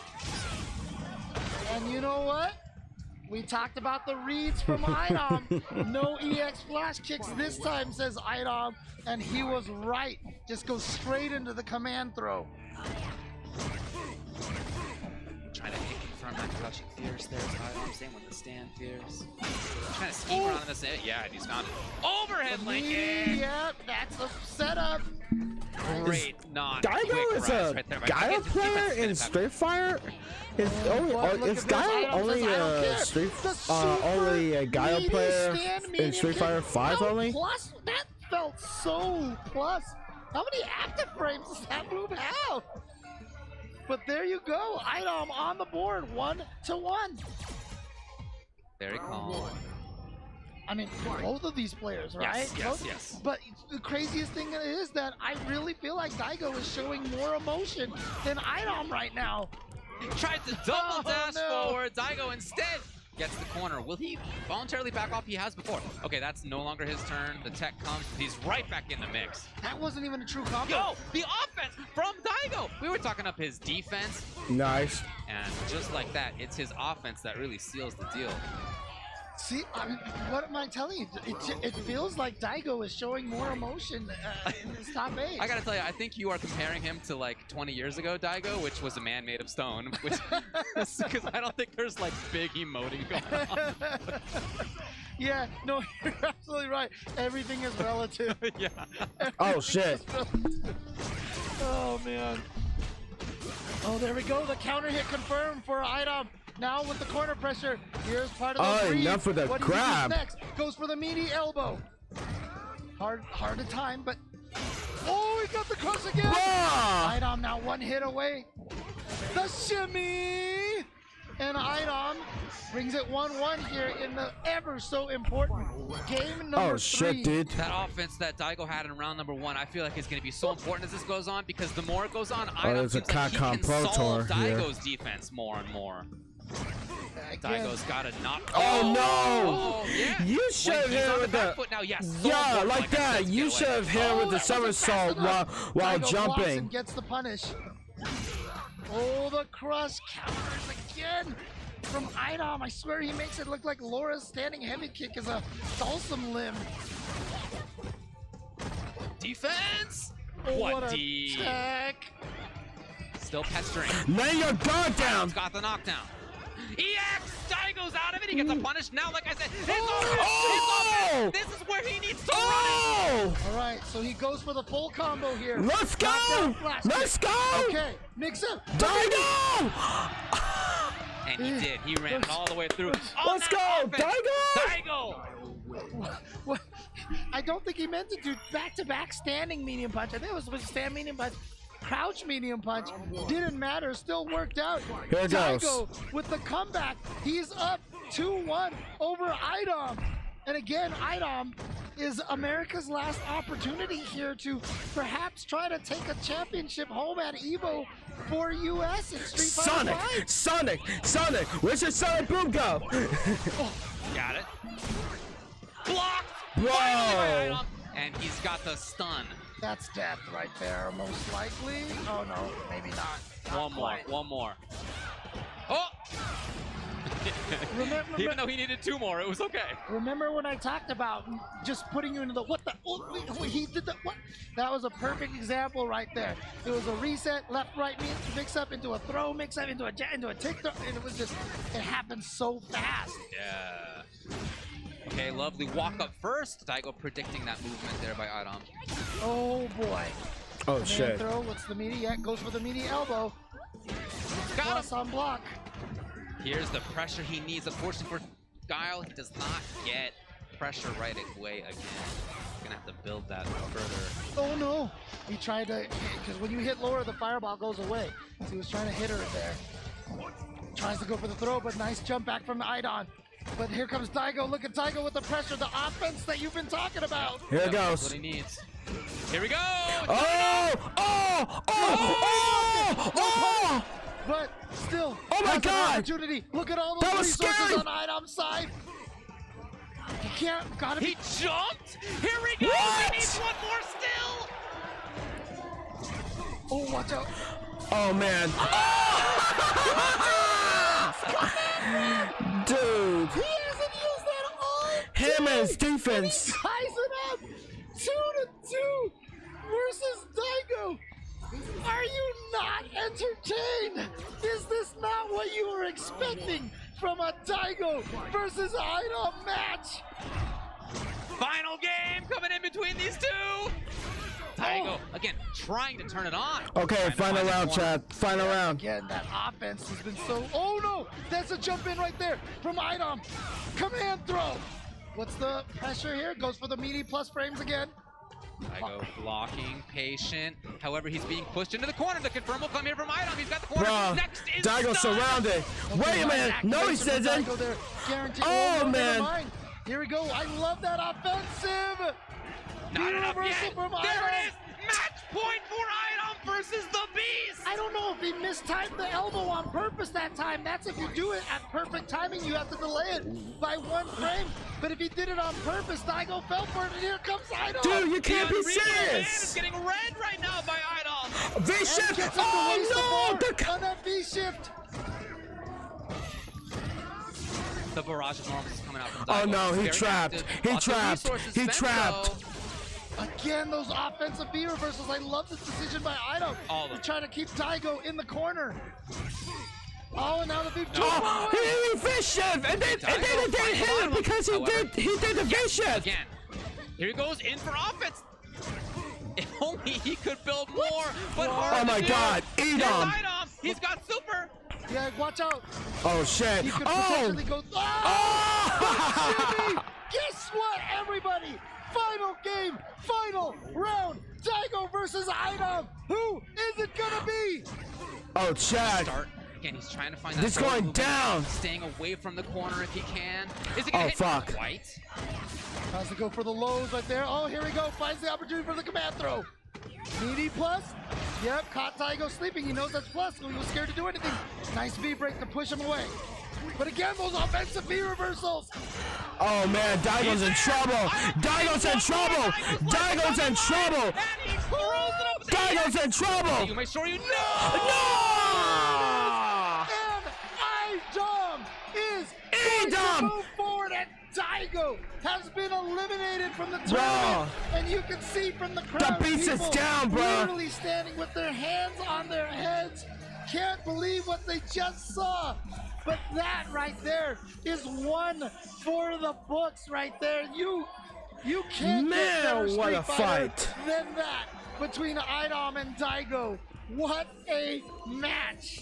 The man Idom, I who mean. is so difficult to guess what he's going to do next that we literally call a special move that somebody does at a random time that's unexpected, the Ume Shoryu. We literally have called it that for decades. He has had a reputation as being so difficult to get a read on, and there was Idom again and again. Command grabs, yes. Constantly making it work as the set went on and on. Not just command grabs, finding when he thought that Daigo was going to try to escape. His reads, as I said, that is one of his major strengths. Strong enough to even get the read on Daigo. And at the end there, Daigo's undoing was actually just a miscalculation, mistiming on his own part. He was trying to anti-air with the sweep and was probably going to cancel it into an activation.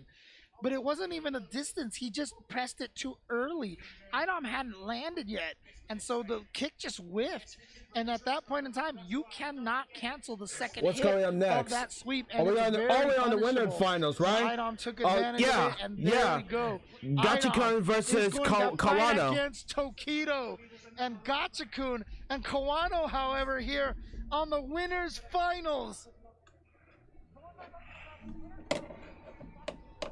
In winners finals, Gachikun and Kawano. Gachikun again having taken down Daigo 3-1. Kawano having taken down Tokido 3-0. They have already slain some of the all-time greats of fighting games. And now in winners finals here at EVO, they're guaranteed top 3, but neither one is going to be satisfied by that. When it comes to matches against each other, I tried looking it up, and I did find some results, but nothing that was like major and recent. And yeah, the game has changed. If you haven't watched Street Fighter V in a while, maybe since the last EVO, then some of the mechanics are different. We've been talking about V shifts, for example. That is a new thing. Some new characters in there. Lots of characters have lots of new options. So there's lots of stuff that's changed, and I'm not really going to talk about what happened in 2018. But here in 2022, we have Gachikun, we have Kawano in his first EVO top 8 here in Vegas, trying to make it happen. And this is an all-Japan affair here. They came in on the winner's side. All 4 Japan players on the Japanese players on the winner's side. One of them has gone out, and that is Daigo. However, Tokido's still there, and then we're going to end up with another country kill situation here where Japan is going to go up against Japan. But again, whoever wins this, guaranteed to at least be top 2.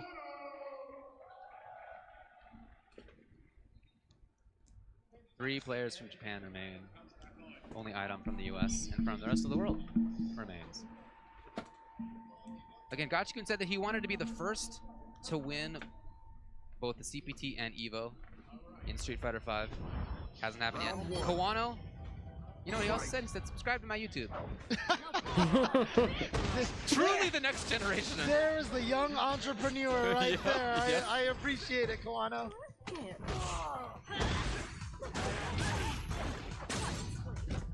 Tech early on, so showing throw early from Gachikun and Kawano. I mean, honestly, the way that Kawano defeated Tokido, he is just looking on fire, and it looks like it's continuing here. And of course, a little ironic to say that he's on fire considering he's using Colleen. But, I mean, he's putting his opponents on ice, honestly. Gachikun with the knockdown. So we have seen Kawano go back to this again and again, trying to EX counter. We saw it a lot last time, didn't work this time. Gachikun's got the knockdown, and maybe, no, he's not gonna go all the way through, but he's down to a grab or a hit for the dub. No? What Kawano lives? Empty low. Yes. Uh-oh. Uh-oh. I mean, still gonna be tough. But at least this is the start. No more V trigger for Kawano, though. Uh-oh, still trying to move forward, plus on the medium. Chip damage is a threat. Chip damage is a threat. Gachikun can end this really easily with a Eagle Spike and a super. Man, would Kawano counter? Is he the greatest of all? He jumps immediately! I feel like that was a frame-perfect jump, James. I know, right? It's like he just knew the moment. Oh, and that's great for Gachikun. Didn't have to spend a single bit of resource nice range to get here. that victory, so he's gonna come here into round 3 with a full bar.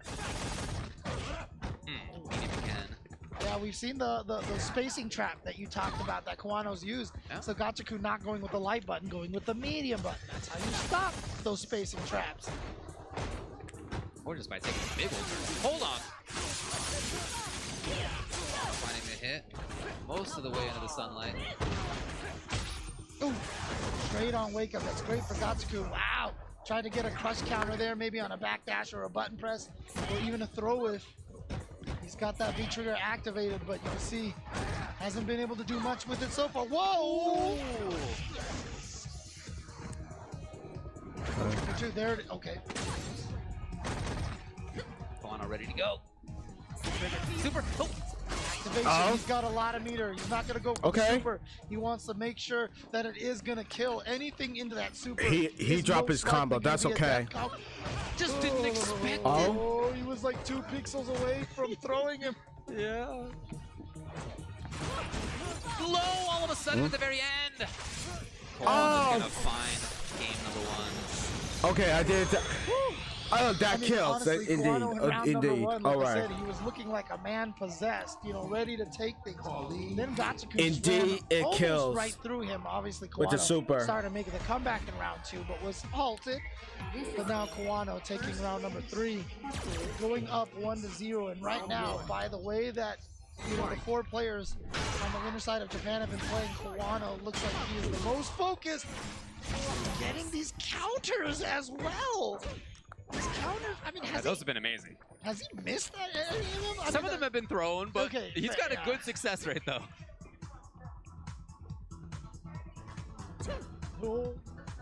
Gotcha. Deep in the darkness, has not been able to battle his way out of this right corner. And both of these characters. Oh, what a confirm! Oh, too far away. Speaking of too far away, Yeah, Kawano done a fantastic job. Remember how great he did his thing outside of Luke's ranges too? Seeing the same kind of thing. Not quite stun. Oh, no EX spinning mixers for you. And Kawano basically is saying, you know what, Gacha-kun, you are not going to be the first player to win both Capcom Cup and an EVO. Yeah, and maybe the last chance for that to happen in Street Fighter 5. No player's done it within a calendar year outside of Mochi. He did it in Street Fighter 4, still probably one of the most impressive runs ever. Really want to throw tech. Again, back under the moon. No! Gacha-kun! Okay, finds his way out. He's got that trigger he would love to activate. Oh, what? Oh. Sweeping the crush. Oh, making it tricky. So Kawano can't counter easily. Here he goes. Oh, no, I whoa! That has to kill. Nailed it. Nailed it. And that makes it a little bit easier to do. Quarter circle forward plus light punch, quarter circle forward plus kick. That'll get you the combo right there. Gacha-kun ties up this game. He did need to take a risk. I was just going to bring it up. He did need to take a risk to make that happen because Kawano's D has been fantastic. So Gacha-kun tried to go back to the well, and I think Kawano's D, again, just looking fantastic. His offense is here too. How much is he willing to spend for this combo here? Not going to spend any meter, just keeps the meaty going. Frame kills for the meaty throw, and there's the conversion. EX, Bro, doesn't even need the air throw. Gacha-kun is Impossible! gonna go down, and Kawano with a commanding lead here. You know, before this top 8 started, we were talking with a bunch of other knowledgeable folks about Street Fighter 5, and one of the I things think people said Kawano about gonna Kawano win is, yeah, this like, while he's super playing. good. He's super good. Do we think that like this is his time? That Well, was the not question. while playing. Is he ready yet? Forget to win that EVO? word. We all think like in the future, could he win EVO? Sure. Is today that day? Is he already ready for that? I think that was the only question. Yeah, I mean we've seen him do great in other tournaments. Kawano gonna win this. You know that, right? Right. And so far, even if he doesn't ultimately win EVO, by taking down Tokido 3-0 and then at least being up 2-0 versus Gacha-kun, I think he's already answered that question. I know you're gonna win that shit. Obviously, hindsight is 20/20. I can sound like a genius. I would have said yes even before the top 8 started. Yeah, well, some people did say yes, but I'm just saying there was a discussion about it. Right, for sure. But like I said, it's easy for me to say that, now that he's doing really well here. Yeah. Of course, David. What do you mean? Yeah, no, some people were on board, of course. And nobody would be surprised. But again, Gacha-kun, former Capcom Cup champ, as we mentioned. Oh, did he switch to V-Skill too? He did. Throwing a different look at Kawano. Oh, man. This is something that he's kind of practiced on the side a little bit. And now it looks like he's busting it out to see if he can use that air mobility to catch Kawano off guard. But we've only seen it come to play once. Kawano. Man in the sky! Kawano is one round away from making grand finals at EVO without losing a game in the top 8 winners side. Bruh, that boy calm in air. Kawano is just playing unlike I've ever seen him play. Now, again, has he played amazing? Yes, of course. But today, it might be his day because he is playing so solidly and so dominatingly. Look at his D here. Oh. Just waited it out. The hit comes, he's in range, and Kawana will turn this into the corner. Gachikun in big trouble. Dashes in to try to find something, anything to get going. Oh, yep, yes. There's that V-skill too, finally. Okay, yep, turn it into damage. Turn it into your own corner. Oh, okay, the empty low works this time. Throw, not quite stunned. One more mix-up. Tries to do empty. I love it, James. If he is gonna win this, it's gonna have to be with weird stuff. I'm being totally honest with you. No, if he's gonna take this dub right now over Kawano, whose defense is genius right now, he's gonna have to get weird, man. Let's get weird out here. Oh, there we go. I mean, look, we all know he has the power of the wind, but the power of the weird, is that what we've got here? The power of the weird? The power of the wind! Just jumping back in the corner. Yeah, and see there, you see the ability. You still remember that thing is such a powerful tool while Gachikun plays Rashid, right? Ground-based fighting game. Remember Rashid's thing? Rashid! Out of there. Okay, nice. the reversal? Light kick, and now he's back out. And yeah, so every time he jumps, you have to think about potentially that V skill coming out. But Kawano taking the life lead off of that back throw. Activation, you gotta block this. Oh, too early! Gotta block. Oh! Here's Gachikun trying to make it happen, trying to take a game here. And yes! The scary part about that is that honestly, the throw might not have killed, but it was still going to be a checkmate situation. He had no V trigger. Gachikun had all the meter for the super. So even if that throw hadn't killed, that's why Kawano was so adamant about teching it at that point in time, because he couldn't take the throw. Let's get weird, baby. Gachikun. Let's get weird. Surviving. Oh, and now he gets a big jump in and confirms it to a super damaging Let's get weird. combo. Stun? Yes. Is he going to go for a reset here? Because of a little bit of the scaling here. Nope, just going to go for the knockdown. Kawano trying to find what was so successful for him before. Back when the play was much more conventional, much more about the ground. Woo! Well, we talked about the interesting air movements, having that new weakness, that nerf. Oh, there's the birth for Rashid. Obviously, they changed the trajectories of going off the wall, you know, to make it so he can't escape as easily, but still, there's definitely a lot of new uses out of it. Okay, Kawano keeping his eye on the anti-air. The match has become so much about that, so much about the air approach. So here Kawano trying to settle it down. Just make yes or no choices, and he's making a lot of them. Making a lot of right ones. Goes for the straight up combo here, gets the knockdown, sets up the frame kill into the throw. Press medium tick here. That was weird. Here he goes. Oh, what? Yeah, you're gonna take the throw when you have that. He's so close to stun. He faked the empty jump. He pressed that heavy punch so late. Look at this damage. What's the mix? Oh man, Rashid run with the rush. With the rush. Oh! Go with the throw. All over the place. This Benny Gesserit has mastered the weirding way. I've never seen him play this wild, and he needs to do it. He's making this uncomfortable for Kawano, and he has tied it up 2 games to 0. And he has had this V skill 2 in his pocket. It is coming into play because not only is it a great jump arc changer, it's kind of the combo V skill. There's always like the utility V skill, the combo V skill. Oops. And really, honestly, V skill 2 for Rashid gives him some sick conversions. Kawano, yes, that's the play right there that made him go up 2 games to 0. 91 seconds stun. Right? That actually is like maybe a record in top level play. That was incredible. Not where he wants to be. He made a comeback last time. He wants to be up there with the clouds. Oh no! Kawano just going for a defensive throw, and Gachikun didn't press any buttons. Here we go. They saw it this time. Yep. Gotta get funky. Yep. Oh, what? Oh no, Kawano. Okay, does find the round. Match. Maybe a little unsettled though. Match point for Kawano. Dude, the mix-ups that he has with that V-skill 2 are ridiculous. There we go to the corner. Oh, good block. Got hit out of the air. Can't get out just yet.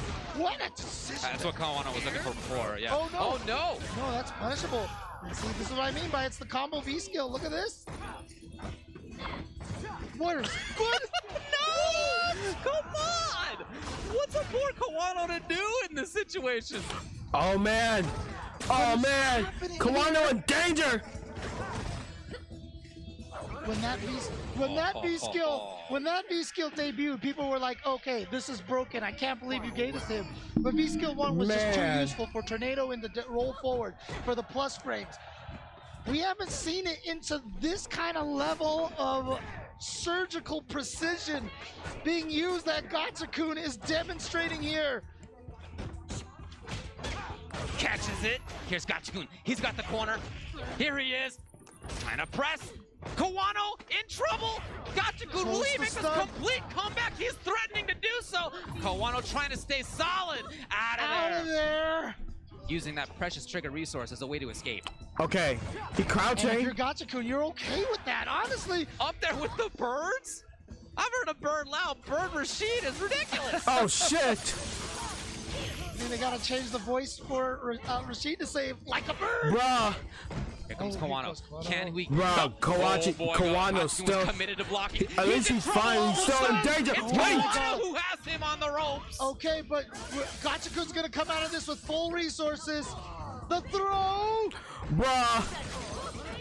Oh. Where is anybody? Oh no, Okay. he's stuck in the corner. Wait. Oh. He spins one of the bars, and no. What a challenge. This is that grounded play, though, that Kawano has had success in. So Kawano! Anti-airs for Kawano, though. Bruh. Kawano. Look at the time as well. 13 on the clock. Running out of time. Gachikun has run out of life. And Kawano manages to barely survive the onslaught that Gachikun was mounting. He was climbing all the way up to that hill. Dude. And at the very apex, he was cut down. Oh, did you see the reaction from Kawano? Throwing his head back, arms straight out, pump, fist pumped down there. He is guaranteed top 2, but you know, for an event like EVO, honestly, it's all or nothing, man. Being guaranteed top 2 doesn't mean anything. It's about that first place. It's about cementing yourself into the history books. Look at this ending right here. Got the hit. And then the tick throw is gonna do it. Gachikun tried to stay solid and not get baited by the shimmy, but Kawano went for the throw. And Kawano barely staves off that amazing comeback by Gachikun. A genius adaptation by Gachikun, if I'm honest about that. I absolutely loved it. When he was doing things that were off the wall, I guess literally, he just, that was exactly what he needed. That grounded play, which he's great at, to be clear, in general, he was being outplayed at.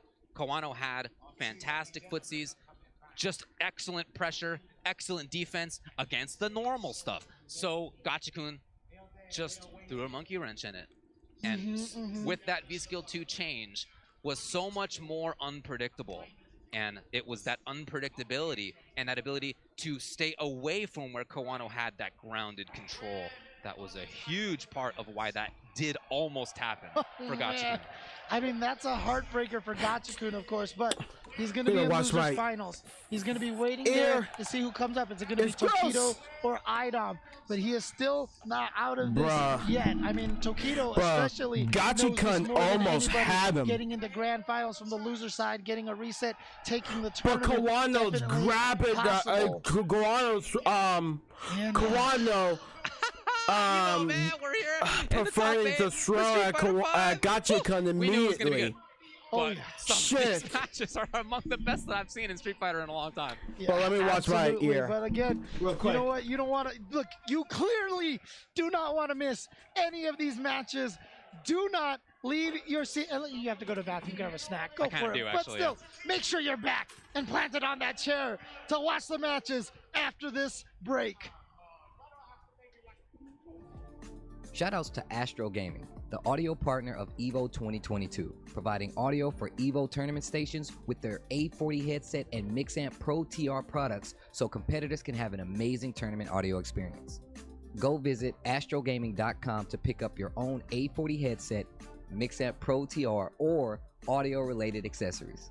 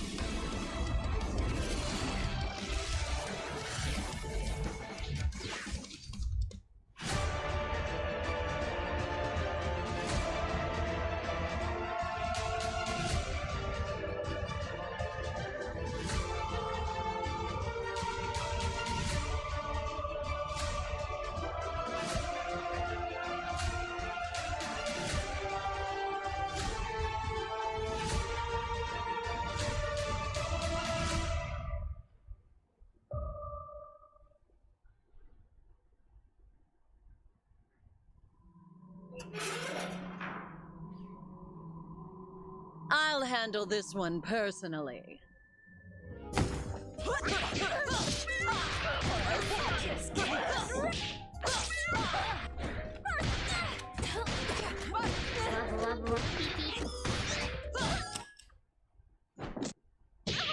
What fun!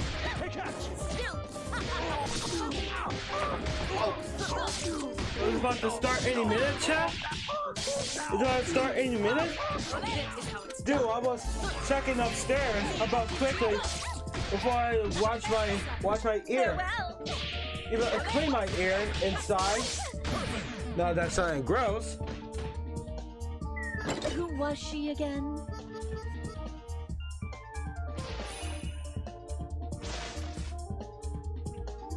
Coming soon to Well, I got Steam. I got Steam, alright. Skullgirls Mobile. Okay, let's see. Check out the latest apparel from 10-0. This is Brand new Tyler officially so I gotta licensed put it- products so I featuring gotta put it Tekken, here Guilty in Gear, the King of Fighters, and in some the of your washer favorites from the for fighting now. game community like Eris from Avoiding the Puddle, Tasty Steve, Exo Academy, and more. You can scan the QR code or visit 10-o.gg/merch. Years and years ago, and finally take an Evolution title for himself. We've seen Taquito in the spotlight. We've seen Daigo in the spotlight. Is this Bonchan's day? Here he is in grand finals. One game away from doing it. Big Bird fighting for his life, but has been the dominant player so far in the set. And Bonchan is just running through him. He's gonna get the stun. Is he gonna put himself at tournament point? He just needs one more hit. There it is, a perfect. Perfect. Bonchan, tournament point. You can feel the energy in the crowd. The cheers are surging. This is his moment. Big Bird needs to win 2 rounds to stay alive and reach. But again, Bonchan finds the jump away, and that's what he's needed. In the corner, it's been death. When he finds his way out, Bonchan has been able to get it done. Oh, goes low. Big damage. Here we go. Look at that, 50%. A throw. So I'm back. This is the match. So no I clean my one towel. Jumps away. All right. Here's the opportunity. Counterplay. He's still in there. That's a block, not punished. So I clean my towel, right? Not punished. The tension is incredible. Missing a roundhouse punish. Oh, he just catches got him. clipped. It's even. He finds it. And it Not smells enough. filthy. Oh, what Good tech. He techs for the match. So that's what's going to the No one wants to washer. fight. He countered. No confirm. No confirm. No confirm on the jab. From Big Bird. How He's long still in it. He's is still my alive. stream, Big chat? Bird will not say die.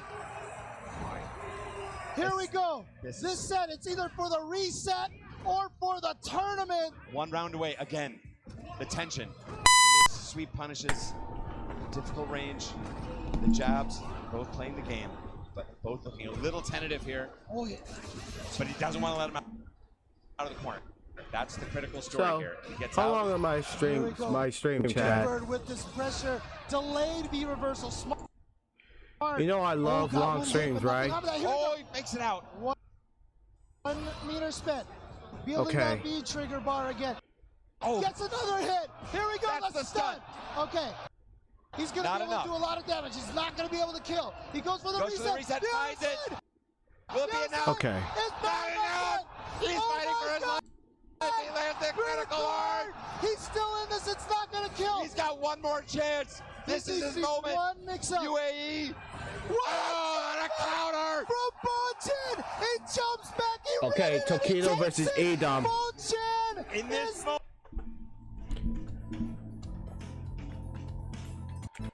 Go ahead for the round, chat.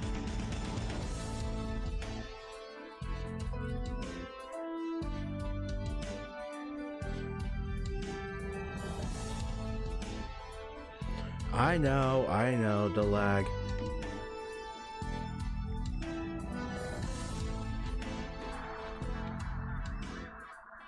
And welcome Here we back go. to Evolution 2022. If you just tuned in, what are you doing? What are you doing? There have been Hey, so what many. happened? What happened? There's been so many great matches here, and I hope you have been around watching this whole entire set, because it's only going to get better. Idom, who had one of the matches of a lifetime, one of the greatest matches I've seen in Street Fighter V versus Daigo. All right, get my And headphones so I now can hear he the has to go audio. and face Tokido. Oh, go back to back. Doesn't get any better than that. Oh my! And what? Oh man, this is gonna be a crazy match again. But really curious to see what Shit's Tokido gonna decides be to go with, crazy, 'cause it James, I really tell feels you. like to me, Idom is just all in on this Laura. Yeah, it does seem that way. So what is Tokido gonna do? He showed the Luke. Didn't really work out for him, and he's had more success with Urian so far. Yeah, that's true, including yesterday where he only played Urian all the way through. Here we go. All right. This is what's happening. Top 4. Okay, Gachi-kun is in the... That's where we're at. Gachikun, of course, having lost just now to Kawano. Tokido and Idom coming up now. Winner will get into losers finals versus Gachikun, who, you know, again, although having been sent to So losers. who's... Boy, if that had been a So first who's five, gonna maybe a different win for the result, man. losers He was final really catching on to things, but Kawano against stayed alive, Gachi-kun? stopped the bleeding. You know, And if- Gachikun's in Where losers is finals. I just between have to add this. Someone just won Tokido a PS5 down there. or Edom? In a rock, paper, scissors contest. This is what you're missing out if you're staying at home, okay? Yeah, there you go. The opportunity to win a PlayStation 5. But here we go. You can win certainly a lot more than that if you can survive this match It is going to be Tokido from We'll Japan find out, Chad. versus Idom, EVO champion versus Capcom Cup champion. That's all we've got. No, Kawano has not. He has not done it, no. He's the only one that has not cemented himself into either of those victories. And so, and he's the one waiting right now in the grand finals. Idom indeed going with the Laura, Tokido going with Urien. Showing that this character still has the juice, but again, look, it's the similar situation with Idom, right? Is Laura a top tier character? Is she considered one of the top 5? No! I don't think Colleen is either, and she's hanging out in the EVO Grand Finals exactly. right So Tokido knows it's about the player. And so, you know what? Urien might be a little bit nerfed, but he is still putting the work with this character. Oh, there we go. Oh, there's that anti-air from Laura, that standing medium punch. Such a good anti-air activation time. Mix. Good. Yep, the pressure. I love Tokido jumping forward. It's so good. now. Forcing the issue. Again. Forcing the issue again? No. Boy, that's just a real tough spot to be. Yeah, because here's the problem. If Idom hit a button in the air to stop that crouching heavy punch, he would have landed on the mirror. He would have kicked the mirror, and then most likely, even on a trade, Tokido probably would have been able to combo if Laura just didn't die outright from the mirror. So that was definitely a KO situation. That was a checkmate. Of course it was a checkmate. Yeah, there you go. Look, we've been talking about how Urien has been made a little worse this season, and how a big part of that is the fact that he doesn't have full invulnerability on EX Headbutt anymore. Well, he still does have throw invulnerability on EX Headbutt. It can be important versus grapplers. Oh, nice counter hit confirm. And just, oh, he was trying to potentially go through a fireball or something, but it just worked out anyway. Tokido walked into that EX elbow, giving Idom a little bit of a chance here. Nice confirmed 3 lights into the regular throw. Nice. Oh boy, pulling out the okie dokes now. All the way to the corner, it hits! It's Bro. not death yet. Tokido lives just barely. He's gonna try his only volley in full Prepare on. yourself to And block. can you believe it? Ah! I knew exactly what was coming. I swear I saw Laura going for a throw. The hand was out, the fingers were spread. I thought she was definitely going for the throw. But no, Idom with the read, the call out, and Idom. I mean, it's against Mr. Crimson that we saw, it felt like it was almost like a games done quick tournament, and he's trying to do the same thing to Tokido right now. Idom's usage of the overhead has actually been amazing in this top eight. It's not something you seek onto very often, but he's really made it work. Oh, just outside of the range, but no whip punish from Tokido. Wasn't ready for that. Yeah, and it's not like his character gets a ton off of max range crouching medium kick anyway. Okay.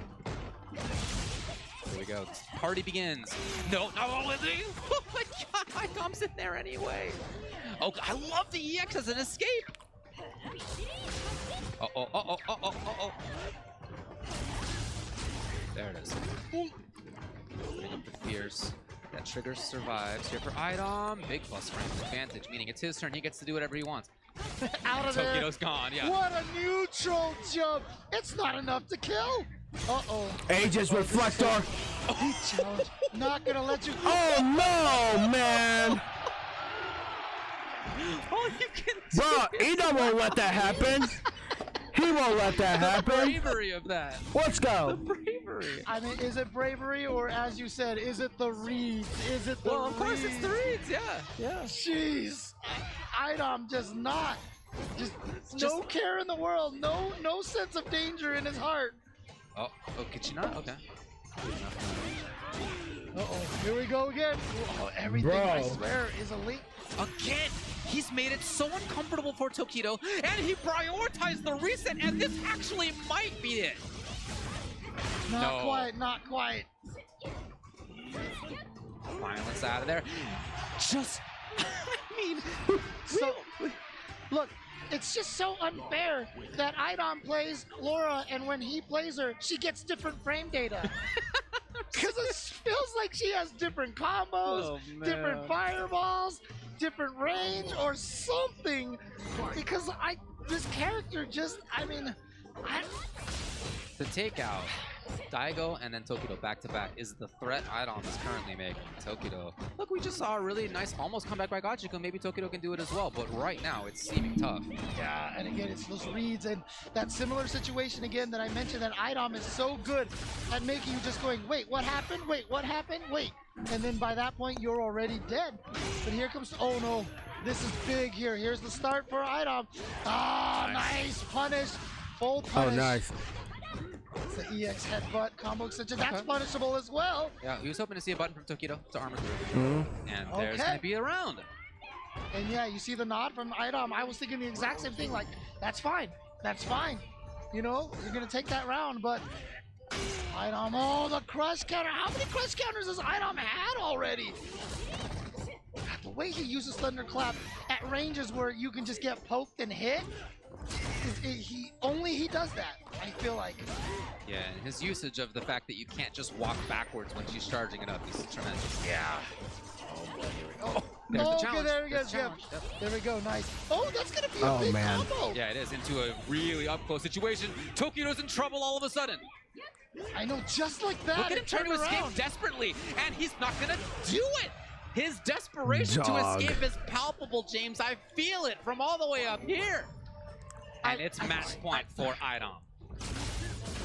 Things that plus frames. Bruh, how do you block and do a command grab like that? And here we go. Dashes up and blocks. Okay, good check from Tokido with that crouching medium kick. Tokido did win the first round. Nice, and there we go. Lands that EX chariot tackle. Like I said, very important. Tried to check the fireball with that crouching light kick. Great avoidance. Is he beginning to make the counter reads? Here comes the explosion. V-trigger activates. Here it comes. Usually Idom pretty good about chasing the jump backs.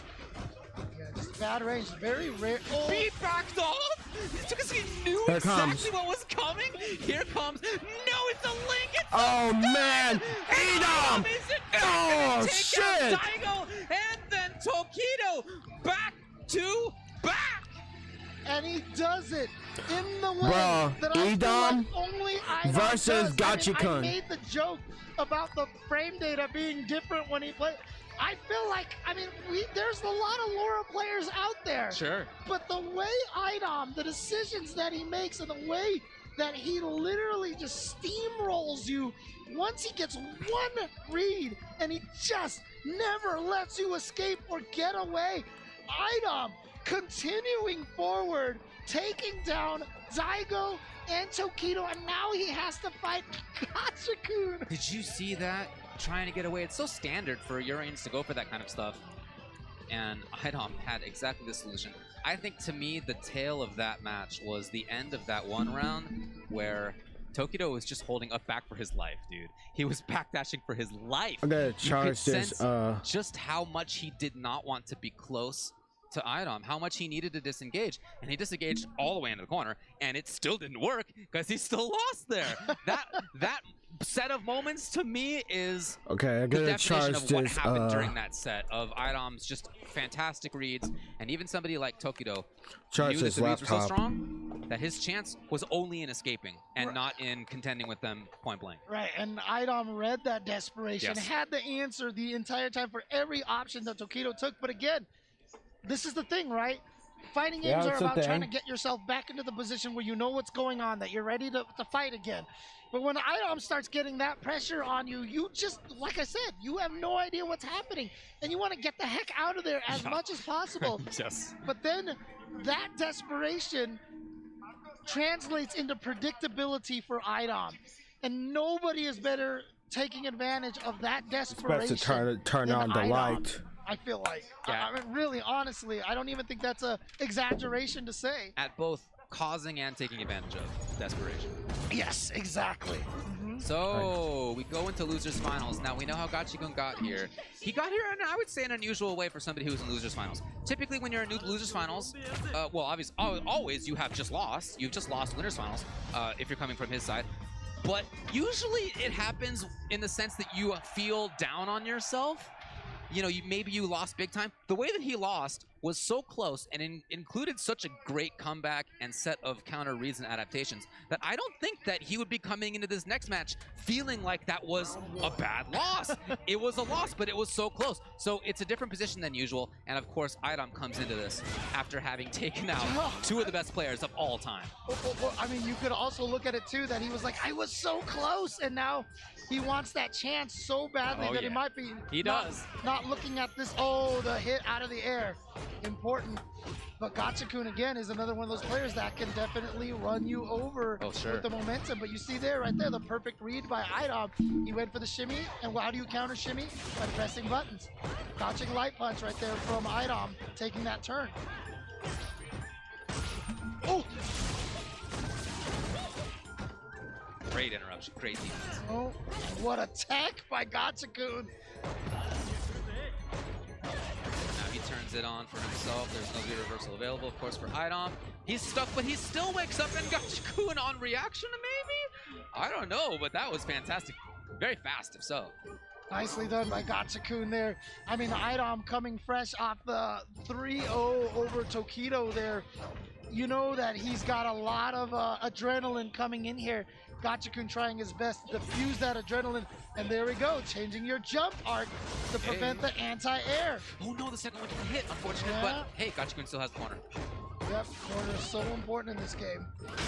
Oh, the crush counter. Gachikun is looking strong. I mean, the way Idom has been playing, it almost looks like he can't be stopped, but Gachikun right, party time. Not quite there. However, still close enough for the grab. Charged it up!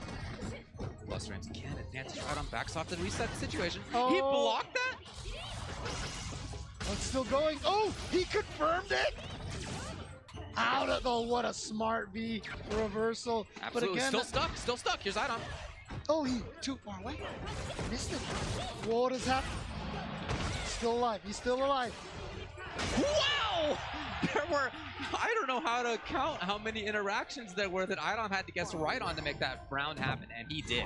It's every time. He ends these rounds with literally like 5 or 6 decisions in a row to win. It's why Laura isn't considered necessarily one of the strongest characters in the game, because she has to do all these reads. But if you're right all the time, then it's not a problem. Top charge. Oh my god. Because it needs some rest. That's such a great example of what we're talking about. Now where are we? Different looks on all this stuff Gachikun too. versus It's not Idom. the case that like he has some tell that he goes back to the same Or well item. over and over again to try to get the same water. No, he is moving all over the landscape, going everywhere. And even in that same round, there were 2 big looks on similar situations that he had the exact opposite sides on, and he was right both times. I'm leaving. I don't know. This is just absolutely blowing my mind right now. It's so crazy. And again, if you're Idom and you get hit by that air eagle spike because you tried to anti-air, I mean, at this point, do you care? Like, you get hit once, it's not, doesn't lead to a mix-up. And if your anti-air works the other times, oh my god, the light kick beating, the heavy kick, isn't that what the heavy kick is for, to go over things like that? Okay. What? Dude, getting thrown on the opponent's wake up is one of the most painful things. Jumping. What the heck? Hoping to find the crouching medium kick. Gachikun was out of there. Okay, yes, the activation point comes, and just like that, Idom's got the corner yet again. Oh, there's that meaty stem medium kick. Still alive. He's just right too many times. You know what? The key to winning fighting games for everybody watching is to be right all the time. Let me take my notes. Yes. To guess correctly. Oh, man. Okay, well, Gachikun definitely trying to take that lesson to heart, but there's that crush counter again from Idom, always finding the right time. Counter hit combo. This Rashid has spent a lot of time on that wet floor, I'll tell you that. Oh, man.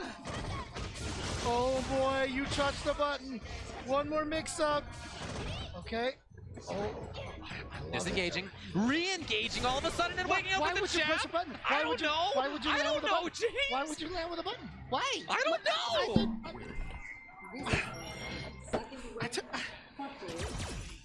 Two 0, just like that. Look at this expression here. Now, to be fair, Look at Gachikun. but at the same time, if you take that out of context, like that is almost everybody else's expression in here as well. The problem is right now is that Gachikun is sitting right next to the ice cold heart of Idom right now. That is why it is that much colder where he is. Oh. Would he make the same switch to V-Skill 2? Did he do it? Did he do it? That he did in that last set, where he was down 2-0, and then he almost came all the way back and won. Yeah, we're trying to crane forward and see if he in fact did. Show me the pixels. Show me the pixels here in Losers Finals of EVO 2022. He did not. Still with the V-Skill 1, but Idom has just been looking absolutely unstoppable.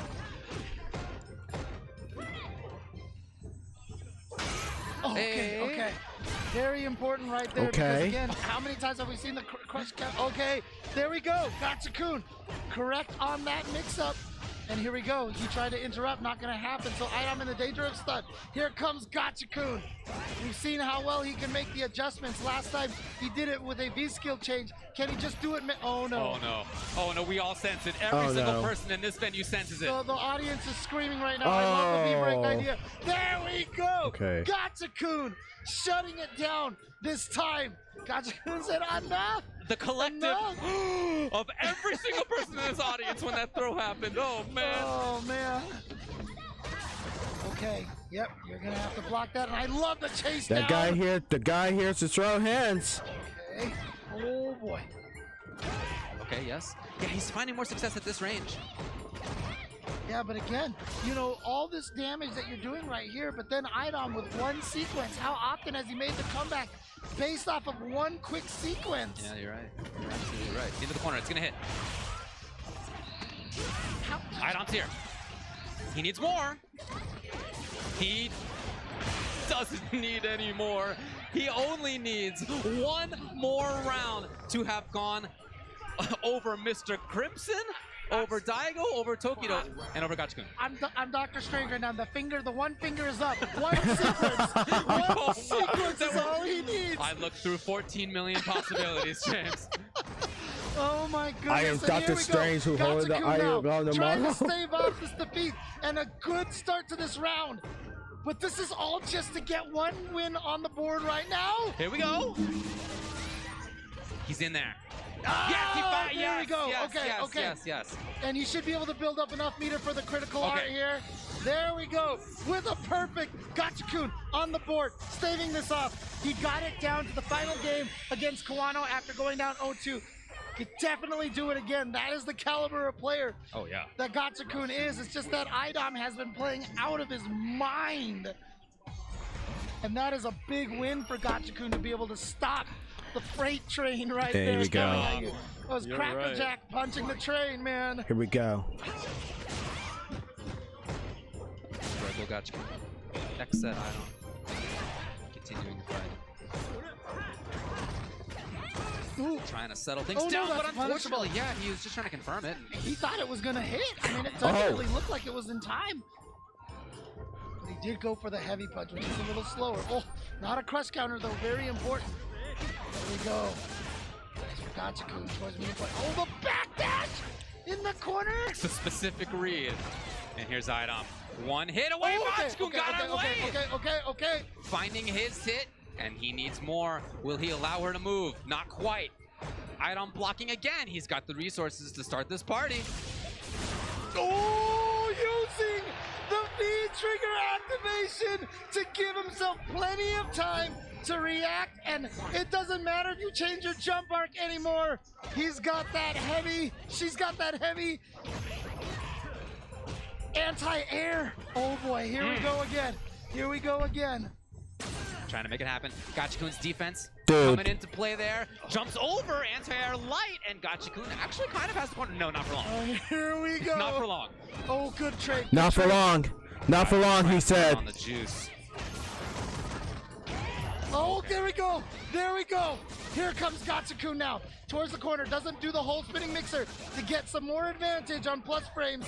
Hey, look, man, I'm thinking back to the Daigo set that Idom had, where when he was on offense, yes, everything was going great. But when Daigo had his offense, that is when Daigo almost took the set.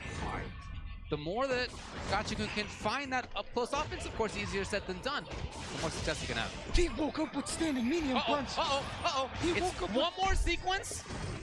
Oh, boy!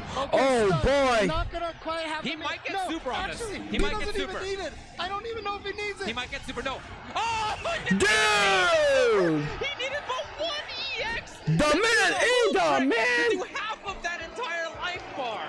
And there you go. Idom has taken out an incredible list of players. Mr. Crimson, many people's choice to win EVO. Daigo Umehara, many people's choice to win EVO. Tokino, many people's choice to win EVO. And then Gatsuku, many people's choice to win EVO. Idom, many people's choice to win EVO, has in fact made it into grand finals. And here we go. This is that sequence right here. And watch this.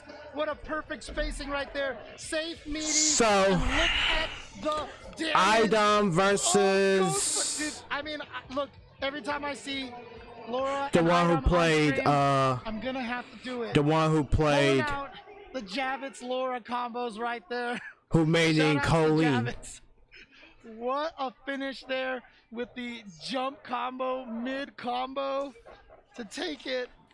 Idom is in grand finals now.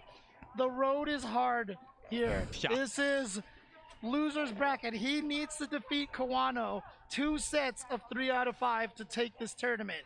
Kawano only needs to win 1 time. 1 time. Yep. As we look at this Kawano. bracket here, you can see in the grand finals again, Okay. even though there's Kawano only one spot in or that upper right Edom? corner over there, Kawano has or to only win Edom? 1 set. Idom has to come back. But look at this. what is it? 3-1, 3-2, 3-0, Or Idom. 3-1. You know what? I call him Idom. I'm literally at a loss for words right now with this run from Idom.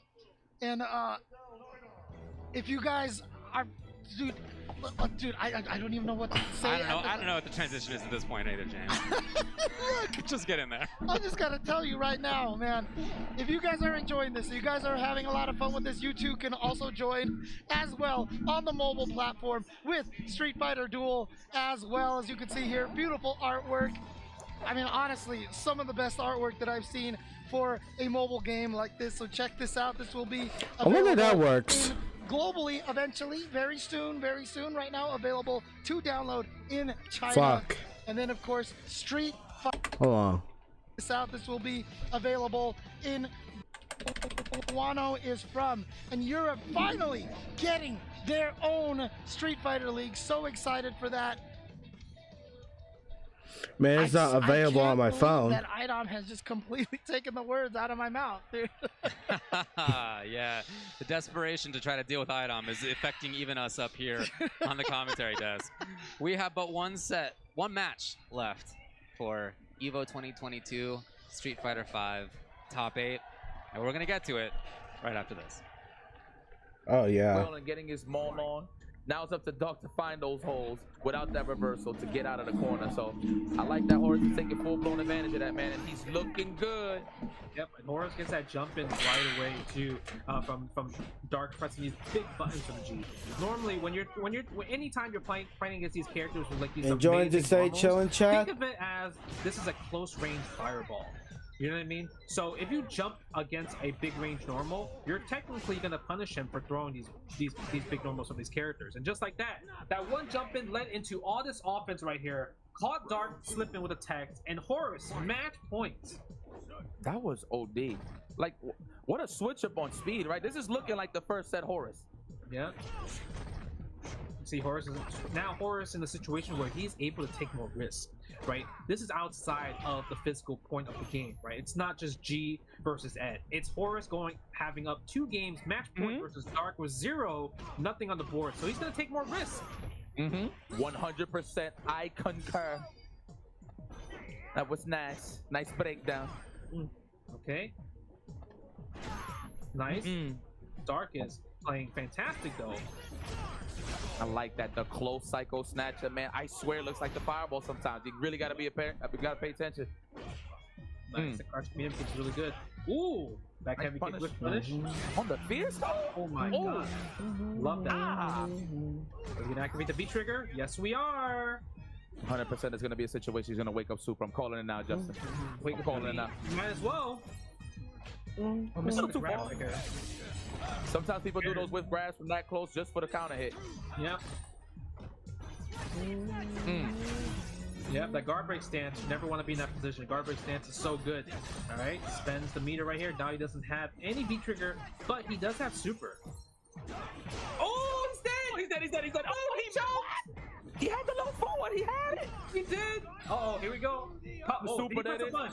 Did he press a punch? No, he did not. No, he did not. No, he did! Oh, the EX! The EX goes through! Whoa, that looks so crazy. It's just so many colors. Purple, red. But other than that, Horus is your champion. This sound like Justin Wong.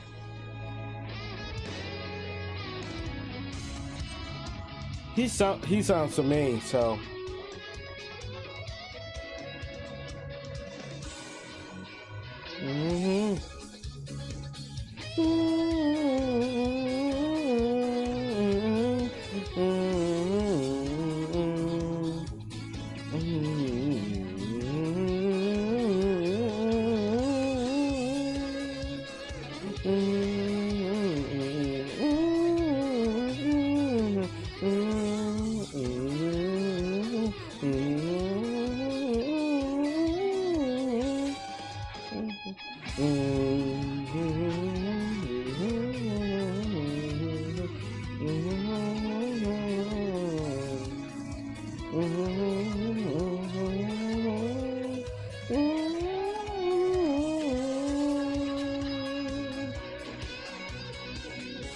Man, they love this song.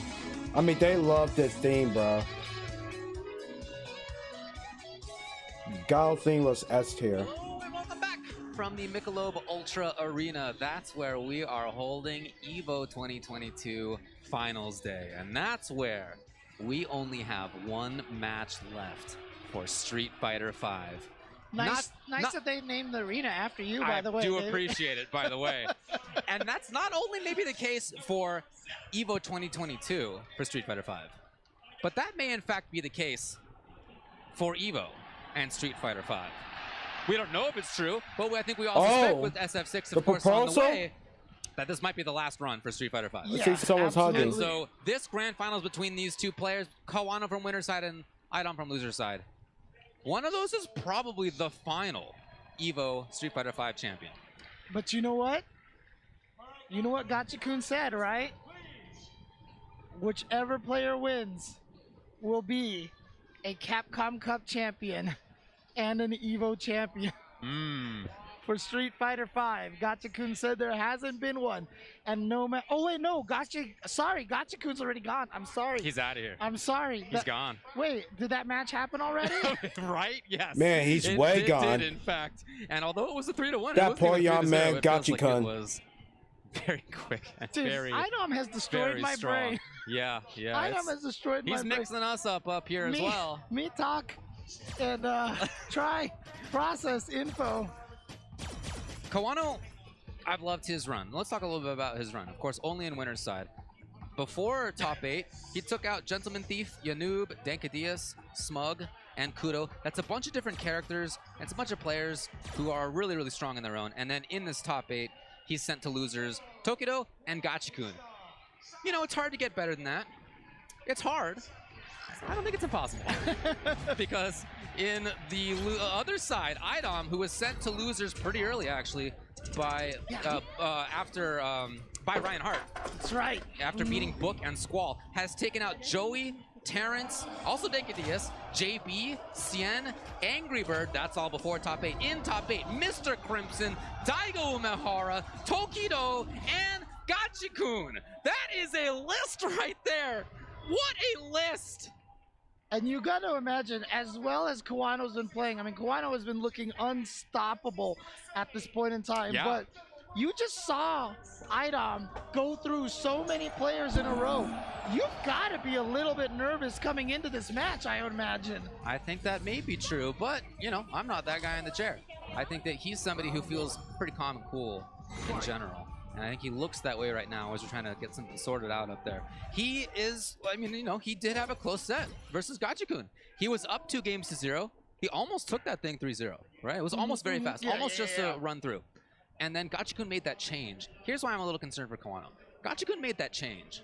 And the change that he made was to not only play traditional grounded footsies, it was to play heavy mix-ups and big movement.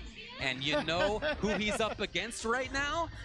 You see this guy and the heavy mix-ups that he brings to bear? We'll see, everybody. Here we go. We're going to be getting into grand finals. On the winner's side, we have Kawano from Japan. And on the loser's side, we have Idom from the United States of America. Let's get into it. It's Evolution Here we go. 2022. We're back after a long hiatus, and here it The comes grand now. finals between Kawano and Idom. And look at this, winning the neutral pretty soundly, but again, winning the neutral against Idom clearly is not the solution to beating Idom.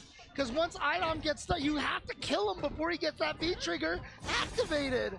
This spacing traps, he stole the biggest turn in the world in that spacing trap. Man did thunderclap. Here we go. EX tries to jump away. Idom is usually really good at chasing after people who jump away with an anti-air elbow. Did not get it this time, so here comes Kawano. Back, yes, don't give him a chance. Take him out before he has a chance to get the activation, and that is what you need to do right there, Kawano. Do not let up. He played great. Oh, yes, he's playing the mix-up well. He's got the corner all of a sudden. And as he has throughout this top 8, he has made this right corner his home. Yeah, and he is looking so dominant right now. Is this the end right here for Idom? Is this going to be what stops the train? Look at this from Kawano. He is absolutely dominating this game number 1. And he only needs to win 3 games. It's grab, yes. It's grab. It's just a yes or no, strike or throw. And he was right to get it perfect. To get a perfect against Idom and all the success that Idom has just had. So awesome start for Kawano. He got into the corner and he never really had to deal with the mix-ups from Idom because he got there first. Absolutely. Like I said, just don't give him that chance. Like I said, Idom needs one sequence. And speaking of, here comes Idom starting up, and there's that thunderclap. After the throw tech, Idom will throw a thunderclap, and that is a common decision that he makes. And because a lot of players aren't ready to go throw out a big button after the throw tech. Nice use of EX Vanity Step right there to get the projectile invul. And here comes Kawano. And finally, Idom with the Oh, there's the crush right there. That didn't combo into the fireball, unfortunately. But here comes Idom. That fireball's still coming. He went low 17 times in a row. Okay. He figured Kawano would be expecting the overhead. Big hit. The defense from this man, Kawano, unparalleled so far. What? Dude! Wow. What a chase down. Even Kawano was so high up in the air with Colleen. Even if he had landed in time, which he might have, he probably was not expecting an overhead at that moment. Looking to confirm on board Fierce. Okay, so giving a bunch of different looks about what to do after the light parabalance. Oh, he just walked into that. He tried to challenge. Well, the wake-up buttons this time from Kawano. Parabellum on fire. He's in. Oh, good throw tech right there from Idom. Oh, and a whip punish. Okay, Idom, I see you. Yep, light punch. You're in the blender here. Oh no! But Kawano, V-shift. Offensive V-shift. Yeah, break. to keep the offensive side of things going. Oh, he got the cross. Oh, there we go. There's a clutch. He hit the light kick. Actually, he hit the standing light kick from her. Okay. He can set up hail. He does. Throw. What's the mix-up here? Goes into the activation. So scary. There's a throw again. For so many throws. Another throw. Third throw. Another throw. Yes. Okay. Oh! That is punishable on block. Yes, it is. Yes, it That was godlike. But you know when it's That not was fungible godlike. is I if wish it there hits was a the very replay. specific situation of somebody backdashing. I wish they got a at half replay screen. dish. Oh, good. Okay, nice, Just nice. keep that in mind for I'm next not time gonna you're rewind using it Laura, again. That if you think Okay, the opponent's round gonna be 2. backdashing half screen away Here from we you, go, baby. That's your solution. The level of reads. Now, okay, 1-to-1.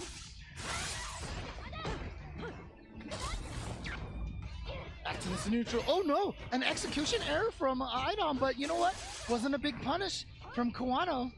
And again, like I said, all this life that Idom loses in this beginning part, all it is I'm building up V-trigger. Delayed, crouching strong. And here's Kawano again finding the corner. Tries to go finally for the shimmy. Crush, but guess what? Idom has the trigger. Here we go. Got the knockdown and he chases! He's looking for the V-shift. There have been so few V-shifts actually. Yes, there's one. Oh my god, how did he block that in time? The command throw, that's a stun. Can he kill in the situation? No, she's got the V-trigger. I think she's smoked, dude. Yep.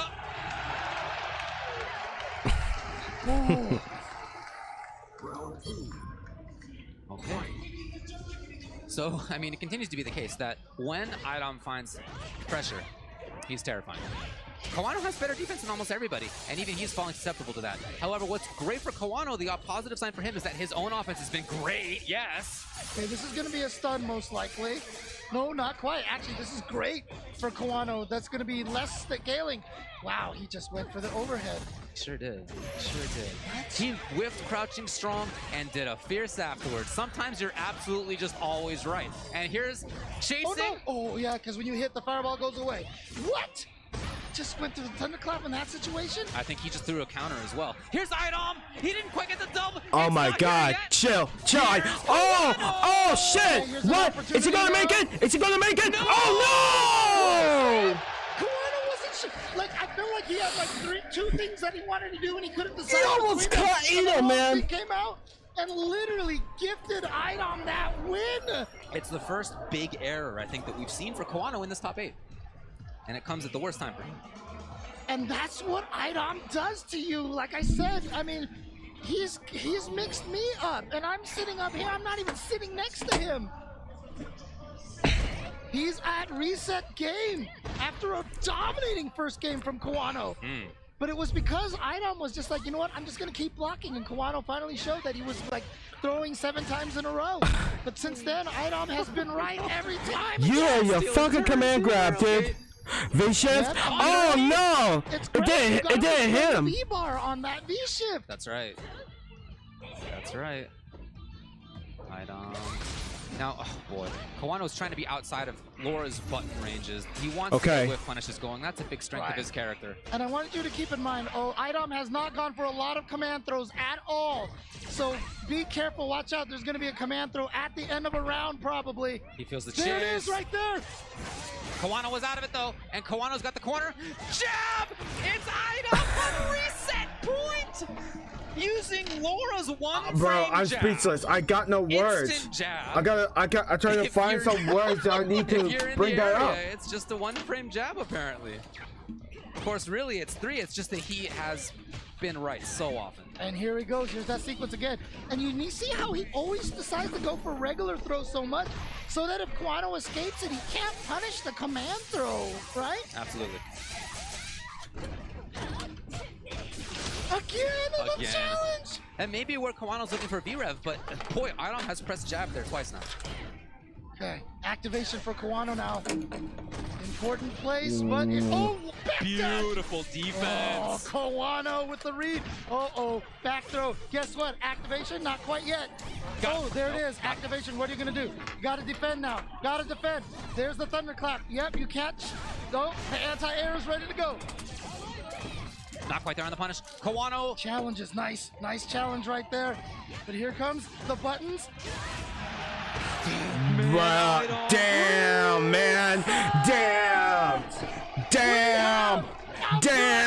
bro. We are tied at 0-0. Can Idom complete this journey all the way through the loser's bracket? He just defeated Gachikun. Previous to that, Tokido. Previous to that, Daigo. Previous to that, Mr. Crimson. And so now he effectively sends Kawano to loser's bracket. They're both now in loser's side. That's the way to think of this. And as a result, whoever wins this next set is EVO champion. Bruh, Edo has come Street Fighter champion. He'll be a Street Fighter champion, guys. Everybody watching this event right now is thinking is, how do you stop this juggernaut? That's the question. He's back with his character, with Colleen. I don't think many people would have thought before going into this EVO that our grand finals would be Colleen versus Laura. You know, there's been a lot of chatter about the tiers. This is a pretty good game when it comes to that balance, folks. And here we have two players who believe in their characters and may have a second set to play. Oh, here's a great start for Idom. Gets those meaty plus frames. Nice! That's my webcam chat. I'm sorry. But Kawano has not been able to find the sequence with the repeated regular throws. Here comes the pressure from Idom. Oh, close to stun. One more mix-up in the stun. Plus frames, yep, here's more pressure. Oh. He does get punished. Wow, Kawano's there in time. He's got the corner. And remember, his own offense has been good. The backdash this time from Idom, not enough to kill. Okay, beautiful, beautiful right there. Kawano calling out potentially the command throw, but the V reversal from Idom, so smart. Okay, anti-air. Idom trying to find one of those miracle jump-ins that he's gotten so many times. Yeah, his jump leg kick is often around here. You know what else could be is just regular old command grab. I'm thinking back to the mix-up in the corner on the left side when after the jump in, there has been jabs. There was finally an attempted grab by Kawano, and you know what came out but backdash from Idom. Idom officially has the lead here in grand finals. Nice backdash from Kawano. That's more I like it, and that's better. All the damage to Laura just seems to be a prelude to Idom. Hold on, round. Edom, okay, victory. Goes to his. Terror that happens afterwards. And that's the hardest part. If you're fighting Idom, all this isn't good enough right now. That is how it feels. That's a difficult perception to battle against if you're the player. Because the reality is that he has a life lead right now. And he has fantastic spacing, and he generally has fantastic whiff punishing, and he didn't get it there. Oh, here we go. How does he gets that crush so many times? Here we go. Activation. This is the terror. Okay. Oh my god. What is happening here? Oh, he tried to hit a button. No, oh man, Edom! Bro! Idom! Zero over Kawano! I think Kawano thought that that fireball would be gone by the time he woke up. I agree, absolutely. He tried to do a button, and what can you do in that situation? It's not like she even has an invincible DP or anything like that. Maybe tried to go for a counter or something. Here we go. Idom starting here. One game up in the reset of the bracket here at Evolution 2022. There we go.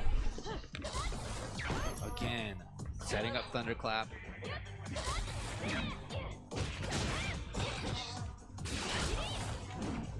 Idom chasing it down, the shield of Thunderclap. What are you doing, my guy? An offensive V-Rev, because why not take advantage of it when you can? Instead, Kawano's out, he guesses right, and he's got corner pressure.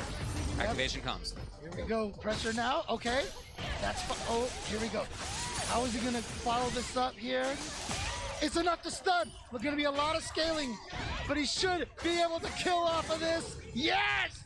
Man. Last hit. Kawano got a chance, man. Trying to tie things up 1-1 here in the reset bracket. Hey. And backs off. Having seen actually Kawano jump out of a few recent command grabs, here comes, what a just absolute genius.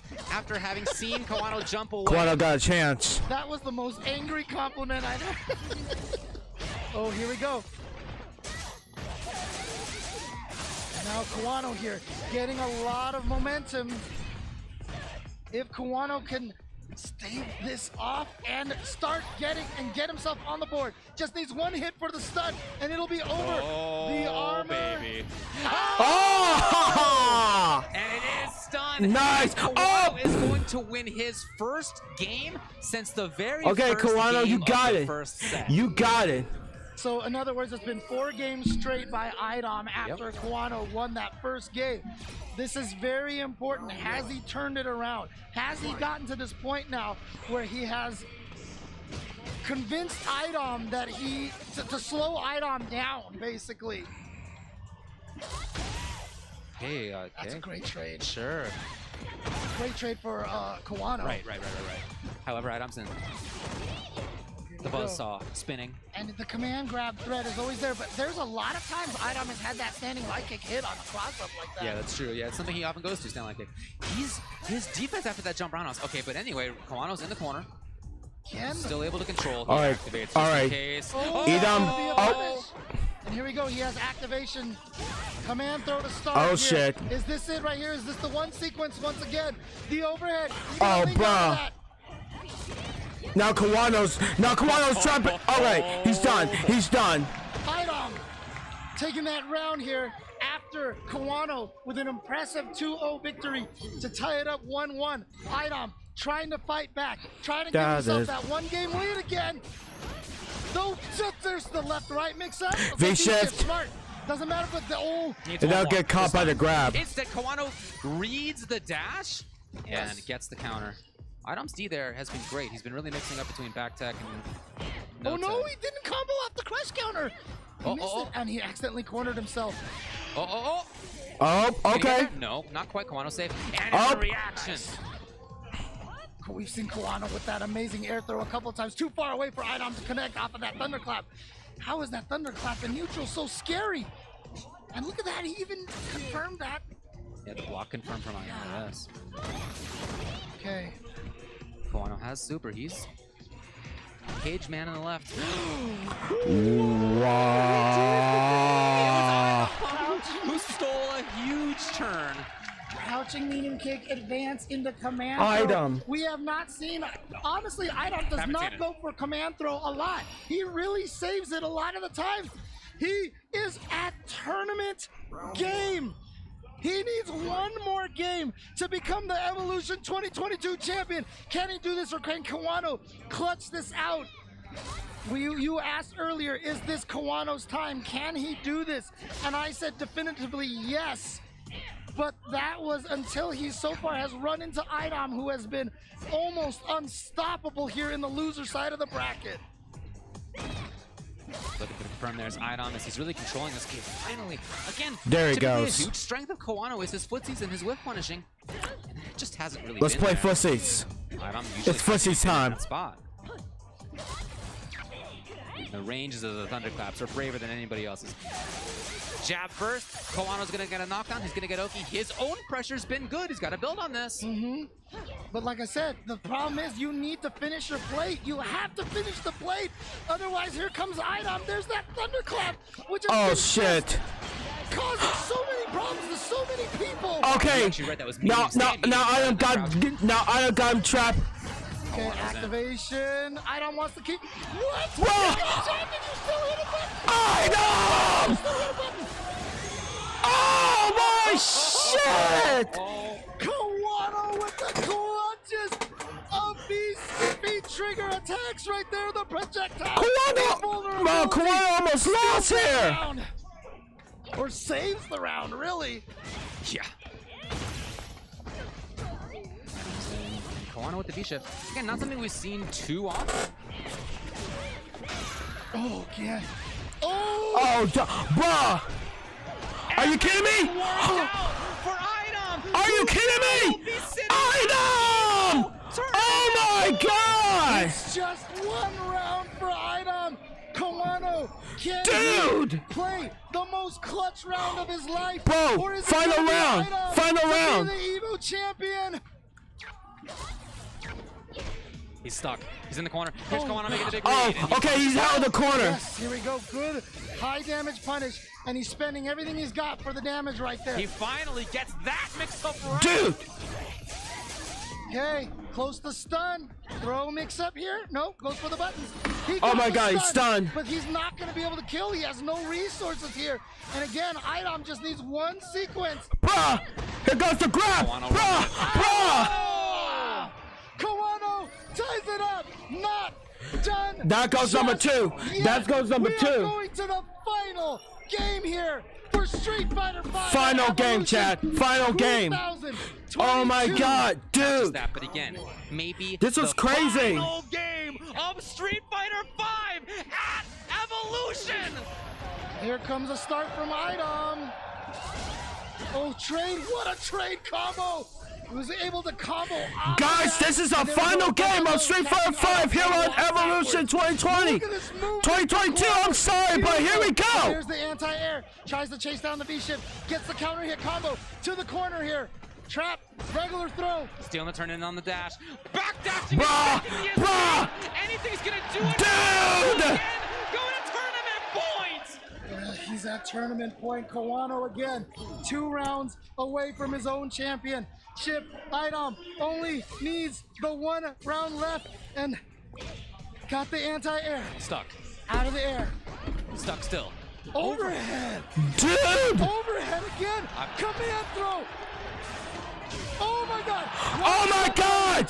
Maybe one. Item. Nice Challenge check. so Nice important. check. Kawano. Not only is he free from skill, but he's got the corner. And Oh my he's got god. a chance to pressure. Where's he headed? Backdash from Item. Okay, anti-air. Caging. Yes, Kawano has been so on point with the anti-air. Gonna get the stun off of this. Cannot kill. Oh no, But the he's gonna be able stun. to keep it, get him the pressure. Oh no, the combos. He's set up here. Gets The counter. Item. Oh my god. Holy shit. Oh shit. Oh dude. Dude. Final round for Shit. Evolution 2022 of Street Fighter 5. Who's gonna take it? Is it Item or Kawano? Item with the anti-air. He gets to set things up. He tries it a little bit. There's Kawano with the interruption. And his own pressure will come. Oh man. Yo. Anti-air again. Oh, and the V-shift. escape comes. It's That was- V-shift. No quick rise. Backdash to Okay. build the distance. Item here. Trying to say gets the hit. Confirm. Hoping to see a chase. Nothing came. And Bro. again, that range right there. He dashes it overhead. Never hit a single game. Here he comes. He's trying to get Again it. the V-shift. Again the V-shift to escape the command throw. Bruh. Item's trying to finish it off with his command throw. It might be his downfall. Where I am, bro. He starts. Dude. She's here to party, James. Oh, again, the V-shift. V-shift. Oh my god. Dude. Party she does. In here it was 2. Oh no! Bro, he's gonna become a Street Fighter champion! He's gonna be the Street Fighter champion! Trigger left. Bro! Life almost even here with 38 left on the clock. Scheming towards the corner. Tap. Up yet again. Tap, tap, No, too far away from tap the like player. that! The punch counter from Kawano. Oh! Is this gonna be Kawano! Is this gonna be Oh shit! Kawano! victory? Bro, he's a Street Fighter! Bro, he's becoming the Street Fighter champion! Victory, Kawano. Bro, he's a Street Fighter champion on EVO 2022! You Bro! can see Item is beside himself, but Kawano has done Holy shit! Kawano at one point lost Holy 4 games shit. in a row in that set. 4 games in a row in which Item Holy had almost shit. total control. And then he managed to battle all the way back in this set. That was mad! What fortitude by this young man. Talk about the next generation. That was of high-level mad. Japanese Street Fighter. Here it is, folks. It's already here. Kawano has made it happen, and he takes EVO. How much have we missed this kind of action? This Bro, kind of I am almost had it! And He you has can not see yet gotten up, James. He's still in the chair. What a run by Item, and if you're Item, you feel like that kind of run in loser's bracket means you can't possibly lose. Like it is manifest destiny to take the tournament just shy by a tiny bit of life. Kawano stopping the freight train. That Man. is Item, and he is the Evolution 2022 champion. He lost to Reinhardt, did Item. And after that, again, Joey, Dankadias, Terrence, JB, Cien, Angry Bird, and then in top 8, Mr. Crimson, Daigo, Tokido, Gachikun. And then first set on Kawano, so it kind of Kawano also, but not the second set when it counted the absolute most. Kawano, again, the ability that he had to figure out what went wrong, and to make the adaptation, and to actually make it happen against as strong as Item seen this buzzsaw cutting down these giant trees of Japanese Street Fighter, of worldwide Street Fighter. fantastic play by Kawano in the end. He absolutely deserves it. Absolutely, and again, just the level of play that we see here. This is the Man, only that was kind so of place mad. you can see something like this is Evolution and EVO. And it's been so long since we've been able to see something like this. Kawano cementing himself as a EVO champion for the forever. Forever, He absolutely. is the champion forever. And again, probably the final one for Street Fighter V. Exactly, and you know, obviously, I just want to say one thing really quick. I'm so proud of everybody to have made it through the last 2.5 years.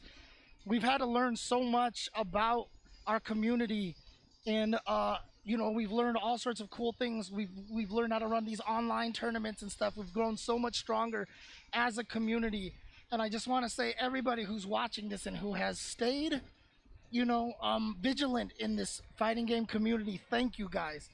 Thank you guys. If it wasn't for you guys, there's so many chances that the FGC could have crumbled during this pandemic. Man, that was wild as all crazy, bro. Either was almost ready to be the Street Fighter champion Tournament finals like this in EVO 2022. I cannot ask for a better way to welcome back Street Fighter at EVO. In a hard way, in many ways, in untold ways over the last few years. And I agree with you. It does feel sweet to be here in person, even if you're not here in person, if you're watching from home. The kind of feeling that you get from an in-person event when the stakes are this high, when you can feel the feeling in the room, or again, even if you're at home, you can feel the feeling through Twitch. I know, I've been there many times myself. That kind of feeling is just really sweet, and I absolutely missed it. So excited to have been back here and to have been able to call all this action for you in truly some of the best Street Fighter V matches that I've seen. Yeah. Some of those back and forths there, some of those 3-2s are for the ages. Fantastic top 8. Congratulations to all the players. Absolutely. And again, honestly, it was a joy. It was a joy calling this. Our job is easy when the matches are this good. That's definitely sure. Dude, blast to call Street Fighter with you again. As always, we were able to do the opening set of Street Fighter V at EVO 2. We used to be able to do that every year at EVO. I was super excited to be able to do that and to also close the show out with you. Yeah, and you know what? Let's not delay it any further. Let's get the players their awards. Oh, good stuff. Let's get the players their awards. Let's throw it to L.I. Joe for the award ceremony. Oh, yes, let's go. All right, guys, all right, hold on. Before we actually get into the award ceremony, just a few quick things about Street Fighter V in general. You know, we lost a few years. These players lost a few years of being able to compete on this very stage in this game. So please, this could potentially be maybe the last top 8 Street Fighter V we may see in EVO. So I need you guys to do me a huge favor. Everybody get up. Let's give these gentlemen a round of applause for the game that they play and the heart that goes into playing it.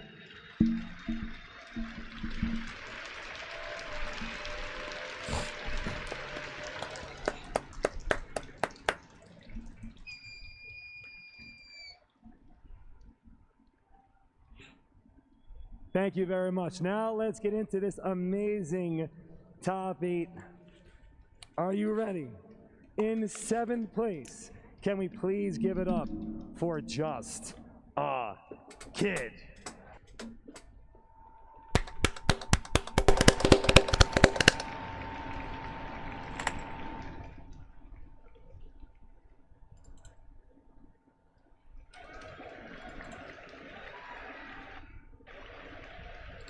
And also in 7th place, let's make some noise for Mr. Crimson.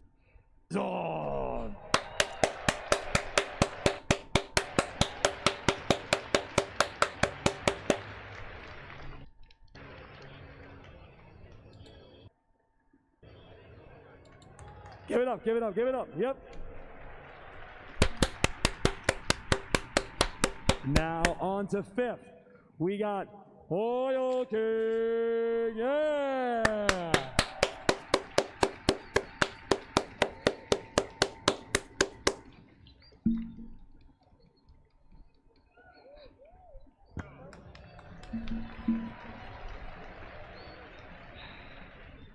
And also in 5th place, Daigo the Beast Umehara-san.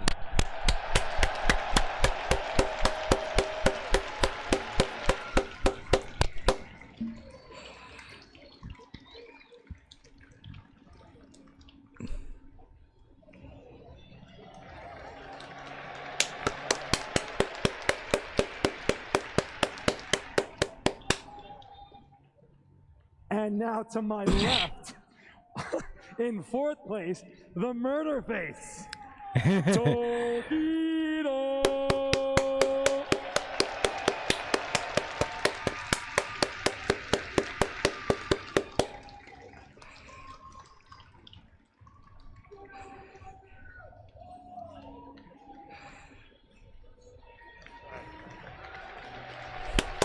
Give it up, you want to give it up, good.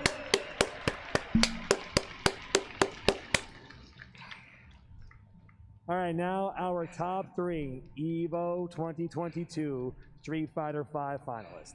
In 3rd place, Gachi-kun.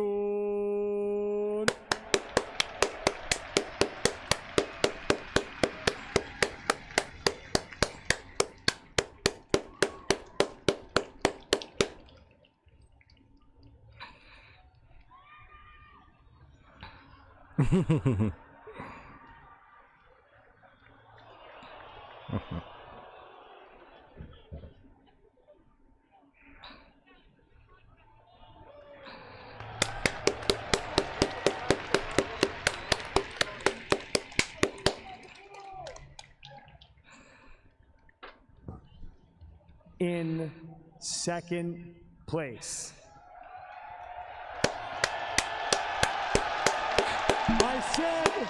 I said in 2nd place. Bro, the monster item, bro. The monster item, bro.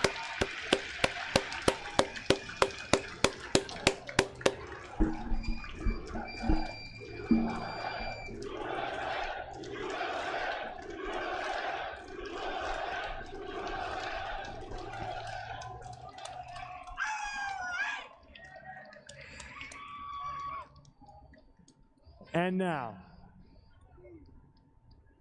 we're going to give it up for the EVO 2022 Street Fighter V Grand Champion. Let's go, give it up. Yeah. Yes. Kawano!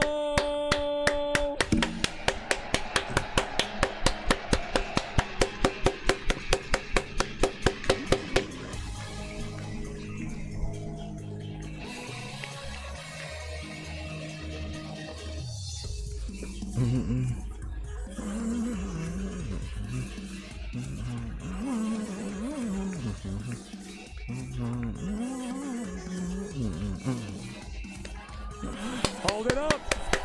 Yes. Yes. Kawano.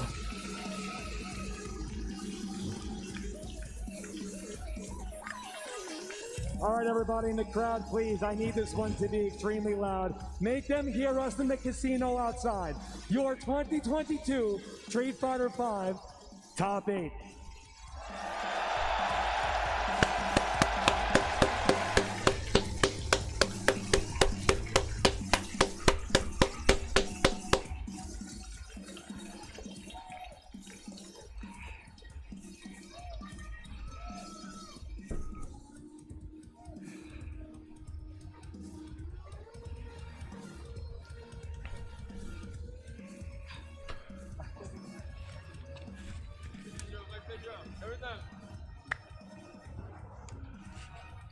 Yo, Oil King just sucked my hand. That was crazy.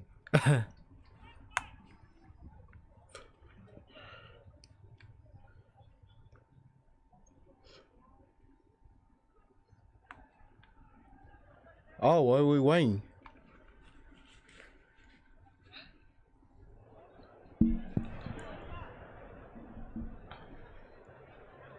Hey, guys.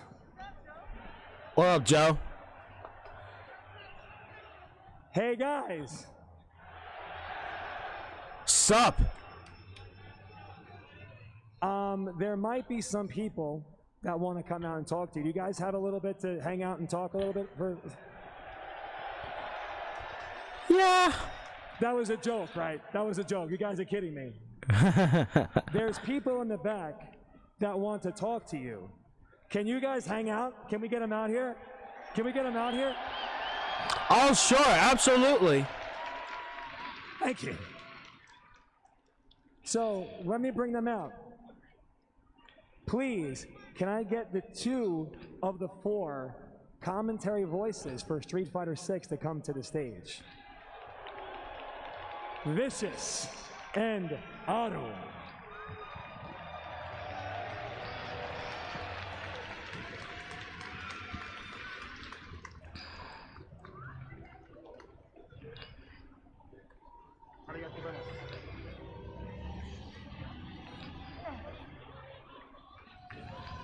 Before we get anywhere near something great, I have to say, seeing you all here after so long means the world to all of us fighting game fans. I need another round of applause for you guys right here, live in the Mandalay Bay for Evolution 2022. I have a very, very special guest here with me, Aru-san. He has a couple of words for you all as well before we even get started. Aru-san, would you please? Thank you. Thank you for all of players. Awesome action. We just saw. I was glad to see many of you fans were wearing masks at this EVO. I can tell that we wanted to keep the community safe. Excitement and thrill were arena was best. Thank you!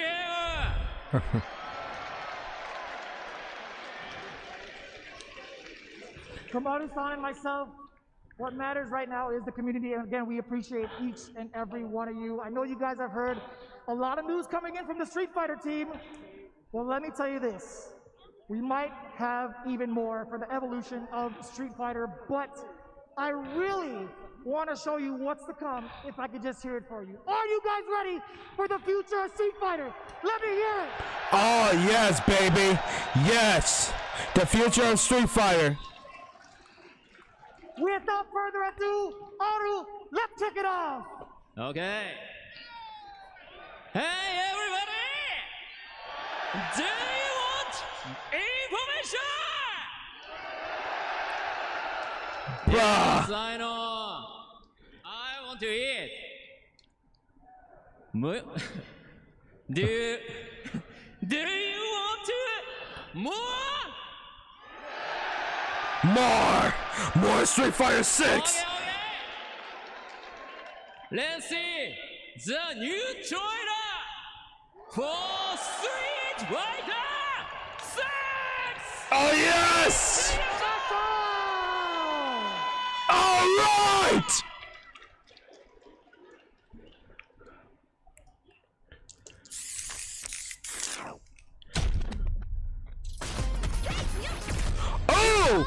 Oh, the new era is here. Oh, no, Kimberly? Yes, Kimberly.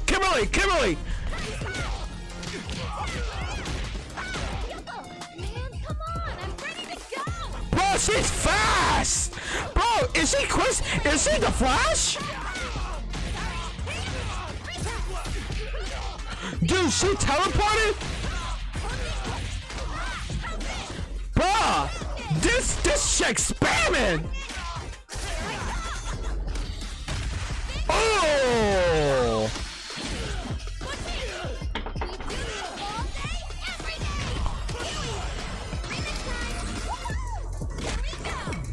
Bruh! Grappling? Man! Make way for the ninja star. This chick, bro, this chick is good. Wait a minute. Something wicked is coming. Is this another new? Wait a minute! Wait a minute! Joey! What? Joey! Huh?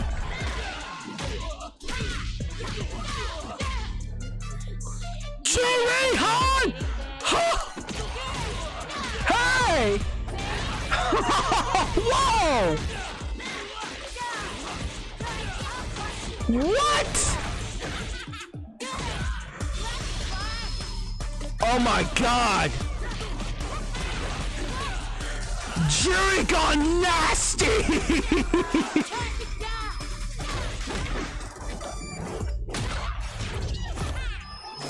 Oh!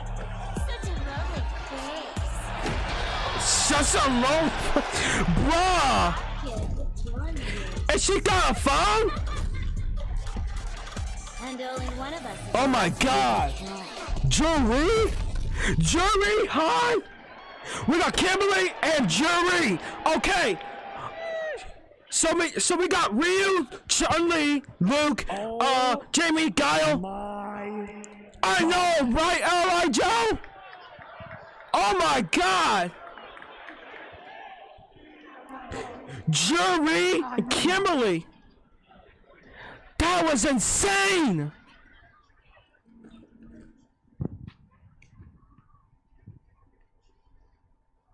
Oh.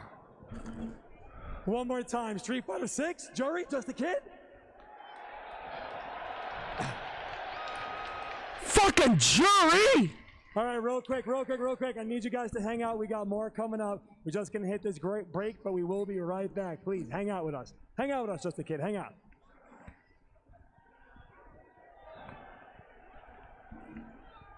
That was crazy. No, that was crazy. Bruh, Kimberly, new original character, and the returning character, Jerry Han. That was crazy. But we will be right back. Please hang out with us. Hang out with us. I know. Man.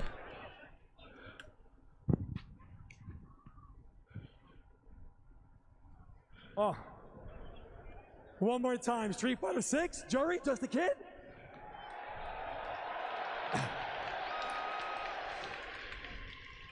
All right, real quick.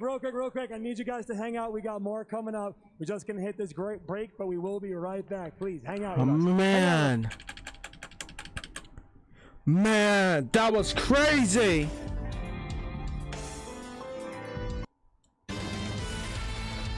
Damn. Bro, Kimberly, she's so fast. She was like faster than the Flash from DC Injustice.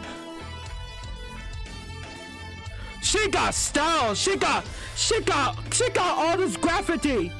Bro, another fighting game graffiti that's like, what is it? Achilles, son of Hercules. Hercules is too soft. If you cannot make the sacrifice, I will make it for you. What's this? There is no escaping your fate.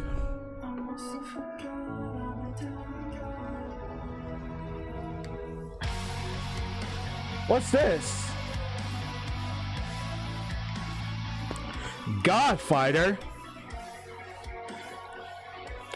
Spring 2023. Oh, is this a new fighting game? Game. That's how some Nagos like to play, and some don't think it's wise, right? Man, Guilty Gear was next. Game, but if you get that game started early, Otashi versus Solid Fox. Yeah, and I think, we were talking about how the last game was looking kind of dire for Hotashi. The composure to keep it together was very impressive. Wake Up Backdash on the second Blood-Sucking Universe. Sonic just ready for it. Meter. This OTG super wall break, that is so useful. Got the positive bonus and go straight for the Berserker slash Sonic. Taking his first Oh, it round was game EVO number 4. 2021 online. Okay, I like the slowdown at round start. Hotoshi's been Beyblading a lot and Sonic's been stuffing it, so I like that we see the adaptation from Hotashi. Great backdash, 5K to answer whatever Sonic was doing Bruh. in recovery. Fukio to get in, 2K, 2D with punish, and now Sonic's on. Oh wow, what a switch, 5K to answer. Here comes Hotashi, look at this combo to the other side. Pop though, so close up. A drop of blood is all it's gonna take. The back throw again. Hotashi let that gauge go down. The PRC kind of had the block though. Didn't have a lot of great options. Maybe only backdash or Counter something. hit. Dash Blast hits from him the with punch. pass. Once again, this is not looking good. Meter on the table. I'm not sure if this is gonna kill. All right. No, not quite. Okay, still a chance right now. Sonic Fox can try to set 2-6. H probably try to jump forward, possibly considering how many That tournaments, shit how much was experience crazy, these people man. have so far, right? So this is a great back and forth. Once again, gets caught by the Beyblade. You need to be careful. My man wakes up and was like, "Yo, Leo was like, I don't care." Nah, No, but my man, and you can't stop me. That's what you have to do sometimes. Well, I right? gotta Like, react the thing is, Sonic myself. Fox is known for being wily on defense, but if you never flash kick, right? Like, what are you gonna do? Look at the anti-air 5Ps from Hotashi's BSU whiff. Just built that second gauge of blood. Counter hits. Tried to bait it. This is a great space. Hotashi, yeah. Not much you can do at that range. And look at this EVO point for Hotashi. Can he close it out here after a really strong, just controlled round counter hit Beyblade to start? This is huge. Bro, I In the react corner, no myself. wall break. That was Here, not the flash kick is baited. Burst on the table, but no chance. There's no chance here to burst. Straight for the super right now. This is not good. Gonna break the wall. Sonic Fox is in a lot of trouble. Hotashi on the verge of being our EVO Online NA champion. Command throw kills. Tries to bait it. Looking for the blood. Sonic solid on defense. The staggered low. Oh wow. Hotashi with the burst. Hotashi also has meter too. You have to be careful here about that. Looking for the Beyblade. The Fukio backdash had the chance. How did it work? That was it. He could have just hit the backdash, but now they have a chance. Sonic Fox with offense here has meters. The backdash from Hotashi. All tournament long. All the. Oh, there's a special feature. What's that gonna be?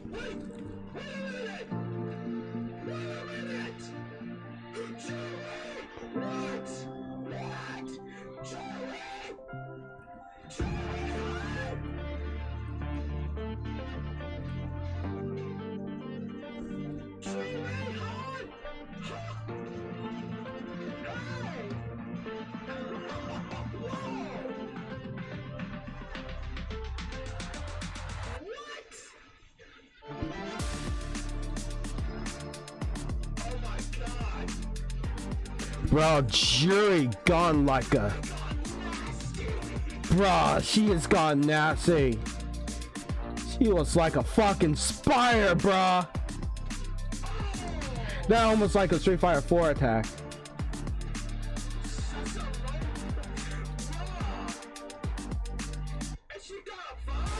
And that was nuts.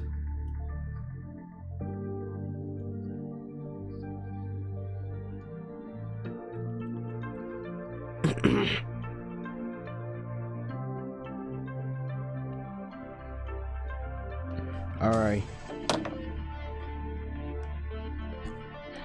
So the special feature is up next.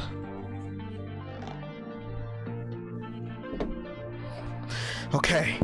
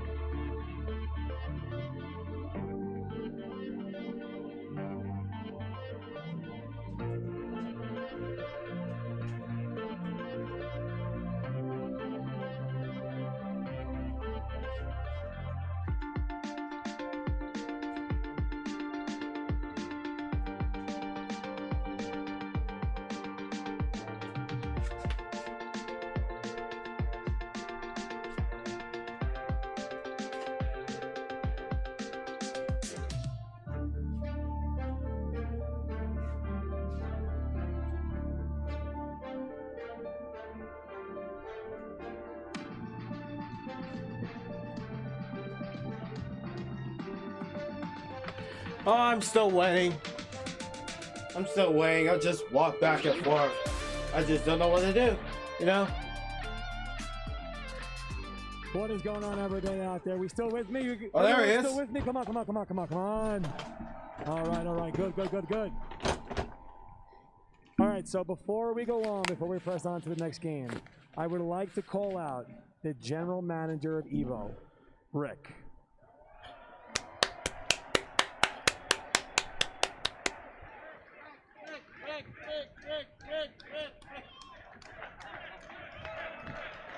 Thank you, Joe. Anything for you, Rick, anything for you. Hey, everyone. How we doing tonight? I'd like to thank all of you for attending EVO 2022. This is my first year having the privilege of serving you as its general manager. This is a position that I love already. I get to work on a brand that for 20 years has celebrated competitive fighting games. And for the last 10 years, competitive fighting games have been my life.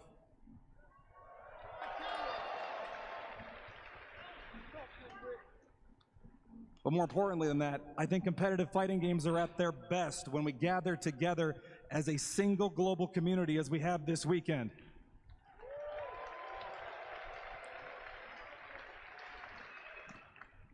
And that's something I want to do again very soon. Because EVO is here to celebrate the legacy of fighting games, the history of the fighting game community, and to give us moments to bring those together competitively. I can't think of a better way to do that than to look to where fighting games began.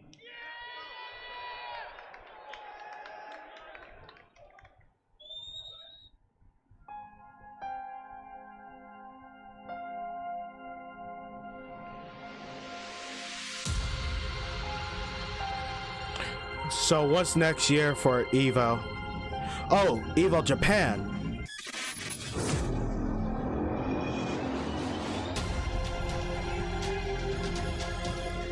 March the 31st?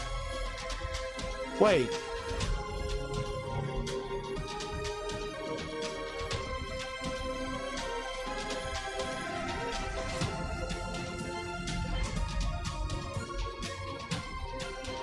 And more.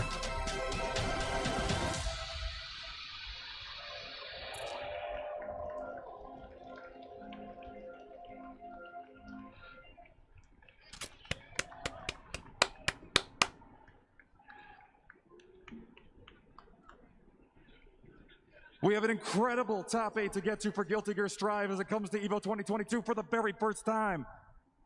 I'm gonna get off this stage so we can do that, but please start planning to join me in Tokyo next spring. I'll see you there. Absolutely. Absolutely. You know, chat, it's Guilty Gear time. Thanks for watching and supporting EVO 2022. Speaking of support, okay, you should so support chat, our I'll be right and back. headset partner InZone from Sony. I having to do something right now. I don't know what I'm gonna up to. So Guilty Gear is the last. Guilty Gear is gonna be the last game at EVO, chat. And yep. All right, chat. I'll be right back. And don't go anywhere.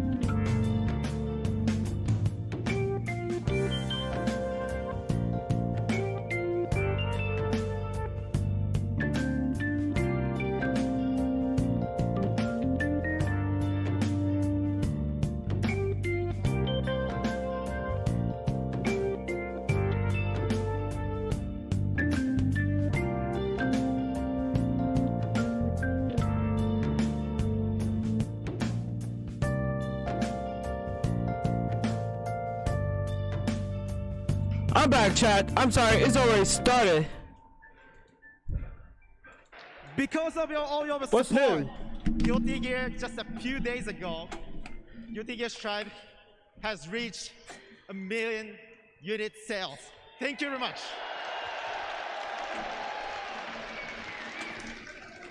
Wonder what I missed. No. Because I want to thank everyone. Hold on. We want to thank everyone else. We made a special video, a music video to show today. Let's roll it.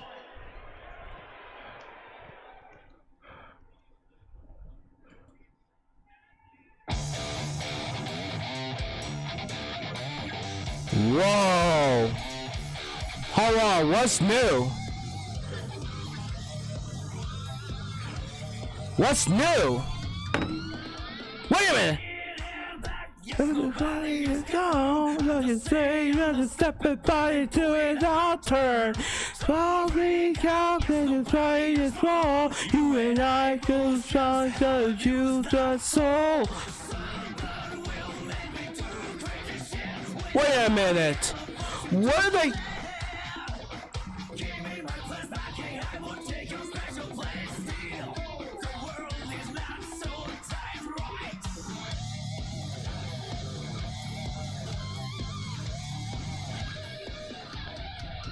Strike back!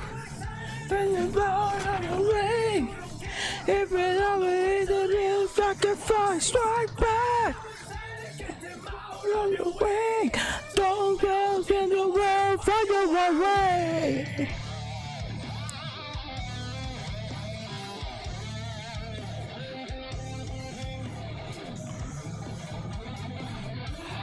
What the hell?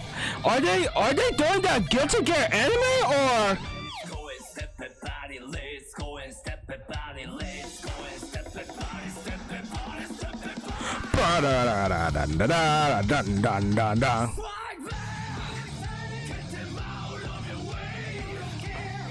Look at that graphic.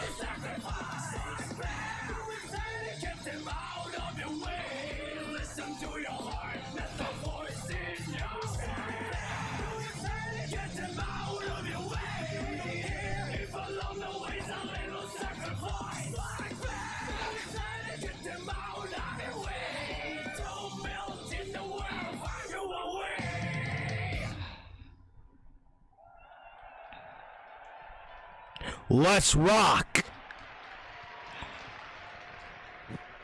All right. What you just saw is the music video made by 3D CG Animation Studios Sanjigen. Thank you. Oh, so that was a Guilty Gear music video. So cool. I have one more thing to show today, but before that, let's welcome him, Daisuke Ishiwatari! Come on in! Come on in, Daisuke!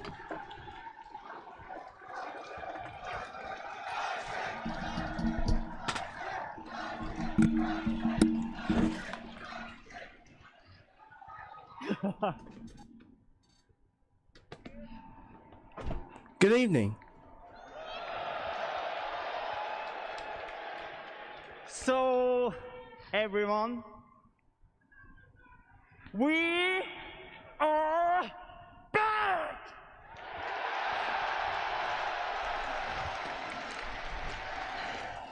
It's a game where you meet the king, you have to stay 400 days in real life.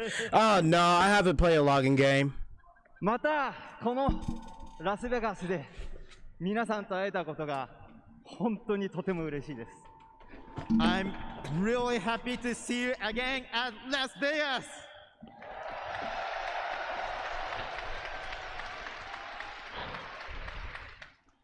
そしてこのギルティギアストライブというタイトルに非常に多くの選手たちがエントリーしてくれたことを本当に嬉しく思います。I'm also very happy to see so many players entered into Guilty Gear Strive at EVO.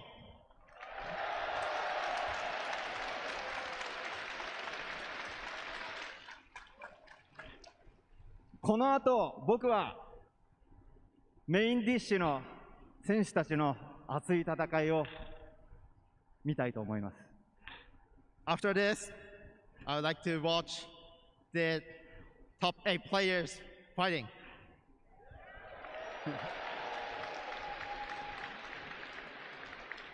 その前に 9 hours ささやかながら cool. 前菜を用意させていただいたので、それを皆さんご覧ください。 Before that, I brought a side dish for everyone to enjoy. Let's roll it. What could that be? Oh.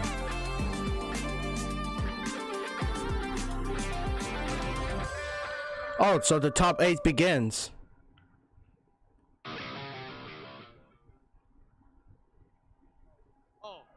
Uh-oh. Uh-oh. Uh-oh. Uh-oh. What happened?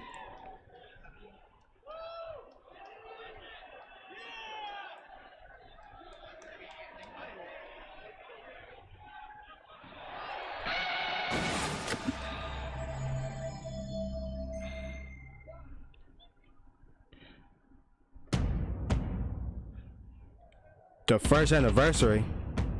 Get ready for season 2. Who?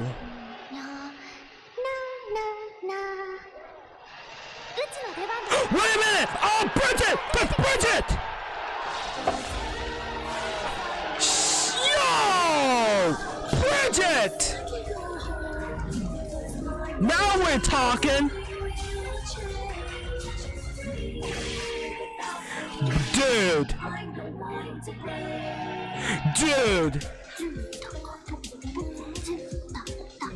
Where are you going?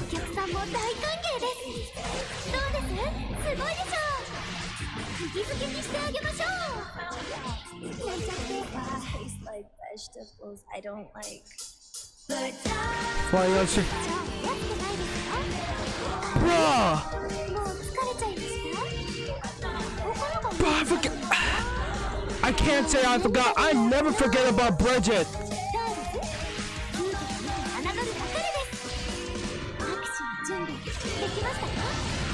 Dude. Will you show me the next character? Will you show me the next character? New DLC character Bridget. August 8th, 2022? Wait a minute! That's tomorrow! That's tomorrow! Yo, you all have to let them hear how excited you are for that. One more time. Let them know right now. That's how excited are you for this update? Holy fuck! That's tomorrow! That's tomorrow!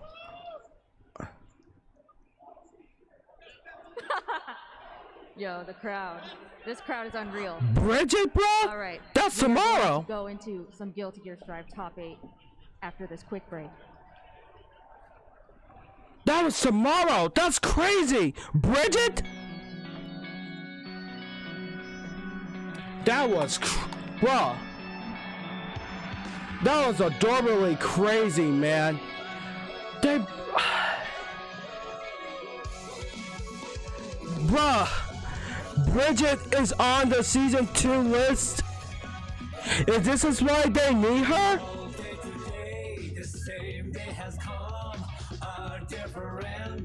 Bro, if I buy the season pass 2 on Guilty Gear Strive,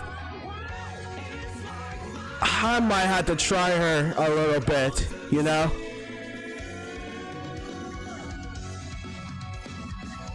Bridget? Bro, man.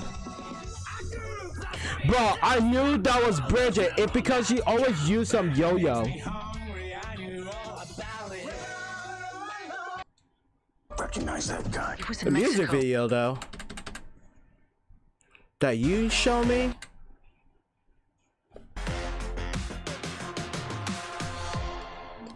Man, who miss playing Bridget? I gotta get some water.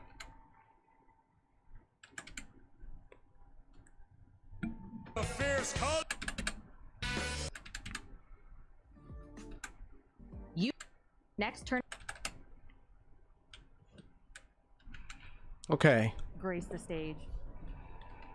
And now we are at our final game for the night, for the event. With over 2,100 entrants, and for the first time in the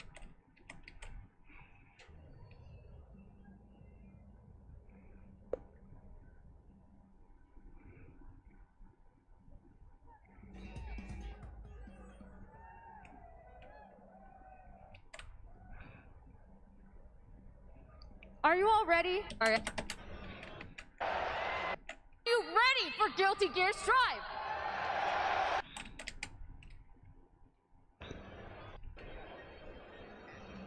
I'm sorry.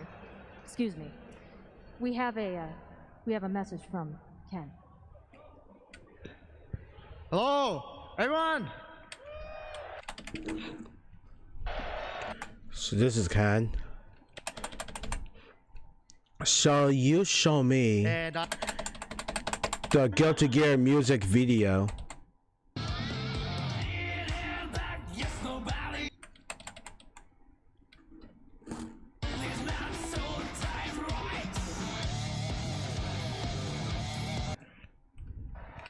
Bro, I want to go back. I want to go back. I want to go back.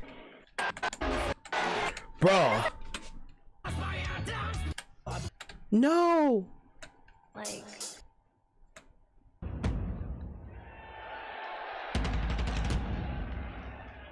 Upcoming Daredevil. That's coming out tomorrow.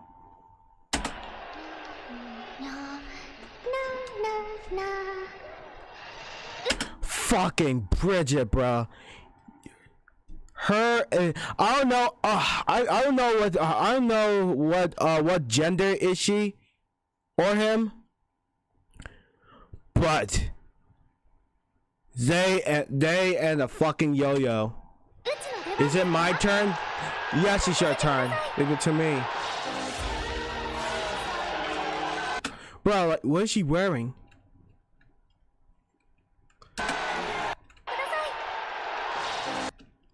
Holy shit, bro.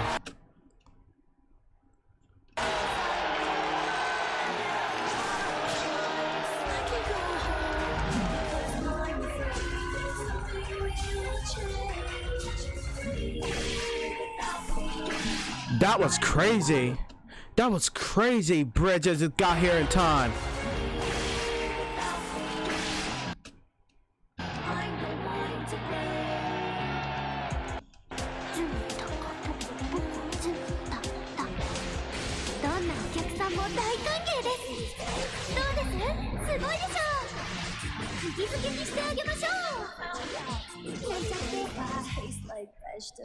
I don't like.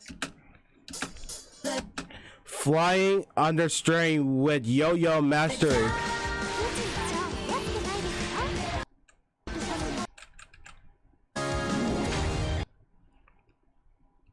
That was crazy.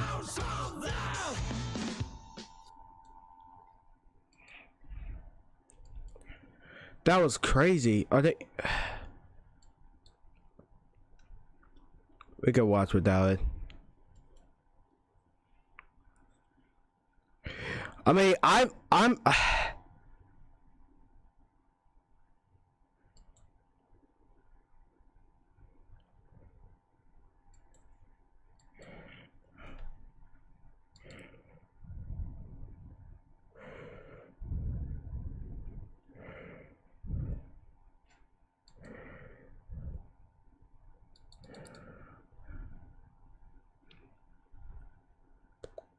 I'm staying. Yeah, I'm gonna stay. I'm not gonna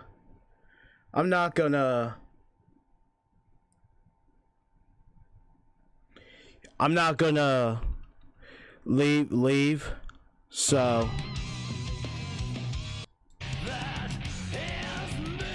oh, it's about to start anyway.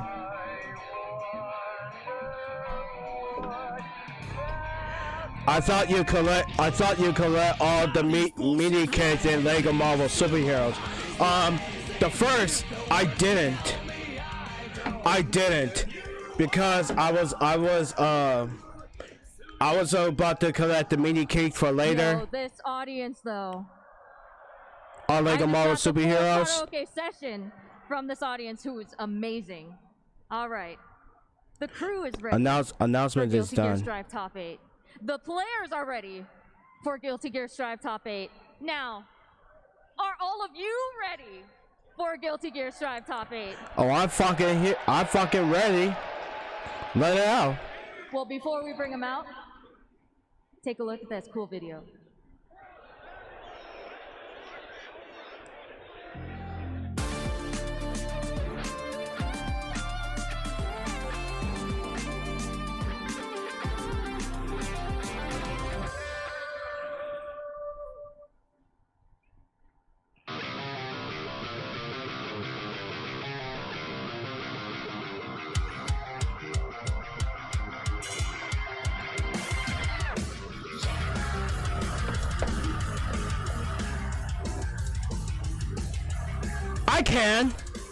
I can. I'm in it for the rush down, and I'm so up of you that I can never come down. They've been ducking me, so they probably hit the dust now. See the pressure heavy, I swear they're about to burst. Chad, not gonna lie, I love listening to heavy metal music like this.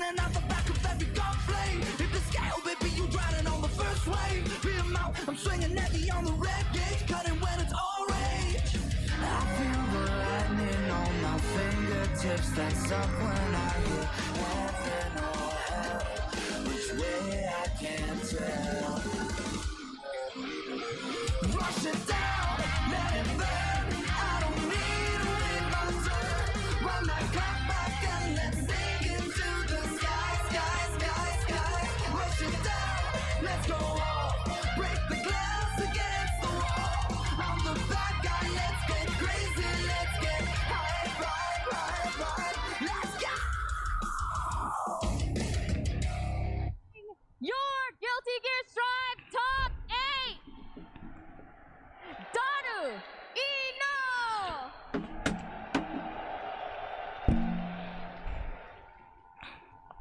Where's the Guilty Gear music? Oh, there we go.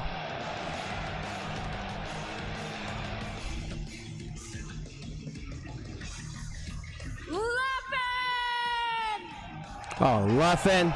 Oh, God.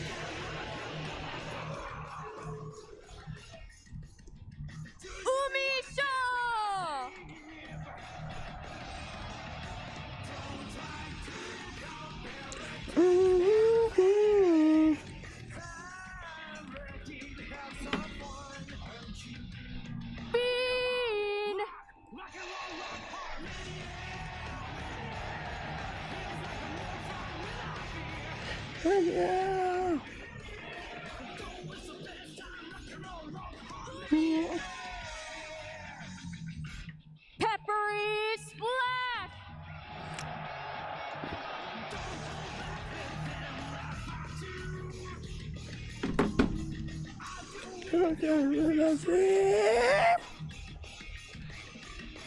Tempest NYC!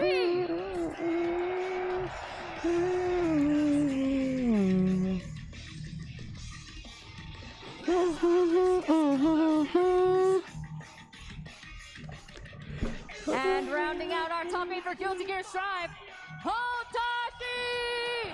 Oh, God, Hotashi's here.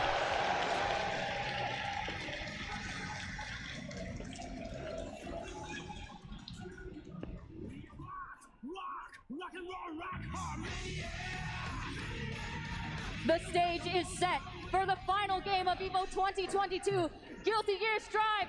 Audience, are you ready? Let's go to the commentators to break down the action. And what's up, everybody? all right, Sage Jam and Tasty Steve here. We've had a lot of games this weekend, and this is it. The final game of Evolution. We have Guilty Gear Strive. Sage Jam joined here by the lovely Tasty Steve. How are you? It's been a minute, and it's been a long time overdue. We've been in the house a long time talking about video games. Oh, yeah. Discord calls, just seeing each other slightly. But now we're live. This is EVO 2022. Guilty Gear Strive is the final game, and oh my God. I've been playing since I was 16 years old, Sage Jam, and it's the first time. I never thought this would happen. The first time Steve has ever done Sunday Arena Finals at EVO, and I get to do it with you. It is an absolute pleasure to not only join Steve here, but join all of you at home. Of course, you saw the announcement for Bridget. That was super awesome. I'm really excited about it. We have 2,000 players in the venue, and it comes down to 8. The 8 players left in the bracket, representing 5 different countries. We have Daru Ino, obviously lives in Japan. He's from Korea, up against Leffen, all the way over from Sweden. Big Leff himself. That's an incredible matchup. We have Slash from Saudi Arabia, up against Umisho, the lone American, up there on the winner side of the bracket. Down on the bottom, we have Bean, the chip player who just had so many incredible explosive matches. Played so fantastically, up against Peppery Splash all the way up from Canada, who just showed up and played so incredibly well. Took out Latif, one of the favorites of the tournament.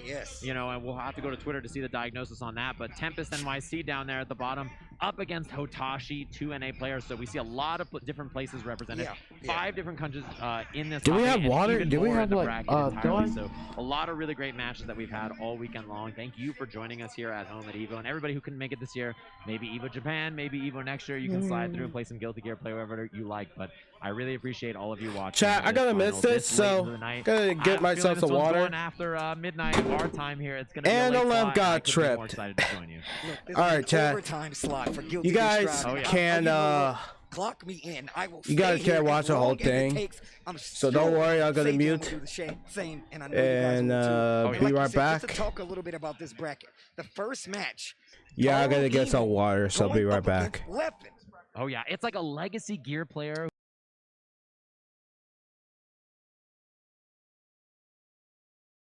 Obviously, the Melee EVO champion. Had that incredible series against Goichi. Everybody knows him as a Dragon Ball player. Was very successful in that game. Played some Marvel 3, played some Street Fighter. Like, he played a lot of different games, KOF. And here he is. Sorry about that, chat. Here. The first time he's obviously played in this game, in this series. And he's right here on the big stage up against Daru. So, you know, this is filled with this, right? Like, that other match that we have here, there's so many of these cases where we have veteran Guilty Gear players, right? And then we have new players on the scene. And, you know, you look at it at home, that's what you want. This is what you want. You want new, new up-and-coming players, whether it's from other games, you know, or they're just young players. You want new blood in the water, right? You don't want it to be a bunch of old-timers up here swinging their canes around to do quarter circles and stuff. You want new, exciting players. Hold on now. I mean, you know, I'm one of those old guys. I know you're a young, spry individual, okay? I know you're young, but I love seeing players like Daru Ino come back, continue to play, whether it be Rev, whether it be Accent Core, whether it be XX. I always root for the old guy playing Guilty Gear. Leffen, the opposite of that. Steve, do it for her. That is Daru Ino is do it for her. That's facts. That's facts. You know, if you want to talk about this top 8, right, and you look at Daru, he plays Ino because, not because she's the best, not because she's the character who has the most winning matchups, nothing like that. He's like, I love Ino. I think she's hot. And I'm just going to pick the character because she's cool. And that's, it's the character's in his name, you know what I mean? This is somebody who's here to play the character strictly because he thinks, you know, she's the coolest character in the game. And that is what it's about, you know what I mean? If you have belief in your character, like Daru does, where he says, you know, like, I think she only loses a few matchups. I think she's incredibly good. When that's not the opinion of so many other players, that can carry you to a place like EVO Top 8. You know, that's really anime of you, Sage Jam. It's true. But it's actually true. Daru Ino is definitely one of those guys. I talked to him personally, and he made it clear. He was like, I don't think Ino actually loses many matchups, like you said before. And the way that he plays, you can tell he believes that. Now, Leffen, on the other hand, this guy is actually ridiculous. He is the optimizer. Yeah, coming from all these other games that you mentioned before, he definitely is the optimizer. And he's one of those guys that likes to optimize his own personal skill. Not just the character, but his own personal skill, and he applies it better than most. This matchup is interesting because I just came from the Gear Project house. Oh, yeah. These guys were there, and I didn't see them play as much outside of that set. But this is really interesting take considering it's Leffen Zato versus Daru Ino. Yeah, and there is no, like, you know, there's a lot of amazing Zato players all over the world. Obviously, a lot of them are here this weekend, but there's not really a lot of other Inos like Daru, right? It's really hard to get experience like that against this kind of a, you know, caliber of player on this character. There's a lot of good Ino players in the world, but Daru is a little bit different, you know what I mean? So this is going to be a really interesting one. This is our first match of the top 8. You know, it's a clash of different players from different regions and different, you know, game experience, and it's going to be an incredibly good one. I can't wait to watch it. It's really about whether you can cage Ino, right? Like whether you can stop her from getting started, because Zato has a lot of control at a lot of spots on the screen, but, you know, once she gets working and that guitar gets swinging, I mean, she makes a melody that you just can't escape from. It's so brutal. You know, we've seen a couple of Inos, Idom, Daru, and they both play ridiculous. I've seen a lot of tech from both of these players. However, Daru Ino has a lot of heart. Like you said, behind him playing this character. He does it for the character. I've seen his arcade stick, but we're going into it, ladies and gentlemen. The first game Guilty Gear Strive of this top 8 is going down right now. Daru Ino going up against the young Swede Leffen. Here we go.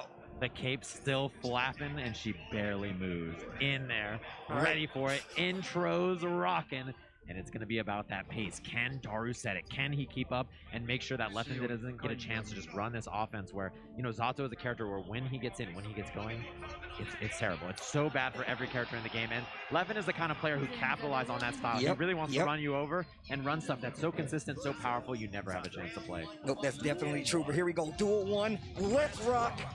And all it is now, I feel like it's going to be a game of knockouts. Ino, she lives in that realm, and she likes to make you guess over and over.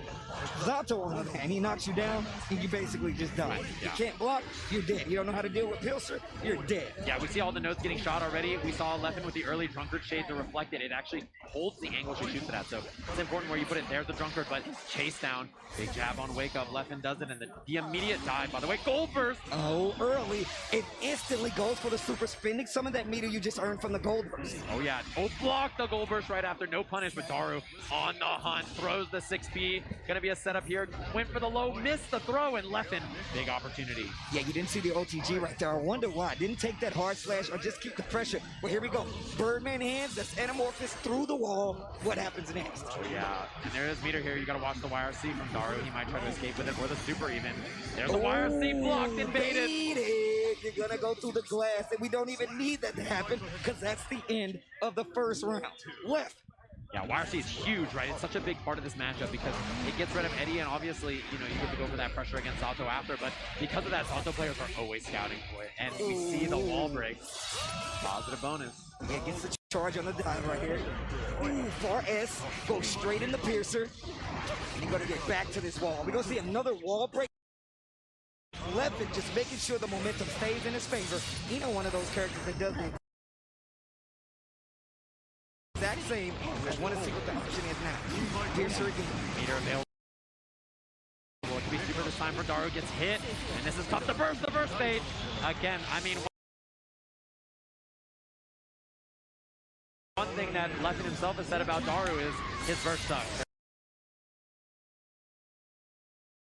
He's like, this guy just, he gives them away. His bursts are really just in spots that are obvious or very, like, you know, clear that he's going to go for it. And that's a big hallmark of Daru's plan. He's very scrambly. He has a lot of really strong offense, but when he bursts, like, he tends to just do it at the most, like, oh God, it slipped away from me. I'm just going to do it. Yeah, and I feel like he likes the party, bro. Like, Ino's offense is so strong that I feel like it really does benefit his game style. Yeah. Ino gets that knockdown, she throws you in the washer and the dryer, and you're like, yo, what just happened? Yeah, it feels bad. I mean, that's just how it goes. Wow, the low profile 2K under the 2H. This is big counter hit there, looking for the burst, and Leffen gives it up later, so burst timing was successful, and I kind of like the delay on it. Yeah, tried to move right there. You saw the purple beat combo. Damned Fang, what's your idea? Throw him in the shark tank. Gold burst. Burst there. The depressive scale gets rid of opposed right there with the Eddie. Still a wasted strategy, but still. Wow, you see the note on that? Shot it all the way to the top, and that kills Eddie. That also hits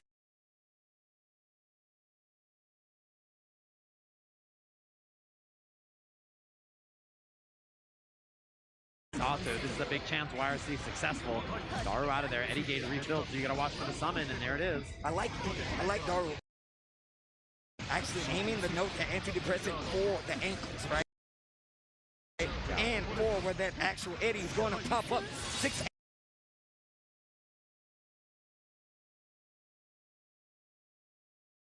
He's not looking. He went the complete wrong way right there.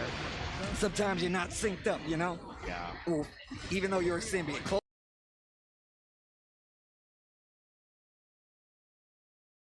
Close as faultless defense to get out of there. Wow, what a chemical. Love the snipe there. That was so good. Look at this zoning. This Ino zoning from Daru Ino. Full to close screen. it out. Full screen away. All right, here we go. Daru Ino coming back, getting this second round in game number 2. Yeah, I love the way this is being played so far from Daru. He's just a really crafty approach. He's not too overzealous on how he's doing things. Using those new changes to the distance on chemical is a big deal. Yeah, I'm gonna tell you right now, the full screen game is definitely working out. You don't even want to engage Zato while little Eddie is on the screen, getting rid of it first, and then going in is probably the best option. The full screen game is really gonna help out there. Beats the burst. And this is gonna be wall break into super on the ground.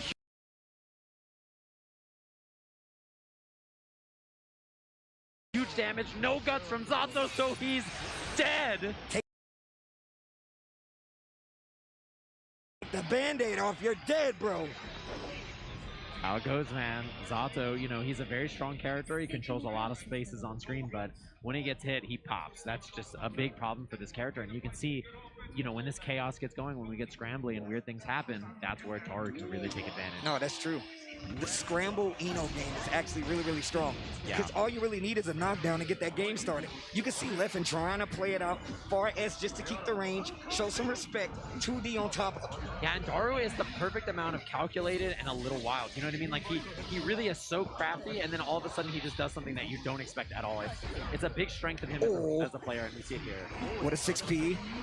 Goes for that Eddie pressure. He says, no, hold this chemical up. That is an air dash. You hit a K. No, false. Oh, and the challenge on the ground, even though it's plus, Leffen not happy about that. I'm sure that's why we see the burst. Right, 2S on top of it as well. It's really interesting that Eno's 2S beat Zato's 2S in that situation. 6H to get the wall break. And I'm gonna tell you right now, Daru Eno I'm back, has Chad. so much You missed Zato me? experience after coming from that house and playing all the time. You gotta believe he's ready for this. Oh yeah, and there's a lot of really strong Zato players even in Japan, so it's one of those things in Asia in general. There's a lot of players that get experience from. We saw, it's a lot about, wow, Raw 6H. It's a lot about Leffen being able to control the pace of this, and as I mentioned earlier, that's a key part. You can see it slipping away, right? Daru is slowly just making these openings count more and more, and the more this slips away from Leffen, the harder it's going to be. Did you see what happened there? He put the note on, and even though the pose activated, it killed Eddie anyway. That was so smart. Works out in favor, gets through, goes straight for the raw super, hold this antidepressant scale, knockdown once again, rinse, recycle, repeat, guard break. Faultless.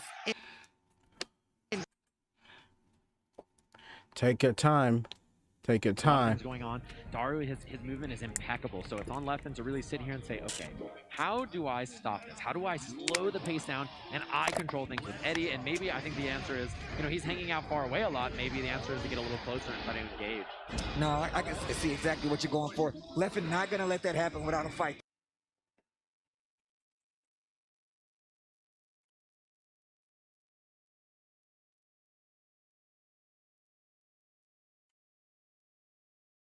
Thing doesn't matter to him. Daru, one round away from moving into our winners finals here. Top 3 of the tournament with Eno. Daru Eno, play me a song. Defense, that's what you're on right now. And you gotta be careful because the wall is about to break. Takes the knockdown instead, and you can see Daru Eno just using a little bit of that faultless. Ooh, that was a punish, but yeah, 2S doesn't combo into that unless it's counter hit. Yep. Look at that, he finds the mark. Goes for the Psycho Crusher just to get, Anamorphous.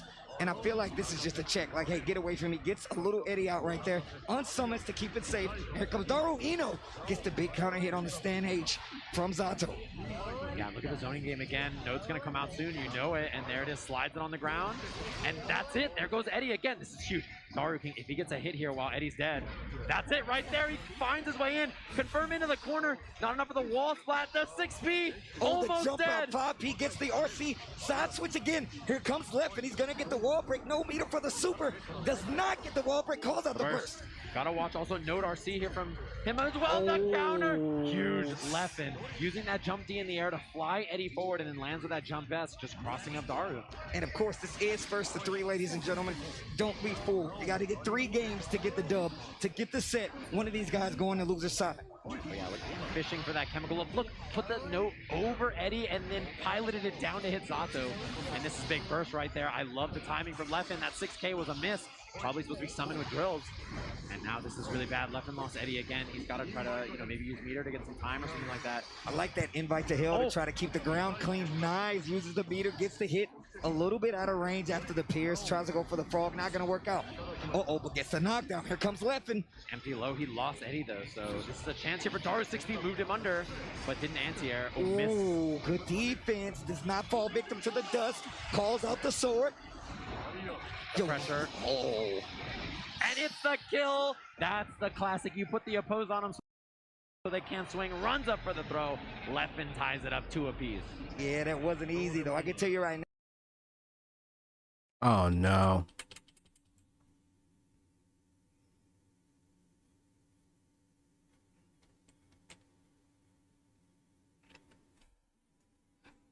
You got to step up, man.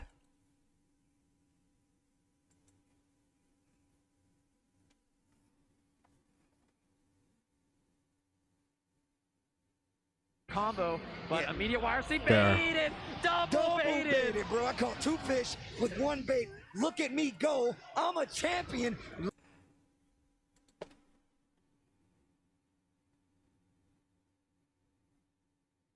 Leffen gets that first round of the potential last game of the set right here. It's tied right now, but Leffen with the lead. Oh yeah, and I mean, you can just see it, right? Those bursts are really costing Daru in the set. It's a big one right there. Air throw looks excellent from Leffen. No Eddie gauge here, but he can just extend the pressure. Love the FD into the 2S. Again, same thing, finding the whiffs. Yeah, that stand edge got a lot more active. Oppose actually hits this time. This hurts so much. This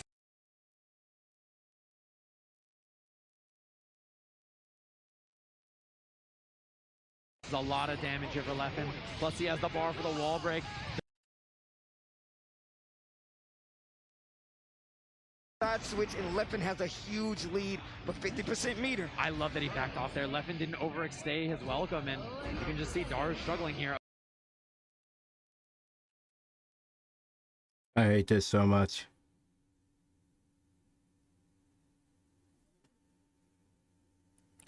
Oh, Leffen wins? Oh, the mix. YRC available, doesn't block it. It's a slump. He's got a gas. Strutting up. Oh, dive for the YRC. 2S is just a bare miss. First on the table for Daru. They have been this dire. note. The block and the punish from Leffen. Moving into our winner Man. finals over Daru Eno. Setting up that sights. Lined on grand finals, obviously. Leffen a big player here. And a lot of people was looking at him to make it far. Already in top 8, and now winners finals. Yeah, EVO champion, right? Someone who is very experienced. And those kind of nerves hit different here. You know what I mean? Like, if you're an incredible player, you're good at a lot of tournaments all over the world, that's a big deal. But here at EVO is a different beast entirely. Your nerves can really be shot up there, and a lot of bad things can happen just on the merit of the stage that you're at. You know, a lot of players get on that stage and they get nervous, especially in some tense situations where you really don't know what's about to happen. Guilty Gear Strive is a vital game. You have to be careful the entire time, because if you get hit, the damage cash out is actually really large, and the defense is really integral to staying alive. Daru Eno staying alive on the loser's side. Leffen winners finals.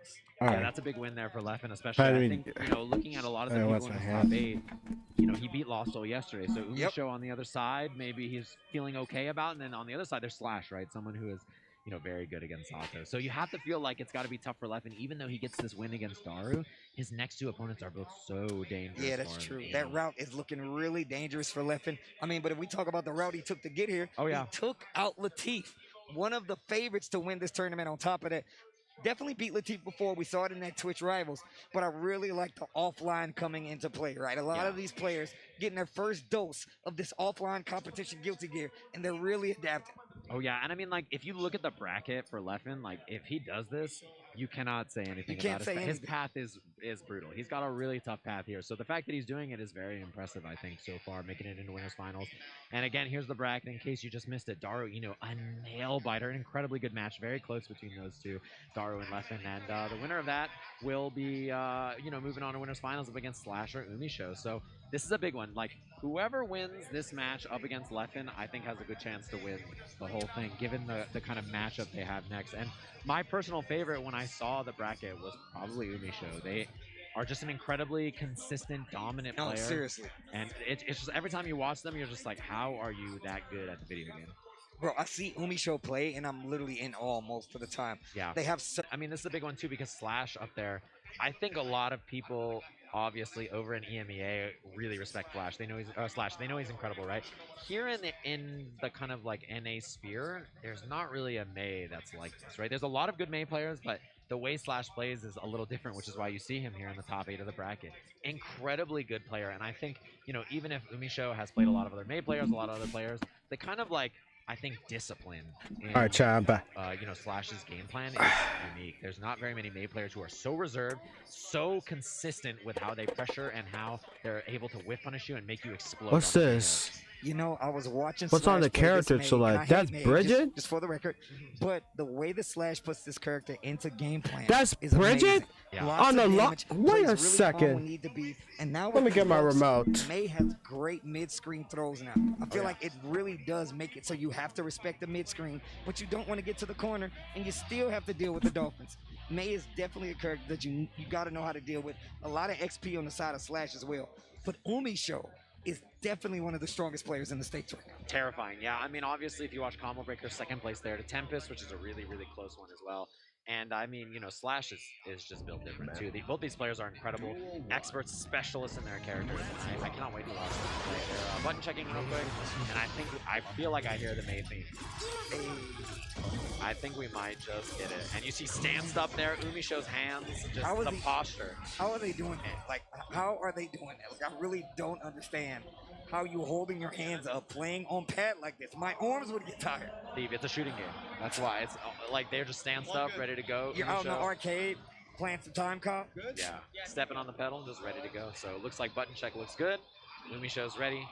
Slash ready. It's going to be a great match. I can't wait to watch this because we get to see the control kind of mid-range domination that the character Happy Chaos has, right? Like in this version, he's not really I just had to check, Chad. shooting nearly as much as he did in the last batch. You still do it though. And you have Slash on the other hand with Mei, who a very explosive character, obviously, and can fight the mid-range against this character pretty well. Even last patch, where Happy Chaos was an absolute menace, like I think Mei was one of those characters where the threatening mid-range options, having fast horizontal moves like Dolphin, is a really big deal.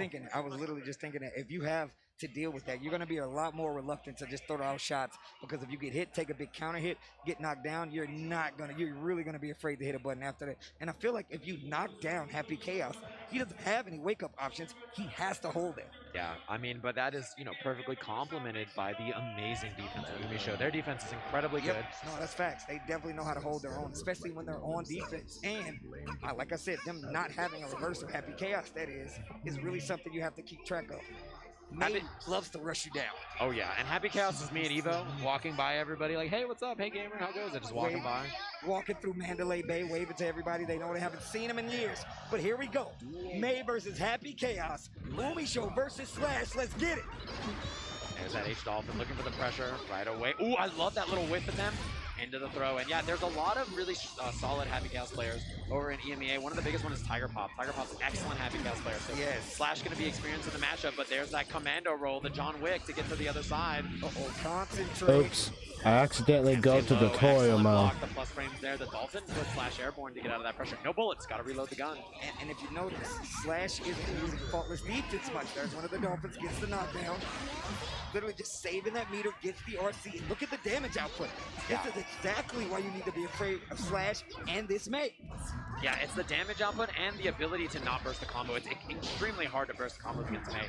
Again, Umisho, out of bullets. This is a big one. Can't really do the same kind of pressure we saw early in this round, and for that, they're dead. You know, I really like the fact that Umisho just held on to the burst, knows there's another round. Let's get it together, fight better than this one. Oh, gets the throw. Oh, I love the backdash there. Great knowledge on that situation. It's Oh, hard that for was Slash to testament. keep that tight in OS and catch the backdash. That was testament. Break, tries to go for the water balloon, says no. Wait a minute. Big counter You hit. can't play And you saw the testament curse right there, because right? he's Curse goes banned? on, and then immediate dolphin to check in. That is a big deal in this If matchup. that's the reason, You know, what normally, is he you get banned that curse for? on, most characters don't have something like that to, you know, get it off of you. You know, one of the things I feel about Happy Chaos is that it forces you to use that meter to YRC. If you're close enough, you get a hit maybe on the sweep, maybe a 2K to combo into it.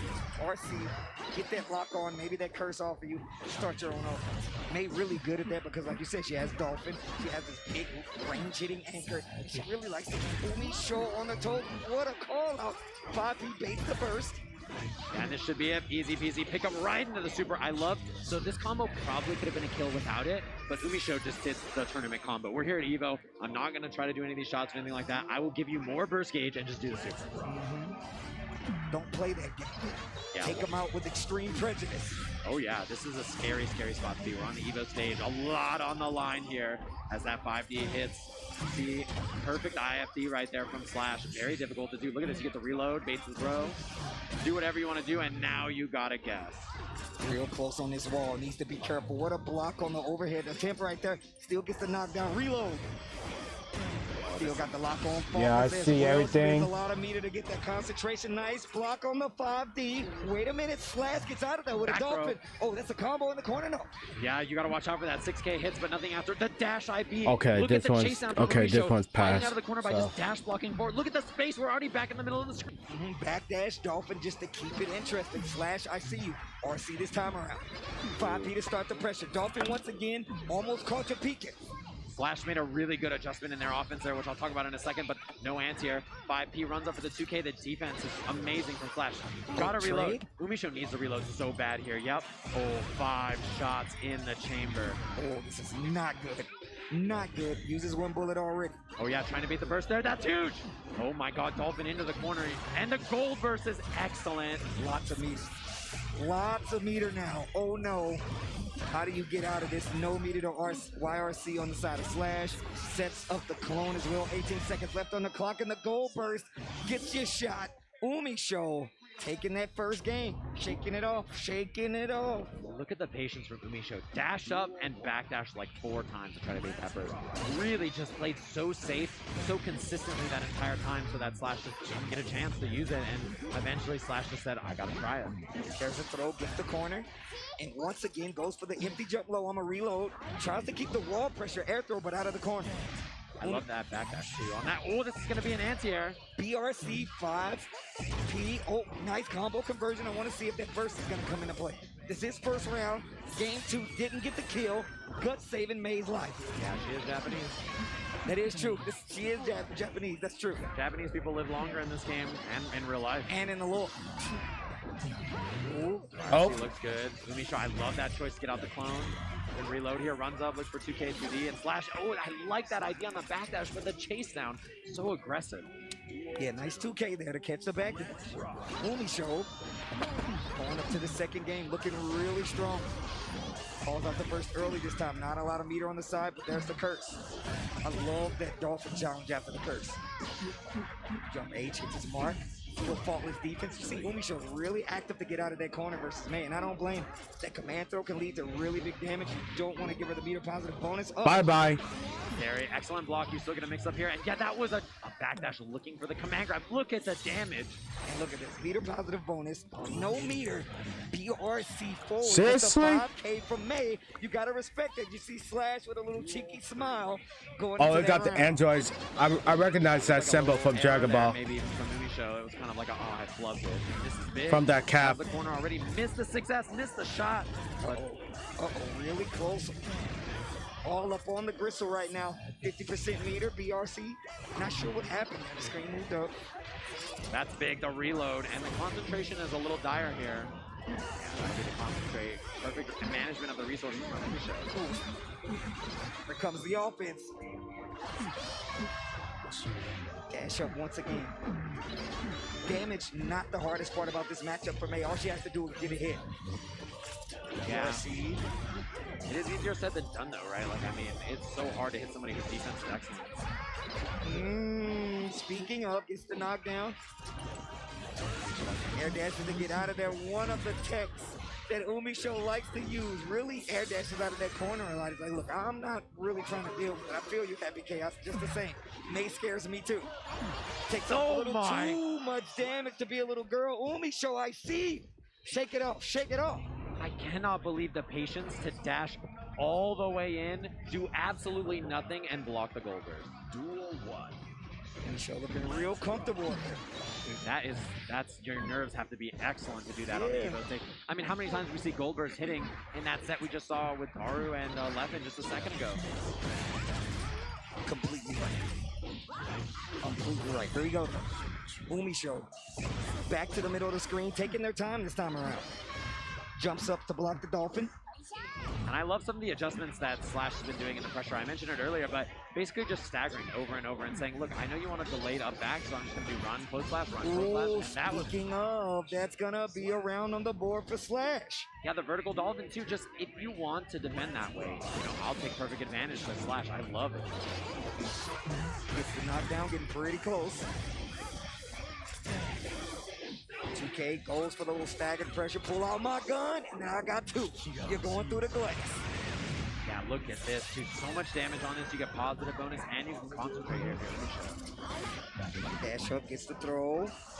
Umisho with the pressure and the meter positive bonus. Concentration to get a little more. No burst gonna be saving you now. Lets the stagger rock. Umisho with the pressure. BRC to keep it going. Gotta watch your dome, and that's gonna be the glass break. It's just like, help me. The combo before that was burst safe, and then it's BRC instant overhead low. I just gotta guess. Right. Happy Chaos is a problem. Oh, yeah. Oof. Oh, that is bad. Gets caught by the S. And Umisho noticed he could have broken the wall, chose not to keep it for the corner. That's a huge throw, though. Oh, big damage would have been there. Oh, yeah. Calls out the burst. Gets the curse this time around. Concentration, moves past the clone. I love that noise. Every shot, too. And this is a wall break, and the curse, and the reload on an extra bullet. One bullet. Oh, wow. I think that was far S from May. Actually gets the trade. And the perfect block on the YRC. Wait a minute, Slash. Big damage from May, and that is going to be a game on the board. Slash, I see you. Oh, yeah, and Umisho was so patient on defense, but the switch up from Slash, right? All this staggered pressure has finally made Umisho go, okay, I need another way out. It's time to YRC, and Slash is perfectly ready for it. Yeah. May, like, drop the anchor. Stop the boat. We need to stop now. May, we're in the air. We're in the airship. What do you mean, drop the anchor? Gonna need a bigger boat, Steve. A bigger airboat. Umisho going up against Slash. And it's been a close match so far. I mean, you know, it's 2-1 Umisho, but the games have been so back and forth. It's been really, really tight in each of these, and Umisho's patience really working out well, and I think in a lot of these scenarios, but finally just made a flub there at the end. All right, here we go. Slash getting one on the board. It is 2-1. Umisho has a pretty dominant lead when it comes to the gameplay style. I feel like it's just the character, the nature of this character, Happy Chaos. How y'all doing, Chad? Nice, gets the knockdown this time around. Only one bullet left, gonna take the glass break after. Uh-oh, here it comes. Spin that meter, get the break. Yeah, and you have positive bonus, right, which means you build extra meter, which means this pressure is extra scary. Double overhead on that, well blocked from Slash, but look at this. Shot, concentrate. Ooh, the dust. Overhead, and slump. there's the meter on top of it. One more hit can definitely seal the deal. Why here. not hit him with the... This is only one round. Need a full game to get the closeout. Umisho gets thrown into the corner. That was a flub too. Umisho made a mistake, ran out of bullets, and this is a big chance now for Slash. 5P, 5K, nice instant block. Dash up, gets the throw this time, and once again, keeping the pressure up, gets with the fakie, and look at the damage gonna be on the line here. Oh, here it comes. God, but there is no meter for Slash just yet. Gonna build it right after that first move. The clone, and then doesn't commit because of the burst, and Slash with the 5P. Oh my gosh, Slash. I think that's one of the first scrambles we've seen get that tense, and the 5P has really been saving lives with Nate. Got a lot of range. Oh yeah, and I mean it's 4-frame 5P. It's an excellent button, very fast, very useful. Reapplies the curse here. Oh no. Yipes telling us how he hates to get cursed down on the floor, man. Shout outs to G Unit, shout outs to Ringe, shout outs to the boy IFC Yipes keeping us entertained here in Mandalay Bay as Umisho gets really close to breaking his wall. Oh, there we go. In trouble. Oh yeah, and then we see the reload cancel. Slash not challenging. It's tough to know. You gotta just be right. You gotta hold this. You gotta hold this. Yeah, there's no ammo. This is a big one now for Umisho. How do you escape and find that chance to reload without it? Your pressure's so much worse. Yep. Shallow Dolphin. I love that Slash has been doing that, and I feel like we got to see a command grab soon from him. There it is. And now in the corner, you're going to get this combo as well. You're going to take the break. You got Meter to do something. Goes for a reset instead. Trying to go for the kill, and that's exactly what I was talking about. Umisho not staying in the corner. Nice RC on the Dolphin. This is what I like to see. Slash fighting back. Ties the set 2-2. Could have had the kill there twice too. It was very scrambly. How you be very good at charge characters? Right? When Happy Chaos is just like kind of showing this like dominant pressure, you don't get a chance to play. It's brutal, but you really need to scramble and make something happen against this character. So he runs out of resources. He has no concentration. He gets counter hit, and he's on defense with no wake up option or anything, and he can explode. Yeah, you want to force him to use all those bullets. I feel like that's when you get to play a normal game of Guilty Gear. Yes. And I feel like that's the force, right? Umisho knows this and really kind of making a few mistakes when it comes to monitoring those bullets. And I feel like that's just because the competition is so high. Slash is not giving them many opportunities to start a competent offense. Yeah, and with how Happy Chaos is in this version of the game, it has to be a little bit more resource intensive than before. He can kind of just mindlessly shoot before a lot of the times, right? But now it's like concentration is a bigger factor, and bullets are a bigger factor to do these mix-ups. First 6P we saw the entire game there. You gotta hold this water balloon with a curse. Ooh, 5B gets the hit because of the lock on. Gets the reload too. This is huge now. Umisho in a great spot on Flash to find a way out, which he does. Gets the RC after the Dolphin. Wall breaker reset. We're going for reset. Ooh, that was a double jump from Umisho. Maybe not on purpose, so they couldn't air dash out to escape, but the 6B finds a spark. He's gonna build the meter for Super here on that last little bit. And that's gonna seal the deal. Umisho gonna get this next round. They're going to set point. Yeah, again, and I mean, it's been so tough, right? Obviously, Slash is fighting tooth and nail here and really scrambling well. Stand H calls out the burst early from Umisho. I don't blame him. I don't want none of that damage. Oh, yeah, and I like that we see a little bit more mid-range shooting here from Umisho, threatening it, which we haven't seen so much so far. Gets a few bullets back. Calls out the burst this time around. Slash in trouble. Yeah, Umisho got to find a chance to get some of these resources back. There's the concentration super. And the pressure now. So scary. Bates the throw. That's a 2D. Get all the bullets back. You got to guess. MC jump throw. We haven't seen that yet. And the lead is building. Ooh. And there's the Why? Why did you drop the combo? Can he do it? He cannot. And Umisho is moving into our winners finals here for a shot at Leffen and a shot at it. Slash starting to fight back in those later rounds, but I love the fact that Umisho loves to control the pace so well. Happy Chaos is great at Alienware monitor? Interesting. And it was just, I mean, I have to say the adjustments from Slash were so excellent. I love the way he changed. Like, bro, why Umisho gonna drop the combo? Really brought out some new ideas. I love the empty throw. I love just going for while him at the wall. It makes Slash uncomfortable, and they just made really incredible adjustments in the end. Slash not out of the tournament just yet. Going down to the learners bracket in the name of my boy Yipes, who's down on the floor holding it together with G-Una as well. So I really thank you guys for joining us. EVO 2022. Guilty Gear Strive is the last game today on this EVO Sunday. I'm joined by the amazing Sajam Hair Beyond Compare, one of the greatest commentators. I'm telling y'all right now, this guy's ridiculous, and this Guilty Gear Strive is also ridiculous. Oh yeah, the matches have been incredible. I mean, those 3-2, both of them, right? Super close sets. I mean, we could just be looking at Daru versus Slash in winners finals just as easily, you know what I mean? Those are incredible players, and I hope everybody's been waiting all night to watch some Guilty Gear. You're at home waiting, and I hope these matches are delivering. They're incredibly good. We're going to be moving down to losers very soon here. We'll have the bracket for everybody to take a peek and get a set at, like, okay, I missed the first couple of matches. Who's playing where now? What's Leffen versus Umisho. Named Bean. He plays Chip. What's that about? So we're going to take a look. That'll be our next match. Bean versus Peppery Splash. The winner is going to be going up against Slash. Wow. Yeah, so Bean versus Pepper Slash is next, and then next was two NA players down there. then later is for that's an interesting matchup. I can't wait to watch that one, and we'll see if Hotashi could just have one of those. Tempest versus Hotashi. No, that's definitely true. But let's talk about Bean and Peppery Splash. Peppery Splash has been on my radar ever since Guilty Gear Rev 2. Oh, yeah. That's how long I've been paying attention. Peppery Splash, definitely one of the greats coming all the way from Canada. But let me tell you something. This Bean guy, an evil Bean, I like to say, because I'm going to tell you, I've played against them in tournament, and they definitely smoked me.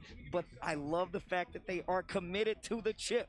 I'm about that character commitment and love. All right, so here I we love go. to see that, Bean staying true to the character, even in this top 8 scenario. Yeah, Bean is incredible. Like, around North America, there's people who are like, yo, is Chip maybe top 5? Is he is he top 6? Some people 7? think that now. Yeah, but you know why? It's because of Bean. Like, Bean is so good and been doing so well in so many of the tournaments that around All right, here, Chad. everybody's like, I don't know, man. This Chip character is out of control. And that's a sign that just, he has a big impact. He's incredibly good. He had so many close matches off stream as well. Like Nitro, who everybody saw in the grand finals of Dragon Ball last night. Make your Nitro move, versus make Bean was yourself like ready. 3-2 last hit, last round. Super close sets, right? I mean, he's just fighting for his life down there. Up against Pep, who you mentioned, Peppery Splash, obviously a legacy Guilty Gear player. Entered Guilty Gear Strive, right, is in top 8 of this tournament. Entered Guilty Gear Exert this year at EVO, won Guilty Gear Exert. Entered Guilty Gear Plus R this EVO, second place to none other than Elvin Shadow, who won Guilty Gear Plus R. So obviously very good at every single Guilty Gear game, right? So this is somebody who's a legacy player and very familiar and being also incredibly good. These two are just so good at their characters. Yeah, I want to see what Chip brings to the table. I know, once again, like you said, a lot of people talk about Chip now, like, yo, how do you stop this character? I feel like that Far S, even though it is one of those things you need the most for controlling that range, you need meter to make it an actual tool. But Chip speed, the run-up knockdown pressure, and getting these meetings is really going to be a thing, especially versus a character like Zato, who really only needs to knock down Chip one time.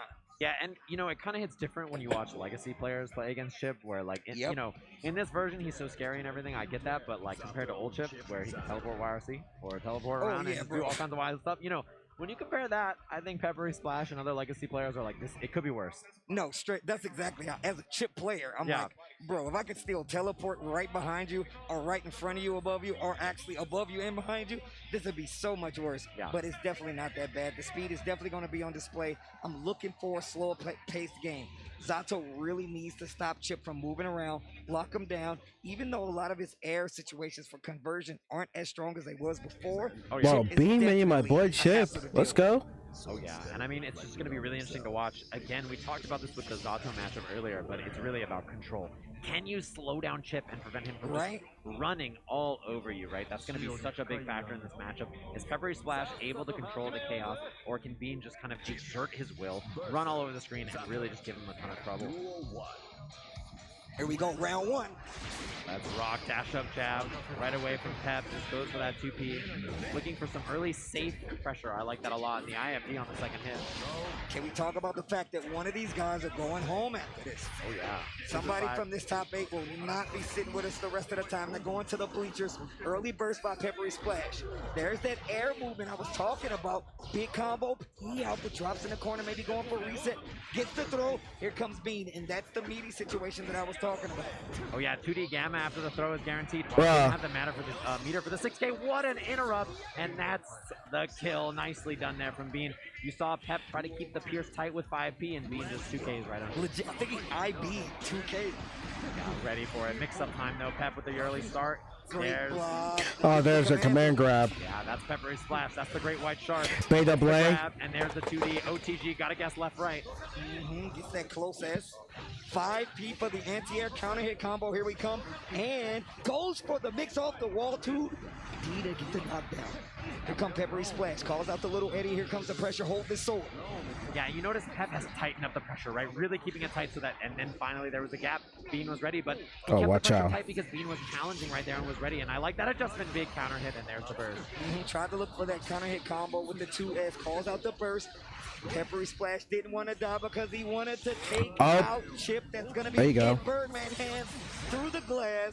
That's going to be Peppery Splash. And the clean kill on that. I love the adjustment on the pressure. Pep just recognizing, okay, Bean is good. He knows what to do against this pressure. I'll change it up just a little bit. I like the alpha blade there for Bean just to get out of the corner. OTG with the S right there. That costs you a throw into the corner. Peppery Splash is going to try to start the offense. Using the burst to stay alive though. Yeah, it's a good thing he had the burst. Could have been a back throw incident, but not quite just yet. The IPs are looking clean. Tries to go for the overhead right there. RC to save it. Once again, the 2K gets rid of little Eddie, and now you're stuck on defense. 2P to save the day. No, that hair is real, Steve. It looks beautiful, and he gets the shark. Gonna be the wall break here with the Amorphous. It was a little late, but I think it's still fine. God damn, that did a lot of damage. Whiff on the 5D because he was in the air. Pilots Eddie out of the way, and the finds its mark. The spacing was perfect.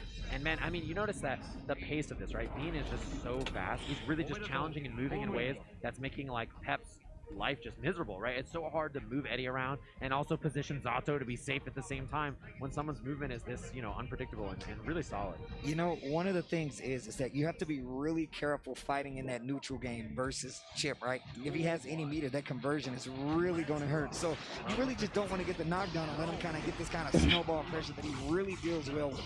5 to stop the air attack. It's going to be the burst out of the corner, and the air throw looks beautiful. Oh God, the air throw. And the burst is no go. Chip players, they do that sometimes. I think that's a hallmark of their play of the burst. You have to, bro. My man is made of paper mache. He will explode if he gets hit. Once again, gets the OTG. Stays on the same side this time around. Full combo conversion, side switch. Block right there by Peppery Splash. Gets the counter hit. This can be a big damage payout. Gets the wall break instead. Oh yeah, damage is great on that. Plus there's positive bonus. You do not want to block against positive bonus Chip. He's going to build the bar. RC on the bonsai, and that'll do it. Okay, Bean. All right, Bean. I see you. I love these dash up round starts from Peppery Splash. Almost every round start, instead of hitting a button, he just dash blocks in case Chip goes for a bar slam. Great idea, and because of that, we see the early wall break. TK2D keeping him locked down. Chip in trouble. Look at how much life my man Back to lost. this. No, stays on the same side again. Tries to go for the big side of the corner. Zato checks out of the Peppery Splash. Oh, and look at the chase down on the Alpha. Knew he was going to try to run away after. And look at this, has Amorphous. That's going to be a done deal. Peppery Splash getting another one. Oh yeah, clean play so far. And I have to say, a lot of this movement, these dash blocks from Peppery Splash have been, you know, expertly played. Tried to do it that time around. Knockdown, got to hold the gamma. I love the empty jump from Pep and then the nothing. Oh, shit. That kind of made Beam chase in the air, and then he overcommitted, throw into the frog. Classic Eddie. It's no beer in the last game, and now it's just the frog. Oh, here it comes. With the drunkard. That was actually sick. Yeah, that was Peppery Splash with the awareness. Incredible, honestly. Oh, the YRC looks great here. Alpha Blade out. Bean's got a chance. What? Alpha Blade up. Gets Oh the no, hit. he trapped in the corner. Corner, not being aware. Peppery Splash trying to close out this round just a little bit more. Has the air throw. RC to spend the rest of that tension, and Peppery Splash gets another game on the board. Being down 2-0 right now. Yeah, I have to say the biggest thing is the movement from Pep so far. The way he's just dash blocking in and challenging up close. He's not afraid to do that because he knows that, you know, if you give him space, you know, Chip is so fast. He's really hard to contain. But if you can get near him at the start of the round, fight for that instant, get in there and make things happen, you have a better chance. Nice. Once again, these air dashes are really starting to take a toll. Peppery Splash just needs to Bean needs to cash out on him. Gets the command throw, damn Fang mid-screen. Dash up net with a DP, big counter hit, and no burst to stop this damage, and 50%. There it goes. On the super and the wall break. And this is so bad. Positive bonus Chip, one of the scariest characters in the game. Positive bonus lets you build extra bar and gives you extra damage, so it's a big deal. Rekka 1, Rekka 2. Why would you do that? Instant double super gets the break, and now we see Bean getting in the full. Got the pressure here. 2P around start looks good, but the 5P anti-air, that's 3 frames. Incredibly fast. One of the only characters in the game that has access to that. And I'm going to tell you right now, you need it in this game. Those 5Ps that you can see, anti-air combo confirms, are really one of Chip's staples when it comes to this because that flight is an issue. 5P once again, and you just saw the attempt. Calls out the burst from Peppery Splash. Oh yeah, oh, Eddie gets flipped and then so does Zato. Oh wow, tries to backdash, get caught by the 2H. Air throw break, not this time, no Peppery Splash on the offense. Yeah, burst available though, so if Bean gets hit, he can try to find a chance, but Pep kept that burst safe, just gets the hit, jumps back, shit. goes for the sword to break the wall. Okay, goes for the Pierce, still alive, gets counter hit, not gonna Sure, get a chance to burst. Or YRC, Peppery Splash, set point, here we go. Yeah, I mean, we've had so many close sets so far, and then now Pep is looking dominant here. It's on Beans, they really set the pace. No burst, and Zato, his health sucks. I mean, if he gets hit again, he could die without burst. 60. Look at that, man. Excuse me, 50% gone already. And because of that positive bonus, RC How gonna did go you straight do to the that? wall, take the super. How did you do that? Cancel your own moves. Super's a buff should have gotten in this version. You can see how impactful it is. Great block on that, but not on the fast RC. Game on the board there for Bean. With a perfect nonetheless, and look how fast he's going. I feel like it's just literally one of those things where you got to break Peppery Splash's defense and let Chip play his game. Gets the knockdown early this time around. OTG with the close S. Ooh, Gamma on the back dash, very scary. And again, try to dash up and then dash backwards. He's done that a few times. It's the bait the throw, and Pep not falling for it. Just goes for the 2P. Ooh, I like the late jump right there. Bean not taking the bait and almost got hit by a big combo there. Using those 3 chip jumps to get out of the corner and start their own offense. Peppery Splash gets the reversal throw. YRC baited. Birdman hands break the glass. I love the punish too. 2S right into Amorphous, no burst, right? You're not going to get a chance there. Even if you did burst on the 2S, it wouldn't have mattered. Beautiful punish, great awareness. And there's that far S, exactly what I was talking about. You need meter to get the confirmation in some instances, but going to that record he was talking about. 2K2D knockdown. Ooh, Eddie's gonna die here. I think soon he'll run out of gauge. Yeah, there it is. Ooh, that's big. That was so bad. You do not want a DP right there. 2H not gonna work out. Here's a DP of their own. Here comes Bean. Side switch on top. Pep has been backdash throwing a lot in the corner, and I think Bean is catching on. He's been backdashing mid-screen as well and getting flipped a couple of times for no big conversions, but it's still a dangerous tactic to try to keep using over and over when Bean's on it. But speaking of, Dan Fang used the Burst, Bean. Oh, runs it. Great break there from Bean. The whip on the throw, and that's an easy punish. Bean just was barely out of range. Yo, Bean starting to get it together. Bean starting to bring it back. 6P. First one I think we've seen all game. Oh, I love that run cancel, and then there's the IFD there from Peppery Splash, gets hit low again. I love the stagger pressure. Bean has really caught on to the fact that Pep is, doing these late jump backs and stuff, and is now like, okay, I don't have to commit to it. Yeah, I like that run up 5P attempt, but it's a no-go. 2H combo, little Eddie Steele there, plenty of gauge now. Look at the damage this dude. Chip cannot take a hit. Far S RC. Oh, nice. And we're going full combo and a lot of meter as well. Goes for the mix. Man. That is going to be 2-2. Bean, I see you. Yeah, that's a bad spot to burst there if you're Peppery Splash. Rekka 1, Rekka 2 is brutal for that, right? Because even on hit, it doesn't lead to much.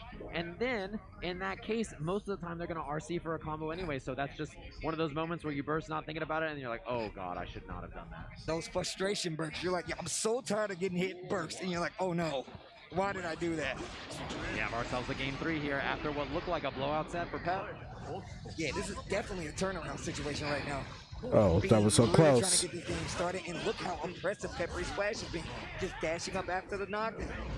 Ooh, big counter hit with the Rekka. Calls out the burst from Peppery Splash. Ooh, and there it is.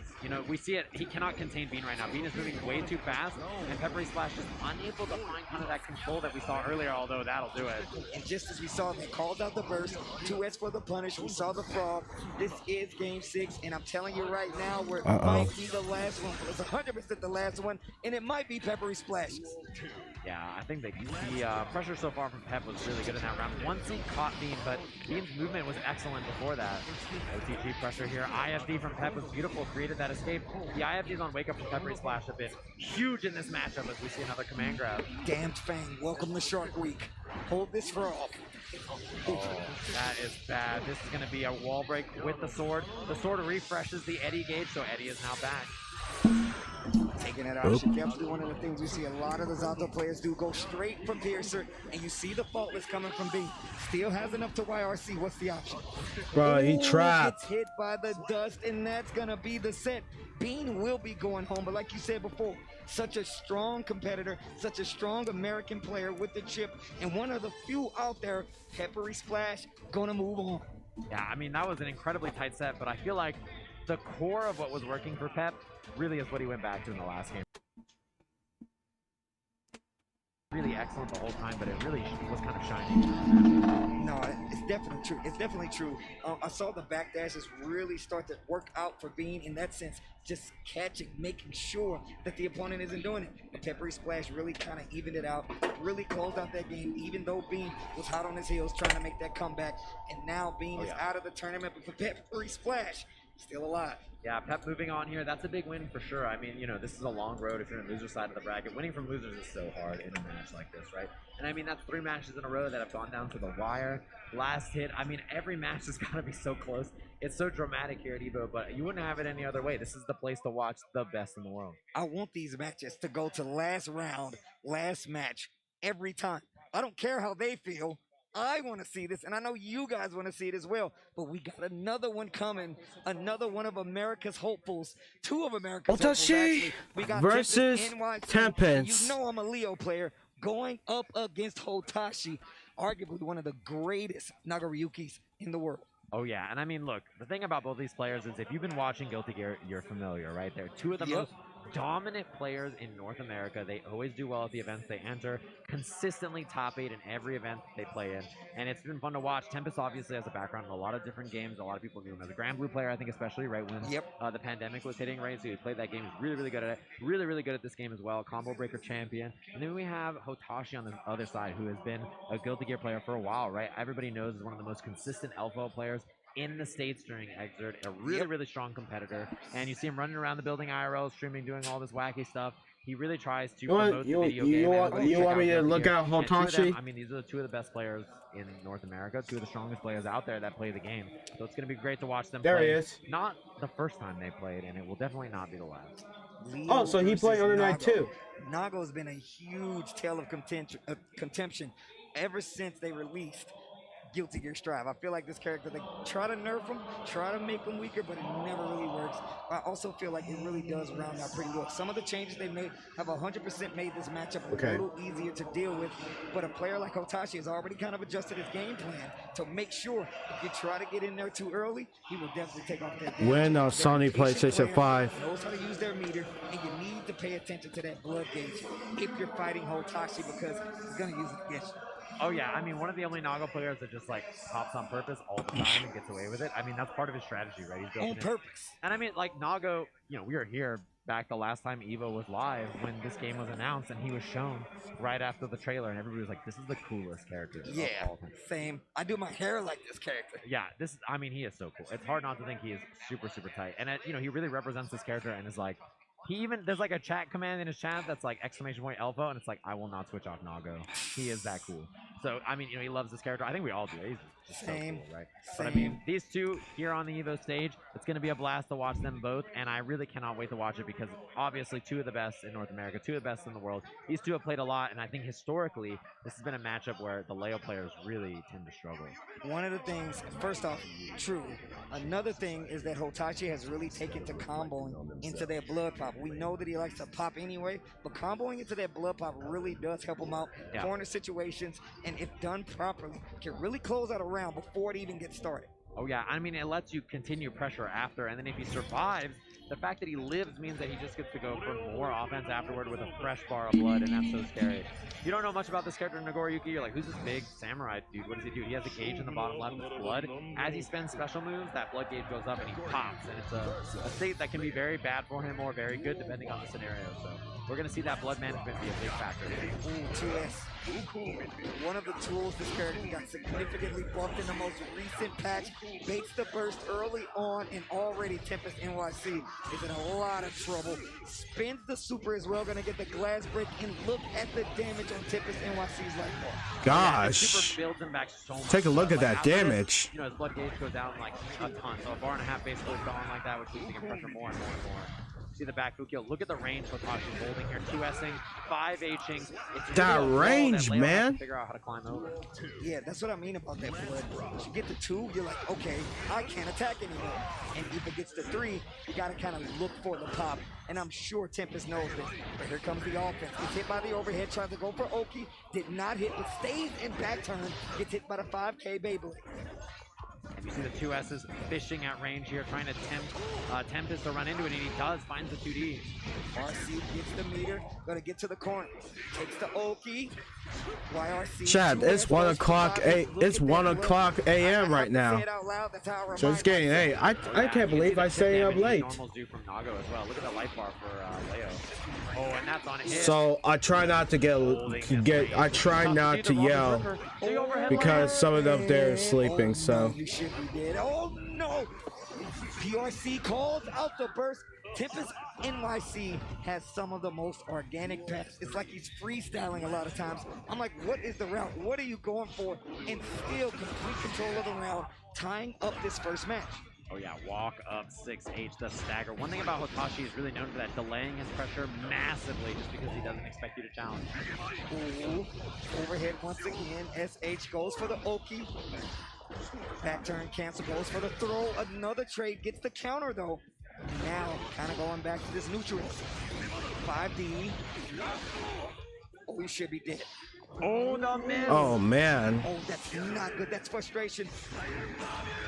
Oh, and that's a whip Wow. way downtown the swing. Oh. And that'll be the punish.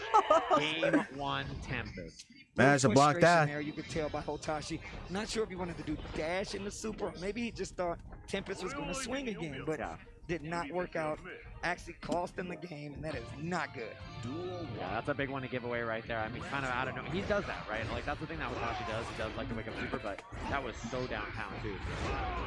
Whoa, wow, he's hit by the Beyblade.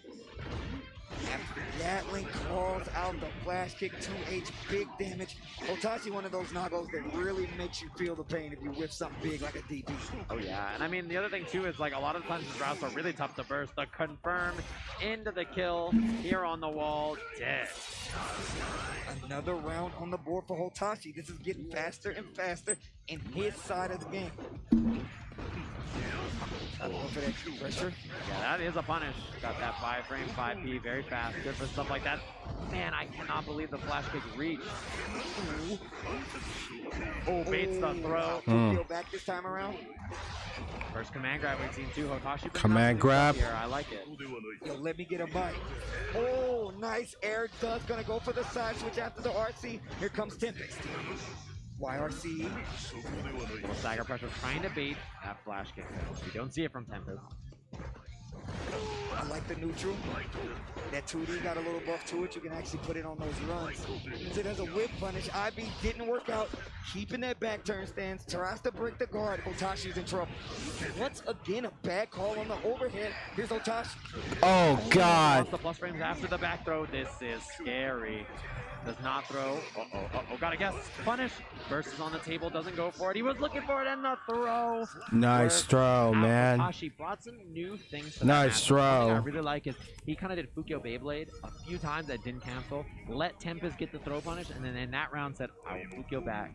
Bait the throw, get the punish, and then he went for his first command grab right after. So some new ideas brought out in that second round for Hotashi. All right, here we go. Tied up one game apiece between the two.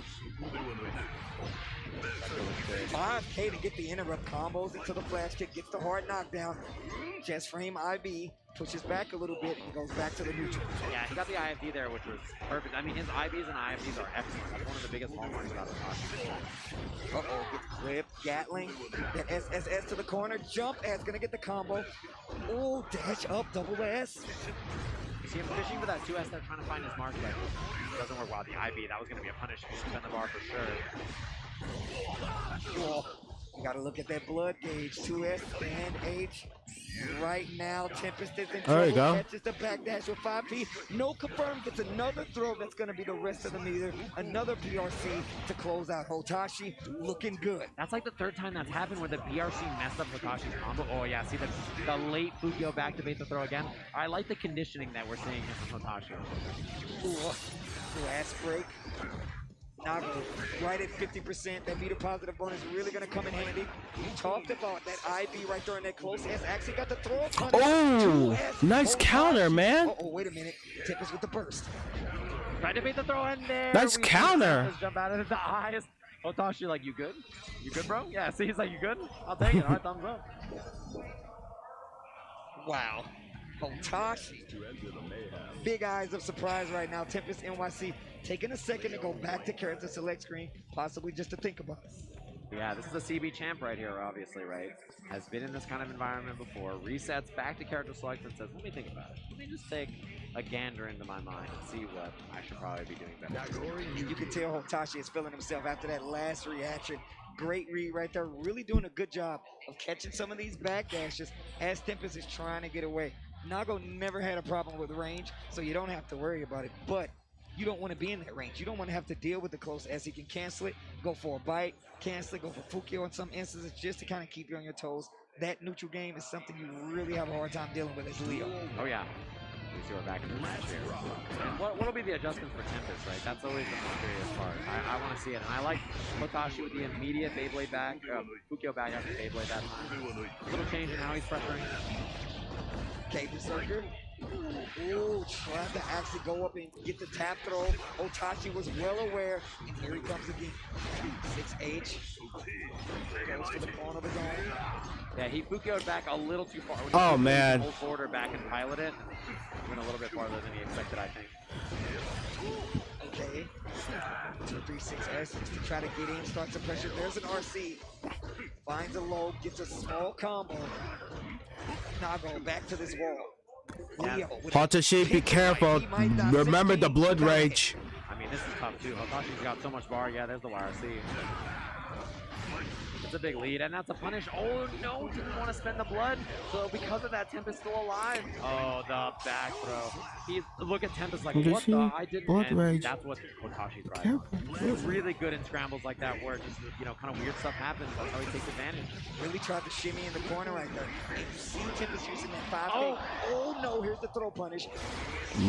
Okay. The overhead says nothing to do. Tab dust with the RC, spins all that gold burst you just got, and now The blood rage, Hotashi. Tempest is in the corner, not for long. Berserker to get out and going for the rewall splat, no break. Oh, and then the stagger a little low on that. The challenge from Hotashi. Double dash up after the forest whip. Look at the just frames.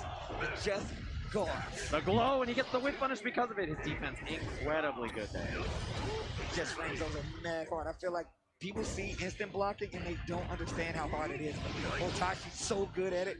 Back turn pressure once again coming from Tempest. Oh, the ankles get broken. Oh man. Oh man. He caught it? It does. I'm not sure. This is close. It might be enough. No, Man. Oh man, that almost killed. Calls out the super PRC to keep it safe. Oh man. Hotashi, and we're waiting. Stop. Oh, the clone through the fireball. Hotashi waiting, and he is feeling it. Popping off. Point Number to the one. crowd.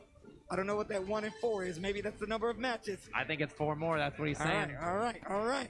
Hotashi taking out Tempest NYC. That is loser's side, so that will be the placement for Tempest as a Leo player. I'm proud of how far they came, and in all honesty, I'm still watching, but Hotashi stays alive. Oh yeah, and I feel like, after watching that, Hotashi's a scary person to fight in this bracket. Feeling real nice and hot, and already thinking. Bro, Hotashi was a monster. EVO champion, and that's what I'm looking to do. Yeah, we're getting closer and closer to the end of this right now. He is a monster, Nagoriyuki, man. Before we even get close to the end of Guilty Gear Strive here at EVO 2022, and the matches have already been sick. I've learned a few things. I'm sure you've learned a few things. What about you, Jam? Oh yeah, definitely. And Okay, so that was the first match that did Daru Ino and it was versus 3-1, so Hotashi, our sets have been Slash versus just nailed Pepper by us so Splash. far. They've been so close. Peppery Really fun to watch. We'll Splash. take a peek at the bracket here to see how things are shaking out. Top 5 in the tournament already. It's going to be Left and Umi Show in our winners finals, which will be a great match. We have Slash versus Peppery Splash, which will probably be next, and then our Daru Ino versus Hotashi. Friends and enemies there on this this bracket for sure. Yep. Definitely seen them go through this matchup quite a few times. I can't wait to see them do it with so much more. It's on the line. This is EVO 2022. We got more Guilty Gear Strive. Good ass It's gonna Tekken. come up after this break. Go get a snack, use the restroom, and come back to us. Oh, I might get a snack after this stream. I will get a snack after this stream. Okay, so let's check a look. Let's check a look to the fighting game. What do you call this? What do you call this? Oh, the Licoripedia fighting game. Okay, so I might have to check a look. What are those fighting game players? My first favorite fighting game.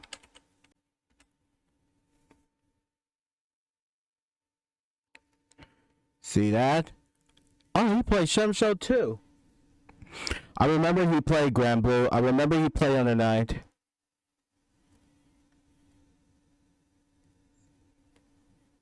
Who else does play?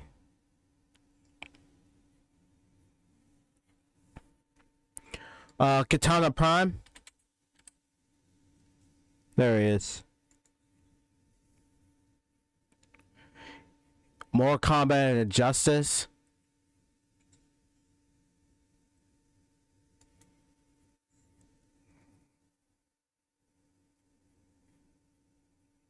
He plays Soul Calibur.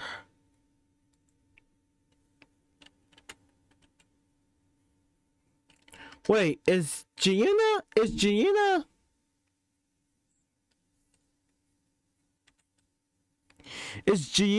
in this?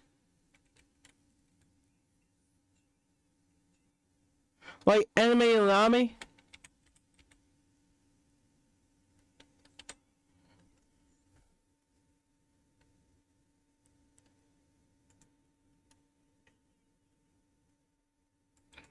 Wait, who played? Okay, so who played Arcana Heart?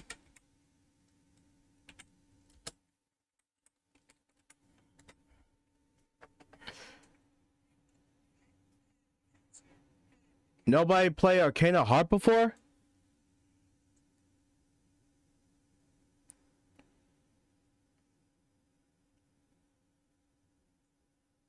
There it is. Arcana Heart 3, Love Back, 6 star. Wow, nothing? Nothing? Unbelievable.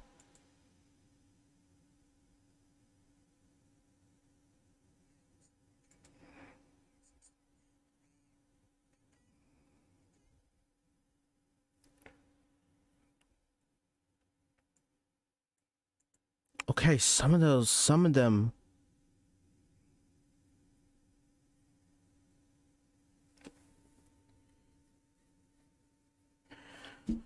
Okay, like some of those players are like.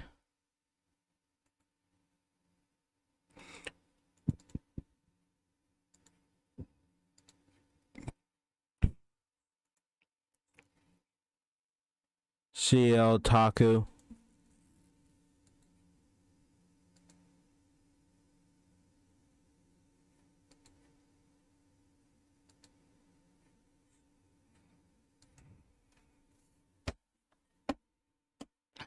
Who else? Sonic Fox.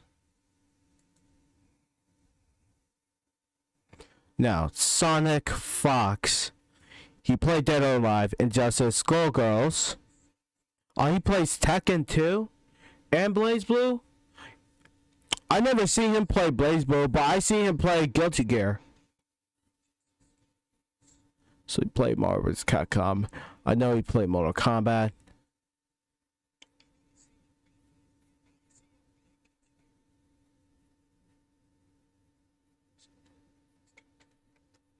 Okay. Got you. Hook.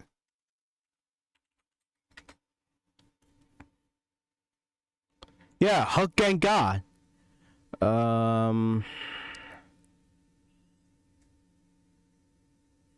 He doesn't only play Dragon Ball FighterZ and Guilty Gear. Does he play Street Fighter 2?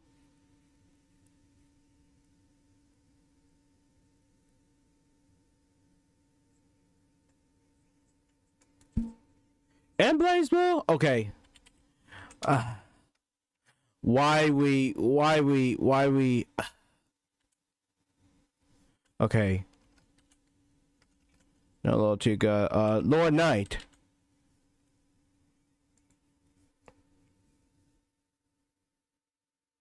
So Lord Knight. Okay, so he was like a Arc Sys player.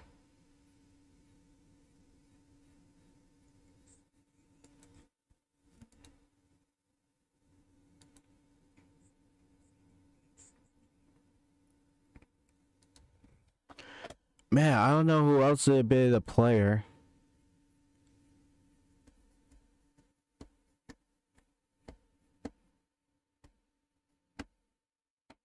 I'm thinking.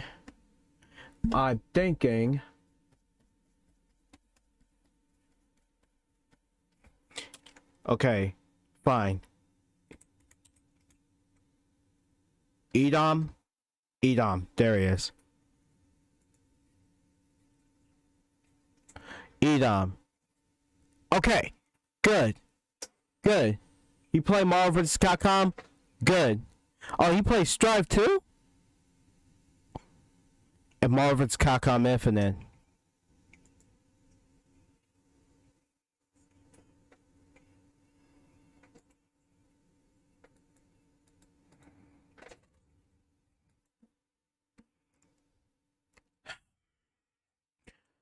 Try to find any players.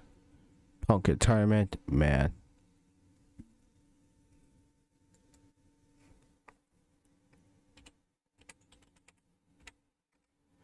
So I know Leffen that he like a Smash player.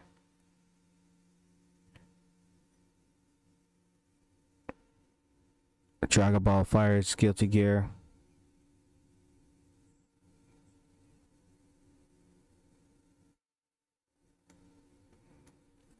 So now it include fighters. Good. 2K combo.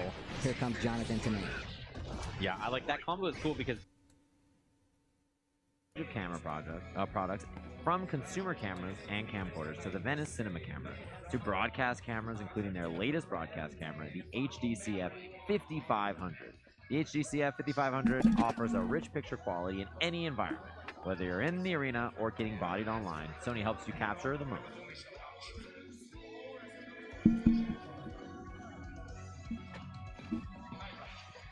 And we're back here at Guilty Gear Strive Top 8 at Evolution 2022. Hopefully you've been enjoying all the action so far, enjoying all of our lovely players up on the stage. 2 of them are gone and 6 remain. And that is what we have left for you guys. But I'm going to tell you who we have coming up. It's going to be Peppery Splash going up against Slash. And that's for the loser side. And I am super curious about this matchup. Personally, I like to see May fight Zato because of the damage output. If she gets a hit, oh, you best believe it's going to hurt. And that's kind of the tail of the tape anyway. Yeah, I mean, this has got to be a tough draw, I think, if you're Pep, because, first of all, Slash, I'm sure all of you have seen the videos of Latif fighting against them and just absolutely lamenting every second of his time, right? I mean, it's brutal for him. So for that reason, I think a lot of people who play Zato do not like this matchup. I think a lot of Zato players think this matchup is very tough, and Slash, you know, plays against Latif, who is one of the best Zato players out there. So for that reason, it's going to be, I think, a tough draw for Pep, both in the character matchup and also just the experience level that Slash has. Yeah, I'm going to tell you right now, those May normals are really going to help out here in the Zato matchup. You're going to get a lot of instances to get rid of Little Eddie. We've seen it a little bit earlier, but I feel like it really needs to be talked about. I want to see if Peppery Splash is prepared to have a counter. Yeah, exactly. I mean, she can poke really well against Zato's, you know, normals, and also against Eddie, right? She has really good disjointed buttons to swing with to try and clip them. And also, besides that, her damage output obviously is a big factor. The kinds of ways she pressures is really good, and having Dolphin as a check anytime Eddie wants to summon, you know, Eddie wants to come out is a big deal, right? Unless you're going to be opposing from very far away, that's going to be a really useful thing to have. And that's what I was thinking about, that Dolphin opposing from a certain distance. You're really going to have to be on your toes. But here we go, because somebody might be going home. We have Peppery Splash going up against Slash. Zato versus May. Let's go. And man, if you are a fan of Pinatas, boy, do I got the match for you. It's just going to be this character getting hit and absolutely explodes. Right. Oh, dash up 5G actually. 2P actually caught the Dolphin on startup at the beginning of the round. Yeah, and I love the pressure so far. Pep trying to keep it tight. Slash with the immediate, just like super jump and then jump D out to fly up in the air and stay away from Eddie. I think that's really smart. You see the control on Eddie there from Peppery was very reserved. Invite to keep May locked down. There's the frog again. The pressure. This is good. Goes for the command grab. Okay, Shark Tank 5K. Keeping the pressure going. All right. I did. Trying to push Pep away, but Pep, he kept that pressure very light, right? Just went for Uh-oh.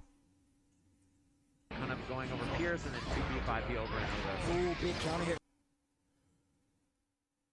Right there. And you saw that little Eddie gauge was actually out of there. So you saw Peppery Splash kind of slow it down. Slash taking a chance to get out of there. Lots of meter. BRC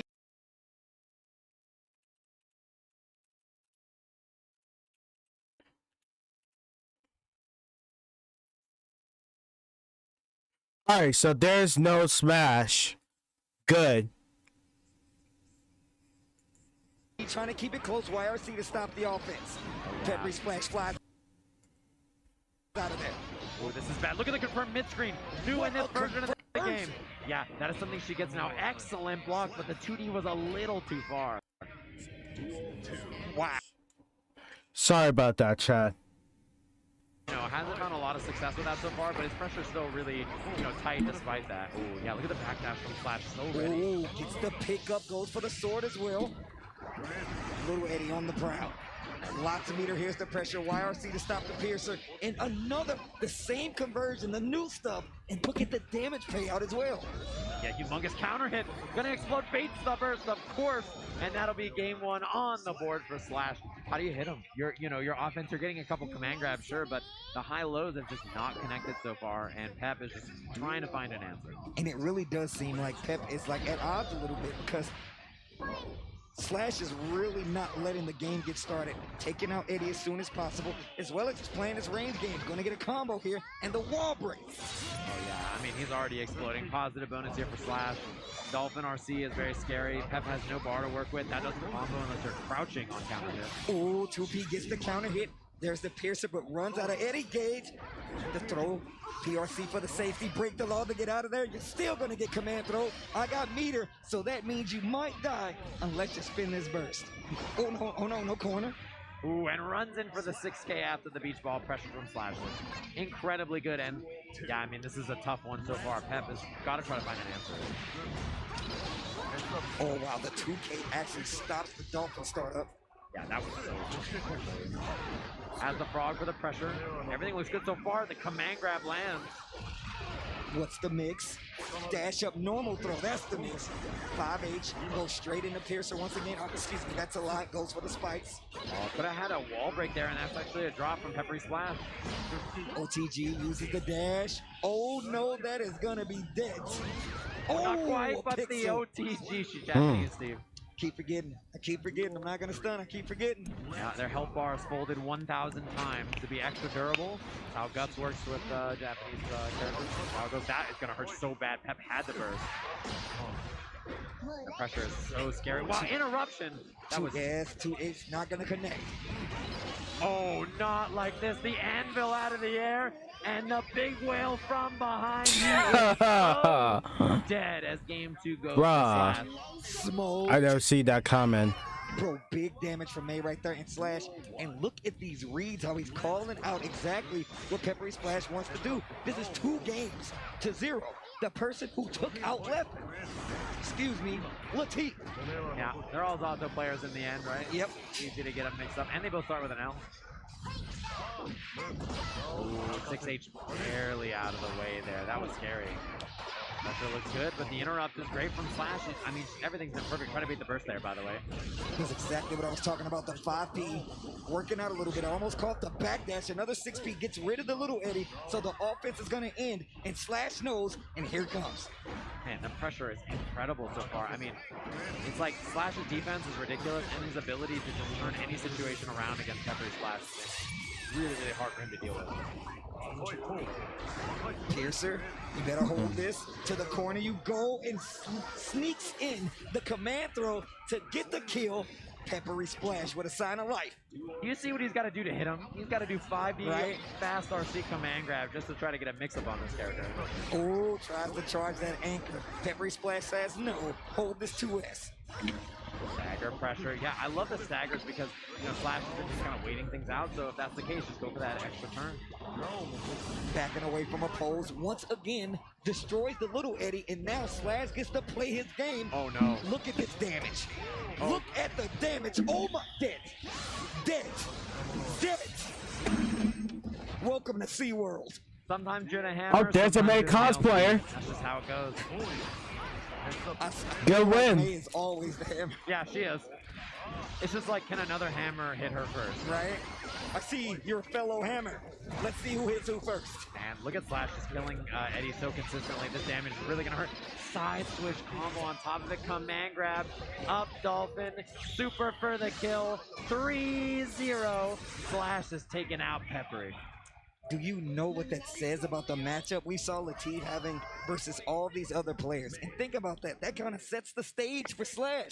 Got to deal with all these Zatos, but you have the Xarians versus the best, apparently.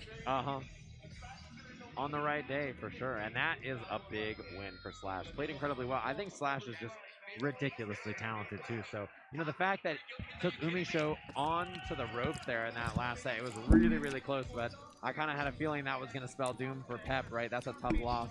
And just get sent to losers. You know, what's interesting, too, is that even on the other side of things there, the person that sent Peppery Slash to losers was Umisho. Wow. Either way, that was going to be a tough draw. Really setting the stage here, but that's what I mean. Slash got to be feeling comfortable. You might have to have one more Zato to deal with and an Eno. It's really starting to clear a lane for that grand final showing if we get there, but we still got matches. We got a little deviation as we're going to have Daru Eno going up against Hotashi. Yeah, that match is so interesting. These two obviously very close, right? They're always hanging out at events, chilling. You see Daru's like tweeting pictures of Hotashi and being like, it's my friend, he's running around, everything's cool. And now they meet here in the top 8, right? So this is going to be kind of the tale of these two friends and foes in Guilty Gear. It's going to be really interesting to watch. And I know a lot of people, especially in North America, do not like the matchup for Eno, but, you know, there's a lot of really strong Nago players. We saw Dark Necro this weekend, incredibly good from Asia, right? And Daru's going to have the matchup experience. So, talking about the matchup experience overall, I feel like if we talk about them being friends again, literally, Daru Eno would hit Hotashi with the command grab super from Eno and be like, bye-bye. So these guys are close. They're definitely close. And Daru Eno is a bit of a troll. I'm going to just be real. Yeah. My man definitely likes to troll you while he's playing, and don't let him start to feel himself playing Eno because the mix-ups are going to come up plenty, and I promise you, the guess is not going to be in your favor. But Hotashi's had experience. Yeah. He's fought this guy before. He knows how to deal with Eno. I want to see what the approach is. And it's like both of them too, right? They're both kind of trolls and they feed off that energy. So it's really about who can capitalize more in this environment where there's a lot of nerves, there's a lot going on here. So it's going to be interesting to see, like, does that kind of like haha friendly rivalry impact one of them more than the other, and how does that go? Where, you know, both of them we mentioned are really good in the scramble. Daru is excellent when things are a little sloppy, things are a little weird. Same thing there with Hotashi, right? Both of them are really good when things are a little unusual and they have like kind of a strange matchup and they can just kind of do some wild stuff. So. It's the scramble. I feel like Eno really lives in the scramble, and we know Daru Eno doesn't even like to hit back with the character. I still don't know what it looks like. See a twinkle of it, but for the most part, it's all go, go, go. Hotashi's job is going to be to interrupt that. All right, Hotashi entered the stage again. Far essence before we even get to the One against Daru. A proper way to deal with antidepressant scale, as well as 2S and stroke. And 2H as well, right? Like 2H from Nago is a big, scary move to swing out there. So I'm excited for that for sure. This is going to be an interesting matchup, and we're just going to have match after match after match here at EVO. No more time for break, Steve. It's getting late. It's time for some Guilty Gear. We got to get through this thing. Here we go, though. Eno, a character I've always said has been ridiculous. Ever since the conception, I'm like, bro, I have to keep guessing every knockdown until I die. Yeah. No fun. Sucks to suck. No fun. Yeah, that's life. Keeps you guessing, Steve. Keeps you on your toes. The nature of how it goes. So yeah, this is a very swingy matchup. I expect this to be extremely explosive. It's going to be a wild ride. This is not one of those like, oh, it's really patient back and forth. This is going to be explosive fireworks. Really just, you know, edge of your seat kind of a match. They definitely go at each other when they play. Oh yeah. But I feel like the stakes are a little different. You might see a little bit more patience from either one of these players, but one of them might be going home. This is not a situation where you want to take it lightly. I hope they're not trolling, because it's not going to be easy. Oh yeah, you see the water up there, moist Hotashi. A despicable way to describe a human, but actually the person who's sponsoring him and helping him get out to all these events, so you love to see it. Thanks to Team Moist. And Moist Critical for making this happen, sending Hotashi to all these different events all over the world so he can equally troll and also place well.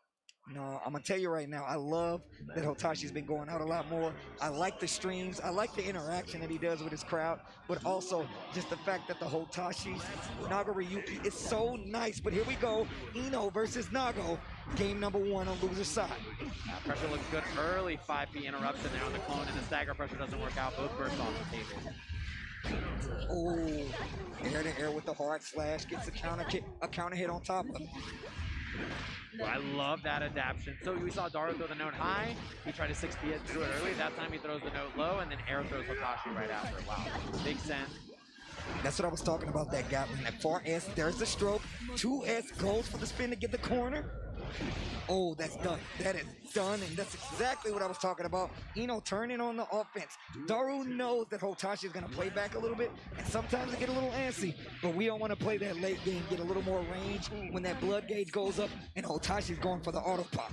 Oh yeah, that was a big throw in the corner, by the way, there from Daru. First on the table, Hotashi immediately spins. Oh, the air dash. That's a wall slump. It's going to be a guess here from Hotashi. Gets counter hit again, and Super's available. And just strutting up, keeping the guess going. Look at me walk. BRC, you still got to hold this air dash S and the big stroke on top of it. Hotashi is in trouble, but he finds the 2S. He gets a little bit of safety. And in the big 2K on wake up, almost every knockdown Daru's challenge. He's just been waking up with buttons immediately because Hotashi as a player doesn't always do type stuff. A lot of times he kind of like leaves a little bit of wiggle room and just has these big delays to catch the off guard, and Daru's not buying it. He's just hitting the button right away. And Daru likes the party. My man really likes the party. I'm surprised he doesn't keep confetti with him. That's just what he does, and that's just the nature of the game he plays. No burst there. Half-life, 2 hits. Tap does 6H, do it again. Big damage, and look how quick a round can go if Hotashi gets what he wants with Naga. Oh yeah, and just gets chopped up there on the air dash. Rough round from Daru. Hotashi being right every time. Proper guessing, it'll get you a dub. Top down right here, 2K, 2D. That IFD was great. No cancel though. 2S from Daru. Chemical love from a distance, but you gotta watch that blood gauge, getting a lot more range on some of those normals. Oh, finishes the string and burst available. And yeah, that's a rough spot to burst. Pressure looks good. No meter here from Hotashi, but he's got blood to work with the throw. OTG doesn't kill, but chip is a big problem from Daru. Oh, and the note, and you can see Hotashi feeling himself. He really likes to pick up steam in some of these situations. I really do like Hotashi's chances when he's feeling himself in tournament. I feel like he gets so much more confident. It really affects his play. Yeah, definitely. He's a player who really feeds off this. You notice he doesn't wear headphones. He wants to hear it. He wants to hear the crowd. He wants to be in the moment rather than just listening to the game. 5K knows that Daru. You really don't need a headphones. Certain range. I'm okay with that. Looking for that burst bait does not work out, and because H-Stroke's not buffed anymore, that burst bait a little bit rough. Look at the stagger pressure. She's gonna explode, Steve, but so is Hotashi. And this is exactly what I was talking about. Comboing into the blood pop. There's the throw. Plenty of meter. You're still dead. Swing better, swing. You're going through the glass. Oh yeah. That's one of those things where with a pop strategically placed, even though you don't always want to pop there, sometimes it works out. Comboing into that pop really does have a far S. Going for a stroke, really hoping Hotashi swings. Oh yeah, look at our party in here knowing that Hotashi's trying to challenge a lot, going for a lot of strokes, and then hides the overhead on the note. Surprise party after the knockdown. Get scooped. Bye-bye. He threw it on the screen. Yeah, Daru pointed at him and said bye-bye, and Hotashi's like, all right, I'll give it up. They just fighting all over the White House while they're having meetings. Yeah, the explosion through the wall. TP start lost there. IB from Hotashi, but the jump D after caught him anyway. Air dash pressure once again. Going through the glass. Daru can close out, getting a proper hit. There's a burst on the stage for Hotashi. IB and then try to punish, but Daru was ready. Look at the life. Ooh, and the throw works out. Not enough to kill here. Lots of meter goes for the PRC on the chemical love. There's one for the stroke. Fakes out the throw and goes for the air dash S. Or just the regular dash because it's Eno and she goes into the air. Daru really starting to unravel what Hotashi's trying to get away with. Oh yeah, 2-1 here, and you gotta feel like things are just slipping away, right? The pace is so fast, and Hotashi's not finding these hits in the scramble, especially. That's a big hit, though. One of the things that we have not been seeing, and we just saw it there, was 6P in this matchup. Doesn't really seem like there's a place for it in a lot of instances, and I'm really concerned about that, because I don't know how he's gonna really stop Hotashi from swinging without getting that knockdown first. No cancel there because the blood was high. It's a great advantage. Look at that. If you dodge the note, wow, what a slip. Oh, you're dead. Yeah, I was going to say the note game so far has been played expertly from Daru. He's really navigated incredibly well in every scenario except right there where Hotashi just sent it. Damage right here gets the knockdown with the spike, the dive on the wall, and now going for the break. And look at the momentum Daru has going forward. Gets the counter hit on top of it, and still with the meter positive bonus. Super this time. What a confirm too. Daru is ready every time, no matter where the hit is. Makes the wall. And also, she's never gonna make it. Backdash BRC. Ooh, look for the burst just in case. He's Hotashi done. Burst, but he doesn't go for it. Hotashi in trouble right now. On the verge of going home. After such a great state, after great showing at EVO. We find the gold burst. This is big. Beyblade. The momentum switching here. Hotashi with a big chance. Still has bar here. Does not do it on the wall. Uses the far slash string to get the meter back. Gets a little lower than that 50%, but still with the momentum. He's gonna have super here at the end to the first. Oh, Fukyo's in. Fukyo's back a little too far. He doesn't get the pressure. Daru jumps the command grab, dives out, but it's chase that punish. Hotashi. Yeah, Hotashi. Oh gosh. I thought we were getting to the end there. You can see Hotashi patting his chest, checking his heart to make sure and stay calm, because I really thought that was over. Big exhale right there for Daru Ino as well. Trying to stay composed. This is a tough one here too, because like, you know, when he starts to heat up, Hotashi is tough to slow down. Want to see what the thought process is going forward into this next match as these guys get started. And it's a big one so far too, where like, oh man, that 5P was beautiful at round start. Just caught the option. Hotashi looking good here. Stagger low looks good. No burst from Daru just yet. 5D misses. PRC trying to make Daru Ino swing. Not taking the bait. Patience looking really strong. Lots of 2S's as we get to level 2 on the blood. Oh, and the burst there actually from Daru. He's down so much. Willing to commit it. I mean, if he gets hit here and dies, he's not going to have a burst next round. Oh, air dash S gets the knockdown. Hold the note 6P to get through. Uh-oh, Gatling with the S and the RC to keep it. Oh, let's go. Hotashi, 5K to get the break, and this is set point now. What a rally. He's going to party on round start here for sure, because there's no burst available. If Hotashi gets a hit, you're going to explode. You got to be so careful as Daru here. 2S tries to go for the stroke. Calls out Hotashi's burst and big counter hit. This is going to hurt. Super. Oh, that is going to hurt. Yeah, this builds a lot of burst gauge though, so Daru, even if he gets hit again, he's going to have burst. One more chance, but look at the damage on that. Lots of blood. 2K goes for the 2S, possibly looking for a jump. To burst is what Daru Ino goes for instead. Gold burst successful. 4S once again gets the meter, and that will be that. Hotashi takes out Daru Ino and stays alive in the bracket. Wow, man. Top 4 of Evolution, but what a run from Daru. Like I right? said, mean, Hotashi is a monster, bro. Is tough to pilot, right? It's not easy to make it with a character like Ino this far in the tournament, but makes it to 5th place here at Evolution alongside Peppery Splash.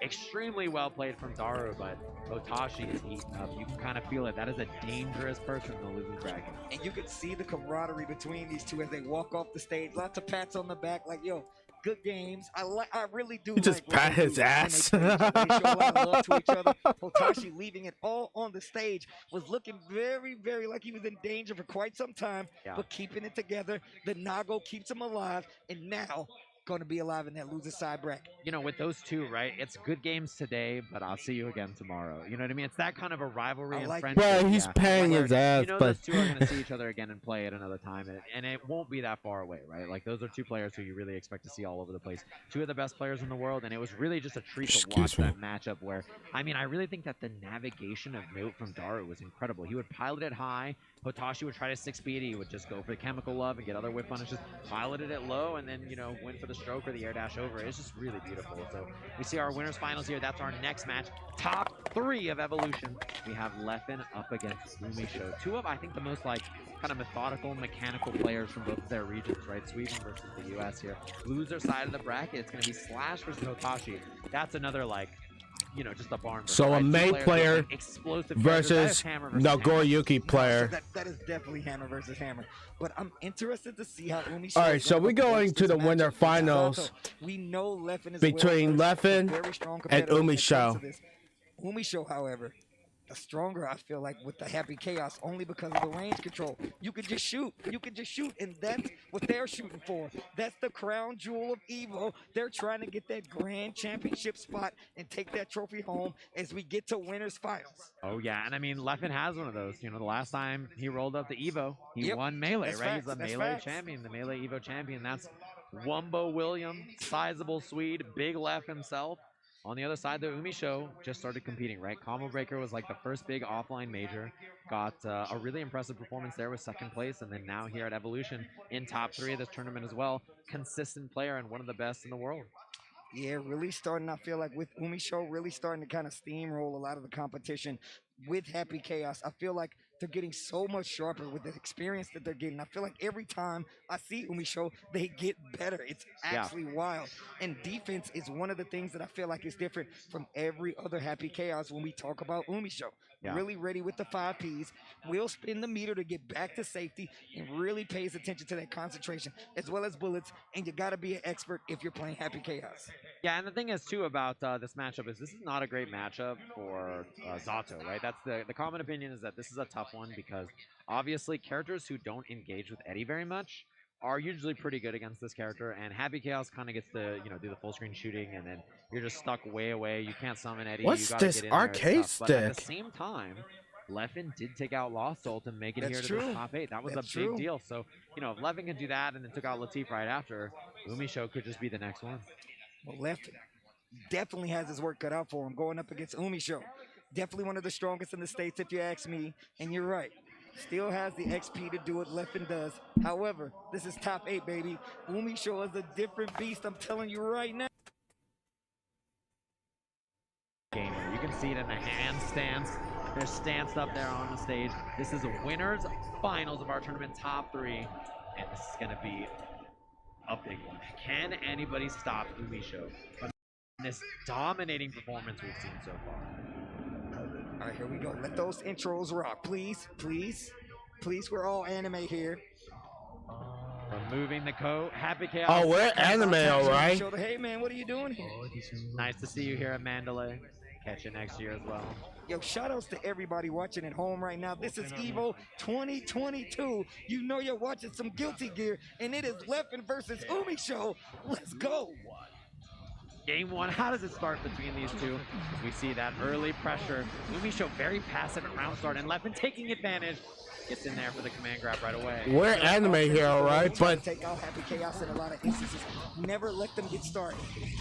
Yeah, and I'm curious to see if we see a burst here on block from Leffen. Does not go for it. 2K lands, but nothing afterwards. We see the concentration right away. Only one shut bullet the left. body, do it Rough after. spot. Got the hit right when the bullets ran out. Leffen, not using too much meter. Starts to use Faultless at the end, but still has enough to make a conversion happen. If they get a hit, tries to use the PRC. What a jab to stop the approach in. And Leffen definitely has been using that all weekend as an approach. What a counterplay by Umi Show. Yeah, did you see the 5P on that? The reaction time is out of control. Crazy. Perfect awareness. It has to be how they hold the controller. It has to Oh no! That back throw was huge, but Leffen missed the OTG. This is still a big one. Sword, Amorphous for the kill. Excellent confirm after all that. Got a little scrambly. Yeah, you definitely need to use Amorphous there. That way you can get the kill. Don't go for the sword. I don't think it does as much damage, but it does give you that recharge. You see a lot of Zato's going for it. Right, Amorphous is more damage, so you use it when you know it's going to kill. Or you think, anyway. Does not go for the wall break, by the way. Goes for the extended pressure, and yeah, because of that greediness, Umi Show is able to make it out of the corner there and baits the YRC. This is bad. The far ass gonna get the push. Two good ones. Huge damage. Oh, there we go. Concentration available. You can go for the pressure here, and Leffen in such a bad spot. Yeah, that'll do it. No burst. Save it for the next one. You're going to need it. And this is what I was talking about. Umi Show is such a different player, I feel like, of Happy Chaos. You say somebody like Lost Soul. Just the adjustments that they make, the awareness, what they're paying attention to. Oh, yeah. I mean, I think very methodical, too. Oh, look at this. The wall slump. You got to guess. Here it is. Empty low. It's going to be slump again. Reload. And this is going to be BRC. Fuzzy high low. There's the block from Leffen, but not on the second overhead. Slump again. situation. Can get the kill. No meter needed, and you can see Leffen instantly taking a breather right there. Gets the perfect on top of it. Umi Show getting its first game. This is winners finals, by the way, ladies and gentlemen. These guys are trying to get.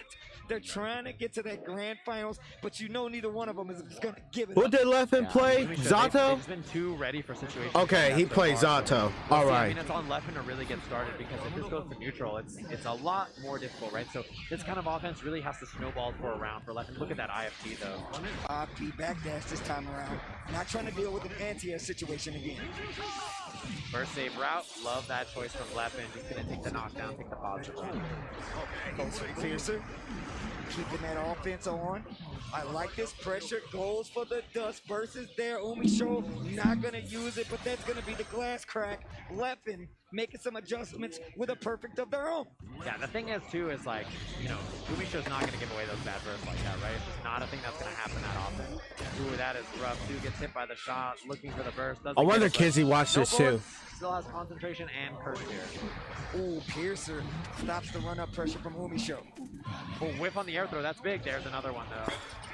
I pull out my gun, says Happy Chaos. Ooh, 2D calls out the burst. Umi Show. They have a confident lead right now. Lots of meter, and the conversion could instantly go straight to super. Umi Show with another round. Yeah, and I mean, that's the thing is like, unless Leffen gets going early in the round, we've seen a lot of times Umi Show's able to just make it out. Pressure here looks good. Eddie's about to be out though, and that'll be the last block. Then out the spike strip, trying to keep them honest. Happy Chaos, definitely a little slime ball when it comes to offense, man. Yeah. And I mean, look at this mid-screen control, tough spot. The burst, wow, that burst timing, it actually worked out so well for Leffen. Got the corner here. Umi Show, they got to defend. Puts the frog on him. Happy Chaos in trouble. This is scary. Runs it for the command grab. And Umi Show in such a bad spot here. Has no meter for the escape. Covers the approach with a Let's call him, man. Let's call my friend Jalen, bro. Offense goes for the low, gets the frog, glass break, and Leffen answers back. That's going to be 1-1. Yeah, and I think that burst timing, just working out that way, is brutal, right? Like, just getting the corner because Happy Chaos was leaning in with the 6S, really snowballed everything all the way over for Leffen in that case. We got one apiece. And this time, 2S to start the match. Umi Show. Remembering that Piercer was the last thing to start, possibly trying to take it out, scout it early, and that way you can get a little head start on the offense. Great defense from Leffen as you see him using his fly, guard, dash up 2S, calls out the burst from Umi Show. Yeah, every time Umi Show's trying to stand up, Here he is, Chad. We've just seen Leffen just pull up with the 2S, be super ready. First there on the 6S, and yeah, you can't just pull out Eddie like that. Umi Show a little bit more zoning in this matchup now. I think recognizing that that's a good option. This is going to be a carry to the wall and the kill. Everybody gets shot. Umi Show gets the first round. You already got home, bro? The air to air. Look at Oh, that. what time you got home? Air to air into the gunshot. What time you got home? A little damage there, but that glass break is going to give you a meter positive bonus. That's going to let you get something started. Man, and every time Umi Show's trying to use the curse, we just see Leffen again. So ready, runs up with that. What time you got home, gets hit fam? by the double overhead. Ooh, that's a rough wall break. Does not get the Eddie reset. Doesn't get the sword. It's connecting. YRC here and YRC to counter from Leffen because of the positive bonus. He's going to build more meter. Ooh, backdash. It's connecting. Out of the range of the 5D. RC up, still finds the low, and this is going to be amorphous through the wall, and it should be the round weapon. Yeah, and that backdash was a big commitment there from Umi Show too. In that case, there's not a lot that you're going to be able to, avoid with that. It's just close slash gets the job done. Unsummon from Leffen. Umi Show's got a guess here. On the defense. Something happened to your phone, bro? That big counter. Oh, wow. Umi Show with the backdash. Leffen goes for the Wi-Fi. to keep the momentum. Another successful backdash. Gets the throw. OTG with the close SYRC. Almost successful. Umi Show burst to keep it in. What time you got home, bro? Burst to keep the momentum, and it's still working out under this gunshot pressure. Not too many bullets left. Man, that was late. And this is not good. Pull out both guns, seal the deal. Umi Show 2-1. Yeah, and I mean that was a slobber knocker. It was so sloppy, right? Okay. There was so much going on. It was like the YRC into the burst, into you're gonna burst into I'm gonna go for this. Yeah. all So over the place. It was a really like back and Guilty forth Gear. scramble, right? And that kind of So thing can go Guilty Gear either way, Strive is which the I think last. If you're Leffen, you're okay with, right? right? the Because you kinda last need something a game little wily to happen of for this EVO. match to not be so tough. So Leffen has to change this up. Might be taking a trip to the other side of the oh bracket yeah, if things oh don't yeah. change. Speaking of Street Fighter, bruh, you gotta watch the EVO announcement, dude. Like, okay, so there's 4 games that have been announced and exciting. The Piercer going to the wall, gonna take the break. And after unsummons first, that way. Okay, I'll send you this. I'll send you this. Yeah, one Hold important on. thing about this matchup that we're seeing a lot too is, wow, that was a kill on Eddie, by the way. That was really excellent from Umisho there. I And the thought it was back gonna work out. I thought the spikes were gonna stop. Happy Chaos. So from first getting is in, but I was wrong. KOF. concentration about to run out here, so Umisho gonna have to go for it. Yeah, and that's why Leffen mashed out. That was good awareness. A little bit of a miss there from Umisho, and it worked out for Left. But one thing I was gonna say too about this matchup is that Happy Cow swings with 2S a lot, which is really big because if Zato hits you counter hit crouching, he gets a huge confirm, and we see this wall confirm again here. This is gonna be big. Umisho a little whiff on the 5D and Leffen with the challenge. There's the curse. Defense is the name of the game right now. Once again, backdashing into the corner. Concentration refills again, and look at that. Gets rid of the little Eddie, and you're still at full screen. This is not looking good for Left in the 2. This is a reaction? Hold on. And look at this. Just got Eddie Gage back, but it won't matter because Umisho is going to close it out, gets the round back, and is looking to knock Left into the loser side. Yeah, we saw the finger point there too, feeling good. I like the jump at round start. We've seen Leffen start with buttons a lot. The 2S killed Eddie and then did the gunshot into steady aim on Zato. Killed the frog on top of that. You usually see that get the big hit in the conversion. There you go. That's one. Uh-oh, Leffen is dash blocking, but getting hit by the zoning over and over. This is starting to snowball away. Uh-oh, 2S confirms, goes That's for the one. dash up once again. No faultless defense from Umisho and the throw conversion. And Samurai Showdown game rollback until 2023. You already know. Has meter though. And a burst There's as well, 2. and there it is. Leffen, big Left with the read. Tacking. And breaks the glass. That's gonna be another round on the board. Leffen needs one more game, and they will be going to grand finals. But I promise you, Umisho's got an answer.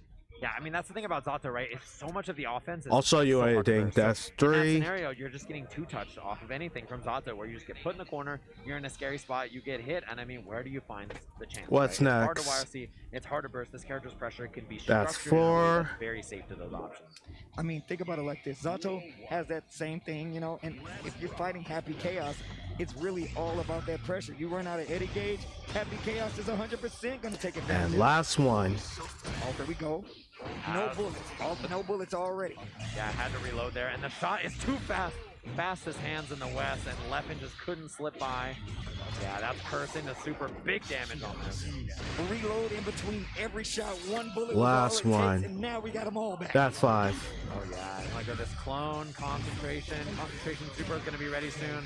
I mean, it doesn't even matter, RC for the extension, that's the kill. One more chance at match point for Umisho. Umisho trying to get to grand finals. One more round can guarantee it. Gets the trade there, run up, cross up. Oh, and baits the burst again. And Umisho, I see you. All the way to the wall, the curse, the super. Bad spot for Big Left. In a really terrible position. You're down so much life. You've got no burst, and Umisho has all the ability. Bro, to pressure in the Kizzy world. here too. Oh no, it's gonna be positive bonus pressure too. Gotta guess high-low way more times than just one. Here it comes. And look at that, not even faultlessing. Just regular guard. All right, Jalen. I finished. And that will be that Leffen. I finished sending you something new. And you know what Oh, what did I miss? I haven't watched it. Wait, Leffen. To await whoever makes it out of that lose side bracket. Who can stop? Yeah. That's the question, right? I mean, these sets have You been know, nail Jury. biters, but the intense defense and just clean play on offense from Umisho is just so hard to deal with. Like, in those clutch scenarios, Umisho does not fumble, right? I mean, it's just clear in all these scenarios. The nerves of steel to be in those bad spots and then just survive. You got to be so happy if you're Umisho, but the job's not done. And you can see right there, Umisho embracing Razzo. I saw him at the house. Wait, you- It's adorable. I love the support. And this is what Guilty Gear is. Yeah, Right that's now, crazy. Umisho going to grand finals, and I want to see who's going to make it out right now. I love the congratulations. That's crazy. Who do we have coming up next? Oh, it's gonna be Slash versus Hotashi. Like I said, two hammers, right? Actually, Haru is not the very only. explosive. Nakaru is not the only one. As The we see first Hotashi hyping up the crowd. character It's in late. I mean, KOF. look, it is fast approaching midnight here. Everybody's still in the arena. I appreciate it. Everybody still at home. I appreciate you tuning in, checking out some Guilty Gear Strive. Remember, Nakaruru was in KOF 14. And get this action and crown ourselves a Guilty Gear Strive champion here at EVO. Bro, that was crazy. And guess who's coming back, bro? I really want to say that I feel confident for Slash going. Guess who's coming back? There are two characters. You gotta watch this trailer, bro. Right now. Oh yeah, and I mean we're at the point right now, right, where it's already way past our bedtime. I mean, I am hard night wait before this. Most of the, Are you watching this trailer? And we've passed it. It's actually even officially Bridget launch day now. Hey, we get Bridget today. It is already 8/8 on the West Coast. Oh, here, you which just is, want to watch it later? Way in the back. So we've got ourselves a late night, and it's about how you can stay composed. This is top 4 of the tournament. You want me to tell you? Tashi up on the stage, already plugged in, up against Slash. And we've mentioned this many times, right? This is a different May player, right? And there's a lot of great Nago players all over the world. Maybe they don't emulate the style. Wait, you don't care? You don't care about what? Tekken? Whereas May, it's a little bit more difficult to find a May like this in a lot of places. How'd you know? Next month, next year. Okay, so they announced Tekken War Tour, and at least it's coming to like September. I forgot where they're gonna release, but they're gonna announce a new Tekken. It didn't say, they didn't show the title of Tekken 8 or new Tekken. It just said get ready. You need that XP. And I was like, you know, so I was screaming, and I said, what does that mean? What does this mean? I said, no, what does it mean? And I said, Tekken 8? I want to know what experience does Hotashi have against this. Pretty sure they might have played before we It has to be. But I want to know. I'm really curious about the situation going forward. And I said, Harada, you better tell me the truth. You better tell all the rest of the Tekken fans if this is Tekken 8 high damage, like until Tekken War Tour. You're right. Both of these characters are really gonna dish out the damage if they can get the hit. Slash I mean, we already knew. Yeah, we already knew Tekken Bloodlines, the anime on Netflix, but we only care about Tekken 8. This is something that Slash is definitely comfortable with. Yeah, I mean, Slash, one thing about him that's very impressive, his well, Kimberly, alright, so Street Fighter 6, right? Kimberly is a new character, Jury is a returning character. Up against Umisho, but here, you know, we can see a little bit kind of slow play, especially when Nago is and bro, Jury got the iPhone.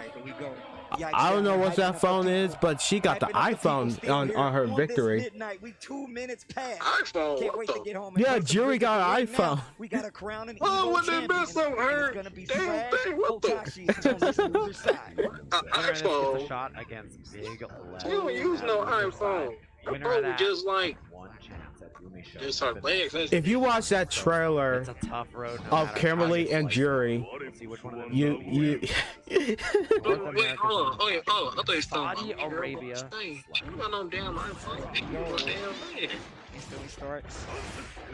okay, so her phone is shaped. It's like a cat. Both of them kind of trying to find the other one and missing in the air. Okay, Slash versus Hotashi. 6-8, not quite reaching on the OTG there. Look at the Beyblade after the Dolphin. Look at the What do you mean what's wrong? I mean, characters got their phone, like Cassie Cage from Mortal Kombat has a phone. One thing about Hotashi is like, he challenges so well, right? There's not very many players who are just going to swing on block on him and do whatever while trying to bait the burst there. I'm surprised. I think Slash, it was very clear he's going to let it go. Because of that, he's got a big chance. Jump back, anti-air, 6B. Big damage on that 6B. Yeah, that's the part I got. The bait the burst himself. Hotashi didn't take the bait though. Ooh, that's a big pickle. What a combo! That was a counter hit from there. In the heat of the moment, he just commits to something good, that big, and we saw the BLJs after with the Fukios. Hotashi's eyes moving like Fukio right now. Yeah, Gonna get to the Bro, corner. they gonna see the future of Street Fighter. Jump, That's gonna get what the counter happened. hit, but that's gonna call out the burst for Hotashi. Oh yeah, and out of the corner already. Slash trying to run up and get that close slash confirm. Does not get it. This is big. This is gonna hurt so bad. Can break the wall here and chooses to. 6 would be that game where now you can Damage on top of that, I just realized, yo, May. I mean, Back on the YRC. Hotashi trying to take his turn back. There's the fight. That blood gauge is gonna go down. Sets out the clone. Question: what if Street Fighter characters getting old, like an old man Ryu? I think if Hotashi had done 2H there, it might have been burst safe, but that whip on the 5H. Got to be careful about whipping those because of the 3K. Hotashi just standing there most of the time, too, getting really close to popping as well. 60 seconds left on the clock. Jump in hits, and I like the hits. 6K, 2S, you need to watch your toes. And can slashes around. Yeah, Hotashi tried to 5P the Dolphin there, just barely got counter hit. If it hit, it's going to be huge. So. 2K gets the combo to the corner. Peep the damage. 6A. Not bad, just like. Big Hotashi with a big opportunity. He misses on the air throw. That's going to be a punish. Air dash goes for the side switch and the knockdown. RC, there's plenty of meter. Is this the kill? No, not quite. This is a chance up where Hotashi's got blood to go all in with. Oh man, Hotashi. No finish on this ring, even with the RC. Uh-oh, something's happening up there. I see Hotashi doing a point.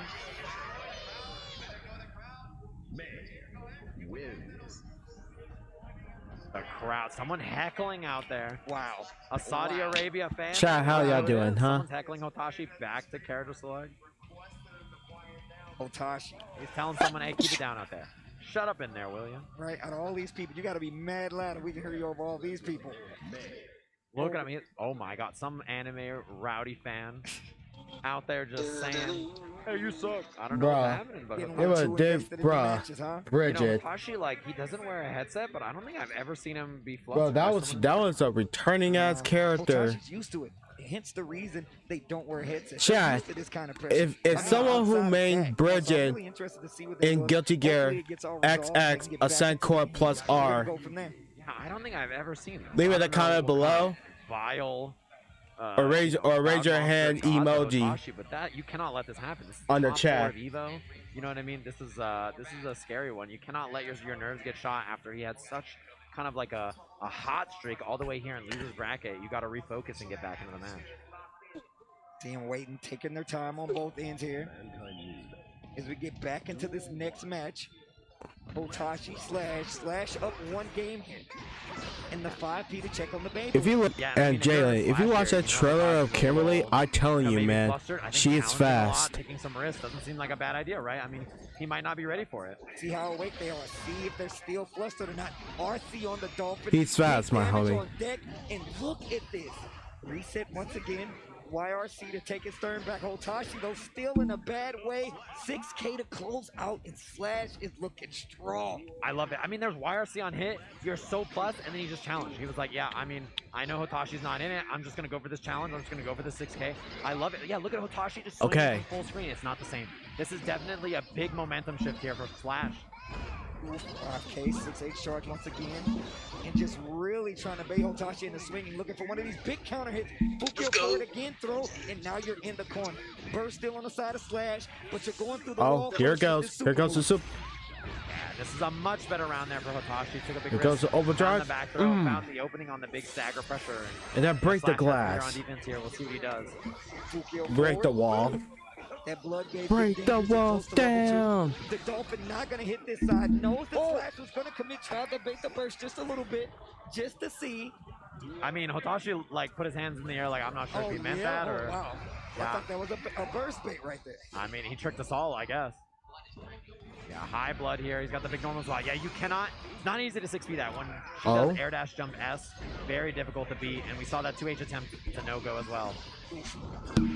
5K, a great range normal for May that's really helped out.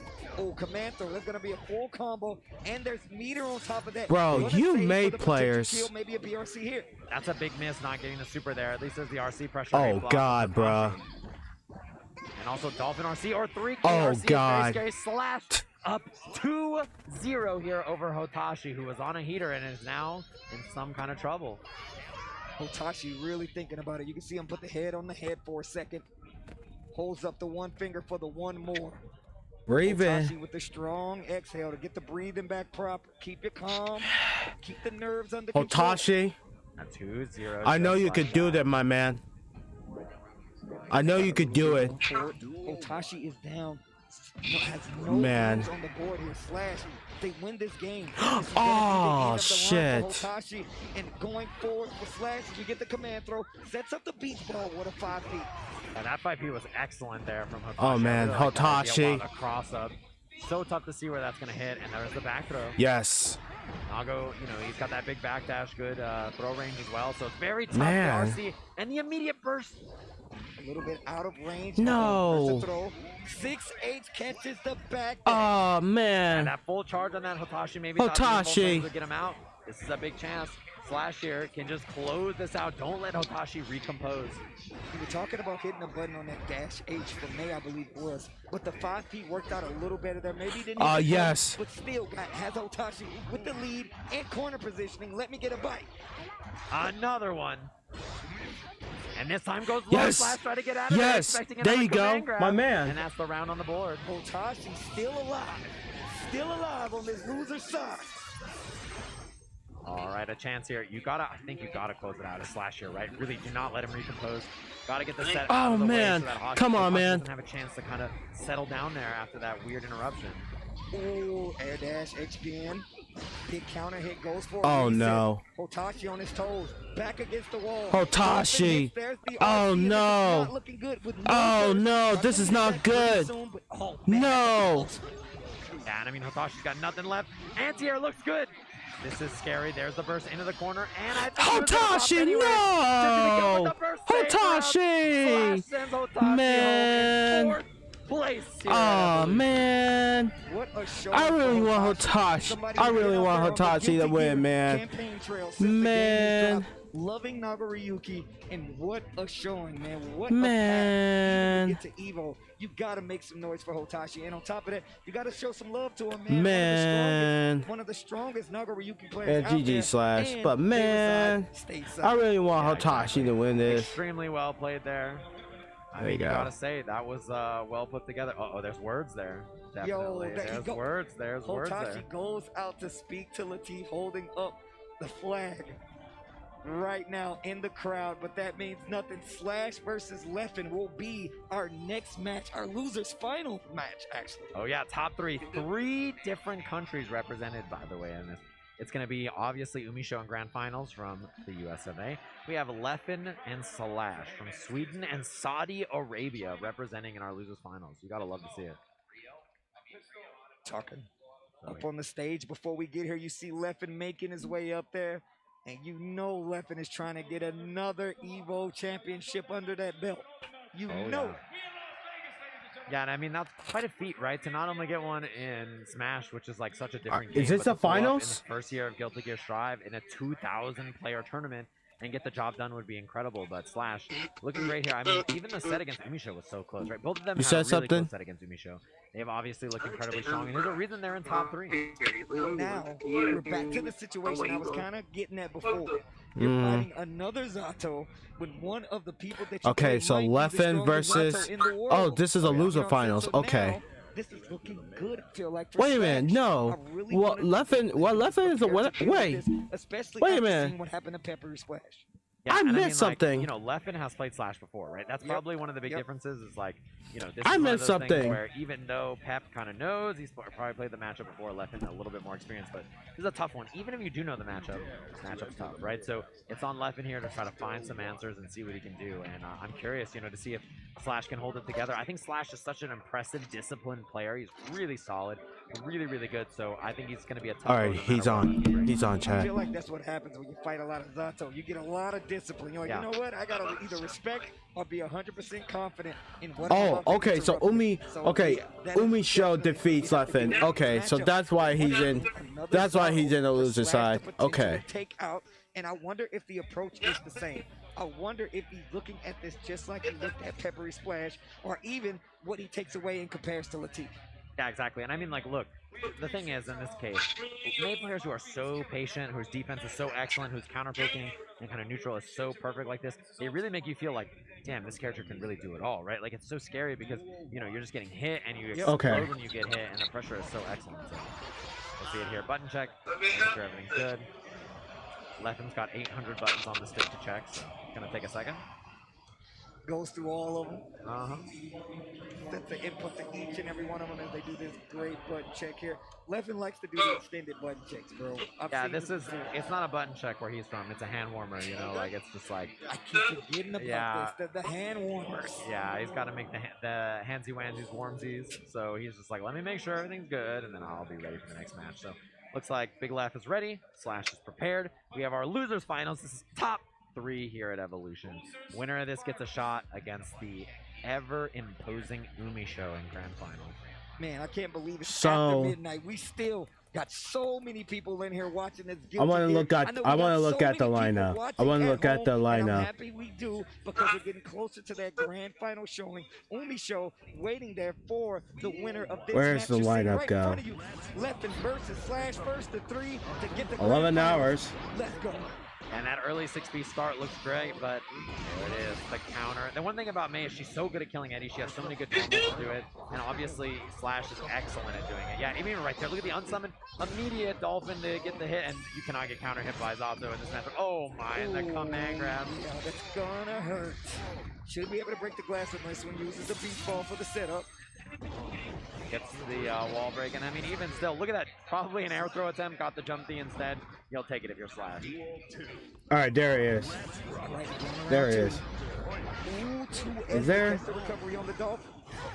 Okay, so there he is. All right, so Umi Show is at the grand finals defeating Leffen.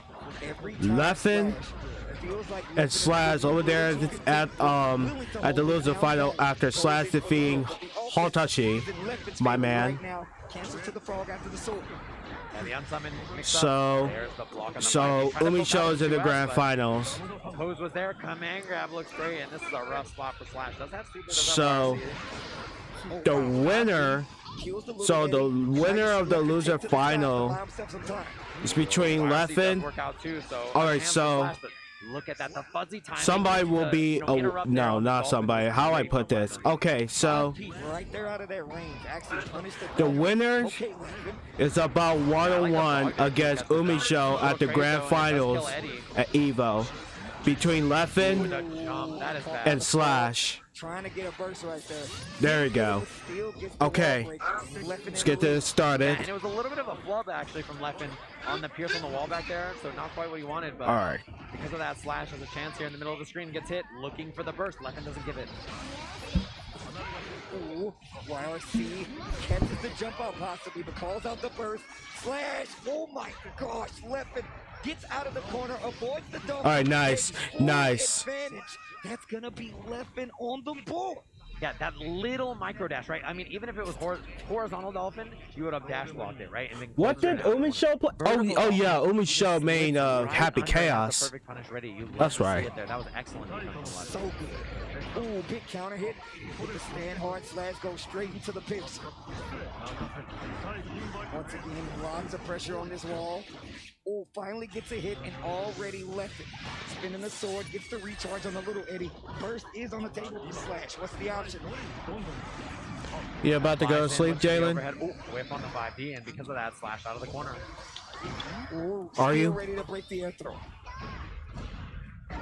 Watch for the IB. I mean, you could call it a day. You look so quiet. 6-8 from Slash. Leffen took full advantage. Gonna be a sword here. Gonna have to guess a few more mixes, but he escapes actually. Slash with the all right. 5D right there, no meter to make it safer. Burst on both sides. We'll win for the 5D after the Dolphin. Risky to do. This is a bad spot. Excellent defense though from Leffen so far. Thanks, KRC, just to keep it safe. Oh, look at the risk though. Danger. Danger. Don't get hit, but the throw to close out. So also, I won't be streaming tomorrow. Yeah, I mean, Leffen's defenses look excellent too. There's been very few moments where Slash so I'm not gonna stream. So I already finished the Batman Arkham games. Arkham Knight, I already passed the Arkham episode. Oh my god, that air dash in the pickup off of jump P there. So what next stream? So what's next that I had to? What's next that I had to stream or upload the video? I should have had to play Team Ninja Turtles. And that's gonna be the kill. Oh yeah, you get hit by that 6. Maybe I could upload something, create the character, you know. You love to see it slash. Very good there. Trying to get this game. I mean, you can't let this go. Other game? I mean, I maybe have to do Spider-Man, but I can't do Spider-Man right now because Spider-Man 2. And I need to touch Spider-Man 2 in this year, or maybe I have to get Spider-Man in 2024, or the damage though. Oh my god. if Spider-Man is coming to the PS5, then I gotta get the PS5. That's my wish. Look at the defense, though. Not the remaster, well, I'll talk about Spider-Man 2, but we can't talk about Spider-Man remaster and Spider-Man Miles Morales. But Slash finds it. 2 rounds straight this time around, and Slash ready with the adjustments. Lots of throws. 5P to just make sure. So yeah, I could do Spider-Man. Option on the table to start any kind of offense. But I can't do it until Spider-Man 3, until Spider-Man 2 is going to be out. I love that jump dust to get away from That's next year, isn't it? Runs up, looks for the throw. This is a big God of War? Ragnarok? The command grab. Can't really burst here either. Yeah, so Levin's got to hold that down. Oh, God of War. Well, I don't have. I got God of War section and God of War 3, but I don't have God of War 1 and 2. Remember? Oh, wow. I thought he was already dead. I thought he was already dead. What a block on the 5D. Oh yeah, I got God of War. Still. Not gonna burst. Not that scary just yet because left him any hit'll chip him. Yeah, there it is. The whip. I had to get the PS Plus. It didn't work on my car.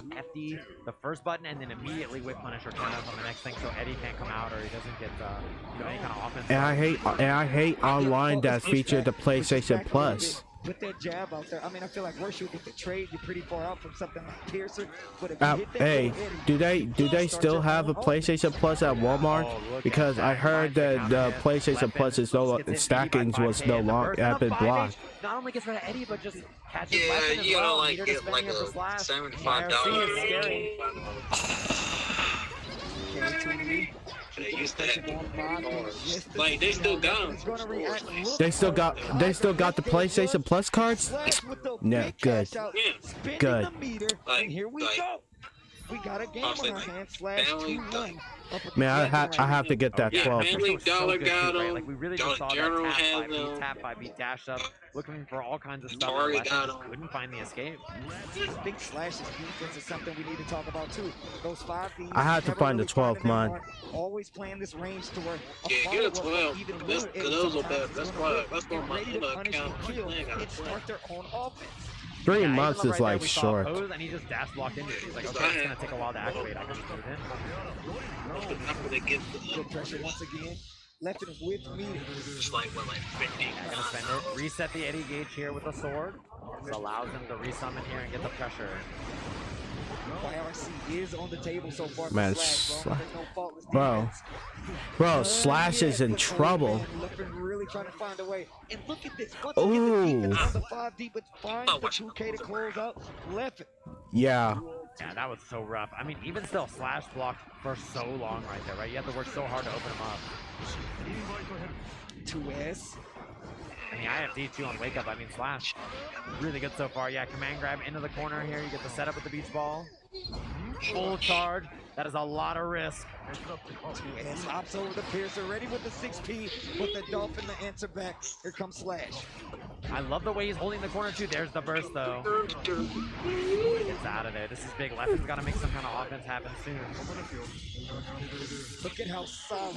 Oh, watch out. Oh, Slash is there to deal with the little Eddie. You cannot do anything sloppy against this guy. He's too ready to get through all of this auto pressure. You really have to be consistent and solid. Look at that. Jab on the fly, the throw, the OTG. Didn't get the kill, but the Dolphin is going to do it. Slash on set. Wait a minute. To go to grand finals right now. Up against Umisho with May. Man, everything is just so well done so far. Slash for the win. The command grab though. This is a time for Leffen to get going. Oh, nothing. There's the frog. It's gonna be the end of the Eddie. I thought Slash win against Leffen. Look at Slash go. Yeah, using that dolphin to get out of the corner. Puts Leffen on the ropes. DRC, and there's the something. Dash up, gets the far S. With a challenge, I like that there was no Eddie gauge there, so that's why Slash went for it. 3K under the fly. RC. Next hit's gonna kill here. Runs up. Gas is wrong. You can't really burn. Kill. Slash moving on into grand finals for another chance against Umisho. Eliminating Leffen, staying alive. Slash. Coming in with all the Zato experience, and this is exactly what I was talking about. The path to get to grand finals became a lot lighter when you get 2, you get 3 Zatos that you gotta fight to get through there. Slash well prepared to deal with them, as well as many other characters. Are they ready to deal with Leffen was defeated by It's Slash. been an incredible road here so far to get here. And Slash, you know, sent the losers earlier by Umisho in a very tight set. Now you get a second chance, right? And now if you're Slash, you've been moving through the lower bracket, right? You're down there in losers. You know, you play against Pep. You play against Umisho Akashi, versus you play Slash. against Okay, Leffen. grand Look at that, finals 3-0, at 3-0, last. 3-1. You're 9-1 in games since you lost to Umisho. You're warmed up, you're hot, you're ready to go. I mean, this is how you do it, right? You got to get moving and grooving in this grand finals. We're getting there. We're definitely getting there. Umisho coming with the guns. Slash coming with the animals. The porpoises, the dolphins, everything you need to get the dub. And we are on the verge of crowning a new EVO champion for Guilty Gear Strive here. And it's either going to be Umisho or Slash. You see the tail of the tape with the bracket in front of you. So you've seen where we come from, and where we're going is the grand finals. Yeah, and I mean, at this point, too, right, it's going to be so interesting because it's about as anime as it gets. A dolphin versus a gun. I mean, like, come on, like, that's like just, you know, as ridiculous as anime can be, but it's going to be so fascinating to watch here because we've got our grand finals lined up. Both of them on the stage. They played in our very, you know, the second match of our top 8 so far up in Winter Center. All right, it was so the close. final It was 3-2, game. But a lot of the adjustments Slash did were near the Here end is of the set, final right? game, Chad. One of the big ones, yeah, one of the big ones was like delaying close Slash pressure way more because Umisho on defense doesn't really challenge that much. Loves to just like block, up, back, right? Just really kind of patient pressure, and because of that reason, Slash, you know, adjusted there. So I want to see if those adjustments are at the Here goes the forefront of final set. game, Chad. I want to see defensively, like you said before, you're right about that. Slash and the staggered pressure really did open up that offense, but on the same note, I feel like it really did open up a lot of instances Get ready. for the show to kind of interrupt, start their own offense, and kind of keep the back and forth going. I want to know what the plan is now. Umisho, all they have to do is win 3 games. They will be our new EVO Guilty Gear Strive champion. Slash, on the other hand, coming from the loser's side, is going to have to reset it after winning 3 games and then win 3 more games if they want to be the champion here and defeat Umisho Here we go. as we get through these button checks. Oh yeah, and I mean this is brutal, right? I mean you have to win 2 sets here. It's a long road. You know, winning from loser side is really hard. It takes a lot of work because you have to win 2 sets. It's very rare that someone does it, right?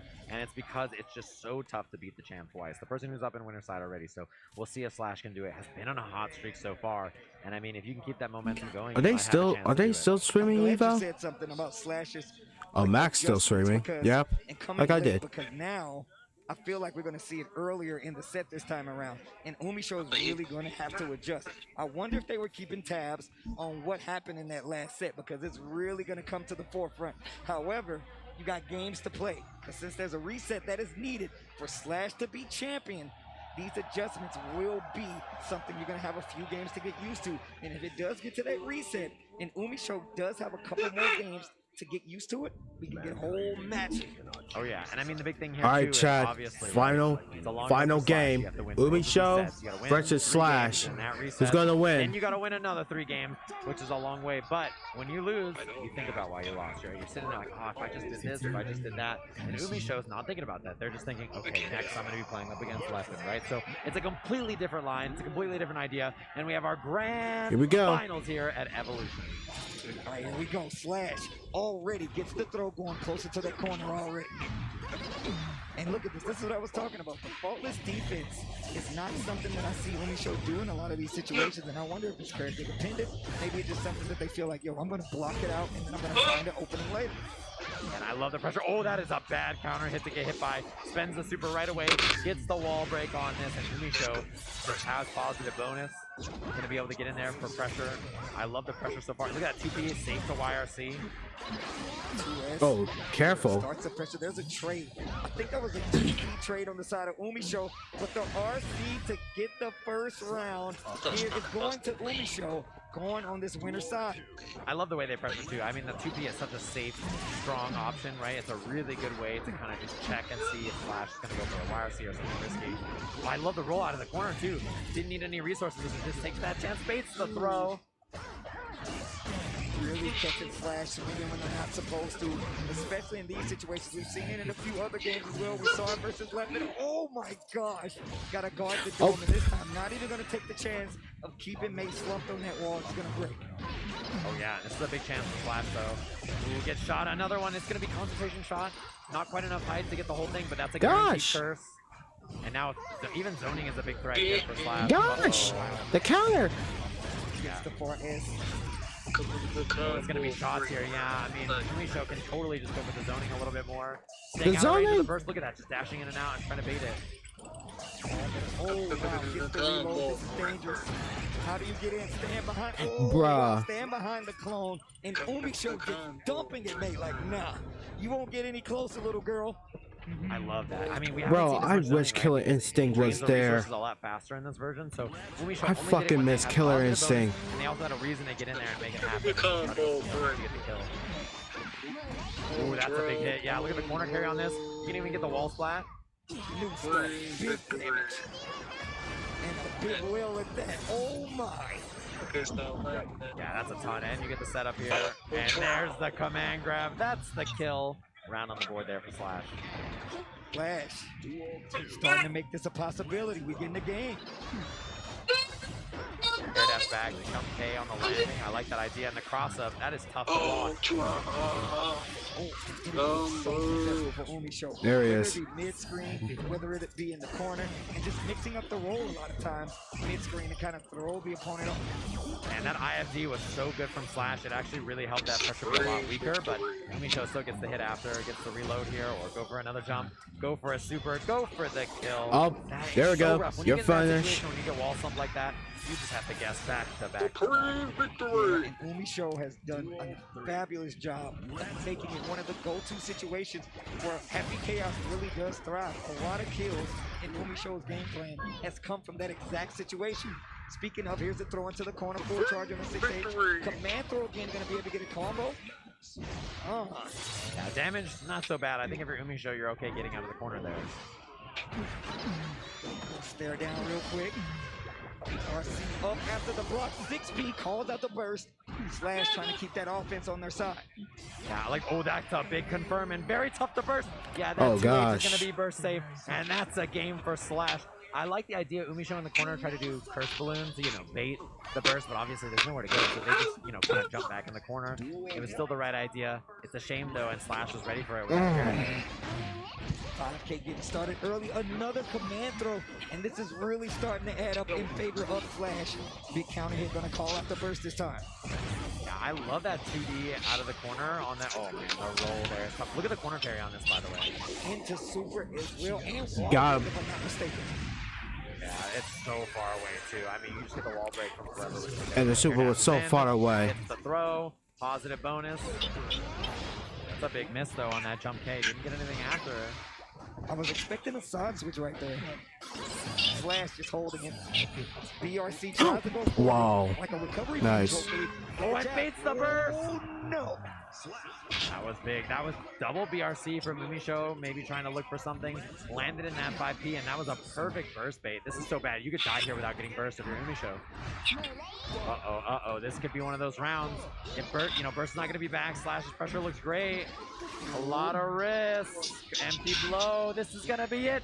You're about to Bro, explode. now Umisho got in trap. He's in trouble. Is doing to the life bar. Happy chaos. No meter on that side either. Plenty of bullets though, and gets hit by the Dolphin 5K to OTG. And look at Slash looking around.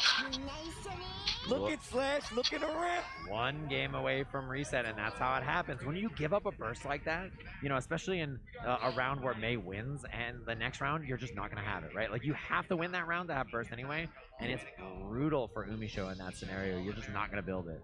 Getting pretty close to a reset here. Flash can really, really make something happen if we get to a reset point. And you can really see the gears